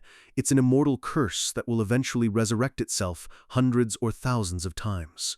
His eyes go dark as he describes the eternal war his people are stuck in against the beast. Dumdok wonders if there's a way to put a permanent end to the cycle of rebirth. The giant mentions an ancient prophecy that has been whispered among the ice for generations. It speaks of a being who reaches the stage of white ice and black flame, someone who can wield a cold so intense it burns like a dark fire. Dumdok remembers that Loki was using black flames earlier and wonders if that trickster was the one. He raises his hand, and a swirling vortex of pitch-black energy erupts from his palm. The giant's eye goes wide with total shock as he stares at the exact power mentioned in the prophecy. Etin is certain this is the flame, but he warns Dumdok that just having the fire isn't enough to reach the final stage. He tells him the key is something called circle aura, a concept our hero hasn't even heard of yet. The giant realizes the savior hasn't reached that level yet, but he doesn't seem discouraged. His massive foot crushes the snow as he turns, signaling for the group to follow. He tells Dumdok to come with him, promising an introduction to the only one who can help him master this power. The scene shifts deeper into the frozen wastes, where the mana feels thick enough to taste. A tiny blue fairy floats up, crossing her arms and asking Etin what on earth is going on. Dumdok gives a friendly wave, while the fairy screams, asking why the king is hanging out with these scumbags. Etin is surprised they already know each other, which only confirms his belief that Dumdok is the chosen savior. He explains that snow fairies are the masters of mana in this realm, and this little one is going to teach Dumdok the circle aura. The fairy, Pixie, is not having it, claiming she's too busy looking for food to babysit a human. So-Yul leans in close, her eyes fixed on the little creature as she prepares a special bribe. She holds out a small piece of candy, asking the fairy if she's ever tried something so sweet. Pixie grabs the treat with both hands, sniffing it tentatively as her eyes light up. She takes a bite, and her world literally explodes with flavor. She's never tasted anything this delicious in her entire life. Dumdok realizes she's eating a fragment of a golden apple, a legendary item that gods would kill for. He shows her a whole handful of them, promising the entire stash if she agrees to help him. Now, fully motivated by snacks, Pixie explains that a circle aura is mana compressed to its absolute extreme limit. She demonstrates, her tiny fist glowing with a concentrated ice aura that packs way more punch than a simple magic blast. Dumdok realizes the real nightmare is trying to wield two different attributes, ice and fire, at the same time. Etin warns him that this usually takes years of slow practice, making the fairy laugh at the thought of a fast success. But Pixie turns to the king and tells him he has no idea what kind of monster he's brought home. Blue electricity crackles around Dumdok as he admits the mana backlash is intense. He takes a deep breath, and suddenly, a sphere of dark, swirling energy begins to stabilize in his hand. Eteen breaks a sweat, unable to believe that a mortal's aura is already settling into a perfect circle. Domdok coats his copied Excalibur in the dual aura, the blade turning into a weapon of pure, dark destruction. The fairies and the king watch in silence, realizing they aren't just looking at a hero, but a real monster. High above, the frost dragon lets out one final roar as it prepares to descend. Damdok stands alone in the path of the beast, his new sword humming with a terrifying frequency. His eyes are sharp and cold. He's done playing games with this overgrown lizard. A system alert pings. He has mastered the circle aura of both black flame and ice. The blade erupts with a pillar of dark blue light that reaches up into the starry sky. A new skill is born from his sword god title, the Black Sword Slash. He swings the blade in one massive arc, and a wave of pure dark energy tears through the reality of the snowfield. The strike is unbelievable. It literally splits the horizon, leaving a jagged scar across the mountains. Eaton is stunned. The wish his tribe has held for thousands of years was granted in a single second. A system window confirms it. The frost dragon is dead, and this time, it's permanent. Damdok stands amidst the destruction, having absorbed the dragon's essence, which gives him a massive 2,000% boost to his mana absorption. He turns back to the king with a smirk, asking if that wish he was promised can include a priest contract. Bright blue notification pings. The priest contact has been successfully concluded. Eteen is officially confirmed as the third priest of the sword god. Domdok pats the giant's massive arm, feeling his godly power surging as his priest list expands. Eten's full profile appears. He's been the Lord of Giants for 68 years and cares more for his people than his own life. Domdok smiles, knowing that having a tank like this on his side is more than enough to handle whatever comes next. White Cloud grumbles about the cold, demanding to know when they can finally go home and get some warm food. Damdok just laughs at the kid, find the whole grumpy attitude pretty entertaining after such a massive win. Adele tells the boy to show some respect to their god, but White Cloud just gets the goosebumps from the nonsense she's spouting. Adele mocks him, calling him Mr. Never Has Won, which clearly hits a sore spot for the young prodigy. Damdok pulls up Adele's profile, seeing that she's also evolved, now mastering high-tier ice magic. He snaps his fingers, telling the team to stop bickering, because it's time to move. A massive magic circle appears on the ground, glowing with a divine light as the teleportation activates. Damdok has a wicked grin on his face. They've finished their business here, and now it's time to check on the other world. The group vanishes in a pillar of light, leaving the frozen peaks of Niflheim behind.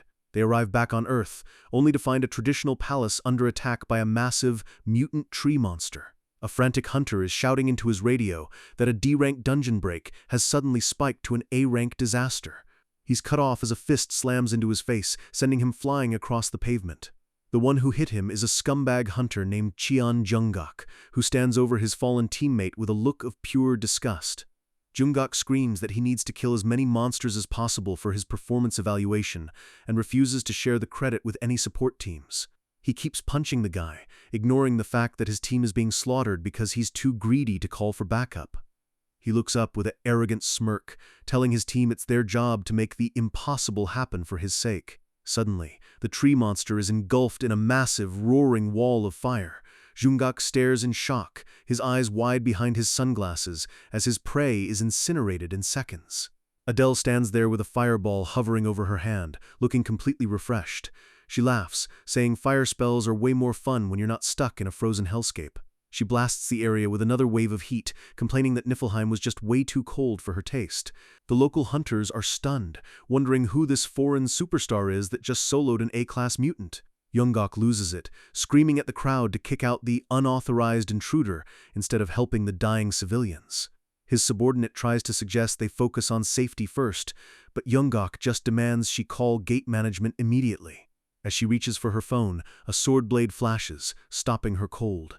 White Cloud steps out of the smoke, telling them that reporting Adele would be way too much of a bother for their team. Jungak recognizes him and demands to know what the hell the Iris prodigy is doing here. He pauses, a realization dawning on him that makes his blood boil. Damdok casually tosses his coat over his shoulder, stepping into the light with a bored expression. Jungak yells that Damdok promised never to participate in another gate raid, accusing him of being a liar. Damdok gives him a cold stare, telling him he should have been faster if he wanted the credit, and that casualties are only rising because of his incompetence. He finishes the insult with a simple, devastating, "You weakling." Jungkook's face twists into a malicious grin, mocking Domdok for using dirty power to get rich and famous. Domdok just sighs, telling him he's talking absolute nonsense again.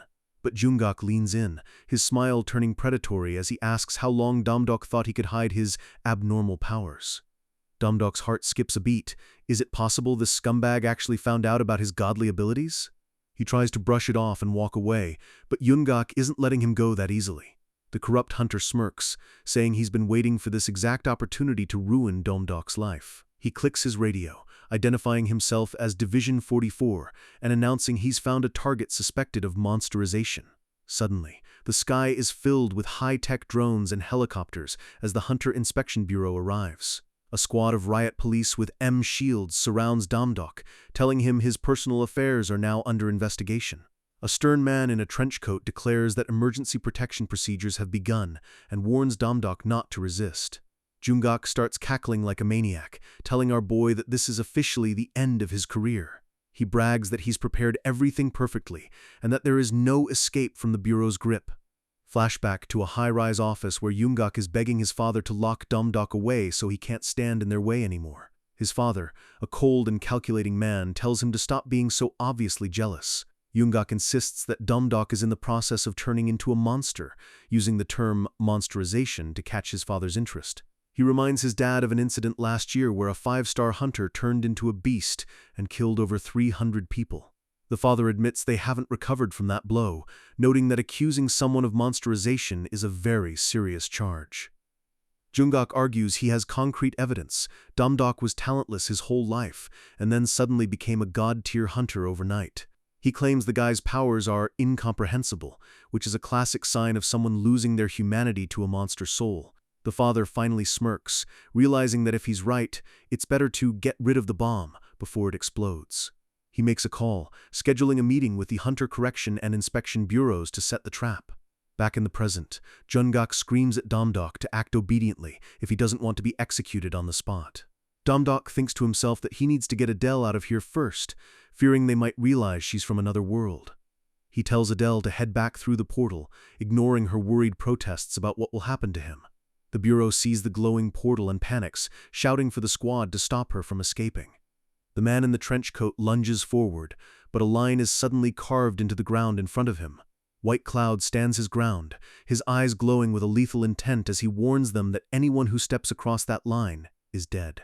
The inspector scoffs, calling him the useless son of the Iris Guild. A shadow moves faster than the eye can follow, a boot stepping right over the line. A new figure appears, Leo Lux, the rank 1 hunter, towering over White Cloud and calling him arrogant. White Cloud swings his blade with everything he's got, but Leo doesn't even move. Leo's eyes are cold and empty as he pulls a massive black blade from his back.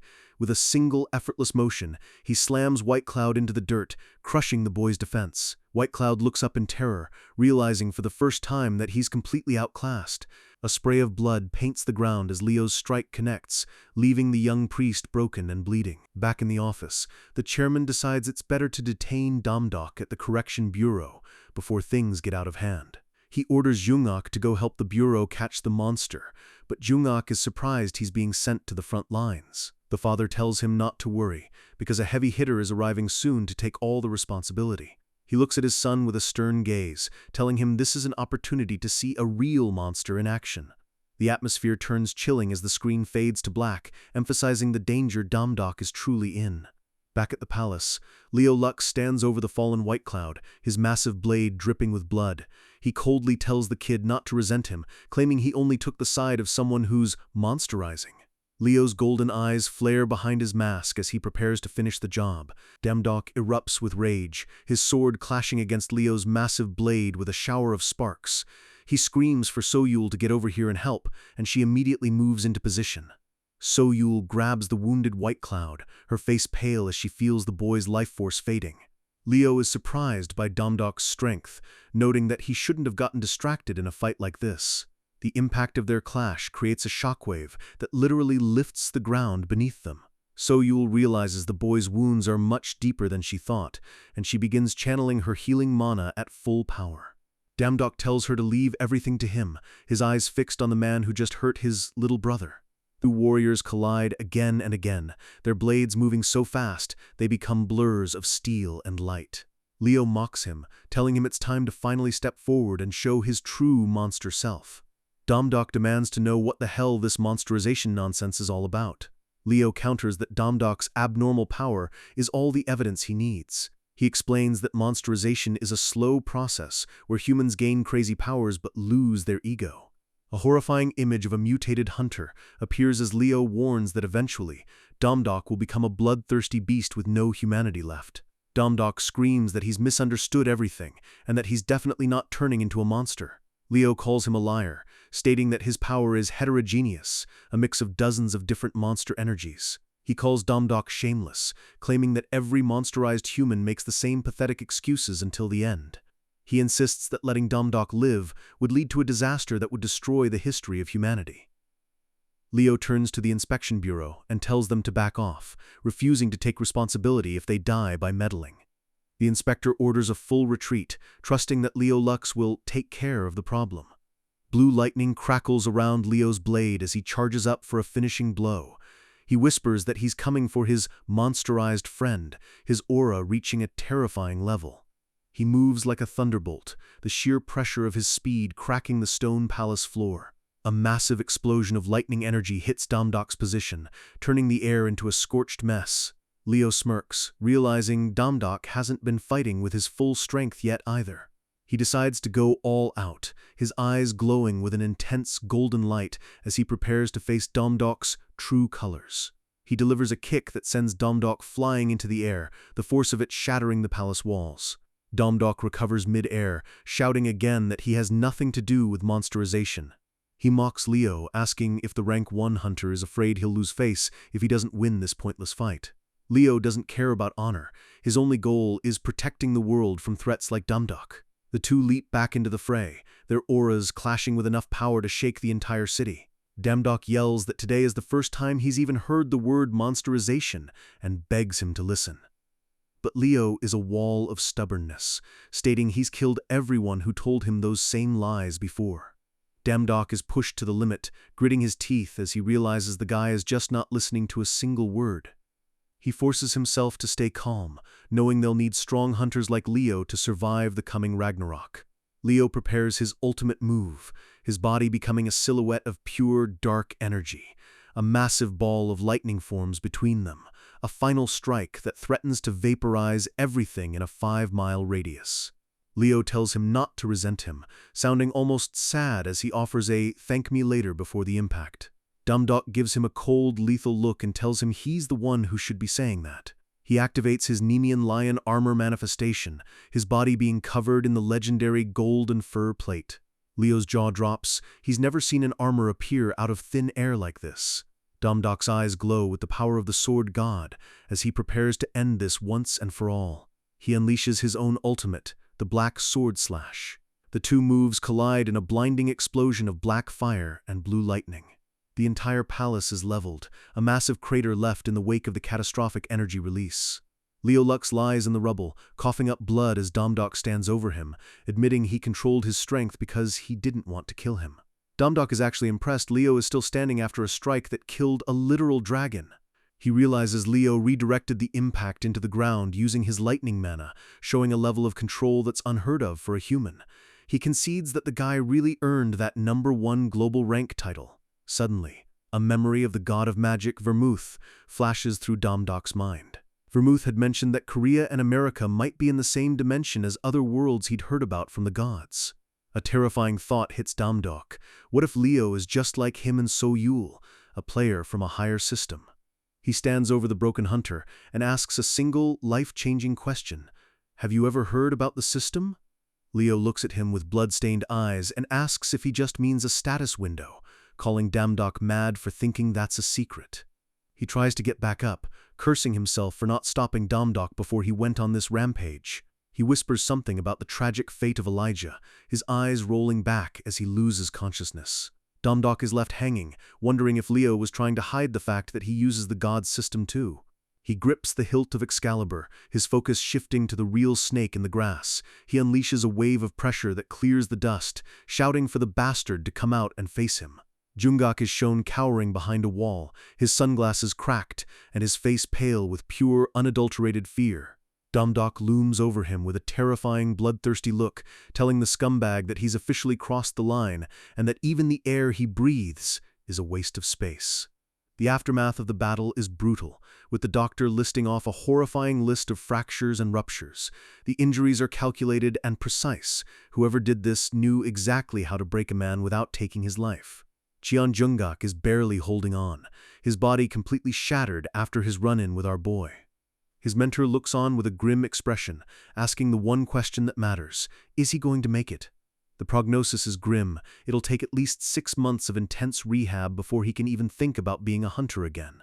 The mentor realizes he's vastly underestimated Damdok. He didn't just raise a hunter, he raised a tiger.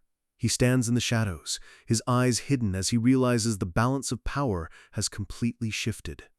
Back at the base, White Cloud is complaining loudly while getting his wounds bandaged up.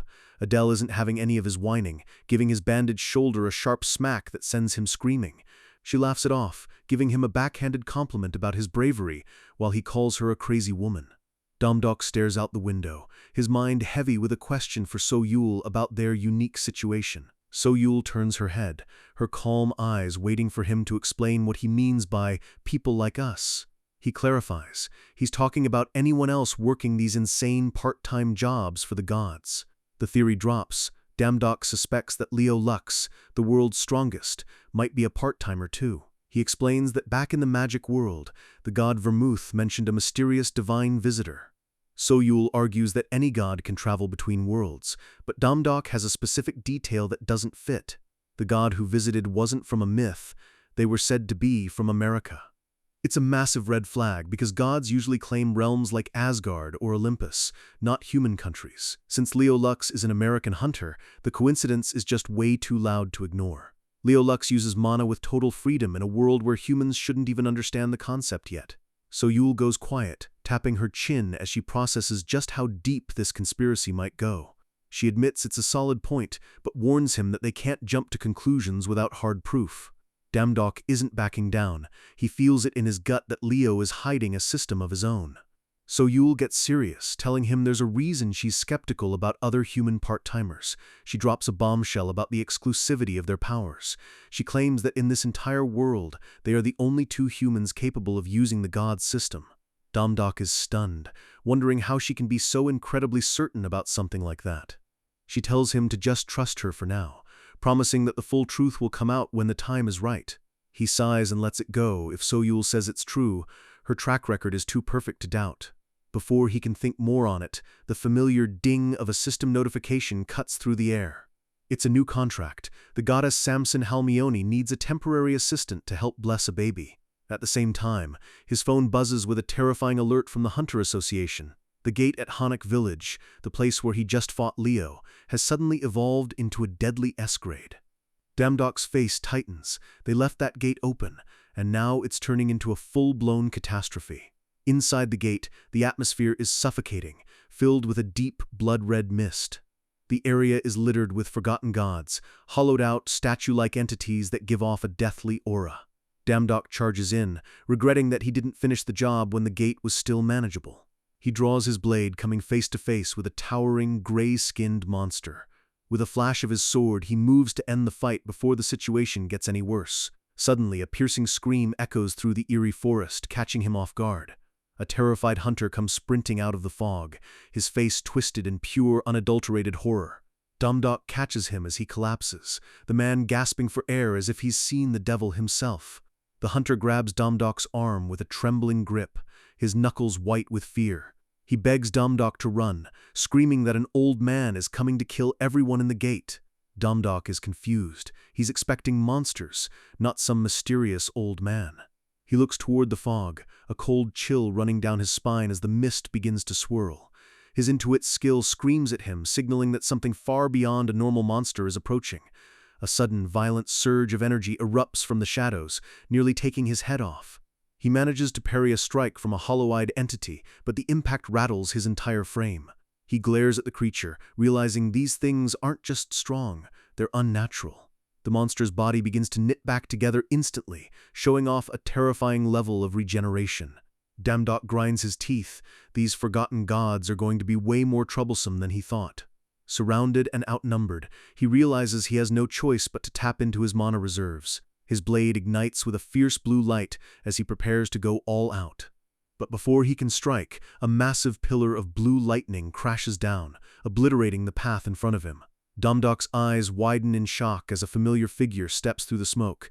It's Leo Lux, crackling with electricity and looking every bit like the world's top hunter. Leo makes it clear he still doesn't trust Damdok's innocence, and their rivalry isn't over. But for now, the S-Rank gate is the priority, and they'll have to fight side by side to save the city. The two powerhouses stand together, facing a darkness that's hungry for human souls. The battlefield is pure chaos as hunters desperately try to hold the line against the encroaching monsters. One hunter is nearly bitten in half, screaming for the beasts to get away as they swarm him. Leo Lux's eyes glow with an intense blue light as he focuses his power for a massive strike. A colossal eruption of energy clears a path, showing the sheer gap between Leo and everyone else. He lands with a heavy thud, lightning still dancing around his boots as he takes command. He orders the men to seal the front line, prioritizing civilian safety above all else. His tactical genius shines as he directs the hunters to target the monster's mobility, avoiding a direct slugfest. Leo realizes with a grim thought that the gates are becoming far more dangerous than the standard dungeons. The entire world is shifting, and the army of shadows waiting in the fog is just the beginning. A massive, tentacle-like root erupts from the ground, moving with a life of its own. It snatches a female hunter right out of the air before she can even react. She screams for help as she's dragged into the darkness, the other hunters frozen in shock. Leo curses under his breath, realizing the old man the survivors mentioned is finally making a move. So-Yul steps forward, her voice sharp as she warns him not to act recklessly. She senses something gargantuan and ancient hiding deep within the dark fog. Leo can feel it too, an ominous weight that suggests they might not walk out of this gate alive. He clenches his fist, his sense of duty battling against the sheer terror of the unknown. Suddenly, something catches his eye, and he spins around with his heart pounding. A blur of motion streaks past him, heading straight for the heart of the danger. It's Damdok, slicing through the grasping roots with a flurry of golden strikes. He dives headfirst into the fog, his eyes locked on the captured hunter. So-Yul screams his name, her usual composure breaking as she watches him vanish into the mist. Damdok grins through the tension, refusing to let another person die while he's standing there. He grabs the woman and hurls her back toward the group, but the momentum pulls him deeper into the abyss. The fog swallows him whole, and the world goes completely silent. Damdok lands in a place where the ground is cracked, and the sky is a void of nothingness. The air is thick, with a gloomy, unpleasant aura that makes his skin crawl. He realizes his very vitality is being drained away just by standing in this cursed dimension. A voice rasps out of the darkness, calling him an amusing child for wandering into its lair. Perched high up on a dead tree, a massive figure draped in white looks down at him. The silence is deafening as Damdok stares up at the source of the voice. The creature chuckles, inviting him to come closer so it can get a better look at its new toy. The Tui window flashes red, screaming that death is standing right in front of him. Damdok's face turns pale as he realizes the sheer scale of the power he's facing. He doesn't wait to be attacked. He leaps into the air, aiming a desperate strike at the white-clad figure. He realizes this is the old man the hunter warned him about, a being of pure lethal energy. The figure is revealed to be a terrifying old hag with skin like wrinkled stone and eyes that hold a void. With a simple wave of her hand, a massive branch slams into Damdok, sending him flying. He barely recovers, the sheer speed of her counterattack leaving him breathless. He grunts in pain as he's slammed against the ground, his armor the only thing keeping his bones intact. The creature's eye zooms in on him, sensing that he's different from the other souls she's devoured. She calls him fresh, her hunger palpable as she prepares to feast on his spirit. Damdok takes a deep breath, his eyes glowing with a desperate golden fire. He unleashes a flurry of slashes, the air sparking with the friction of his blade. He manages to cut through the surrounding roots, but they just keep coming back, faster and stronger. He realizes he's trapped in a losing game of attrition against a god of the dead. He tries to find a footing, but the very ground seems to be working against him. In an instant, multiple roots wrap around his limbs, pinning him to the spot. He gasps as the breath is squeezed out of his lungs, his sword falling from his hand. The old hag leans in close, delighting in the fact that he hasn't given up even while being crushed. She's obsessed with his expression, wanting to see the exact moment his hope turns to despair. She begins to list off the many people she's killed: warriors, children, widows. She mocks the way they all begged for their lives, their faces becoming her favorite memories. Her long, bony fingers reach out to touch his face, her touch cold as ice. She asks him what kind of face he'll make when his life finally flickers out. A warning window pops up. Dumdock is engulfed by extreme fear, and his stats are plummeting. He realizes this is the exact same feeling he had when he stood before Hades in the underworld. The hag cackles, her mouth opening wide to reveal a black pit of teeth. Dumdock curses, struggling against the roots as they tighten their lethal grip. He's at his limit, and if he doesn't do something now, his soul is as good as gone. Suddenly, a system message appears. His application for the part-time job has been accepted. Dumdock lets out a weak laugh. The timing is absolutely perfect. He taunts the hag, telling her she's a fool for thinking he came into this fight without backup. A massive teleportation window begins to form around him, glowing with divine blue light. The hag is stunned as her roots begin to disintegrate in the presence of a higher power. But her expression quickly shifts back to a terrifying grin as she realizes he's trying to flee. She declares that death has already intertwined with his soul, and there is no escape from her. She grabs his face with her skeletal hand, whispering that she is the Grim Reaper herself. The Reaper screams in his face, her jaw unhinging as she prepares to rip the expression right off his soul. Dumdock just smirks, telling the monster not to make him laugh as a fierce heat begins to build. He roars that there's no way he's giving up here, his body igniting with a violent orange glow. A glitched system window appears, showing the activation of a forbidden skill, Hell's Fire. His eyes burn with the intensity of a dying star as he prepares a suicide attack to take her with him. The Reaper's eyes widen in genuine shock. She didn't expect the human to have a soul this volatile. A massive explosion of white-hot flames erupts, incinerating everything in the immediate area. The world becomes a blur of fire and ash as Dumdock pours every ounce of his mana into the blast. As the smoke clears, the Reaper stands there relatively unharmed, calling him a wretched fool for trying. Dumdock collapses, his body smoking and his strength completely spent after the explosion. The Reaper stands over him with a blade of darkness, eager to see the sweet expression of his defeat. Dumdock struggles to his feet, using his sword as a crutch as he refuses to stay down. He repeats his mantra through gritted teeth. There's absolutely no way he's giving up. His head hangs low, blood dripping onto the dry earth as he gathers the very last of his spirit. He knows that if a monster like this escapes into the city, Seoul will be wiped off the map in a single day. He looks her dead in the eye, ready to trade his life to keep her locked in this dimension. His boots spark with the last embers of his fire, the ground cracking under the weight of his resolve. He lunges forward one last time, a shadow of a man against a god of the dead. The Reaper is genuinely impressed now, her eyes narrowing as she prepares to end his struggle. She unleashes a swarm of roots to drag him down into despair for eternity. Dumdock coughs up blood as he's slammed against a wall of shadow, his vision starting to fade. Everything is going dark, and the Reaper leans in to witness the final moment of his consciousness. She demands he lift his head and show her the face of a dying man. Suddenly, delicate pink flower petals begin to fall from the dark sky, swirling around Dumdock's body. A soft, childlike voice speaks of a blooming dream, cutting through the heavy aura of death. A burst of vibrant light erupts, pushing the Reaper back and filling the void with color. The Reaper is horrified, wondering how another divine being could have possibly found this hidden place.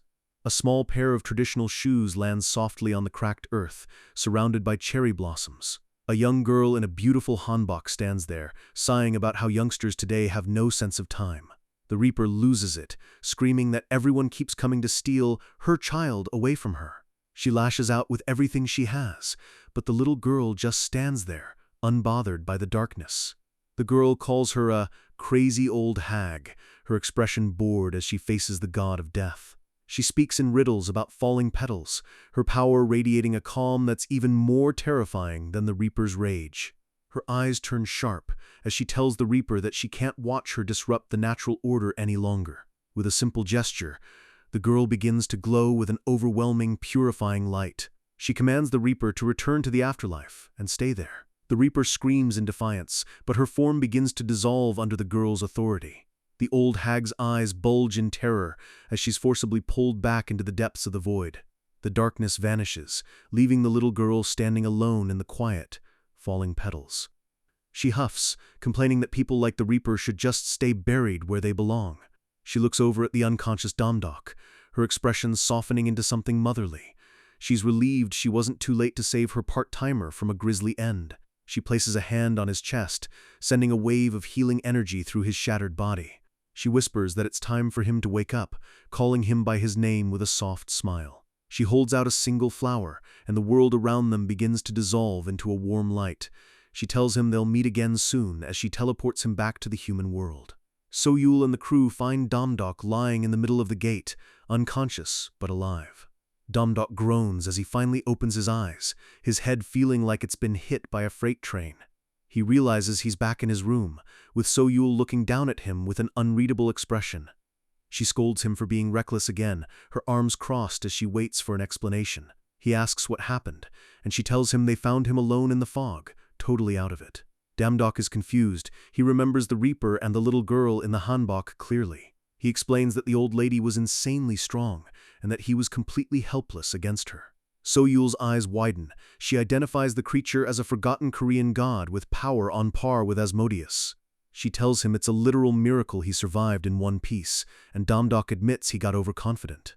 He then mentions the most shocking part: the Reaper actually shattered his job system window. Soyul jumps up, her voice cracking as she demands to know what he just said was broken. He shows her the screen, which is flashing System Error in a jagged, broken font. Soyul looks like she's seen a ghost, her face turning a shade of pale that worries Domdok. She explains that the system is an absolute protocol created by the primordial mother to govern all dimensions.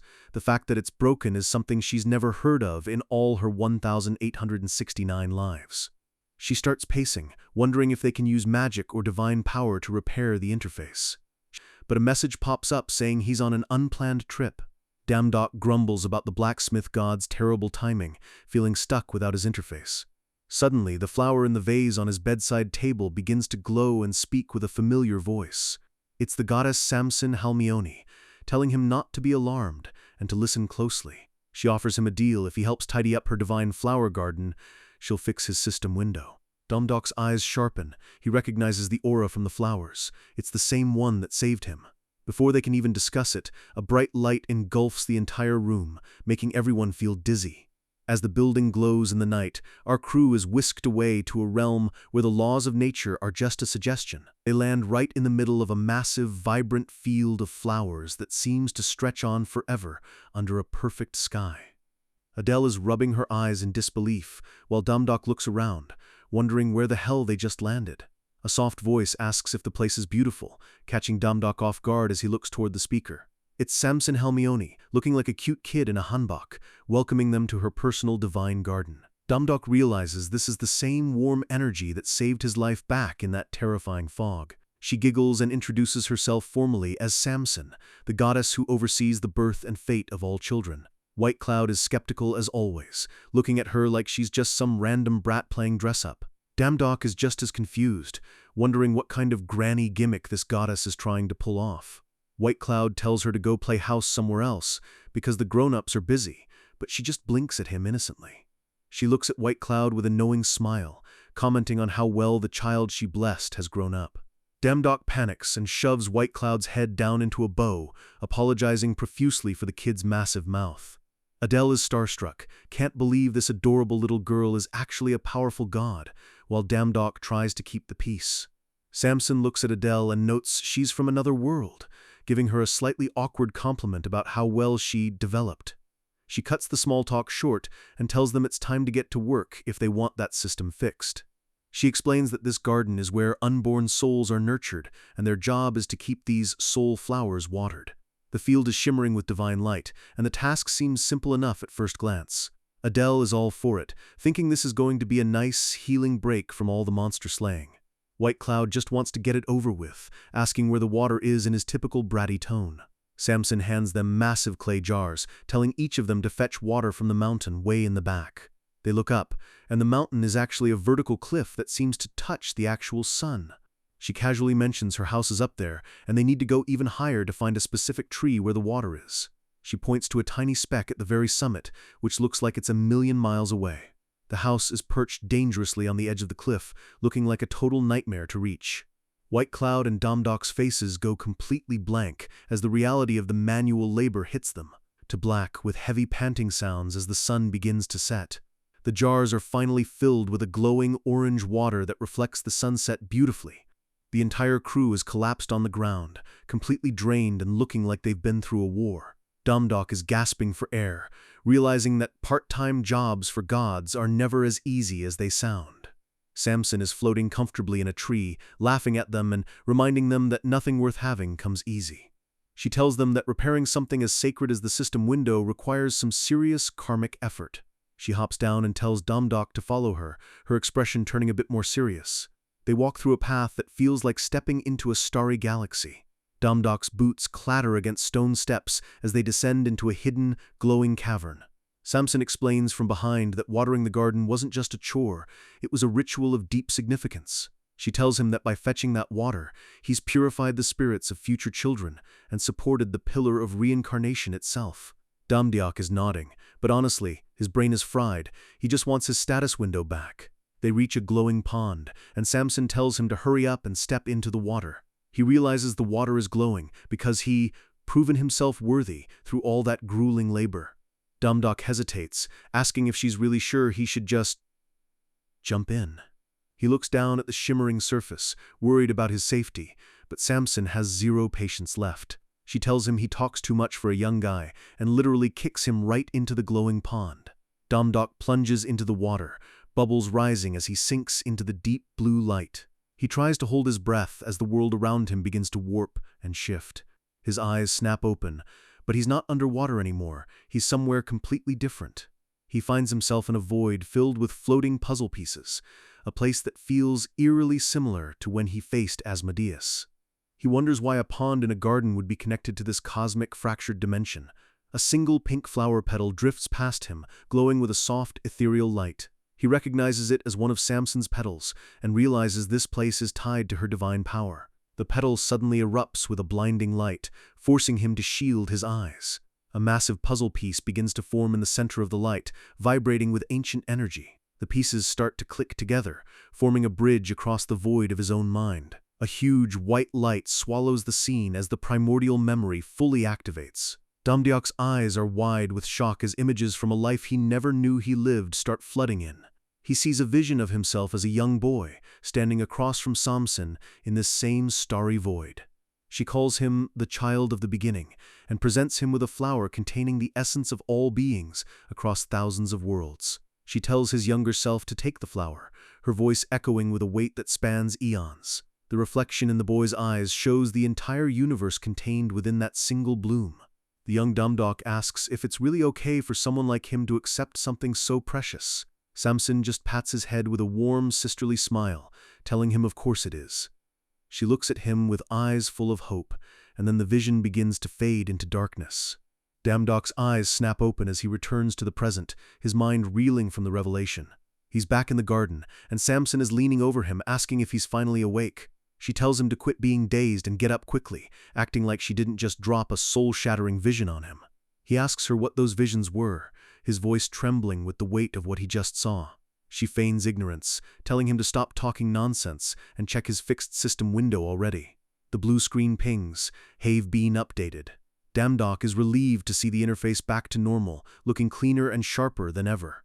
A new notification pops up. He can now view the memories of his past lives, starting with his primordial memories. He stares at the screen, his finger hovering over the button, wondering who he really was before this life. The system confirms he has 11,868 past lives, but only the first episode is currently optimized for viewing. He decides to save the deep dive for later, knowing he has more immediate problems to solve. Samson looks at him expectantly, her small face holding a secret she's not ready to share. Domdok bows deeply, thanking her for saving his life and fixing the system so perfectly. Samson smiles to herself, whispering that he's grown up much better than she expected. She tells him to lift his head and that she was just doing her divine duty. She invites them all back to her house, promising she has one last gift to give him before they leave. Samson presents Damdok with a cup of tea that looks like a literal whirlpool of stars. She explains it's brewed from herbs found only in the afterlife, and it's meant to bolster his resolve against fear. He takes a sip and makes a face. The taste is definitely divine, and not in a good way. But instantly, he feels a surge of strength knitting his spirit back together, making him feel grounded. Even so, the memory of the Grim Reaper's cold touch still sends a shiver of fear through his heart. Adele is happily chugging her tea, while Damdok asks if there's any more to help with his lingering fear. Samson looks at him with sympathy, understanding that the Reaper's aura isn't something you just drink away. Unfortunately, the tea only works once, and he's already reached the maximum benefit from it. She apologizes for not being able to do more, but Damdok quickly reassures her she's already done plenty. Right then, another system notification pings, and Damdok's eyes light up. The reward is Perseus's shield, and a massive boost to fear resistance. It's exactly what he needs to face the Reaper again, and the hype starts building immediately. He yells that they should head out right away, but someone grabs him by the ear and yanks hard. It's Soyul, and she looks absolutely livid, her shadow looming over him like a storm cloud. She calls him a reckless bastard, her eyes cold as she reminds him that he's not immortal. She goes on a legendary rant, asking if he thinks his limbs just grow back, or if holes in his stomach can be patched like manhole covers. The rest of the crew is sweating, watching Soyul completely dismantle Damdok's ego for not caring about those who worry for him. She demands an answer. Does he actually want to die, or is he just incapable of listening? Damdok drops to his knees in a perfect kowtow, begging for forgiveness and admitting he's committed a grave sin. The sky remains calm as the lecture continues in the background. Finally, Soyul cools down and admits the Medusa job is a good idea, but only if they're actually prepared. She tells them they need 3 specific items to slay Medusa: Hermes' shoes, an invisibility helmet, and a mirror shield. The system shows the silhouettes of the gear: shoes for speed, a helmet for stealth. And most importantly, the mirror shield so they don't have to look directly into Medusa's petrifying gaze. Adele volunteers to get the invisibility helmet from the magic world, sounding confident as ever. Soyul says she'll handle the shield through another job, but Hermes' shoes require a trip to the Divine Postal Service. She tells Damdok and White Cloud that they'll have to go together to handle the workload. They are instantly teleported to a massive circular library filled with thousands of flying letters. The place is high-octane chaos, with gods and demons running around trying to organize the infinite mail. White Cloud is impressed by the scale, realizing that even the post office in the divine realm is on another level. A voice welcomes them, and they turn to see a kid floating mid-air with a cocky grin. It's the assistant for Hermes' postal service, and he's moving so fast his feet are literally a blur. He introduces himself as their boss for the day and asks if they can handle the intense workload. Damdok puts on his best hard-working employee face, telling the kid that manual labor is his specialty. He double-checks that the pay is actually the divine shoes, and the kid promises that honesty and trust are his mottos. The kid snaps his fingers, and the work begins immediately. He tosses a single letter into the air, but that's just the start. A mountain of packages falls out of the sky, nearly burying Damdok as the kid tells them they have to run like crazy to meet the deadline. The two of them sprint through the divine realm, delivering mail to all sorts of legendary figures. They run into Hercules, who is as buff and boisterous as ever, wanting a refreshing duel instead of his mail. Damdok manages to pawn the fight off on White Cloud while he gets the signature and keeps moving. Next, they head to a dark, gothic castle that gives off a heavy, depressing vibe. Damdok nervously offers a letter to a dark-suited man, asking him to sign for the delivery. It's Hades, and he is not happy to see Damdok back in the underworld again, calling him truly insane. He tells him to leave at once, but Persephone steps out from the shadows, curious about the letter. She gives Hades a look that says, "We need to talk," and the king of the underworld suddenly looks much less intimidating. Through the sunset glides. Damdok lists off all the gods they visited: Artemis, Hestia, the gods of stones and sand, and they've got almost all the signatures. He sighs, realizing there's only one very important delivery left on the list. They have to reach Prometheus, the god of prophecy, who is chained at the very top of Mount Caucasus. They finally reach the jagged summit, the wind howling around them as they find their target. A massive eagle with cold, golden eyes is perched nearby, watching their every move. A swarm of these eagles suddenly takes flight, their screeching filling the air with a sense of dread. One of their feathers drifts down, and as it touches Damdok, the world around him freezes. He sees a vision of a long-haired man standing over him in white cloud, looking like a ghost of a hero. The fragment is titled Prometheus's Prophecy, and the intensity of the man's gaze is overwhelming. Damdiok's vision warps as he's pulled into a memory from his 1,000-second past life. A massive, blood-stained sword slams into the ground, vibrating with the echoes of 1,000 battles. The memory Damdok stands on a cliff, looking like a legendary warrior who has conquered every foe. He had achieved everything a human could dream of: fame, success, and the power to kill gods. But even with all that power, his expression is one of pure, soul-crushing sadness. The words "I failed" echo through the void, shattering the image of the perfect hero. Despite killing the Demon King, he couldn't kill that, something even more ancient and terrifying. The memory hero notes that he obtained a final clue from Prometheus before his soul faded once again. The clue is a single name: Pandora. Damdok snaps back to reality, his face drenched in sweat and his heart hammering against his ribs. He stumbles, nearly falling as White Cloud catches him, asking what's wrong. He rubs his head, trying to process the fact that he once killed Asmodeus, but still failed to stop it. He looks up at the chained titan, Prometheus, realizing that this letter delivery is the key to his entire destiny. He knows he has to find out exactly what or who Pandora is before history repeats itself. Damdok approaches Prometheus, offering the letter with a respectful bow despite the Titan's terrifying appearance. Prometheus doesn't move, his eyes hidden by his hair, as he tells Damdok to just read it for him. The letter is a typical arrogant divine message, mocking the Titan for his unforgivable sin and telling him to rot for eternity. Prometheus's arm twitches, and he tells Damdok to stop right there. He's heard it all before, the same old gods telling him to repent for a crime he doesn't regret. Damdok goes quiet, feeling a deep sense of injustice for the god who suffered so much for humanity. Prometheus looks at him with a gaze that feels like it's piercing through his very soul, telling him to leave.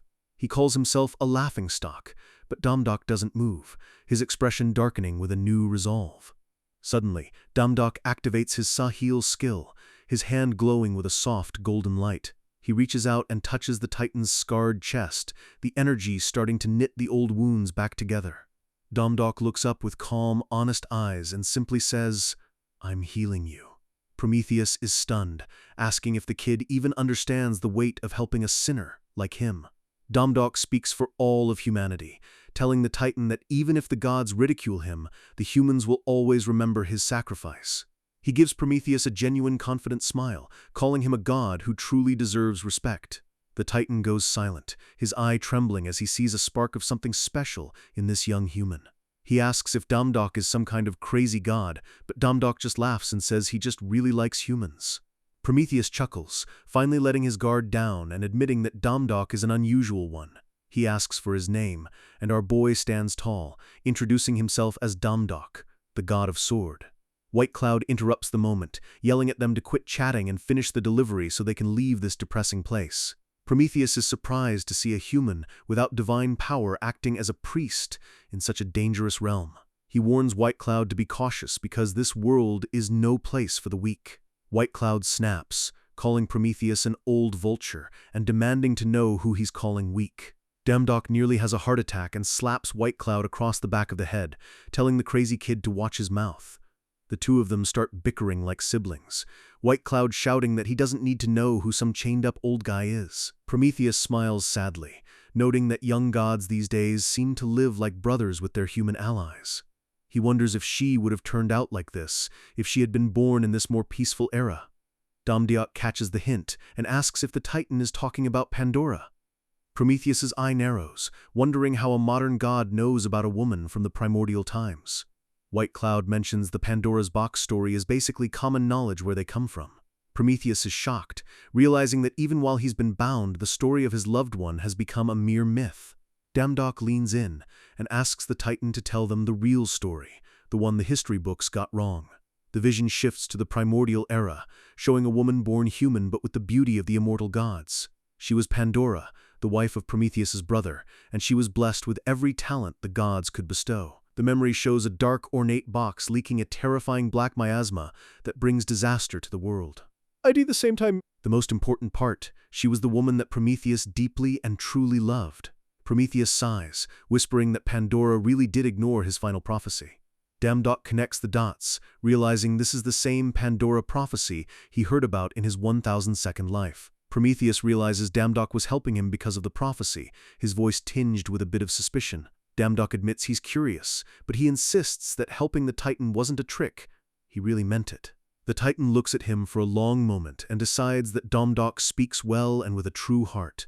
He explains that for eons, the pain of his flesh being devoured was nothing compared to the pain of knowing the future, but being powerless to stop it. He's grown weary of the burden and decides it might finally be time to share it with someone else. He tells Damdok to listen well, because the real Pandora's prophecy is about to be revealed. The sky turns a deep, fiery orange as the weight of the secret settles over the mountain. After the meeting, White Cloud is yawning, complaining about how long the delivery took and why they had to walk. Apparently teleportation is banned in this area because of package thieves, which sounds like a total headache. Damdiok is carrying a shopping bag, satisfied that he's finally got his hands on Hermes' shoes. More importantly, he's starting to piece together his past lives and the cosmic mystery of Prometheus. The only problem is, he didn't understand a single word of what the actual prophecy meant. He realizes that Pandora isn't just a myth, she's a variable in a game that's been going on for thousands of years. The true Pandora's box that will bring the ultimate calamity is still waiting to be opened. Damdok stares into the distance, wondering what kind of nightmare is waiting for them in the future. He tells White Cloud that he needs to go finish some divine formalities and tells the kid to stay put and stay out of trouble. White Cloud huffs, annoyed that Damdok is acting like his guardian when he's a sword genius. He turns around and spots a group of shady-looking lower gods picking on a small girl in a hoodie. The thugs are trying to take a package from her, telling her she'll get penalized if she delivers it herself. The girl is defiant, telling them she needs it urgently and asking why she shouldn't take what belongs to her. The lead thug, a purple-haired creep, sighs and says they can't resolve this peacefully, preparing to strike. White Cloud watches from the shadows, smirking and realizing that thugs are the same whether they're human or divine. The thug catches White Cloud snickering and calls him a fucking piece of trash for getting in his way. He calls White Cloud a lowly human bastard and tells him to get lost before he gets killed. White Cloud's eyes go cold as he slowly reaches for the sword strapped to his back. He remembers Damdok's warning not to cause trouble, but he decides these third-rate thugs really need a taste of a human's fist. He tries to walk away one last time, but the insult lingers in the air. The thugs laugh, calling him a cowardly little dog who chickened out the moment things got real. The beetle monster tells him to go back and suck on his mommy's chest, but he doesn't get to finish the sentence. White Cloud moves like a flash of lightning, his fist connecting with a sickening crunch. The beetle monster is sent flying, coughing up blood as he slams into the divine library's shelves.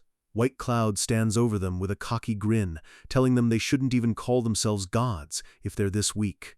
The lead thug wipes the blood from his lip, his face twisting into a demonic sneer as he pulls out a whistle.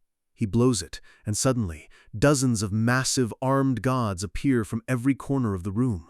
The thug cackles, asking the rookie, who told him it was okay to mess around in the gods' territory. White Cloud's grin turns into a nervous sweat as he realizes he's surrounded by a small army, whispering to himself that he's really done it this time. White Cloud is in over his head, surrounded by a mob of angry lower gods who aren't happy about him interfering in their business. The purple-haired thug cackles, telling the kid that this is what happens when you cause a scene in their territory. White Cloud grinds his teeth, realizing he's really messed up this time by ignoring our boy's warning. He's panicking, wondering how he's going to explain this mess to Damdok when suddenly a heavy hand drops onto his shoulder. It's Damdok, and he looks absolutely terrifying with a dark grin as he asks White Cloud if he remembers the rule about not causing trouble. The blue-haired girl in the hoodie points out that the thugs were the ones being bullies and trying to steal her stuff. White Cloud tries to play it cool, acting confident now that his big brother is here to back him up. The thugs don't care who's arrived and charge forward, screaming for both of them to shut up and die. Damdok casually catches a punch midair, telling the thugs there are too many eyes on them for a public brawl. The lead thug sneers, claiming that in this part of the divine realm, no one gives a damn what happens to a couple of rookies. The mob lunges all at once, thinking they have the numbers to overwhelm the MC. Damdok doesn't even break a sweat as he faces the wave of monsters head-on. He takes a deep breath, his mana beginning to swirl around him like a cold, blue storm. In a single, blinding flash of light, he unleashes a circular slash that cuts through the air with absolute precision. The thugs are blown back, the lead creep landing on his rear in total disbelief at the sheer power behind that move. One of them recognizes the armor and the fighting style, realizing they just picked a fight with the crazy bastard god. Damdok you. Rumors have already spread about the guy who fought Hades, and the thugs realize they've walked straight into a nightmare. Damdok loses it, screaming at the top of his lungs about who exactly gave him such a ridiculous nickname. The girl in the hoodie has to literally jump on him to stop him from going on a rampage against the terrified thugs. Damdok finally settles down, looking like a mess with dirt all over his face after the struggle. The girl gets right in his face, complaining that his big flashy slash ended up tearing her package. Damdok is stunned by her audacity. He just saved her life, and now she's blaming him for a ripped cardboard box. The girl introduces herself as Elia, staring him down with eyes that show zero fear of the crazy bastard god. Damdok brushes her off, thinking she's just another ungrateful brat he has to deal with. But his eyes snap open when he realizes that Elia is the same name on the S-Rank Medusa request he just saw. He realizes this tactless kid is actually his next boss, and she's been waiting to meet him this entire time. He asks her why she's so interested in him, his guard immediately going up. Elia just asks if he's going to take the job or not, knowing he needs that fear resistance more than anyone. Damdok is weirded out. He hasn't even applied for the job yet, so how could she possibly know who he is? She tells him to follow her, leading him away to a more private place to talk business. They arrive at a stunning, high-class divine estate that looks like something out of a dream. Elia confirms the truth. She knew everything, because she's a prophet who can see the threads of fate. Damdok is skeptical, wondering why every person he meets lately seems to be some kind of fortune teller. Elia tells him he can believe it or not, but they have a much bigger problem to discuss: the Medusa hunt. Damdok realizes that even if he doesn't fully trust her, she seems to be telling the truth about her status as a prophet. He asks for the plan, knowing that Gorgon Island is basically a death trap for unprepared hunters. Elia explains that the first step is flying safely, and though Damdok has Hermes' shoes, that's not enough. She compares it to a baby bird. Just because you have the tools doesn't mean you know how to use them in the heat of battle. Without mastery, he'll just become siren food, long before he even reaches the island's shores. She tells him he needs Icarus's wings to fly safely, and Damdok immediately asks how much they're going to cost him. The price is a staggering 2,000 Hermes, which is way more cash than our boy has lying around right now. Damdok bites his thumb, desperately trying to figure out a budget way to get the same results. His eyes light up as a decent plan starts forming in his head. He turns to Elia with a sneaky smirk, ready to exploit another system loophole. He asks her for an advance payment, using her name value as a well-known goddess. Elia is confused, noting her name isn't worth much, but she agrees to give him 100 points of name value. She warns him that if he runs off with the money, she'll take his head instead of Medusa's. To a clear blue sky. Suddenly, a joyful shout echoes through the air as something streaks across the clouds. Damdok is flying! He bought a flight skill using the name value, proving once again that gods are suckers for human techniques. He laughs, wondering why gods fixate on expensive items when skills are so much more effective. He pushes his mana to the limit, wanting to see just how fast these divine shoes can actually go. He becomes a blur of gold and white, zigzagging through the sky with incredible speed. Elia watches from the ground, her mouth hanging open as she realizes he mastered flight in just a matter of minutes. A shockwave ripples through the air as Damdok pulls off a high-speed maneuver. He's a natural-born combat genius, adapting to divine gear faster than anyone in history. Elia whispers to herself that he really is amazing, her expression showing a mix of respect and hidden intent. Suddenly, a cold blade is pressed against Elia's throat as So-Yul appears out of the shadows. So-Yul's eyes are glowing with a deadly light as she demands to know exactly who Elia is and how she knows her name. So-Yul isn't in the mood for games, her voice dripping with venom as she faces the mysterious prophet. She reminds herself that she's lived 1,869 lives and remembers every single god she's ever encountered. She swings her dagger with lethal intent, but Elia dodges with an eerie, effortless grace. So-Yul is rattled. She realizes there are still gods in this world that even a multi-life reincarnator doesn't recognize. She notes that the timeline has completely shifted ever since Damdok got involved with the system. Everything from the Grim Reaper breaking the window to the trip to Samson's garden has been a first for her. The two girls engage in a high-speed dance of death, flipping and striking through the forest. So-Yul realizes that while they were bound to meet eventually, Elia has appeared much earlier than in any previous timeline. She's frustrated because this kid has enough divine power to parry every one of her veteran strikes. She searches her memories but finds absolutely nothing about a goddess matching Elia's description. Elia keeps a neutral face, watching So-Yul's movements with a chilling level of calmness. The biggest red flag is that Elia knows she's a reincarnator, a secret So-Yul has guarded for centuries. So-Yul unleashes a massive shockwave of energy, determined to end the threat right here. "Bothoff, YOU, stop!" Damdok's voice thunders as he drops between them like a meteor. The impact creates a massive crater, forcing both girls to leap back and break their engagement. Damdok stands ready with his sword, telling them they need to calm down and talk this out before someone actually dies. An awkward, heavy silence falls over the forest as the two girls glare at each other from opposite sides. Damdok is sweating bullets, wondering what the hell could have caused such a violent outburst between them. He's never seen So-Yul this agitated before, and he starts to suspect there's some deep history he's missing. Elia casually announces their business is done for today and tells Damdok to meet her tomorrow for the Medusa hunt. After Elia vanishes, Damdok asks So-Yul if that girl is an evil god or something they should be worried about. So-Yul admits she has no idea who Elia is, which confuses Damdok even more since she fought her so hard. She looks away, her usual confidence completely shattered, leaving Damdok worried about her state of mind. He notices the look in her eyes. It's not anger, it's a deep, haunting exhaustion. He's never seen her like this. Usually, So-Yul is the most relaxed person in the room, no matter the stakes. Damdok pauses, wondering if he shouldn't have interfered and let them settle it. He decides to focus on what he can control, getting stronger so the Reaper and Asmodeus can't hurt his crew again. He tells So-Yul that while Elia is suspicious, they need this Medusa job to survive the threats coming their way. So-Yul quietly agrees, knowing that Damdok is right despite her personal misgivings. She mentions that Ragnarok is only 6 months away, and they have zero time to waste on petty suspicions. Damdok leans in, his eyes full of concern as he asks her if she's really going to be okay. She forces a smile and tells him she's always fine, handing over the invisibility helmet and mirror shield she prepared. She tells him to be safe at his part-time job, her voice sounding a little too fragile for comfort. Back in her room, So-Yul messages Persephone, but even the queen of the underworld has never heard of a god named Elia. So-Yul collapses onto her bed, the weight of her memories finally catching up to her. Persephone jokes that she must be jealous of Damdok being around another girl, but So-Yul isn't laughing. She remembers Damdok's kindness, the way he noticed her friendship bracelet, and it only makes her heart ache more. She kicks her blankets in frustration, her face turning red as she thinks about how close he got to her earlier. She covers her eyes, struggling with the fact that it hasn't even been a year since this timeline started.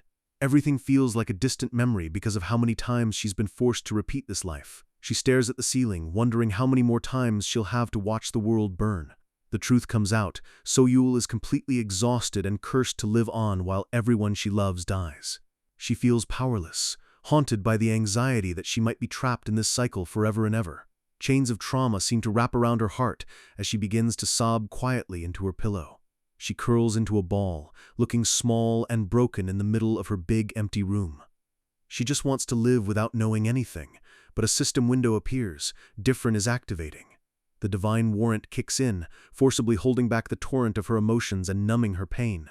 She sits up, her eyes turning cold and robotic again as she tells herself she has no time for emotional outbursts. She knows Damdok is the only one who can kill that thing and end the loop once and for all. If she helps him win, then maybe, just maybe, she will finally be allowed to die forever and find peace. Birds take flight as our crew enters the dense, gloomy forests of Gorgon Island. Damdok steps carefully through the thick brush, the atmosphere feeling heavy and full of hidden threats. Elia leads the way, looking perfectly at home in the middle of a monster-infested jungle. Damdok complains, asking why they stopped flying and decided to hike through this miserable place. Elia explains that they need to hide their presence. Flying straight to Medusa is like advertising they're there to kill her. The rain goes dark as they move into the deeper, lightless parts of the woods. Damdiok is panting, claiming he's going to die of exhaustion, but Elia tells him he's being overdramatic. He grumbles that she isn't cute at all, but Elia suddenly shushes him, her eyes locking onto something ahead. A rustle in the tall grass catches their attention, and the air turns freezing cold. They spot a figure with long green hair and tanned skin standing with her back turned to them. Damdiok realizes they've found her, and that she hasn't noticed their arrival yet. He equips the mirror shield and invisibility helmet, the system confirming his presence is now hidden. He prepares his blade, determined to end this hunt as quickly and cleanly as possible. The green-haired girl begins to turn around, sensing a faint disturbance in the air. In a blur of motion, Damdiok lunges from the shadows, his sword tracing a lethal arc through the air. He whispers a silent apology to Medusa, claiming he has no personal ill will but has a job to do. With a sickening thud, the head is severed, and the body collapses into the brush. Elia jumps out and calls him an absolute idiot, her face pale with genuine panic. Damdiok is confused, thinking he just did exactly what she asked, but Elia screams that the girl he just killed isn't Medusa.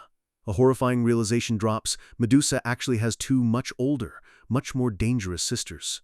A massive hand reaches down and grabs the severed head by its hair, a terrifying laugh echoing through the trees.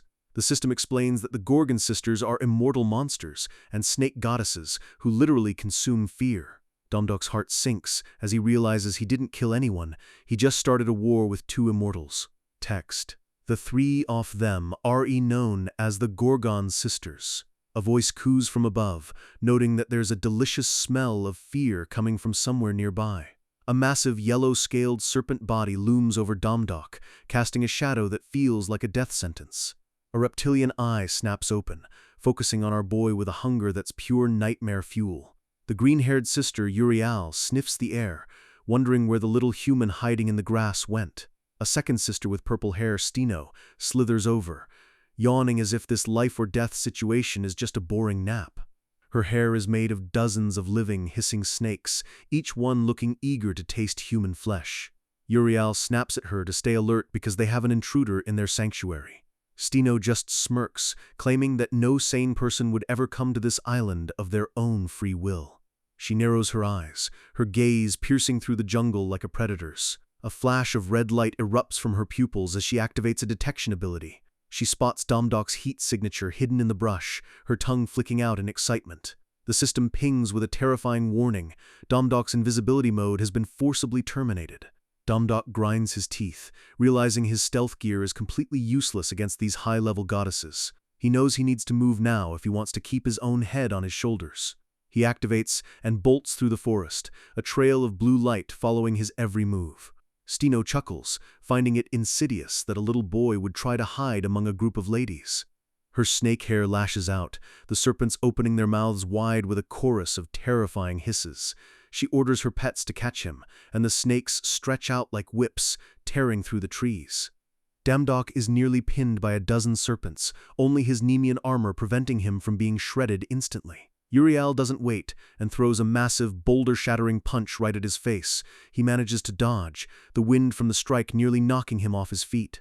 She smiles, showing off row after row of sharp fangs as she tells him he looks delicious. She promises to beat him to a pulp just to make him easier to swallow. Damdiok counters with a powerful kick, screaming for her to shove off, but the impact feels like hitting a wall of solid iron. The snakes close in again, snapping at his heels as he struggles to maintain any distance. He draws his holy sword, Snowy, realizing he has to use his most powerful moves just to survive another minute. He delivers a flurry of slashes, cutting through several snake heads, but he feels no sense of victory. He pours every ounce of his mana into his blade, the air beginning to crackle with divine energy. He unleashes the Wave Slasher, a massive crescent of blue light that clears a path through the jungle. The strike connects, and for a split second, it looks like he might have actually done some damage. But Steno just looks down at her severed parts with a bored expression. She laughs hysterically, finding it electrifying that a human actually managed to cut her in half. The wounds begin to sizzle and spark as her immortal body starts knitting itself back together instantly. Damdiok is horrified. He put everything into that strike, and the monster didn't take a single point of permanent damage. Stino gets a crazed look in her eyes, claiming she hasn't felt this kind of thrill since she became immortal. She begs him for more, wanting to feel the sensation of being shredded and cut up over and over again. She slams a massive tail into the ground, sending Domdok flying like a rag doll. Uriel closes in from behind, her fist already cocked back for another world-ending punch. Domdok curses, looking around frantically for Elia, wondering why she's just standing there watching him get bullied. He realizes he's going to have to use his secret weapon, the white ice and black flame, if he wants to survive. Suddenly, Elia takes a deep breath, her eyes glowing with a powerful orange light. She floats up and screams at the old snake hags, catching the attention of the two goddesses. They look up in confusion, and Elia just grins, telling them it doesn't matter who she is at this point. She casually mentions that the massive dirt mound floating above her is made entirely of compost and manure. She wants to see if a mountain of shh is enough to make an immortal goddess sick. Uriel screams that she's insane, but it's already too late to run. A massive explosion of filth crashes down, burying both sisters under tons of the most disgusting material in the divine realm. Damdok lands on the ground, coughing and gagging from the absolute nightmare of a smell. Elia stretches, complaining that she's tired after using magic she hasn't touched in a long time. She tells a shocked Damdok that to fool your enemies, you first have to fool your friends. It's basic strategy. She claims he should be thanking her because she controlled the debris to give him the lightest impact. She warns him that the sisters are immortal and will crawl out of that mess unscathed soon enough. Damdok is stunned that they can handle that kind of magic, but Elia reminds him they are literally ancient gods. She orders him to find and behead Medusa immediately, while she keeps the older sisters pinned down. Damdok promises to bring her the head, his eyes sharpening as he heads toward the center of the island. He arrives at a peaceful clearing, where a girl with light blue hair is sitting on a rock, playing with birds. He knows this must be her, the final target of his quest. He looks through his mirror shield, checking for any hidden traps or transformations. He's surprised by how pretty and normal she looks, with no snake hair or terrifying aura to speak of. He checks her feet and hair again, still nothing but a regular girl who looks completely harmless. His helmet confirms his presence is hidden, and he starts to feel a pang of guilt about killing someone so weak. He shakes it off, reminding himself that appearances are deceiving in the divine realm. He raises his sword high, telling himself she's just as much of a monster as her sisters. He prepares to end it with a single blow to spare her any unnecessary pain. Suddenly, the ground beneath them erupts as a massive shockwave from the sisters' battle reaches the clearing. Damdok misses his strike as the earth shakes, cursing his bad luck. The system reveals him, and the blue-haired girl looks up, her eyes filling with tears as she asks who he is. Damdok lunges again, knowing he has to finish her while she's still in shock. Medusa screams, "No!" and drops to her knees, begging for her life with a face full of pure terror. She trembles and sobs, asking the mysterious swordsman to please spare her, leaving Damdok frozen with his blade at her throat. Sometimes the biggest monsters aren't the ones with snakes for hair, but the gods pulling the strings from above. Medusa cowers in fear, tears streaming down her face as she begs for her life. Our guide Damdok is frozen. He realizes she isn't even trying to fight back, making him wonder if he's doing the right thing. His grip tightens on his ornate sword. He's asking himself if he really has to slaughter someone who's clearly just a victim. He stares at the terrified girl and wonders if he's any better than the evil gods trying to cause the end of the world. To him, killing an innocent makes him no different than the villains he's trying to stop. Suddenly, a dark, monstrous presence looms. The rage of a sister boils over as Uriel prepares to strike.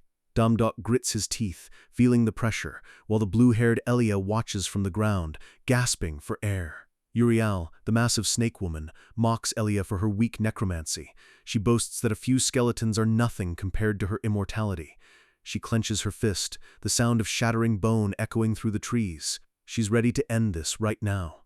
With a predatory grin, she lunges forward, shouting that she's going to snap Elia's neck. But before she can reach her, a massive burst of flame rips through the forest.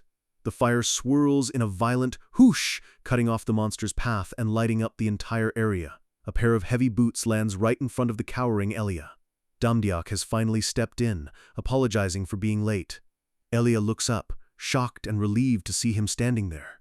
Damdok looks totally calm, adjusting his fur collar as the embers dance around him. He jokes that killing Medusa shouldn't be taking this long. Uriale is losing it, her aura flaring up as she asks if they were the ones who killed her little sister. Her eyes burn with a terrifying intensity. She screams out, asking why nobody will just leave Medusa alone. She lunges through the air, claiming her little sister is so innocent she wouldn't even hurt a fly. Elia isn't just going to sit there. She huffs and prepares a spell of her own, her eyes glowing with power. The ground rumbles as she summons a massive sand wall to block the oncoming monster. Uriel isn't impressed. She smashes right through the wall with a crash, pieces of stone flying everywhere as she continues her charge. She's fast, but our boy is faster. A blade flashes through the air with a sharp whoosh, catching her off guard. Wham! Domdok slams her right in the face with a heavy stone club he's conjured up. The impact is brutal, sending a spray of dirt and sweat into the air. Uriale recovers instantly, mocking him for using a simple club. She thinks he's given up on winning. She laughs, saying he can't beat an immortal with a stick, but she stops mid-sentence as a blur moves past her. With a thwomp, Damdok effortlessly dodges her, moving with a grace that defies her speed. He smirks, telling her that her confidence in her immortality is exactly why she's falling for such simple attacks.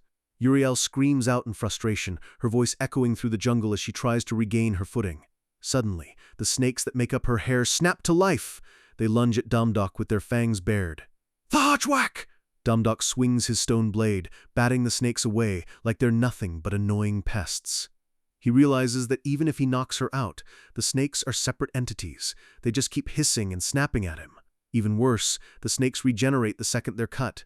He knows he's just going to waste all his energy if he keeps this up. He decides he needs a new plan. Blue energy begins to gather at his fingertips as the system starts generating a magic arrow. He uses his magic experiment ability to transform the arrow into something much more useful, a magic dagger. Dozens of glowing blue blades begin to swirl around him, creating a beautiful but deadly aura. The daggers hum with power, ready to be unleashed at his command. He tells Uriel that if she wants to play the regeneration game, he's just going to overwhelm her with sheer quantity. He blurs into motion, his feet barely touching the grass as he closes the gap. The entire area is suddenly crisscrossed with glowing blue lines. He's created a web of blades that traps Uriel in place. The monster is terrified now, screaming for him to go away as he prepares the final blow. He tells her that her petty tricks don't work on him anymore, his blades cutting through her defense like paper. Boom! A massive explosion of energy rocks the forest, sending a shockwave that flattens the surrounding trees. When the smoke clears, Uriel is face down on the grass, completely defeated. A voice screams "No" from behind him. Damdok turns his head, his face hidden in the shadows. It's Medusa. She's standing there, trembling, begging him to stop this madness. She's crying, asking why everyone is treating them like monsters when they haven't done anything wrong. Elia clenches her arm, looking away. She seems frustrated that the job isn't done yet. She turns to Damdok and demands to know why Medusa is still breathing. She orders him to cut her head off right now! Damdok looks at Medusa through the reflection of his shield. He's seeing a girl, not a monster. He thought she would run away to save her own skin, but instead, she came back to save her sisters. She begs him again, knowing he chose not to kill her earlier. Damdok's expression softens. He turns to Ilia and says he's been holding back on the questions, but he needs to know the truth now. He asks if she knew all along what kind of person Medusa actually was. Ilia looks down, her hair covering her eyes. She coldly asks why any of that matters right now. She reminds him that he's here for a job, and he already took the payment. She asks if he's really going to back out now. Damdok admits he took the pay, but before he finishes the job, he has one more question for Medusa. He points out the small blue bird sitting on Medusa's shoulder. He asks her truthfully, does her stone-turning curse only affect humans? She says no, it affects every living creature. Damdok's eyes sharpen. He asks why the bird is perfectly fine then, especially since it looked her right in the eye earlier. Medusa looks confused. She explains she just took care of the bird after it fell from a tree when it was a baby. She even shows him a small scar where the bird bit her because it was scared back then. She insists that's all there is to it. Elia starts laughing, mockingly asking if he really stopped everything just to gossip about a bird. She tells him to stop stalling. She reminds him he needs the fear resistance reward and to just finish her off already. Damdok stays silent for a moment before gripping his sword again. He simply says, "You're right." A single line appears on the screen. He whispers, "I'm sorry, Medusa." He swings his blade toward the defenseless girl. We flash back to the past. People are whispering in the halls of a grand temple, calling a young Medusa insane and a disgrace. The rumors are nasty. They're claiming she snuck off with Poseidon behind Athena's back, calling her a vile temptress. Medusa looks drained, her eyes hollow as she endures the verbal abuse from the people around her. She's brought before the goddess Athena, who sits high on her throne. Athena demands to know if she admits to committing obscene acts in her temple. Medusa begs for mercy, swearing she didn't do anything wrong. She insists she was just speaking with Lord Poseidon. Athena loses her temper, calling Medusa a disgusting creature for making excuses. She demands to know exactly what they were talking about. Medusa hesitates, a single tear falling from her eye. The truth is something she's too afraid to speak aloud. Athena grits her teeth in fury. She thinks Medusa is mocking her and decides she's had enough. She stands up and officially charges Medusa with the sin of disrespecting a goddess. Athena declares that from this moment on, Medusa's beauty will become a curse. Anyone who meets her gaze will turn to stone instantly. The curse is even crueler. She can't hide her eyes, and even if she plucks them out, her voice will turn people to stone. If she cuts her tongue, her hands and feet will do the same. Medusa reaches out, sobbing and begging for mercy, but Athena just tells her to live the rest of her life in regret. Medusa's internal thoughts are dark. She was angry. This whole situation was completely unfair. She wondered why she had to be the only one to suffer while the gods got away with everything. She fled to a desolate village, hiding away in a run-down wooden shack. A figure appears in the doorway. It's Poseidon. He asks her why she's hiding in such a miserable place. He admits he was the one bad-mouthing Athena, and she just happened to overhear him. He acknowledges that she's taking the fall for his mistake, but he's a coward. He says it can't become public knowledge that the ruler of the ocean was talking trash about his own niece in her temple. He looks down at a stone mouse on the floor. He realizes that the punishment Athena gave her is actually worse than death. He sees Medusa's face. She looks like a ghost, her eyes wide with a permanent haunting stare. He tells her about a deserted island where she won't have to hide because no one will be around. As a reward for keeping his secret, he grants her the ability to blink. A massive stone pillar smashes into the ground with a deafening FSSH. Domdok has pinned the pillar down right next to Medusa. He's looming over her, but he's not attacking. He looks her in the eye and tells her not to worry. He has no plans of killing her. He turns his head slightly and apologizes to Elia. He tells her that if she comes any closer, he's going to have to stop her. Elia looks like she's about to melt. A strange, dark substance drips from her face as she lets out a confused HAA. She snaps. She calls him a jerk, her voice echoing through the clearing as she stands over a pile of mud. She asks if he's really betraying her after all this. He tells her that even if he needs that resistance skill, he can't just murder her. It would make him just as evil as the gods they're fighting. Elia starts laughing hysterically. She says she's put so much into this and she can't believe she's going to disappoint that person because of him. Damdok catches that. He asks if she's been hiding something from him this whole time. He wonders if that person is the real reason she's so obsessed with getting Medusa's head. Elia tells him to shut his mouth. She says she thought he'd be useful, but now she sees that hiring him was a huge mistake. With a FW oosh, she disappears in a flash of light, leaving Damdok alone with the sisters. The sky is bright and blue, a sharp contrast to the heavy mood on the ground. Medusa speaks up softly, trying to get Damdok's attention. Damdok has his hands over his eyes. Medusa asks how long she should keep hers closed, and he tells her it'll just be a second. He's thinking about the bird again. If gods aren't even immune to her gaze, why was that bird okay? He touches her face, his hand glowing with a golden light. A system window dings. He's using a self-healing skill on her, but the effectiveness is halved. He realizes the secret might be in her blood. He sees a tiny drop of blood on her neck and wonders if just touching it is enough. Another notification pops up. He can receive a special warrant if he ingests a Gorgon's blood. He hesitates, thinking drinking her blood would make him look like a total psycho. Medusa asks if she can open her eyes yet. Damdok panics and tells her to wait just a bit longer. He decides to just go for it while she isn't looking. He licks the drop of blood off his finger with a quick nom. The system confirms he's ingested the blood. His resistance to fear is skyrocketing, and he's acquired the eyes that can meet Medusa's. He smirks, thinking he got lucky. He finally tells her she can open her eyes. They lock eyes for the first time. Damdok is surprised, noting that her eyes are a beautiful blue. He tells her he thought they would be red and scary, but they look totally normal. He laughs, saying you really can't trust every myth you hear. Medusa is completely stunned. She can't believe he's looking at her and hasn't turned to stone. Damdok jokes around, saying he found a way to bypass her curse.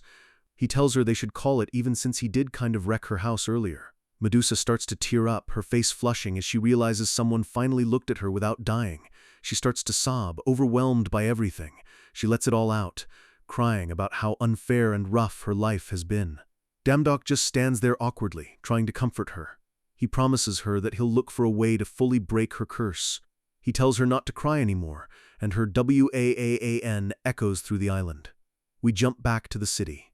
Modern skyscrapers reach into the clouds as the sun shines down on Korea. Damdok is sitting in a waiting area, checking his phone. An announcement tells him to go to spa room number 32. He's at a hunters-only spa built inside a dungeon. It's supposed to be the best place for replenishing mana and healing up after a big fight. He walks through the door with a smile, looking forward to some much-needed relaxation. But his smile disappears instantly. He lets out a disgusted UGH as he sees someone sitting inside. It's Leo Lux! The world's #1 hunter is sitting there in his spa clothes, still wearing his signature black mask. Leo Lux notices him and comments on how small Korea must be for them to keep running into each other. Damdok is baffled. He wonders why the guy is wearing a mask in a sauna and decides to just ignore him before things get annoying. Leo Lux starts talking about a gate that exploded 3 days ago. He mentions there were a lot of casualties. He throws shade at Damdok, saying a high-rank hunter like him was nowhere to be found because he was busy enjoying a spa day. Damdok just sighs, used to the attitude. He leans back, telling Leo Lux to stop being so suspicious. He admits he's been through a lot lately and is just exhausted. Suddenly, the intercom crackles to life. It requests a Miss Elia to head to spa room number 32. The door opens, and Elia walks in wearing her spa uniform, looking as bored as ever. Damdok freezes, staring at her as she walks past. He's panicking internally, wondering how on earth Elia managed to get into a secure hunter facility. Leo Lux stands up, his voice trembling. He asks if she's really the real Elia. He looks completely shaken, tears practically welling up in his eyes as he calls her his little sister. He's overjoyed, telling her she doesn't have to answer anything as long as she's alive. He's thanking the gods for her return. Elia stays silent, her hair shadowing her face as she stands before her brother. Damdiok's mind is racing. He's trying to figure out how a god can also be the sister of the world's top human hunter. The screen goes black with a single question. What the hell is going on? Damdok is losing his mind. He's glancing back and forth, trying to make sense of the impossible scene in front of him. Leo Lux is desperate for an answer, asking Elia why she isn't saying anything. Damdok just keeps staring, his brain totally fried. Elia keeps her head down, refusing to acknowledge the emotional reunion happening right in front of her. This is pretty awkward for a sibling reunion. A new voice cuts through the tension. It's Soyul, leaning against the doorframe looking as cool as ever. She walks into the room with a confident clack of her sandals. She walks right up to Damdok. She explains she looked into Elia because she felt like something was off from the start. She reveals that none of the other gods have ever heard of a god named Elia, and there's absolutely no record of her in the divine archives. Soyul suspected she might be a forgotten god, but even then she didn't have the right aura. Damdok is listening intently. He realizes that if nobody knows her, that explains why her divine name value is so low. Soyul decided to stop looking in the heavens and started looking down below in the human world. She searched through different dimensions and realized that sometimes the best place to hide is right in plain sight. She drops the bombshell. The world's #1 hunter had a sister named Elia who went missing years ago. Leo Lux is shocked, asking what she's trying to say.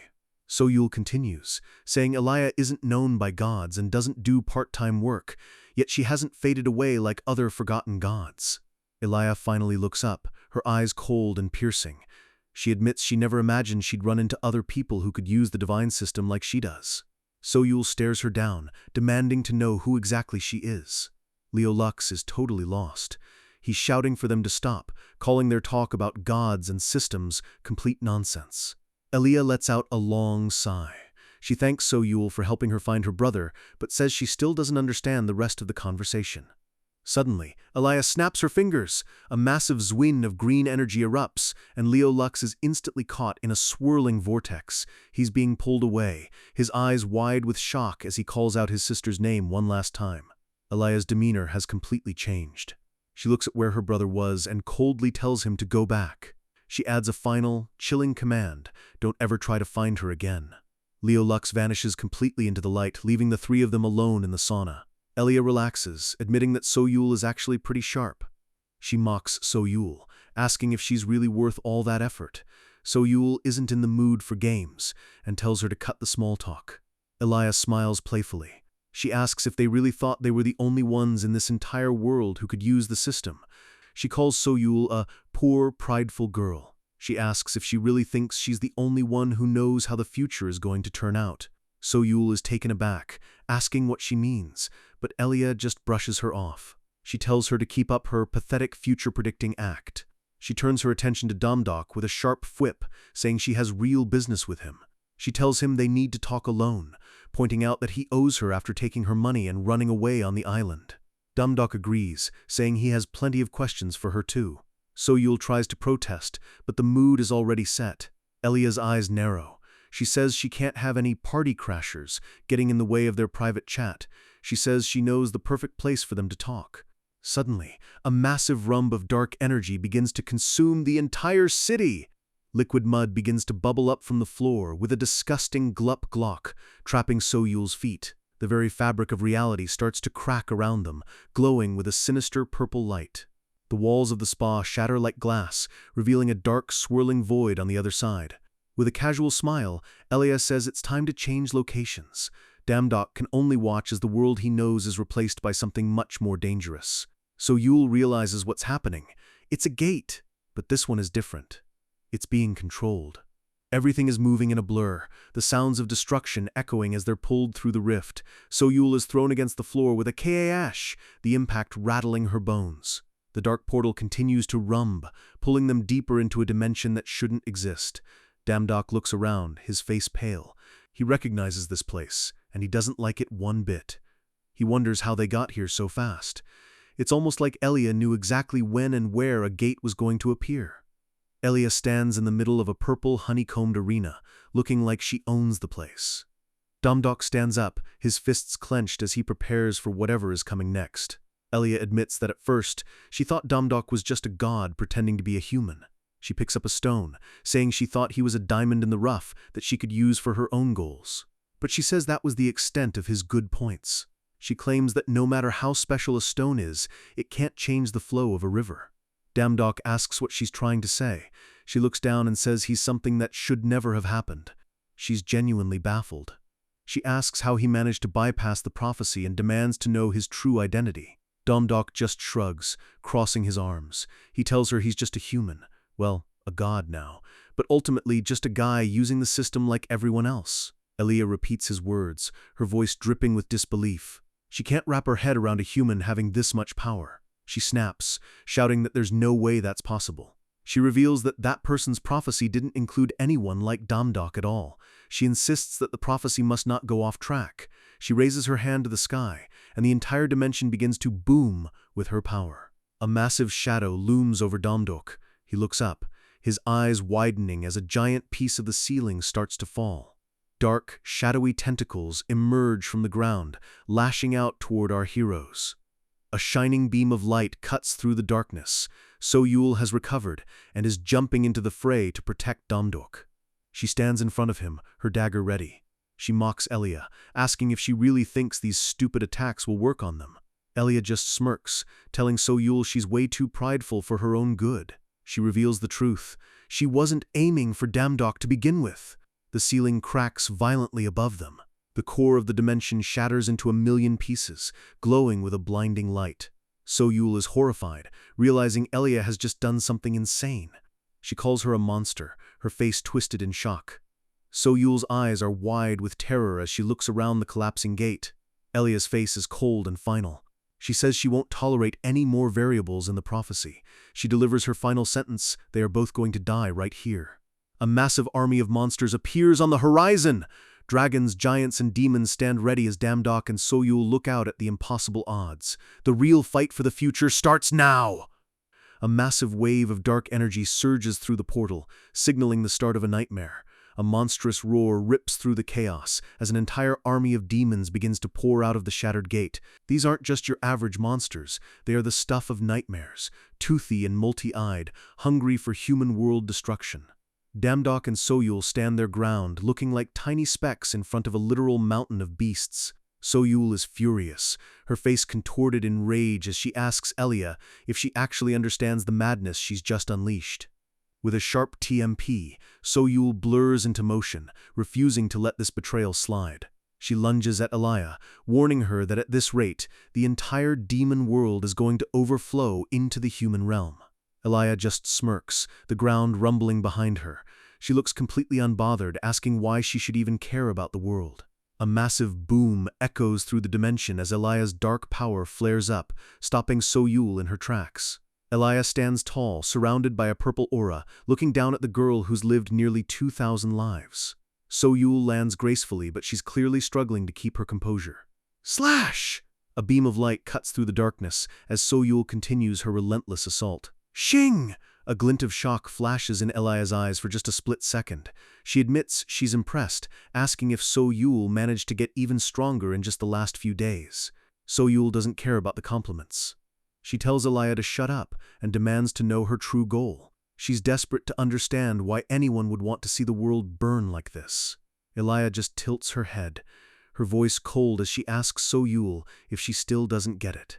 She spreads her arms wide under a dark, swirling sky, claiming that in this grand game, even lives are just pathetic chess pieces. She mocks them, saying they should be used to this by now since they've seen gates fail and barriers shatter in all their previous lives. Ding! A system warning pops up. Soyul's indifferent skill is becoming unstable as her emotions start to boil over. Tears well up in Soyul's eyes. She screams, asking why Elia is doing this when she's human too and has a family to protect. Elia's gaze goes blank, her eyes glowing an eerie yellow as she asks why any of that should matter. She rumbles that she's already put everything on the line for the world that person wants to create. She tells Soyul it's over and that no matter how much she fights back alone, she'll never be able to change destiny. Soyul is heartbroken, staring in disbelief at the monster her friend has become. We see a vision of a destroyed city, a haunting reminder of the failures Soyul has endured for thousands of years. She drops to her knees, wondering if she's destined to fail once again. The weight of 1,869 lives is crashing down on her, and she starts to think that maybe failure is just her destiny. A dark pillar of energy begins to descend upon her, ready to finish her off while she's down. But then, a WHSH of light cuts through the gloom. Crash! A massive impact clears the area as someone steps in to save the day. A muscular arm slams into the ground with a FSHHH, radiating pure power. Our boy Damdok is here! He looks Elia dead in the eye and tells her she's the only one here who's actually alone. He tells Soyul to open her eyes and actually look around at what they've built. His gaze is fierce and determined. He's not about to let everything they've worked for fall apart. He shouts that their bond isn't so weak that it'll crumble just because of Elia's temper tantrum. Adele appears in a swirl of fire, blasting a massive dragon right out of the sky. White Cloud and Eton are right beside her, tearing through the demon army with zero hesitation. White Cloud moves like a blur, his sword leaving trails of red light as he carves a path through the monsters. He's still his usual self, though, complaining that he was in the middle of gaming when he got summoned. Adele just laughs it off, saying she's been wanting to test out her new fire magic anyway. The giant King Eton roars, declaring that as a priest, he will show everyone the true power of the frost giants. Damdok reaches out a hand to the fallen Soyul, his expression soft and encouraging. He tells her he needs her help, just like always. He asks her to handle Elia while he goes after the gate core. Soyul wipes her tears and takes his hand. The hope is back in her eyes. She stands up tall, telling him to leave it to her. The strategist is back in the game! Elia is losing her cool now. She's shocked, asking how Damdok managed to call the children of the beginning to this place. Damdok tells Soyul to hurry and destroy the core while he handles the rest. They are moving with perfect synchronization. Elia screams, "Don't ignore me!" as she lunges forward with a FW oosh. She summons a massive dark vortex, but Soyul is ready for it, moving with a TMP to intercept. Soyul mocks her, asking if these simple tricks are all she knows how to do. Blood sprays across the screen as a lethal strike connects. Elia falls to her knees with a thump, clutching a fresh wound. She's gasping for air, the red stains spreading across her clothes. She grits her teeth, her hand whip-ping to her neck as she glares at So-Yul with pure hatred. So-Yul stands over her, giving her one last chance to live if she reveals her identity and her true goal. Elia just smirks through the pain. She calls So-Yul stupid, repeating that lives are nothing but chess pieces. She tells So-Yul she's not someone who can be killed, at least not where that person's gaze can reach. She challenges So-Yul to try and finish her. Suddenly, Elia's eyes begin to glow with a terrifying orange light. Ding! The system warns them that the eye of the abyss is watching. The fear of the void stops everyone in their tracks. So-Yul is paralyzed by the power of chaos. She realizes Elia is much more dangerous than she thought. Dark, shadowy energy begins to SSS-H from Elia's wounds, healing her instantly. She reveals her true self, the 100th child of the beginning and the prophet chosen by chaos. A massive red eye opens in the sky with a RMBBBB. Elia declares she is the one who will destroy the world to deliver chaos's salvation. She laughs, admitting she is the very evil that So-Yul has wanted to kill for thousands of years. Her hand FWShes through the air, and her form begins to change. Whoosh! The dark aura consumes her, transforming her into a demonic entity. She now has long white hair and 2 sharp horns protruding from her head. She looks like a literal queen of the underworld. So-Yul is stunned by the transformation, realizing the true scale of the enemy they're facing. She asks how Elia can choose to serve the god of destruction, knowing he swallows entire dimensions. Elia doesn't care if they think she's insane. She says Chaos was the only one who ever gave her positive affirmation, despite who she was. She decides she's done for today, telling So-Yul she's leaving. With a confident glack of her heels, she begins to walk away into the darkness. She disappears into a swirling pink portal, wishing them a trip to the paradise of Tartarus.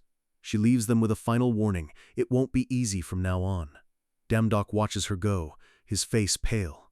He knows she's seen the trump card he was hiding. FWSH! The portal closes, leaving the heroes in the middle of a war zone. So-Yul's sandals TMP against the cracked earth as they finally make their way out of the gate. She tells them they need to move fast before things get even more chaotic. Damdok looks back at the city, noting that things are definitely not looking good this time around. He's frustrated that they couldn't even destroy the gate core before Elia escaped. White Cloud is throwing a shake tantrum, screaming about how he was in the middle of an important raid. Damdok just tells him to calm down before he hits someone. Adele is wiped out. She's glad they managed to restore the barrier, or things would have been even messier. Damdok praises them, telling Adele her magic has improved so much she might have reached high mage status. She's bashful, while White Cloud just grumbles, but he's thinking deeply. He knows Elia is the reason the gate opened at such a perfect time. He calls out to So-Yul, but she just tells him to follow her. She promises to answer all the questions he's been keeping inside, including everything she hasn't been able to say until now. Hop, hop, hop! Helicopters are already swarming the area. The news of the gate is spreading fast. The city is in a state of high alert as the military arrives to secure the scene. They watch from the shadows as the W-hup of the rotors fades into the distance. Inside one of the helicopters, a guild leader hears that Damdok was at the gate as well. He's asked if he wants to meet him, but he decides to finish the investigation first. He says he'll meet Damdok only once he's fully prepared. Back in a quiet forest, Damdok tells So-Yul not to hide anything from him anymore after what Elia said. He asks her to tell him everything about these children of the beginning. So-Yul sighs with a SSK, leaning against a tree as she begins her story. If bitch! She holds a glowing green leaf, explaining that in the beginning, the goddess of earth created 100 special souls. They were giants, monsters, and fairies, all with the purest of souls. She explains that the first child has been holding on through 1,869 lives to stop Ragnarok. Damdok's eyes widen. He realizes the truth. So-Yul looks him in the eye and confirms it. She is that first child. Damdok rubs his head, saying he had a feeling about the reincarnation, but this child of the beginning stuff is totally new. He smirks, saying they've been together for 2 years and he isn't blind. He knew she was keeping a big secret. He recalls how she was strangely comfortable in every dimension they visited, even the ones they'd never been to before. He figured there was a good reason why she was hiding it, so he didn't push her. So-Yul is touched that he trusted her that much. She admits she tried to hide it because of the Eye of the Abyss. Damdok asks if she means that thing that keeps popping up as a warning on their status windows. She confirms it. Chaos and the Eye of the Abyss are one and the same. She hid her identity because if she were discovered, Chaos would have blocked her access to her previous lives. But now that Elia has exposed her, the secret is out. She still has no idea how Elia figured it out. Now, all of Chaos knows she's a reincarnator, making her a primary target. She warns him that this could possibly be their very last chance to save humanity. Domdok doesn't look scared. He just asks, "So, what's our next plan?" He smiles, saying that in the end, nothing has changed. They're still going to protect everyone no matter what. A small smile spreads across So-Yul's face. She says being with him makes her feel silly for worrying so much. She summons a glowing blue bottle from the air. Catch! Domdok grabs the bottle out of the air. It's a beautiful crystalline potion that hums with immense power. So-Yul reminds him that he drank this back when he was just a low-rank god trying to defeat Neptune. He laughs, saying that brings back memories. But his expression turns serious as he looks at the bottle. Ding! The system shows it as a mysterious potion that increases the user's divine power to its absolute maximum. He realizes this is their ace in the hole for the fight against Chaos. He asks if it's really okay for him to use something so important. So-Yul tells him she prepared it specifically for him. She warns him that Ragnarok could be just a month away now. Domdok grits his teeth. 1 month is much sooner than he expected. So-Yul points out that they need to hurry and find the rest of his priests. Ding! A new job notice pops up for a day laborer for a pyramid deliveryman. This is their next stop. TMP! Domdok's boots hit the hot sand as they arrive in the middle of a vast desert with pyramids on the horizon. He's wearing a hooded cloak, sweating under the sun. He groans, saying he hasn't done manual labor like this in a long time. Geez, another newbie? A voice calls out from the side. It's Pappy, a dark-skinned god who looks completely annoyed. He complains about always being stuck with new hires. He tells Domdok that if he's just here for some quick cash and plans to do a shoddy job, he should just give up now. Domdok is stunned, asking if Pappy is actually talking to him like that. Pappy snaps back, asking who else would he be talking to. But then his eyes go wide with a flinch. He realizes Domdok's true power. He stammers, asking what a middle-rank god is doing working as a deliveryman. Domdok just gives him a cool smile, asking if he's not allowed to be here. Pappy starts laughing nervously, scratching his head. He says usually only low-rank gods show up for this kind of work, and he's just surprised. He explains that this place works you to the bone, but only pays you with abandoned packages. But occasionally, those packages have expensive armor or precious warrants hidden inside, which is why the low-rank gods suffer through it. He adds that it's a quota system. The more you deliver, the better your rewards. He suggests Domdok help him out since he's so strong. He gives a thumbs up with a whip, telling Domdok he can call him Pappy. Domdok pats him on the shoulder, saying gods should help each other out. He gives a mischievous grin, telling Pappy he has one small favor to ask. Pappy looks nervous, asking what Domdok could possibly want from a guy like him. FW Oosh! Domdok points to the massive pyramid and says he wants to handle all the deliveries that go inside. Pappy breaks into a sweat, noting that usually only people with a lot of experience are allowed to go in there. Domdok just says he knows. A mummy-like figure yells at them to stop dawdling and get a move on. Pappy warns Domdok that if anything goes wrong, it'll be his responsibility. Pappy yells back that they're coming. He looks at Domdok, waiting for his final answer. Domdok just smirks. He's ready for whatever's waiting inside. Pappy shouts, "We're going!" and Domdok just gives a cool. Pappy explains they first need to load up the packages based on where they're being shipped. They stand before a literal mountain of boxes. It's a logistics nightmare. Domdok is shocked, asking if these are all from Hermes' post office. Pappy explains the pyramids are hard to navigate, so everything gets sorted here first. Pappy warns him that if he grabs the wrong package, the entire stack will come crashing down. Domdok realizes this is going to be harder than he thought. Dust flies everywhere as something goes wrong instantly. A box has flattened someone on the ground. Pappy reminds him to be careful. It's White Cloud! He's trapped under the box, screaming at Domdok for always summoning him for the dirty work. Domdok explains that his other priests are busy. Eaton is holding the gate to make sure it doesn't explode, and Adele is with So-Yul looking for the next priest. He tells White Cloud he's strong and dumb, so he was the only one left. White Cloud is fuming, swearing he'll get revenge once he finishes mastering his swordsmanship. Domdok just tells him to start picking up the boxes. White Cloud screams that he's being exploited. He calls Domdok an evil god and threatens to report him to the authorities. We see a beautiful sunset over the desert, the sky painted in pink and orange. After a long day of work, Domdok finally finishes sorting everything. Poppy is impressed, giving him a big good work. He hands Domdok a golden artifact. Domdok recognizes it as the Eye of Horus. Clink! Poppy explains it's a magical storage item that will hold all the packages while he's inside the pyramid. Domdok notes it doesn't weigh anything at all. Poppy asks one more time if he's really okay with this. Domdok says he just wants to finish up so they can finally rest. Zwin!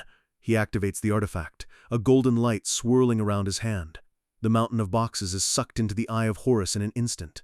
Domdok gives a final wave and heads toward the massive entrance. The sky turns a deep purple as night begins to fall over Egypt. Just like Olympus for the Greeks, the Egyptian gods all gather deep inside this pyramid. Domdok looks up at the towering stone walls, sweating as he realizes just how massive this place really is. Doo-doon! He and White Cloud stand before a giant stone door covered in ancient hieroglyphics. White Cloud asks how they're going to open such a heavy door. Domdok smirks, saying there's a magic word. FW Oosh! He holds up the artifact and simply shouts, Delivery! The ground shakes as the massive stone slab begins to slide open. Bustle crowd! They step inside and find a massive, bustling city hidden within the pyramid, filled with people and markets. Suddenly, a massive stone staff crashes down in front of them. Diu-Duun, a giant jackal-headed god, looms over them, telling them they may go no further. Domdok is confused, explaining he's just here to deliver packages. The warden, Anubis, growls that the pyramid is a sanctuary for gods only. He says Domdok might be fine, but for the human brat beside him to pass, an arm must be sacrificed. Domdok tells him that White Cloud is his priest and asks for an exception. Anubis coldly says there are none. White Cloud is trembling as the giant god stares him down. Anubis notes that the human has already stepped foot inside the sanctuary, so the rule must be enforced. He licks his chops, saying he hasn't tasted human flesh in a long time. White Cloud screams for Domdok to do something. Anubis's eye narrows to a slit. He's serious. Whoosh! His massive hand reaches out, demanding that White Cloud offer up his arm as payment. Domdok kicks the jackal god right in the jaw with such speed that nobody even saw him move. White Cloud is ecstatic, praising his awesome hyung. Domdok lands in a crouch with a TMP, telling White Cloud to just shut up and stay back. He feels a TH robe in his hand. He realizes Anubis didn't take much damage and wonders if he's actually a high-rank god. Anubis is livid. He growls, asking how a mere delivery man dares to lay a hand on the warden. He tells them to prepare for the consequences. The battle for the pyramid has officially begun. Imagine being the god of the dead and getting bodied by a delivery guy. Anubis swings his staff with a massive whoosh, trying to end our boy right here. He screams for this god from afar to die, his eyes widening as he realizes Domdok isn't even flinching. In a split second, the warden of the pyramids is face-planted into the sand. Anubis is panicking, wondering why his own body won't move. He's the warden, but right now, he's the one being locked down. Domdok looms over him and asks a simple question. What kind of dog bites their master? Anubis is insulted, asking who gave him permission to talk like that. Ding! The system activates the cop characteristic. Domdok laughs as Anubis's tail starts wagging uncontrollably, proving that even a god dog can't resist a dominant master. Our guy gives him an ultimatum: answer his questions or spend the rest of the day sitting and rolling over. Anubis is horrified, calling Domdok the devil incarnate. With the dog handled, Domdok takes his first step into the darker parts of the pyramid. White Cloud is creeping behind him, complaining about how dark it is and worrying if they're being led into a trap. Anubis points them toward a dark pit, claiming it's the road to the Sphinx's residence. Domdok is confused, wondering why they need to see the Sphinx to find the pharaoh. The ground rumbles and massive gears start to clank above them. Anubis explains that the pyramid is a shifting labyrinth that requires permission to navigate. Apparently, the Sphinx knows everything that happens inside these walls and is the only one who can help them reach the top. Domdok's eyes sharpen under his hood. He's got a feeling they're exactly where they need to be. A massive golden statue begins to glow as they enter a grand hall. A booming voice asks what brought them to this resting place. Domdok says they're looking for the pharaoh. The statue tells him that if he wants wisdom, he has to prove his own wisdom first. A riddle? Damdok smirks, knowing that in this world knowledge is just as much of a weapon as a sword. A small, furry voice NYAs from the shadows, warning him that it won't be as easy as he thinks. Meet Su, Fing, and Ku. These three adorable cats introduce themselves as the combined entity known as the Sphinx. Damdok is baffled, asking if the legendary Sphinx is really just a bunch of kittens. They don't waste time and jump straight into the first question. He thinks this is going to be a breeze, laughing at the idea of being challenged by cuties. One of the cats gives a SSK scratch and says the first question is going to be easy. WHSH. It pulls out a board and announces they're starting with a math problem. The board is covered in weird equations like 7 times 2 equals 455. Damdok is given exactly 1 minute to find the logic and solve the last one. He asks for 5 minutes, but the cats aren't feeling generous. It's 1 minute or bust. The cat starts nya-ha-haing as the clock ticks down, and Damdok is actually starting to sweat. The Sphinx's eyes narrow, reminding him of the legend, if you fail the riddle, you become the meal. He feels a massive aura resonating in his head. These aren't just pets, their power level is up there with the Greek gods. He realizes he has to take this seriously. He stares at the numbers, his mind racing. He's running out of time and he still hasn't cracked the code. Ding! A random notification pops up from Papyrus, complaining about missing delivery packages. Damdok snaps, yelling that he's trying to focus, and the message is literally blocking his view of the problem. But then he pauses. The name Papyrus sounds familiar. He realizes that the guy who hired him, the god of math himself, might have just given him the answer without knowing it. The cat is scratching its ear, telling him he only has 5 seconds left. It counts down, 4, 3, 2, and gets ready to pounce on its dinner. 8:46. Damdok drops the answer just as the timer hits 0. The cat freezes, its tongue still hanging out in shock. Damdok smirks, thinking about how that math god Papyrus wasn't actually that smart if he used his own name as a hint. He asks the cats for the next step. The Sphinx is salty. It NYAs in frustration and says it's time for the second question.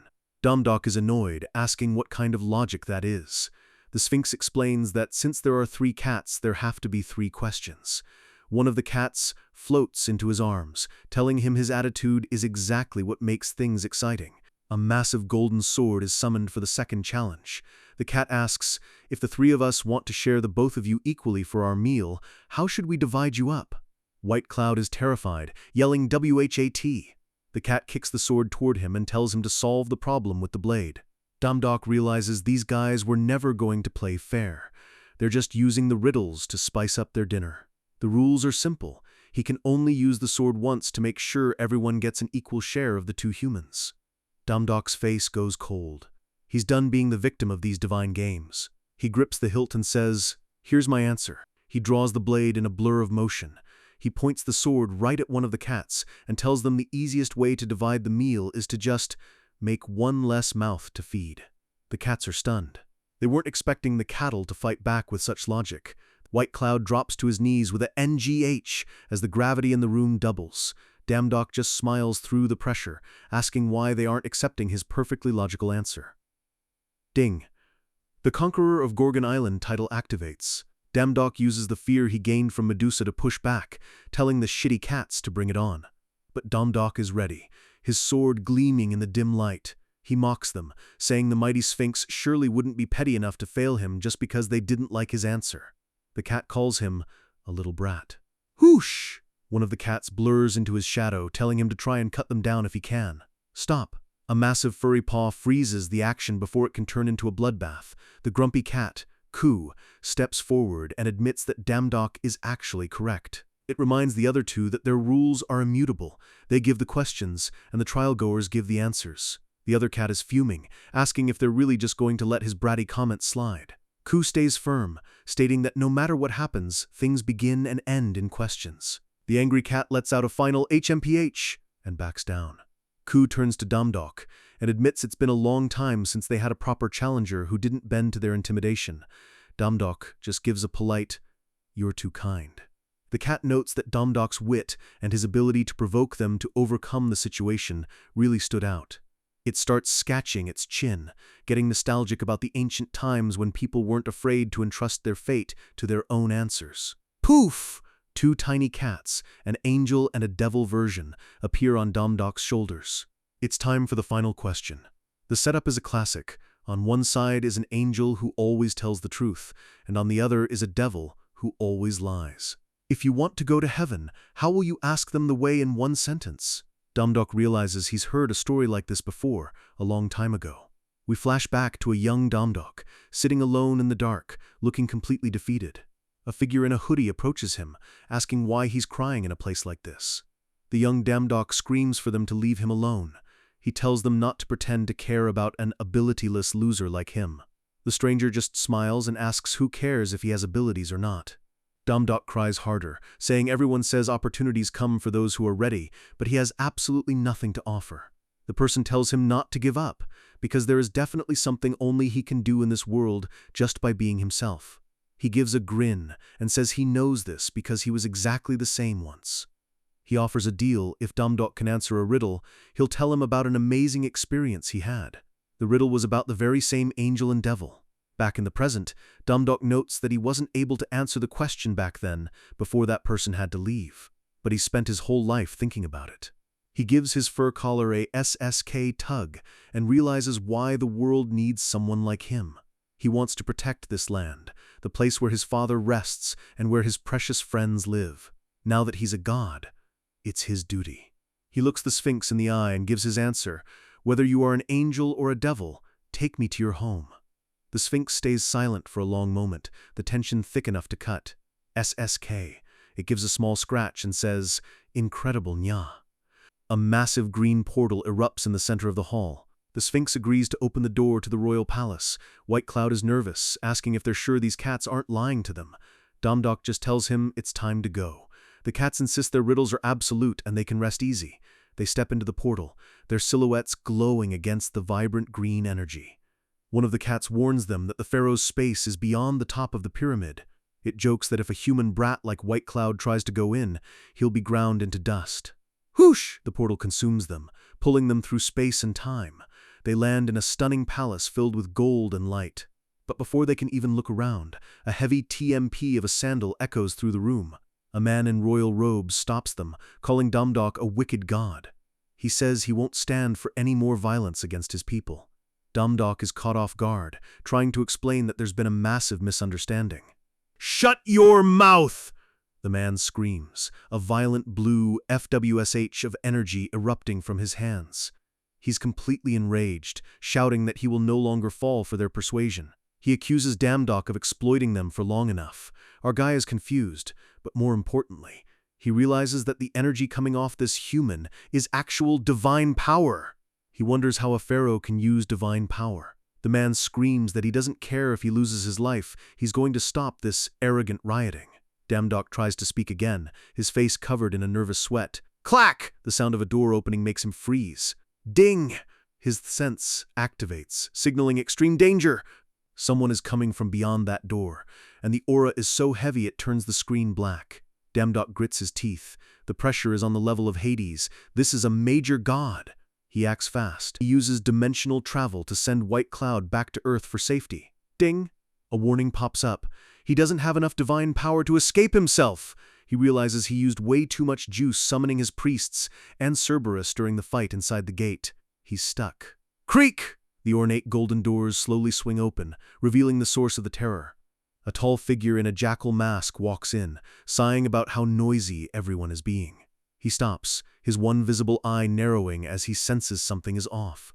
It's Anubis again, but this time he's not the top dog. He's the executioner. He notes that he felt a different presence in the room just a second ago.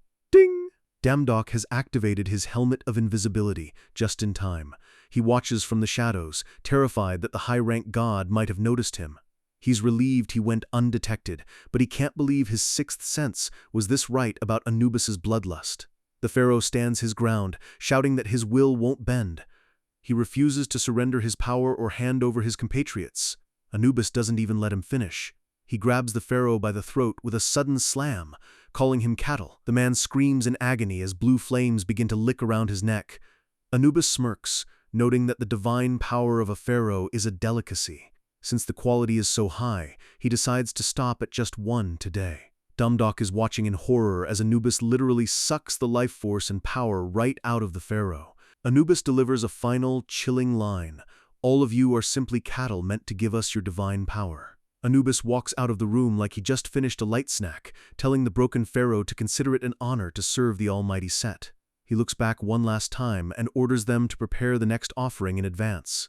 He says there is no point in resisting. The pharaoh collapses to the floor, swearing under his breath as the doors slam shut. He hits the ground hard, his face pale as he wonders if this is finally the end for his people. He apologizes to the spirits of the past, hoping no one else meets his fate. He just wanted to protect those who shared his blood. The Chapter 81 credits roll as the true tragedy of the Egyptian gods is laid bare. The pharaoh lets out a weak NGH as he starts to drift out of consciousness. Suddenly, a voice asks him how he's feeling. He looks up to see the boots of the mysterious god from before. He recognizes Damdok and immediately gets defensive, calling him a damn god. Damdok introduces himself properly as the god of swords. Suddenly, a group of children and maids run in, telling the pharaoh that this guy is actually a nice god. One of the girls holds up a small treat, saying it's called a perurulus and it's delicious. She says the brother gave it to them. The pharaoh panics, yelling for her to spit it out because they don't know what could be in it. The girl just says she doesn't want to. One of the maids pats the pharaoh on the shoulder, telling everyone to calm down. She tells him to take deep breaths, reminding him that he was just on the brink of death. He realizes Anubis, serving as a proxy for Set, really did suck out his entire life force. The maid admits she was suspicious of Damdok at first, too. But she reveals a vision of Damdok holding the dying pharaoh, using his own energy to stabilize him when everyone else was powerless. The pharaoh smirks bitterly. He says humans don't do things for free, and gods do them even less. He tells Damdok he doesn't want his thanks, claiming he probably only saved him because he's useful in some way. Damdok looks away, unable to deny it. The man, called Pao by the maid, says he's seen enough of what gods are like. She begs him not to move around yet. Damdok's eyes widen. Did she just say Pao? He realizes this is the fourth priest So Yul told him about. He's surprised Pao is human and not a mummy yet, but he figures it's because he arrived early in the timeline. He calls out the name Pao, trying to get his attention. Pao snaps at him, telling him not to use his name so casually. He says he has no desire to get along with beings like Damdok. Damdok is curious, asking why he's so full of hatred. Pao grits his teeth. He says gods always offer a hand to struggling humans, only to push them further into the pits of hell once they've gotten what they want. He asks how he could ever forget the betrayal. We see a haunting close-up of a human eye, filled with reflection of a dying world. He tells a story of a harsh famine that swept through the land, where the hunger was so bad that parents were driven to the unthinkable just to survive.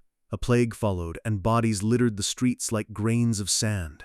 In their darkest hour, the gods appeared with an offer of rescue. They promised Pao he could become pharaoh and save his people. They said everyone would live abundant lives in the world of the gods.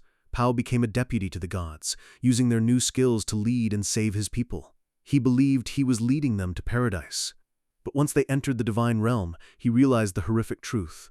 The pharaoh is nothing but a battery, a vessel containing divine power for the people to concentrate their faith on, so the higher gods can harvest it. The pain they endured was all a game to the gods. He realizes he was just a fool performing on their stage. To the gods, humans are merely cattle to be milked for power. Damdok is speechless. He had no idea the history of this place was so brutal. Pao glares at him, asking if he understands now why he despises gods so much. He tells Damdok to leave and never come back. But Damdok just turns around with a steady TMP and says, "No, I'll be back." Creak. He reminds Pao that Anubis and his boss, Set, are coming back next month for the next harvest. He promises to earn Pao's trust by then. We see a peaceful night sky as the weeks begin to pass. A month later. The palace is quiet, but the air is heavy with dread. The massive golden doors fly open once again. Anubis has returned. He announces he's come to harvest the pharaoh's divine power once again. He looks down at the pharaoh, telling him not to resist because it's completely futile. Suddenly, a whoosh of wind cuts through the room. Damdok drops from the ceiling, his sword ready to strike. Anubis reacts with impossible speed, his massive hand reaching out to catch the intruder. He smashes Damdok's head into the wall, the impact cracking the stone into 1,000 pieces. Anubis sighs, saying a fly seems to have snuck its way in. He realizes he wasn't mistaken about the presence he felt last time. He lifts Dumdok by the face, pinning him against the wall, and asks what he's doing here. Dumdok stares back with one eye, his face bruised and bloody. He says it's obvious. The screen goes blank for a second as he catches his breath. He tells Anubis he's here to save the pharaohs. Behind them, Pao and the maids are watching in complete shock. Whoosh! Anubis lets out a mock laugh, his hand tightening on Dumdok's skull. He calls him insolent, his aura flaring up with murderous intent. He mocks Dumdok, saying he doesn't know how he can be so confident with such a pitiful amount of divine power. He slams Dumdok into the floor, ordering him to know his place. Dumdok just smiles through the blood. He asks, "Pitiful amount of divine power, you say?" We flash back to the desert. Papi the math god is stunned, calling Dumdok a literal monster. He admits he didn't think Dumdok was telling the truth about his job. Papi shouts at him, asking where he's been. He says he wasn't paid and had to sleep outside. Dumdok just apologizes, saying he got caught up in something. Dumdok gives a confident smirk, clearly planning something big. He asks Papi how much he'll get paid if he delivers all of the packages piled up in the desert.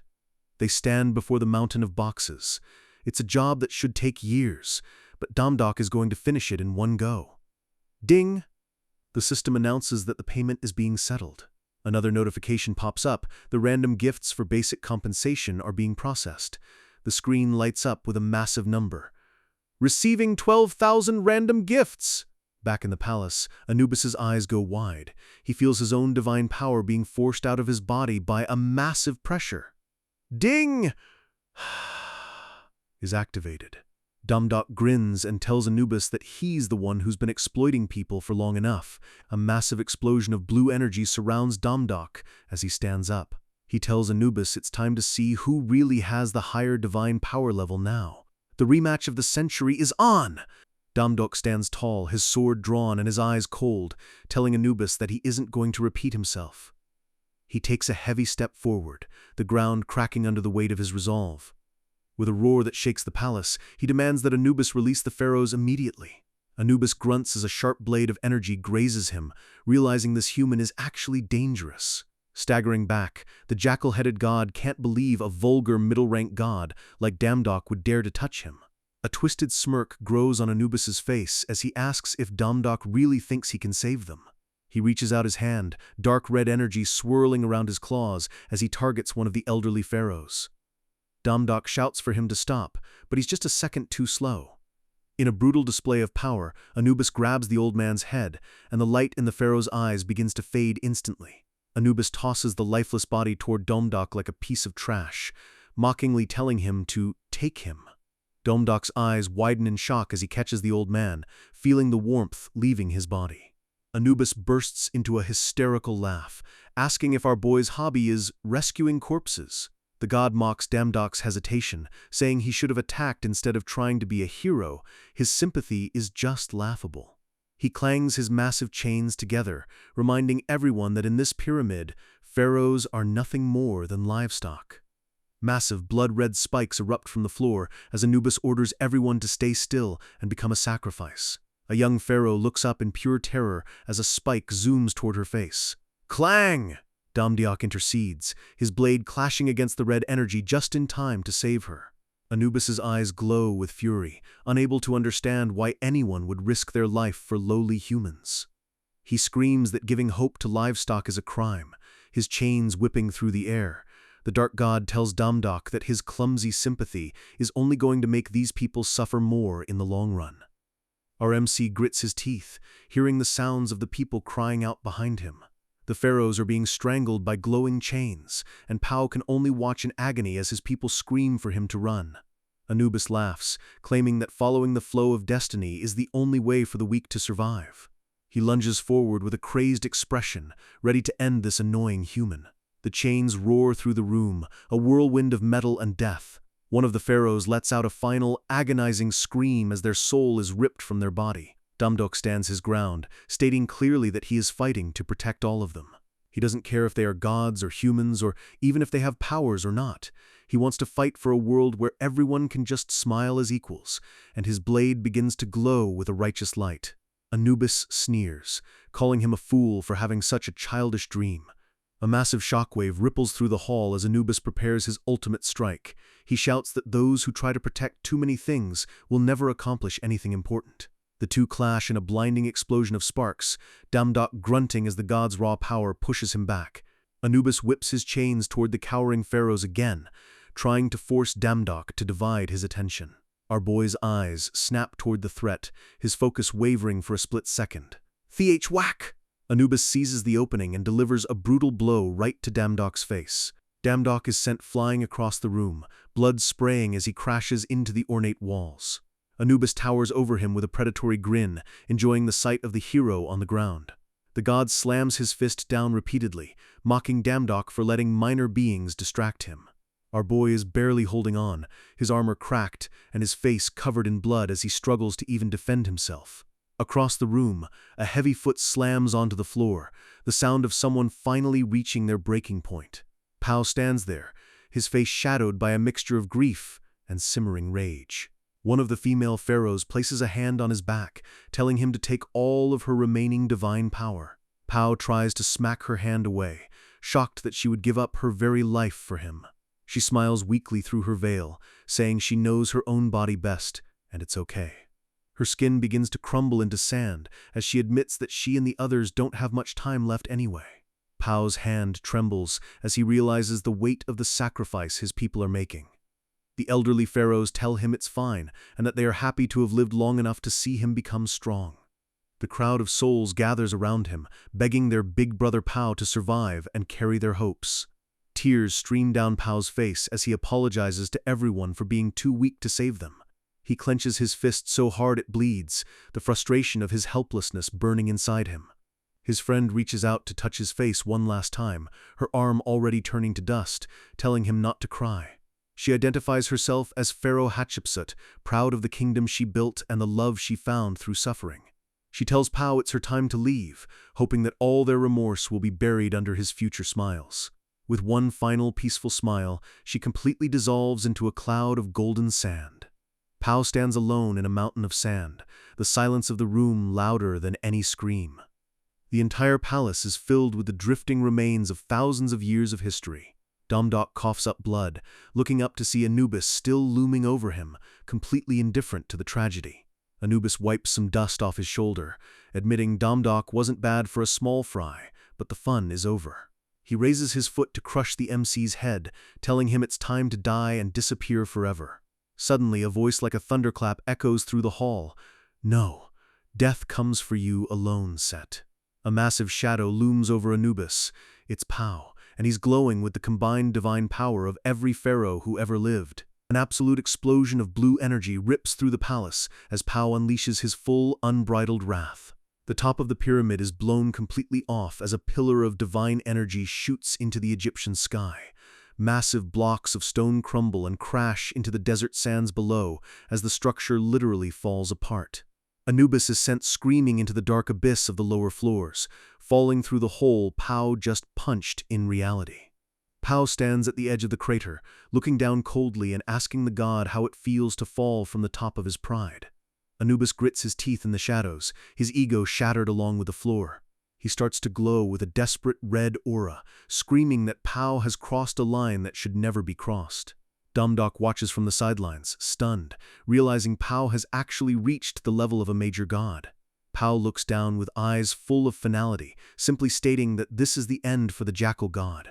Anubis rages that he will turn them all into sand, but as he tries to lunge, he hears a strange sound. He freezes, sensing a presence behind him that shouldn't be there. 3 small black kittens, the Sphinx, appear out of the darkness, licking their paws and looking hungry. Anubis tells them to go away, but they remind him that the irrevocable law of the pyramid applies to everyone. He tries to bark an order at them, but he suddenly gasps as the air around him begins to thicken. One of the kittens transforms into a massive, shadowy beast, its claw pinning Anubis to the ground with ease. Anubis screams in terror, asking if the Sphinx really wants to die by challenging him. The kitten just smirks, noting that the god has used up almost all his power and can't stop them anymore. They lean in and whisper the first riddle, "Tell us all of the evil deeds you have committed." They decide to be generous and give him no time limit, because he won't be able to leave until he lists every single one.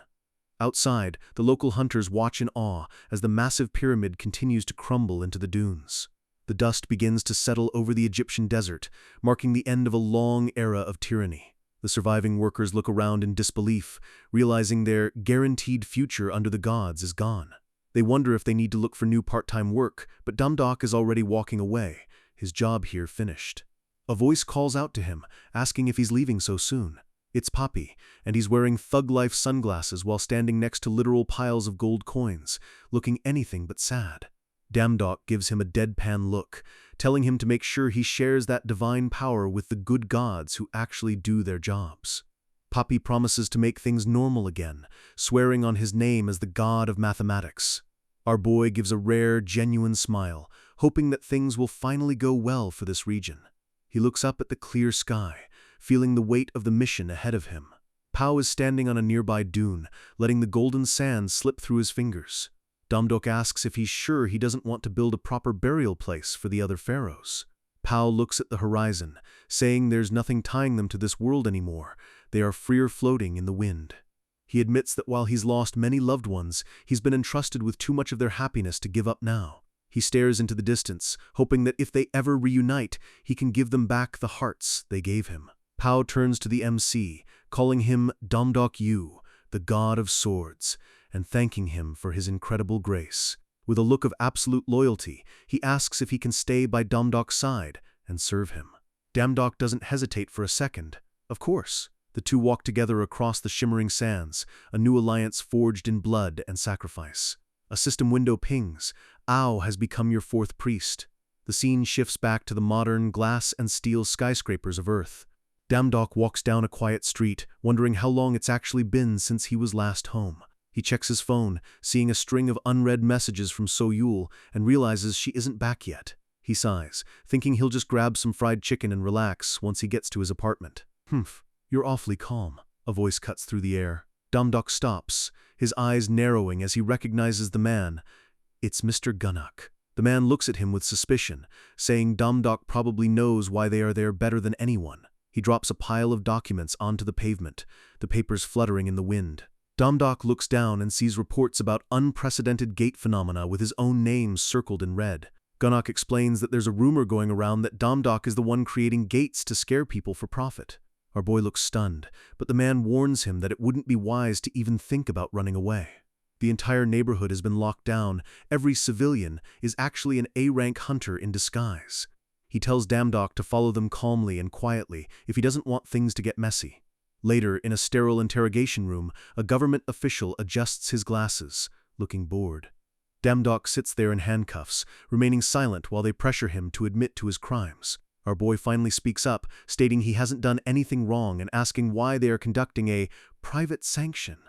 The official sneers, calling him insolent and saying they prepared a special interrogator just for him. The door clicks open, and a pair of polished black boots enters the room. It's Leo Lux, the world's strongest hunter, looking down at Damdok with a mask over his face and intense, glowing eyes. The government officials leave the room, giving the two monsters their privacy. Leo stands there for a moment in total silence, the tension in the room thick enough to cut. Damdok leans back with a smirk, greeting the top hunter like an old friend. Leo admits he isn't curious about Damdok's secret travels or how he got so strong. Blue lightning begins to crackle around his gloved hand, illuminating his furious gaze. He grabs Damdok by the collar, demanding to know one thing. Where is Elia, my little sister, right now? Damdok doesn't flinch, telling Leo that if he wanted to find Elia, he should have gone to see So-Yul instead. Leo's eyes narrow even further as he decides to change the question. He reveals that So-Yul Ju has been missing for a month. They searched all of Korea and found zero trace of her. Damdok's heart sinks as he remembers her promise to bring the fifth priest back with her. The screen fades to black, the uncertainty of her fate weighing heavily on the narrative. Deep in a different dimension, a servant apologizes for disturbing their majesty in seclusion. A drop of blood sits on the floor of a beautiful, ornate palace, as the servant asks if they should turn the outsiders away again. We see a figure slumped against a throne. It's a fairy, her dress stained with massive amounts of blood. A woman with long white hair and horns stands over the body, her back to the door. Dark purple smoke swirls around her hand as she prepares to answer. She turns her head slightly, a demonic grin on her face, and tells the servant to let the guests in. The dark energy wraps around her like a cloak, concealing her true, terrifying form.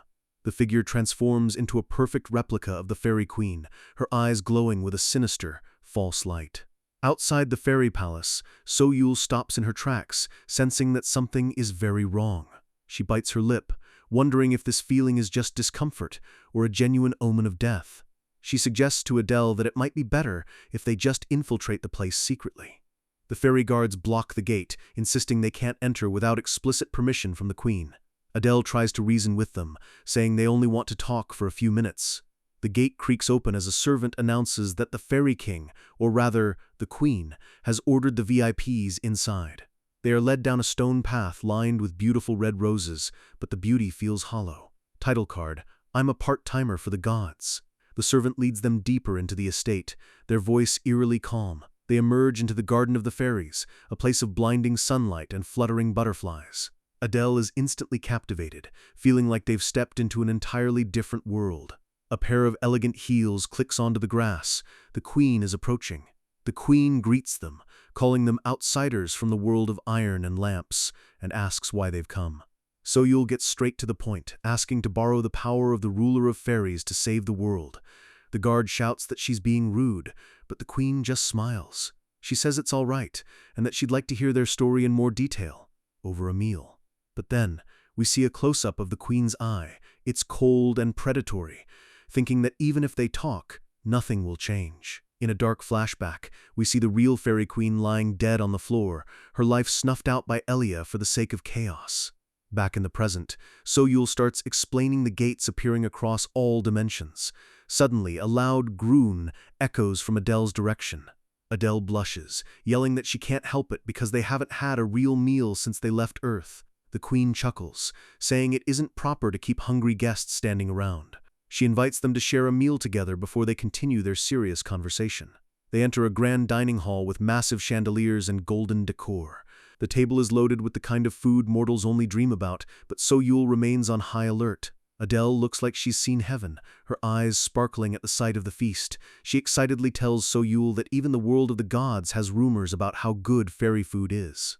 So-Yul thanks the queen for the welcome, but the queen just tells them to enjoy to their heart's content. So-Yul pauses, saying she hasn't memorized the fairy prayer yet, and asks the queen to pray before they eat. The queen agrees, saying she will pray to the fairies of the beginning and their ancestors. She begins chanting strange runic symbols that float in the air. So-Yul's expression shifts to one of cold, murderous intent as she stares at the queen. She interrupts the prayer, bluntly asking, "What did you do to the real fairy queen?"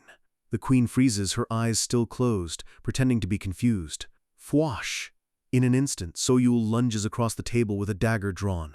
The queen dodges by an inch, the table shattering into a million pieces under the pressure. Plates and food fly everywhere as the entire dining hall becomes a battlefield. So-Yul explains that fairy language varies between classes, and the queen just used commoner speech. The fake queen sighs, her face morphing as she admits she went through a lot of trouble to change her appearance. Purple flames erupt from her body as she grabs So-Yul by the throat, the disguise melting away. Adele screams as she's knocked back by a massive wave of dark energy. The entire room explodes in a whirlwind of magical debris. Elia stands there in her true form, panting, admitting that she was hoping to at least hurt So-Yul a little with that trap. So-Yul stands in the middle of the crater, her dress torn, but her power surging like an ocean. She looks Elia dead in the eye, her voice dripping with venom. Elia. Elia just shrugs, acting like she's just doing nothing much. She gloats that she already killed the fairy queen, and knows that So-Yul and Damdok are hunting for the priests. She lunges forward, shouting that there's no reason for her to just sit back and watch them succeed. Adele tries to shield herself as more explosions of dark power rock the palace. So-Yul moves like a blur, her presence becoming ghostly as she dodges Elia's attacks. A close-up of So-Yul's eye reveals a calculating, cold blue light. She grips her weapon, ready to end the traitor once and for all. Her feet move with a grace that Elia can't keep up with, even with her chaos powers. So-Yul disappears into a trail of blue light, outmaneuvering the demon girl. The ceiling of the palace begins to crack as the sheer amount of divine power becomes too much for the structure. Elia screams as she's pinned against a wall by a surge of pure energy. The two fight mid-air, a dance of light and shadow across the collapsing hall. A massive spray of blood hits the floor as one of them lands a lethal blow. Elia is coughing up blood, but she's laughing through the pain, a truly psychotic look in her eyes. She admits Soyul is too much for her to handle, and if she weren't in this person's body, she'd be dead. She smiles through the blood, saying it doesn't matter because she's already bought enough time.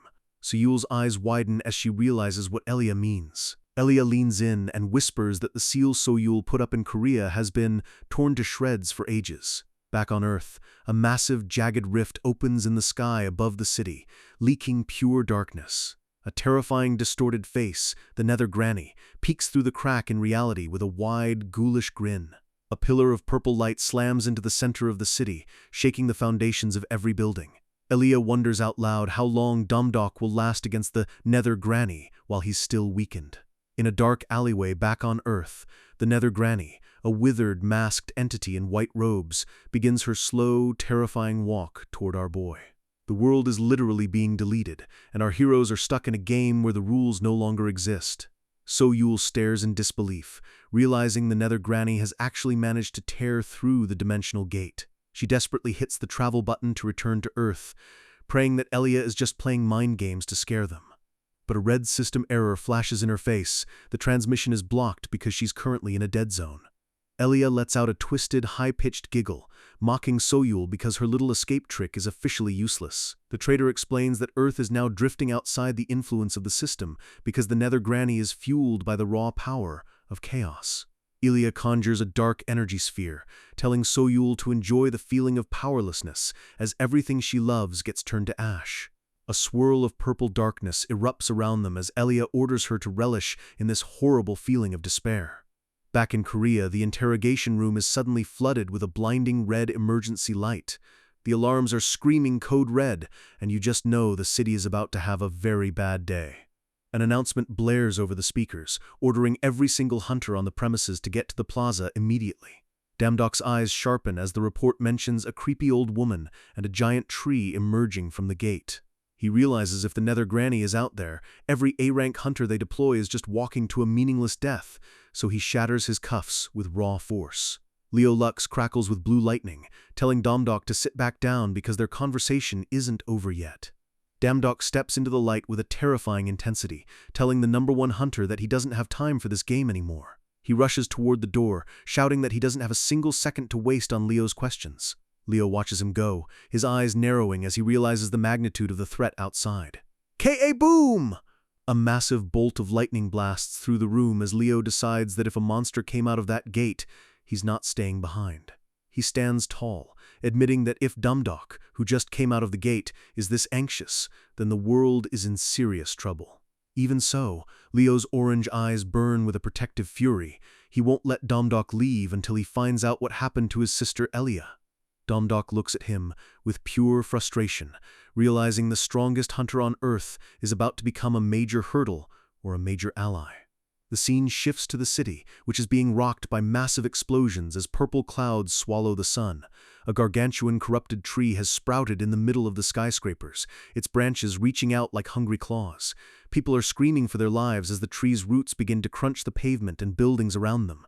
The massive wooden limbs crackle with dark energy as they hunt down anyone trying to flee the area. Slam!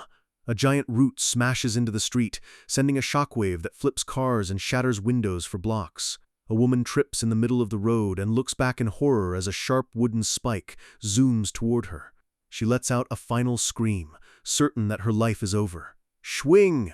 A flash of light cuts through the purple fog as a sword intercepts the branch just in time.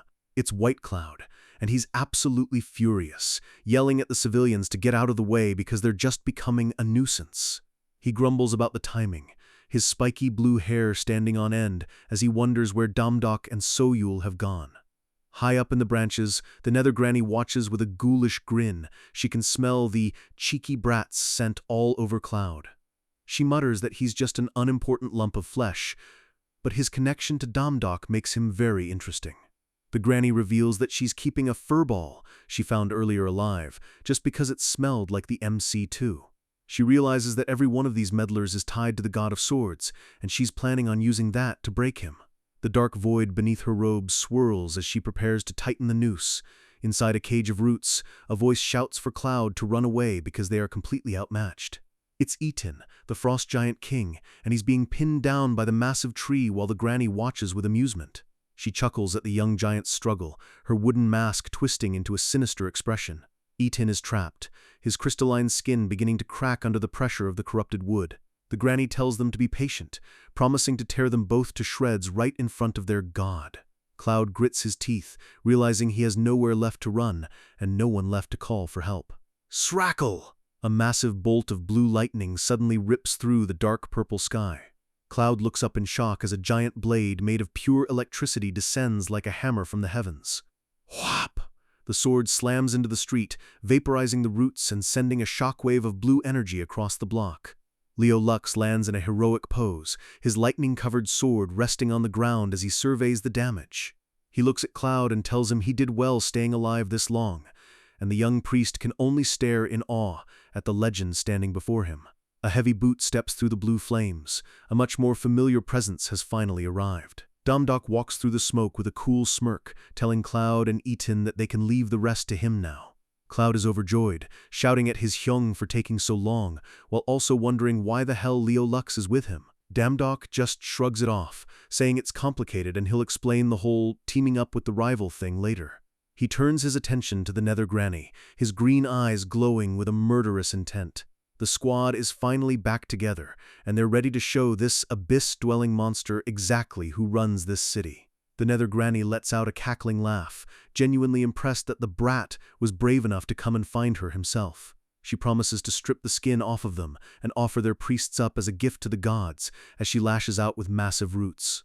Damdok isn't having it. He leaps into the air, telling the granny she's got another thing coming if she thinks he's an easy target. He lands a heavy kick on a root, using the momentum to spin toward her head. Sh-wing. His blade becomes a blur of silver, slicing through the spirit branches like they were made of butter. Zap.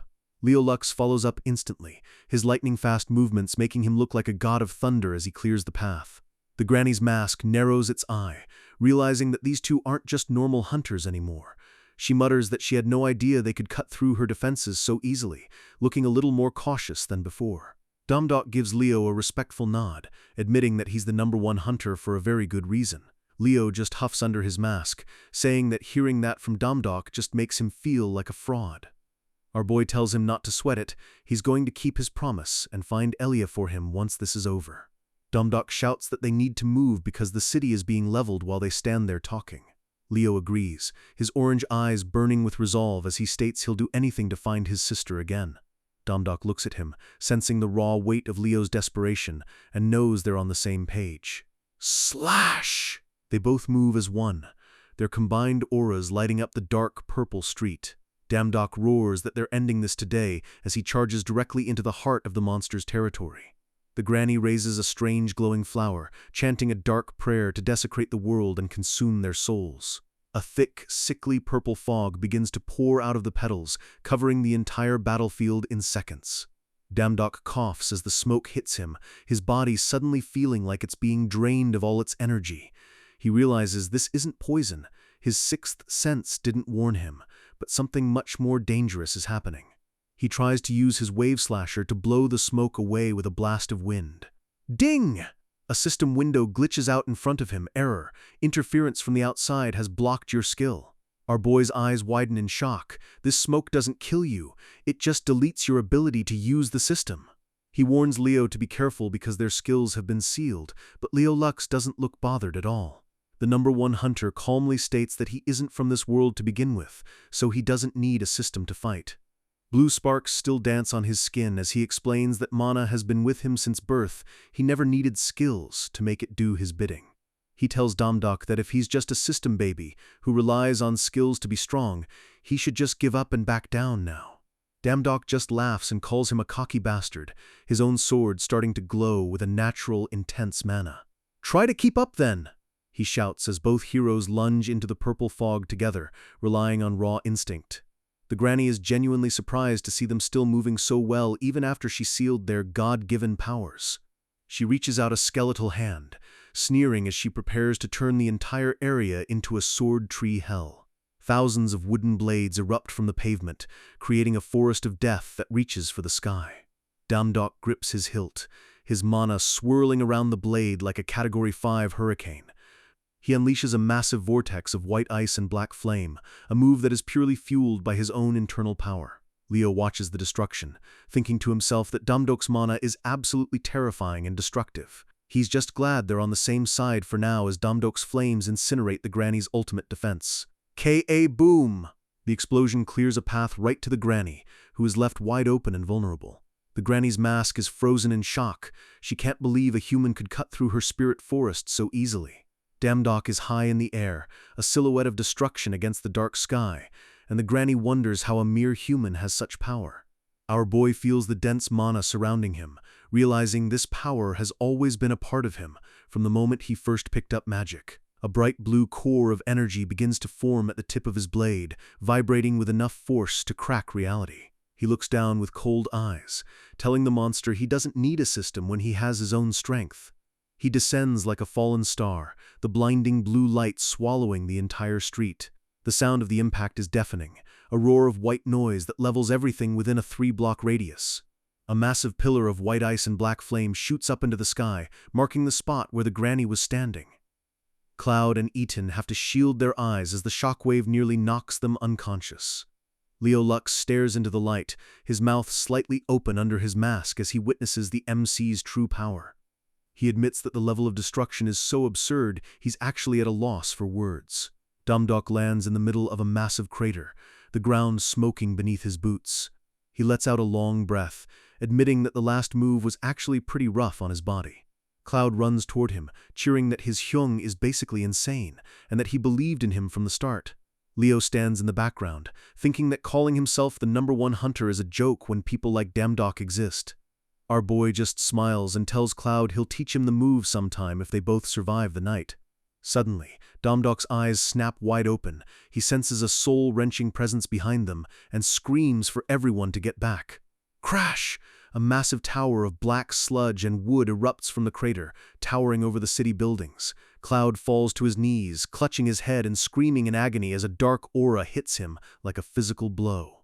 Leo and Eaton are both pinned to the ground by the sheer pressure of the granny's true, unfiltered rage. Damdok is horrified. The sound coming from the monster isn't a roar, it's a scream that seems to vibrate through their very souls. The granny's robe flutters in the dark wind. She explains that those without divine power can't even stand in her presence. Her mask is gone, revealing a face of pure, twisted darkness as she laughs at the pain she's causing. She calls life a horrible bondage and says she's going to purify everyone by devouring their raw souls. She screams that she will tear every human into shreds and swallow their entire essence whole. Dune! The shadows around her coalesce into a giant, multi-mouthed beast that fills the entire street. She reaches out a massive clawed shadow toward Damdok, telling the child to come hither. Damdok grits his teeth, his mind racing for a way to fight back without his system or his friends to back him up. The granny mocks him, promising he can stay with her and die over and over for all eternity. Our boy looks at his shaking hands, wondering for the first time if he can actually win a fight against an ancient evil. Tap! A pair of high-heeled sandals lands gracefully on the giant shadow arm, silencing the granny. So-Yul has arrived, her blue hair flowing in the wind as she prepares to jump directly into the monster's maw.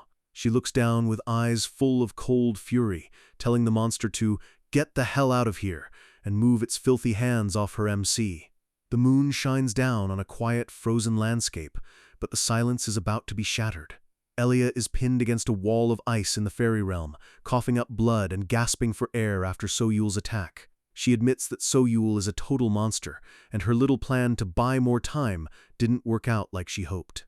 She watches as a dimensional gate shatters the sky, realizing So-Yul is actually crazy enough to travel between worlds in the middle of a fight. The traitor lies there with a twisted smile, saying it's going to take her a while to recover, but it doesn't matter anymore. She bursts into a hysterical laugh as she looks up at the sky. Ragnarok has already begun. A deafening scream rips through the air as the fight restarts. Damdok looks up in shock as So-Yul lands in front of him, her presence instantly neutralizing the granny's dark pressure.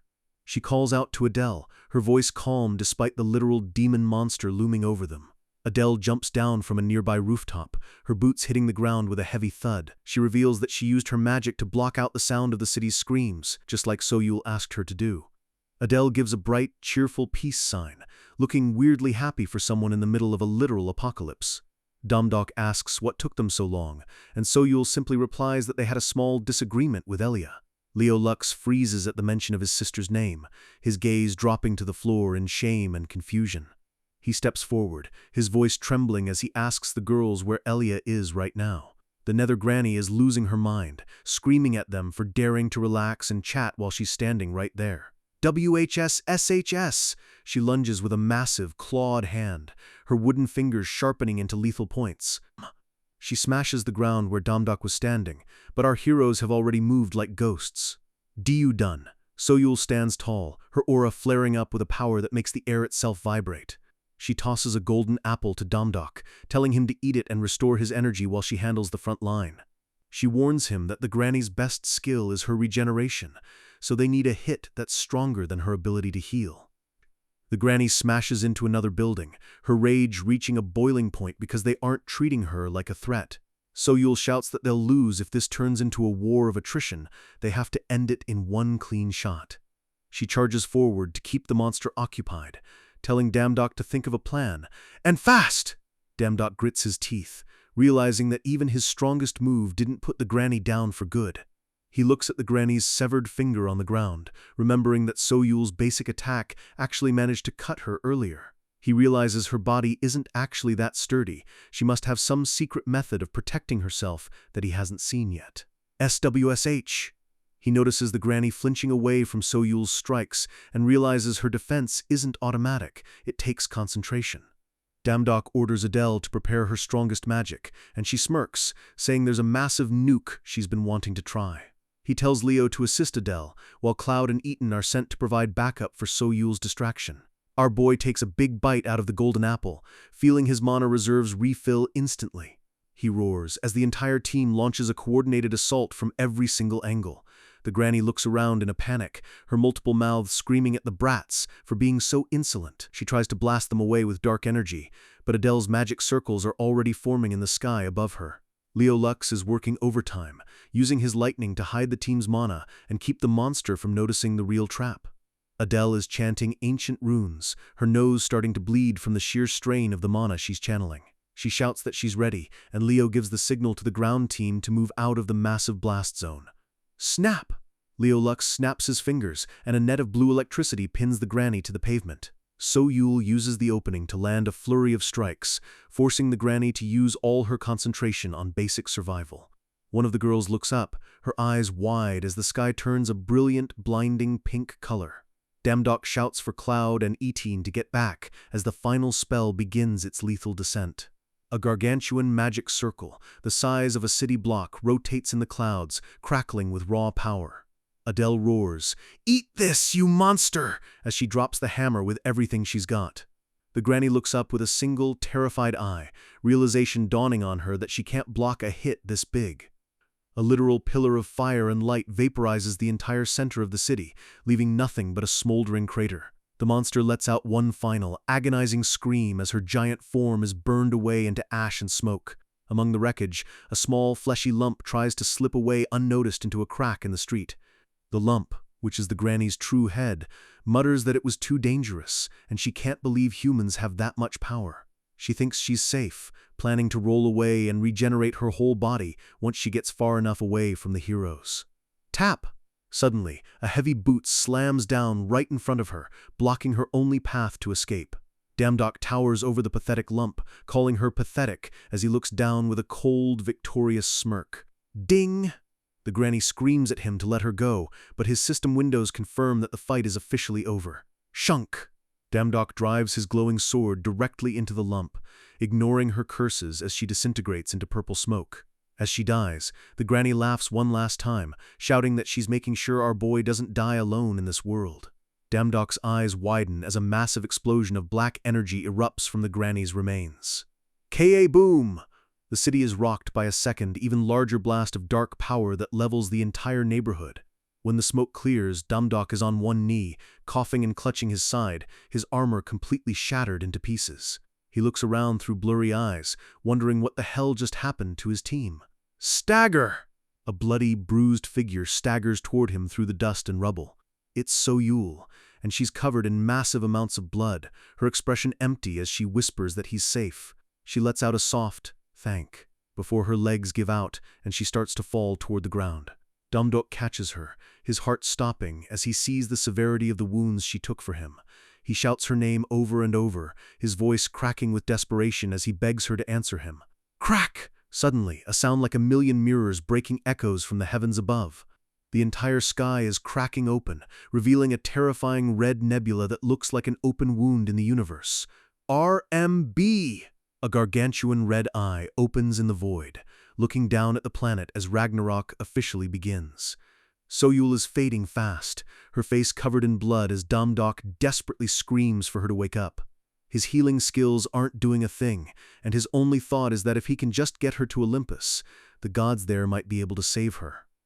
He tries to force a dimensional jump, but a red error screen pops up. Olympus has slammed their gates shut and denied his request. He slams his fist into the pavement with a heavy thud, cursing the gods for abandoning them when they're needed most. He's losing his mind with worry, knowing they have no way to cross over while her life is slipping through his fingers. A blood-stained hand weakly grips his fur collar as So-Yul tells him to just stop and save himself. She struggles to speak, explaining that the gods are likely using humanity as bait while they barricade their own realms to stay safe. Damdok won't hear it, begging her to snap out of it because he's not ready to lose her. She's completely drained of divine power and tells him he needs to run while he still has the chance. Her hand slips away, leaving a trail of blood on his armor as her strength finally gives out. Damdok's eyes go wide with pure horror, his heart hammering against his ribs as he realizes she's stopped moving. He lets out a gut-wrenching scream for her, his voice echoing through the ruined, purple-lit city. Suddenly, a massive, muscular demon drops into the area with a loud laugh, excited to find Earth so easy to invade. The monster stops mid-sentence, sensing something terrifying nearby. He looks down and sees our boy sitting there, his head low and his aura turning dark with pure rage. The demon thinks he's found easy prey and swings a massive fist, telling Damdok to just die like the rest of the trash. But in a blur of motion, a white flash cuts through the air, and the demon lets out a pained shriek as his arm is sliced clean off. Damdok is trembling, asking under his breath why things had to turn out like this. He looks up with tears in his eyes and a face full of fury, demanding to know what humans ever did to deserve being hunted like animals. The demon is clutching his stump, screaming in disbelief that a mere human actually managed to hurt him. The monster tries to act tough, claiming he's the god of regeneration and that he can heal from anything. Damdok doesn't give him a second to breathe, spinning through the air and delivering another lethal slash. He tells the god to just shut up, his eyes cold and focused on nothing but destruction. The demon looks confused for a split second as his vision starts to tilt. He realizes too late that Damdok is already behind him, moving faster than any human should be able to. A massive pillar of blue light erupts as Damdok finishes him off, leaving nothing but dust in his wake. He scoffs at the dead god, mocking the idea of regeneration as he stands there, covered in the monster's blood. A blue system window dings, notifying him that he's just unlocked a brand new power, super regeneration. 2 more gods descend from the sky, looking down on him like he's a disgusting insect that needs to be crushed. The bird-like monster lunges at him with incredible speed, tearing up the road as it moves in for the kill. Damdok's eyes are bloodshot with rage, his sanity hanging by a thread as he prepares to fight them all. He kicks off the ground, the sound of his footsteps like small explosions as he charges forward. The blade clangs against the hooded god's weapon, sparks flying everywhere as they trade blows in the middle of the street. The hooded god laughs, claiming his divine protection makes him invincible to any wounds. Damdok just unleashes a massive wave of black and blue flames, forcing the lizard monster to retreat in a panic. The lizard tries to dive through the fire, thinking he can reach Damdok if he just pushes through the heat. A sharp swing echoes out as Damdok moves in a blur, his sword cutting through the air with perfect precision. He takes out the monster's right arm first, the blade biting deep into its scaly flesh. The monster is terrified, realizing that a swordsman like Damdok won't let his left side go untouched either. Damdok's hand grips the monster's neck with a crushing force, stopping it mid-retreat. He flings the beast across the battlefield like it weighs nothing, his strength completely off the charts. The monster tries to scramble away, but there's nowhere to hide from the MC's wrath. With a massive crash, Damdok brings his sword down, smashing the creature into the concrete. The monster tries to regenerate its arm, realizing its only hope is to absorb Damdok's power to survive. But Damdok uses his new super regeneration skill to fuel his own body, his eyes glowing with an eerie, predatory light. A series of bam-bam-bam impacts ring out as he relentlessly pummels the monster into the dirt. The hooded god watches from the sidelines, his mask hiding a look of genuine shock. He realizes that Damdok isn't some normal human. He's a complete monster in his own right. The god starts sweating, wondering if they accidentally ran into a mid-rank god hidden on Earth. Terrified, he calls out for his troops to retreat so they can regroup with more power. But a blade flashes past his eyes before he can even turn around. He hits the ground with a heavy thud, his body broken and bleeding out on the street. A shimmering white sword shunks into the ground right next to his head, pinning him down. Dozens of glowing light swords appear in the air above him as Damdok tells him that running away isn't an option anymore. Damdok's face is a mask of pure hatred, his teeth bared like a wild animal as he prepares the final strike. The light swords rain down with a series of shunk sounds, impaling the god and making him let out one last scream. Damdok crushes the god's head under his boot with a sickening crunch, showing zero mercy. The god begs for his life, his voice cracking as he realizes he's about to die at the hands of a human. Damdok just stares at him with cold, dead eyes and says one simple word: die. With a final stomp, the god's life is extinguished, leaving nothing but a mess of green blood on the ground. Suddenly, a hand reaches out and grabs Damdok's shoulder, telling him to stop. It's Leo Lux. He tells our boy that the guy is already dead and that he needs to snap out of his bloodlust. Damdok looks back, still dazed, as Leo says something that changes everything. It might not be too late to save Soyul. Leo explains that in his old world, he once used a gate during its explosive state to cross between dimensions. He shows a vision of a massive glowing tree of worlds, explaining that gates connect different realms like branches. Damdok's eyes light up with hope as he realizes what this means. Leo warns him it's incredibly dangerous, but if he's willing to risk his life, they can use the gates to reach Olympus manually. Damdok asks if he's serious. Can they really get to the realm of the gods that way? He clenches his fist, his determination coming back in full force as he decides there's no reason to hesitate. A massive explosion rocks the nearby buildings as more monsters start pouring into the city. A high-ranking demon general with large horns appears in a cloud of dust, wondering where his scouts disappeared to.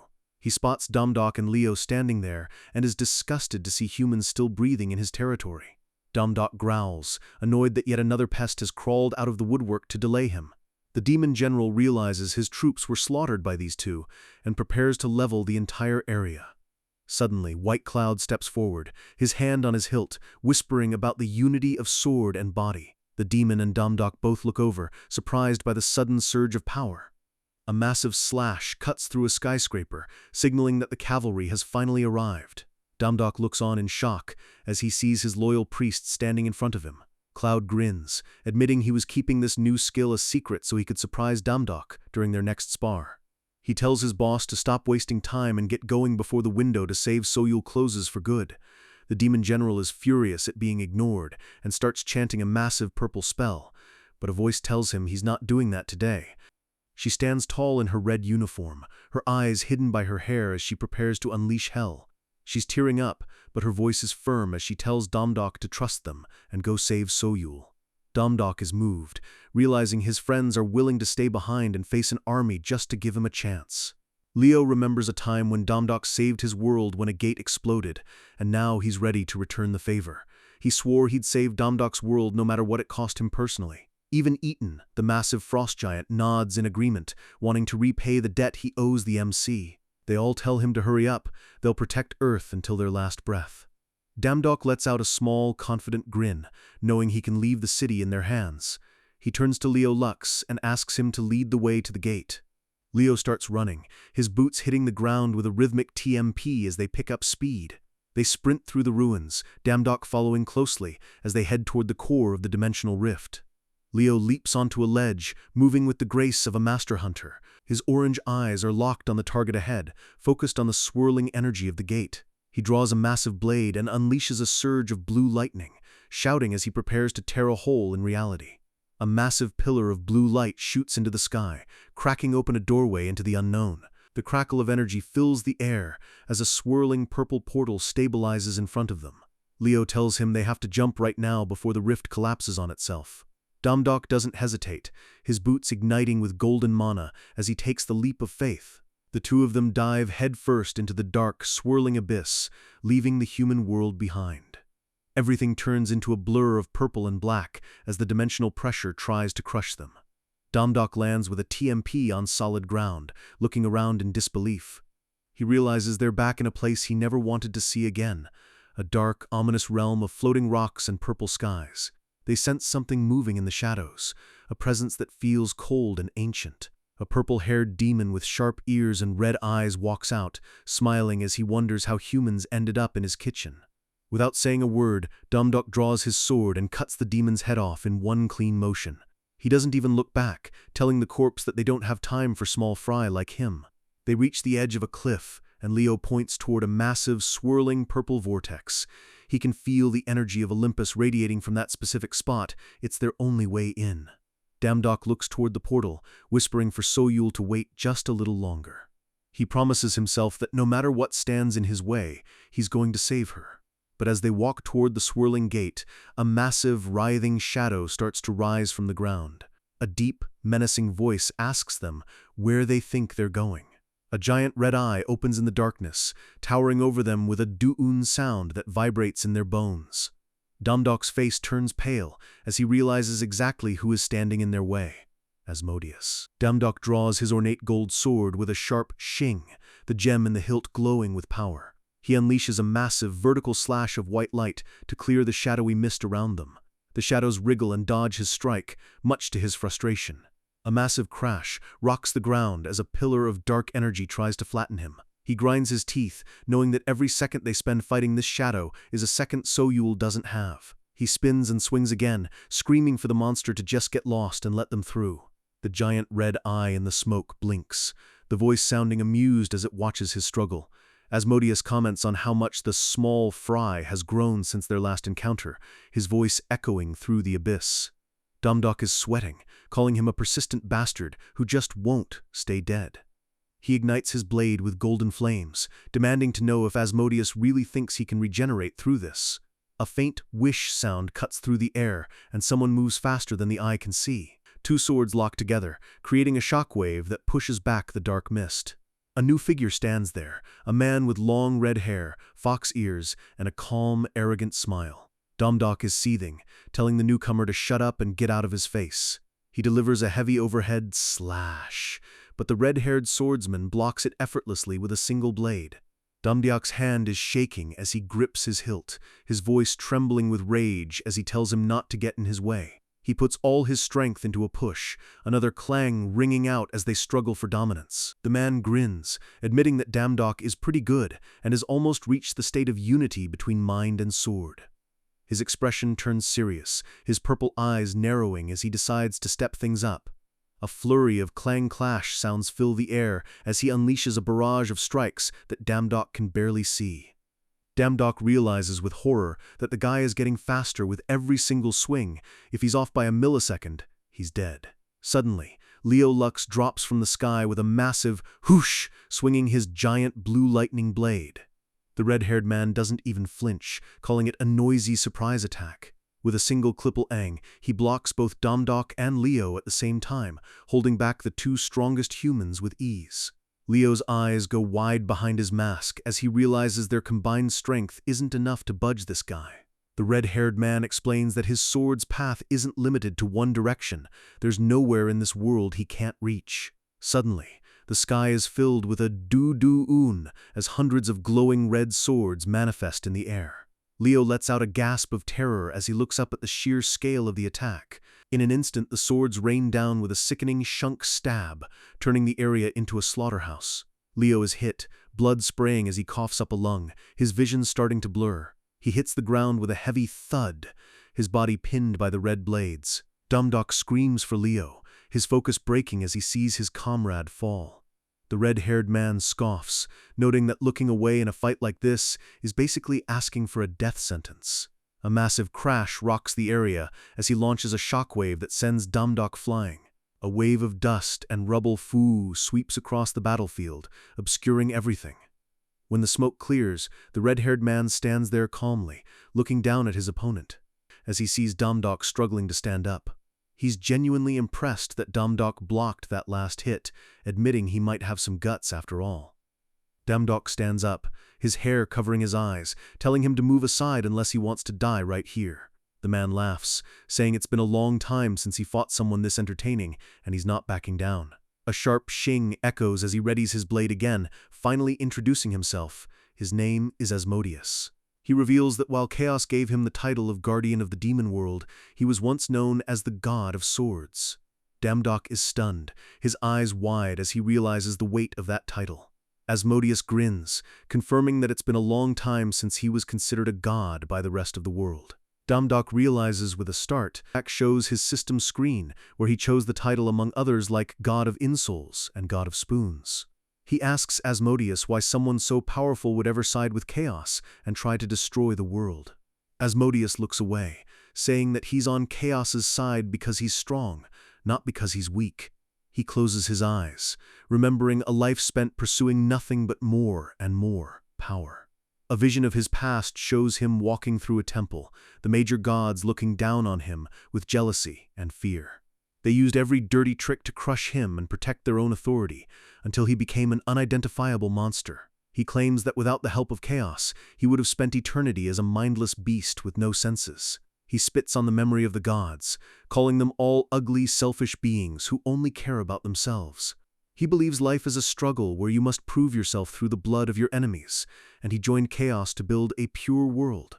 He stops his monologue and raises his hand, the air around him beginning to crackle with energy. Hundreds more swords zween into existence, pointing directly at our hero as he declares the start of their final duel. Damdok grits his teeth, his eyes burning with a mix of fear and determination as he prepares for the impact, as the real God of Swords unleashes his full power, leaving us wondering if our boy can even survive the next second. The sky is raining death as hundreds of glowing red blades scream through the air, targeting our boy from every direction. Damdok is moving like a blur, his sword clanging against the onslaught, but the sheer number of attacks is starting to overwhelm his defenses. Blood sprays as a blade grazes his cheek, and he realizes he can't keep this up. He has to focus everything on protecting his vitals, or it's game over. A massive explosion of sparks and clangs fills the rift as he barely manages to parry the latest wave of the God of Swords' fury. Suddenly, the pressure lifts, and Damdok realizes the rain of blades has finally stopped, giving him a split second to breathe. He sees an opening and prepares to launch a counterattack, but his eyes go wide as he senses a much greater threat looming. Asmodeus raises his hand, and the sky literally turns into a ceiling of red swords, ready to drop and turn the entire area into a pincushion. The demon mocks him with a smug grin, asking if blocking one measly wave was really enough to make him feel satisfied. Suddenly, a jagged bolt of blue lightning crackles across the dark sky, cutting through the red aura of the demon. Asmodeus looks up, his smile fading as he realizes someone else is still in the fight. It's Leo Lux. He's leaning on his massive sword, panting heavily while blood drips from a nasty wound on his shoulder. Damdok calls out his name, his face filled with worry for his friend who's clearly reached his limit. Leo tells him to focus, claiming he can still stand, and that these wounds are nothing compared to what's at stake. The two hunters stand back to back, Leo asking bluntly if Damdok sees any real path to victory against a monster like this. Damdok admits things look grim, especially since they've already burned through most of their strength just getting this far. Leo's eyes narrow behind his mask as he decides to offer the MC one last, desperate piece of advice. He tells Damdok he needs to accept his power, a request that catches our hero completely off guard. Leo explains it's a secret art, a lightning elixir created from pure mana that can heal injuries and restore energy instantly. But there's a catch. If it works, Damdok will gain a power that goes way beyond just healing, reaching a level of mana he's never touched before. But Leo's voice turns cold as he gives the warning. If Damdok's body can't absorb the surge, he'll die right where he stands. He holds out a glowing orb of crackling blue energy, asking the MC if he's ready to bet his life on a single chance. Damdok looks down, thinking about So-Yul and the world he left behind, his resolve hardening.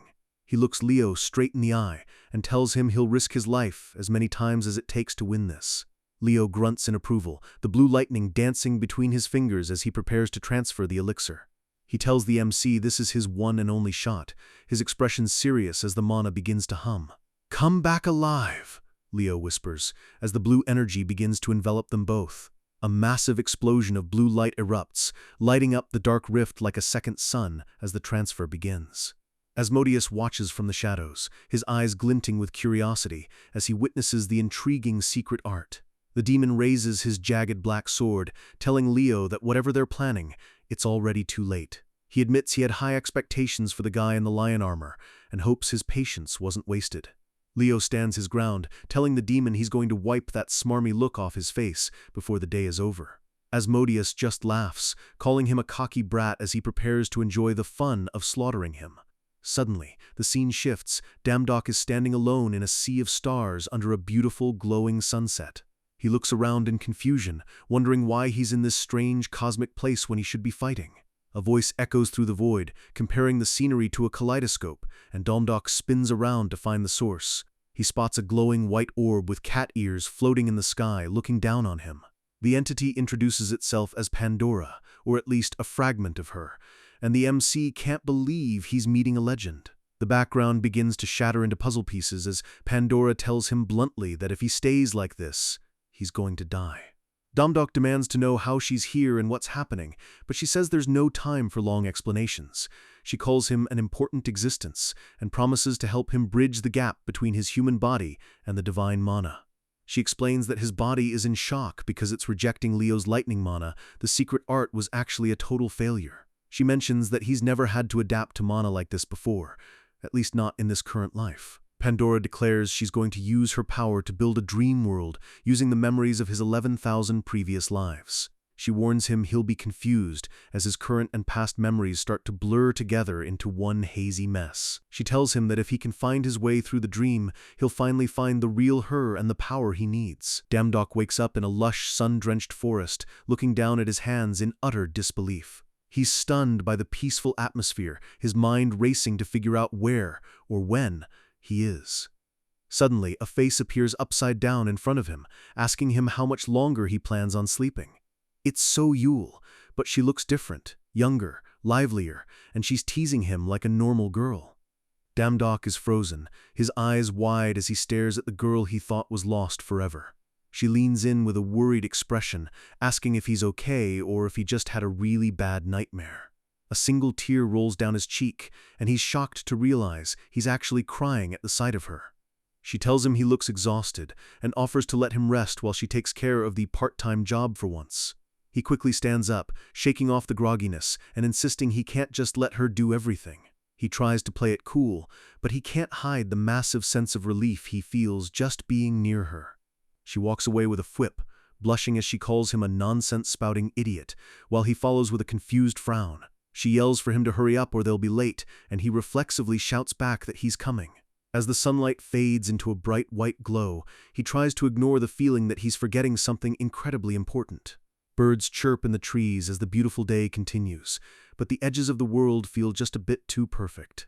So-Yul reminds him they have a request from Persephone to finish, keeping the conversation casual. She mentions they need to find the golden apple quickly, and Damdok asks what exactly they're preparing for. She looks back with a flat stare and says, "Ragnarok, of course," like it's the most obvious thing in the world. The word Ragnarok hits him like a physical blow, his heart giving a painful teichrob as flashes of the real world return. Covered in blood and dying in his arms, tears through his mind. He staggers back, clutching his head as the illusion of the peaceful forest begins to crack. He tries to lie and say it's nothing, but the truth is crashing down on him. The real So-Yul is already gone. The memory of the beginning kicks in, reminding him that this world is just a fake constructed from his own heart's desires. He clenches his fist, knowing he has to leave this happy dream to find Pandora and save the person who actually matters. The dream version of So-Yul looks at him with sad eyes, urging him to hurry so they can keep moving forward together. For a second, He hesitates, wondering if it would be so bad to just stay here in this lie until the end. The cat-eared Pandora orb floats above them, watching silently and waiting to see if he'll choose the easy path. Dumdok looks at So-Yul and asks her how she can handle all the weight of the world on her own. He points out that humans are helpless against things like Ragnarok, and he wants to know why she never gives up. His voice rises with desperation, demanding to know where she finds hope when everything is built to fail. She stands in silence, her hair shadowing her eyes as the wind blows through the trees. She squeezes her hands together, admitting she isn't nearly as strong as he thinks she is. She confesses she's a coward who's so afraid of the future that she had to abandon her emotions just to keep walking. She explains that in her darkest moments, when she's ready to give up on everything, she looks directly at him and says she looks to him to find the strength to continue. Dumdok is stunned, unable to believe that he, the weakest hunter, was her anchor all along. She gives him a rare, beautiful smile and says maybe, before looking back at the path ahead. A series of flashes show Dumdok's past struggles, fighting through exhaustion and failure without ever stopping. She says that when she sees him standing his ground, she truly feels like she isn't alone in this endless fight. Visions of him covered in blood, still gripping his sword, prove that his persistence is his greatest weapon. Her eyes glow with a soft light as she admits that seeing him move forward is the most encouraging thing in existence. Dumdok looks at her, the realization of his own importance finally sinking into his soul. She tells him that he has become the reason why others don't lose hope, her dress fluttering in the breeze. With a loud crack, the sky of the dream world begins to shatter like glass. Dumdok's hair shadows his eyes as he finally understands what he has to do. He tells the dream So-Yul they'll have to do that part-time job another time, because there's a real person he needs to save. The illusion of the girl gives him a final peaceful look as she starts to fade into light. He smiles back and promises they'll meet again for real, as his body begins to dissolve into puzzle pieces. With a massive shatter, the forest is gone, and he's back in the starry void with Pandora. He asks the orb if that vision was from one of his previous lives, his voice steady and calm.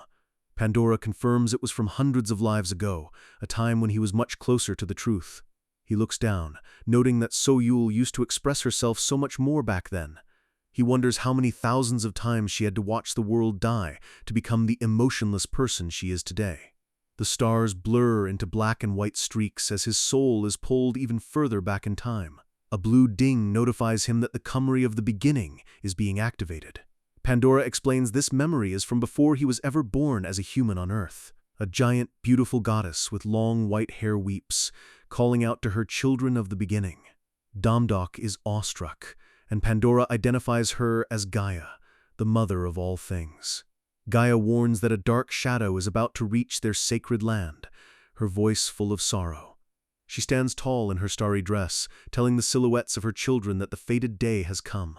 A young child version of So-Yul asks why Gaia is so sad and what these shadows are. Gaia identifies the shadow as chaos, the father of all things and the beginning of everything. The children beg her to stop chaos, hoping she can convince him that they aren't bad children. The children of the beginning, including young versions of Adele, Etin, and others, cower in fear, wanting to run away. Gaia sadly explains that the gods themselves are a part of chaos, and they cannot escape his gaze any more than a hand can stab its own heart. She cries, admitting she cannot see a single future where they can actually defeat him. Suddenly, a small boy in a white tunic steps forward and declares he will be the one to defeat chaos. The current Dumdok is shocked as he realizes that the brave little kid is actually him. The young MC points out that since they aren't gods, they should have a chance to win where the gods fail. Gaia is both overjoyed and heartbroken to hear his brave words, knowing the path he's choosing. She reaches out a massive hand, warning him that his hope will fade once he clashes with the infinite darkness. She grips his chin gently, asking if he's really determined to walk a path more painful than death itself. The other children shout in disbelief, wondering how the weakest among them could do what their mother can't. They mock him, calling him the youngest, the slowest, and the one with absolutely zero talent. Young So-Yul jumps in to defend him, telling the others to stop being so harsh during a crisis. The young Dumdok admits they're right. He couldn't even master the basic skills So-Yul tried to teach him. He clenches his small fist over his heart, stating that despite his weakness, he has never once given up. Young So-Yul looks at him with wide, hopeful eyes, wondering if maybe they really can win. He gives her a confident grin, saying the line that would define his entire existence: "We can't do anything if we don't try." Gaia's hand begins to flash with a brilliant light as she realizes the truth about her youngest child. She thanks him, a peaceful smile appearing on her face. She tells them they will all be born into different worlds to escape the shadow of chaos. With a massive zwin, she declares she will turn her own essence into a system to stay by their side forever.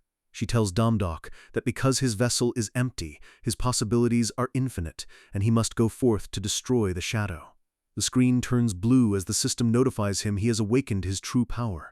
This ancient ability allows his empty vessel to accept and master any type of power in existence. Domdok's eye blinks open, glowing with a fierce green light as the evolution finally completes. Asmodeus stands over him, calling his swordsmanship pathetic and mocking his attempts to buy time. He sneers that Leo's blade has become blunt because he was too busy protecting the baggage behind him. Leo struggles to stand, telling the demon to just shut up as he prepares one last stand. He mocks the demon back, saying he's clearly the god of gossip since he won't stop flapping his tongue. Asmodeus's eyes turn cold as he manifests a zween of red blades, saying the sideshow is officially over. He orders Leo to die. Leo stands motionless as the red light reflects in his eyes, knowing he doesn't have the strength to dodge. He curses under his breath, wondering why Domdok isn't ready yet as the blades close in. With a massive crack, a barrier of blue lightning and white light shatters the red swords mid-air. Asmodeus is stunned, his gaze shifting to the source of the sudden power surge. A massive column of crackling energy erupts behind Leo, revealing a silhouette that feels completely different. Leo looks back in shock, seeing the transformation that has taken place in his friend. Apologizing for taking so long to get his head in the game, Leo collapses with a thud, his body finally giving out now that he knows the MC is back. Domdok gives him a small, confident smirk and tells him to rest. It's his turn to handle the trash. Leo just grunts, humph, acknowledging the obvious as he focuses on staying alive. Asmodeus is disappointed, claiming that all Domdok did was accept a new element into his body. Domdok launches forward with it, moving so fast he leaves a trail of dust in his wake. The demon's eyes go wide as Domdok's blade comes down like a hammer of the gods, blue sparks flying everywhere as their powers clash, Asmodeus realizing that the human strength has tripled. The demon grins, admitting that Domdok has definitely changed and he's finally getting a real challenge. His face turns demonic as he shouts that he really wants to cut the MC to pieces now. He whispers the name of his ultimate technique, infinite swords. With a shing, a vertical slash of red energy crashes into the ground, splitting reality itself. The letter A manifests in the air, part of a massive, multi-hit combo of destruction. The letters S and H follow as the demon's speed reaches a point beyond human comprehension. Domdok's eyes are wide, tracking the lightning-fast strikes as they rain down around him. Asmodeus is furious that Domdok managed to dodge the first wave, his face contorting with rage. He challenges the MC to dodge the next one as he gathers even more mana into his blade, his long red hair trailing behind him like a comet. The massive whoosh of the tornado pulls everything in, the red sword spinning at thousands of miles per hour. Domdok is caught in the middle of the storm, his gold and white armor reflecting the red glow of the blades. He stares directly into the heart of the vortex, his green eyes calm despite the chaos around him. He sees it now, the one sword hidden within the thousands, the true source of the technique. He grips his hilt and declares that if he can break this flow, he can make the demon's power his own. "Now!" he shouts, as he launches his own counter-surge of white energy. A massive flash of light blinds everyone as the two opposing forces collide at the center of the rift. With a sharp shing, the red-haired demon's eyes go wide with pure shock. He looks down and sees his own infinite swords being pulled into Domdok's blade like a vacuum. He can't believe his eyes. His life's work is being consumed by a human who was trash just moments ago. His body glowing with the newly absorbed mana of the god of swords. The sky turns a beautiful, starry blue as the corrupted mana is purified by Domdok's evolution. Asmodeus is left standing there, his swords gone, shouting in disbelief that his entire arsenal was consumed. He realizes he's looking at an ability from way beyond the heavens, the power of a child of the beginning.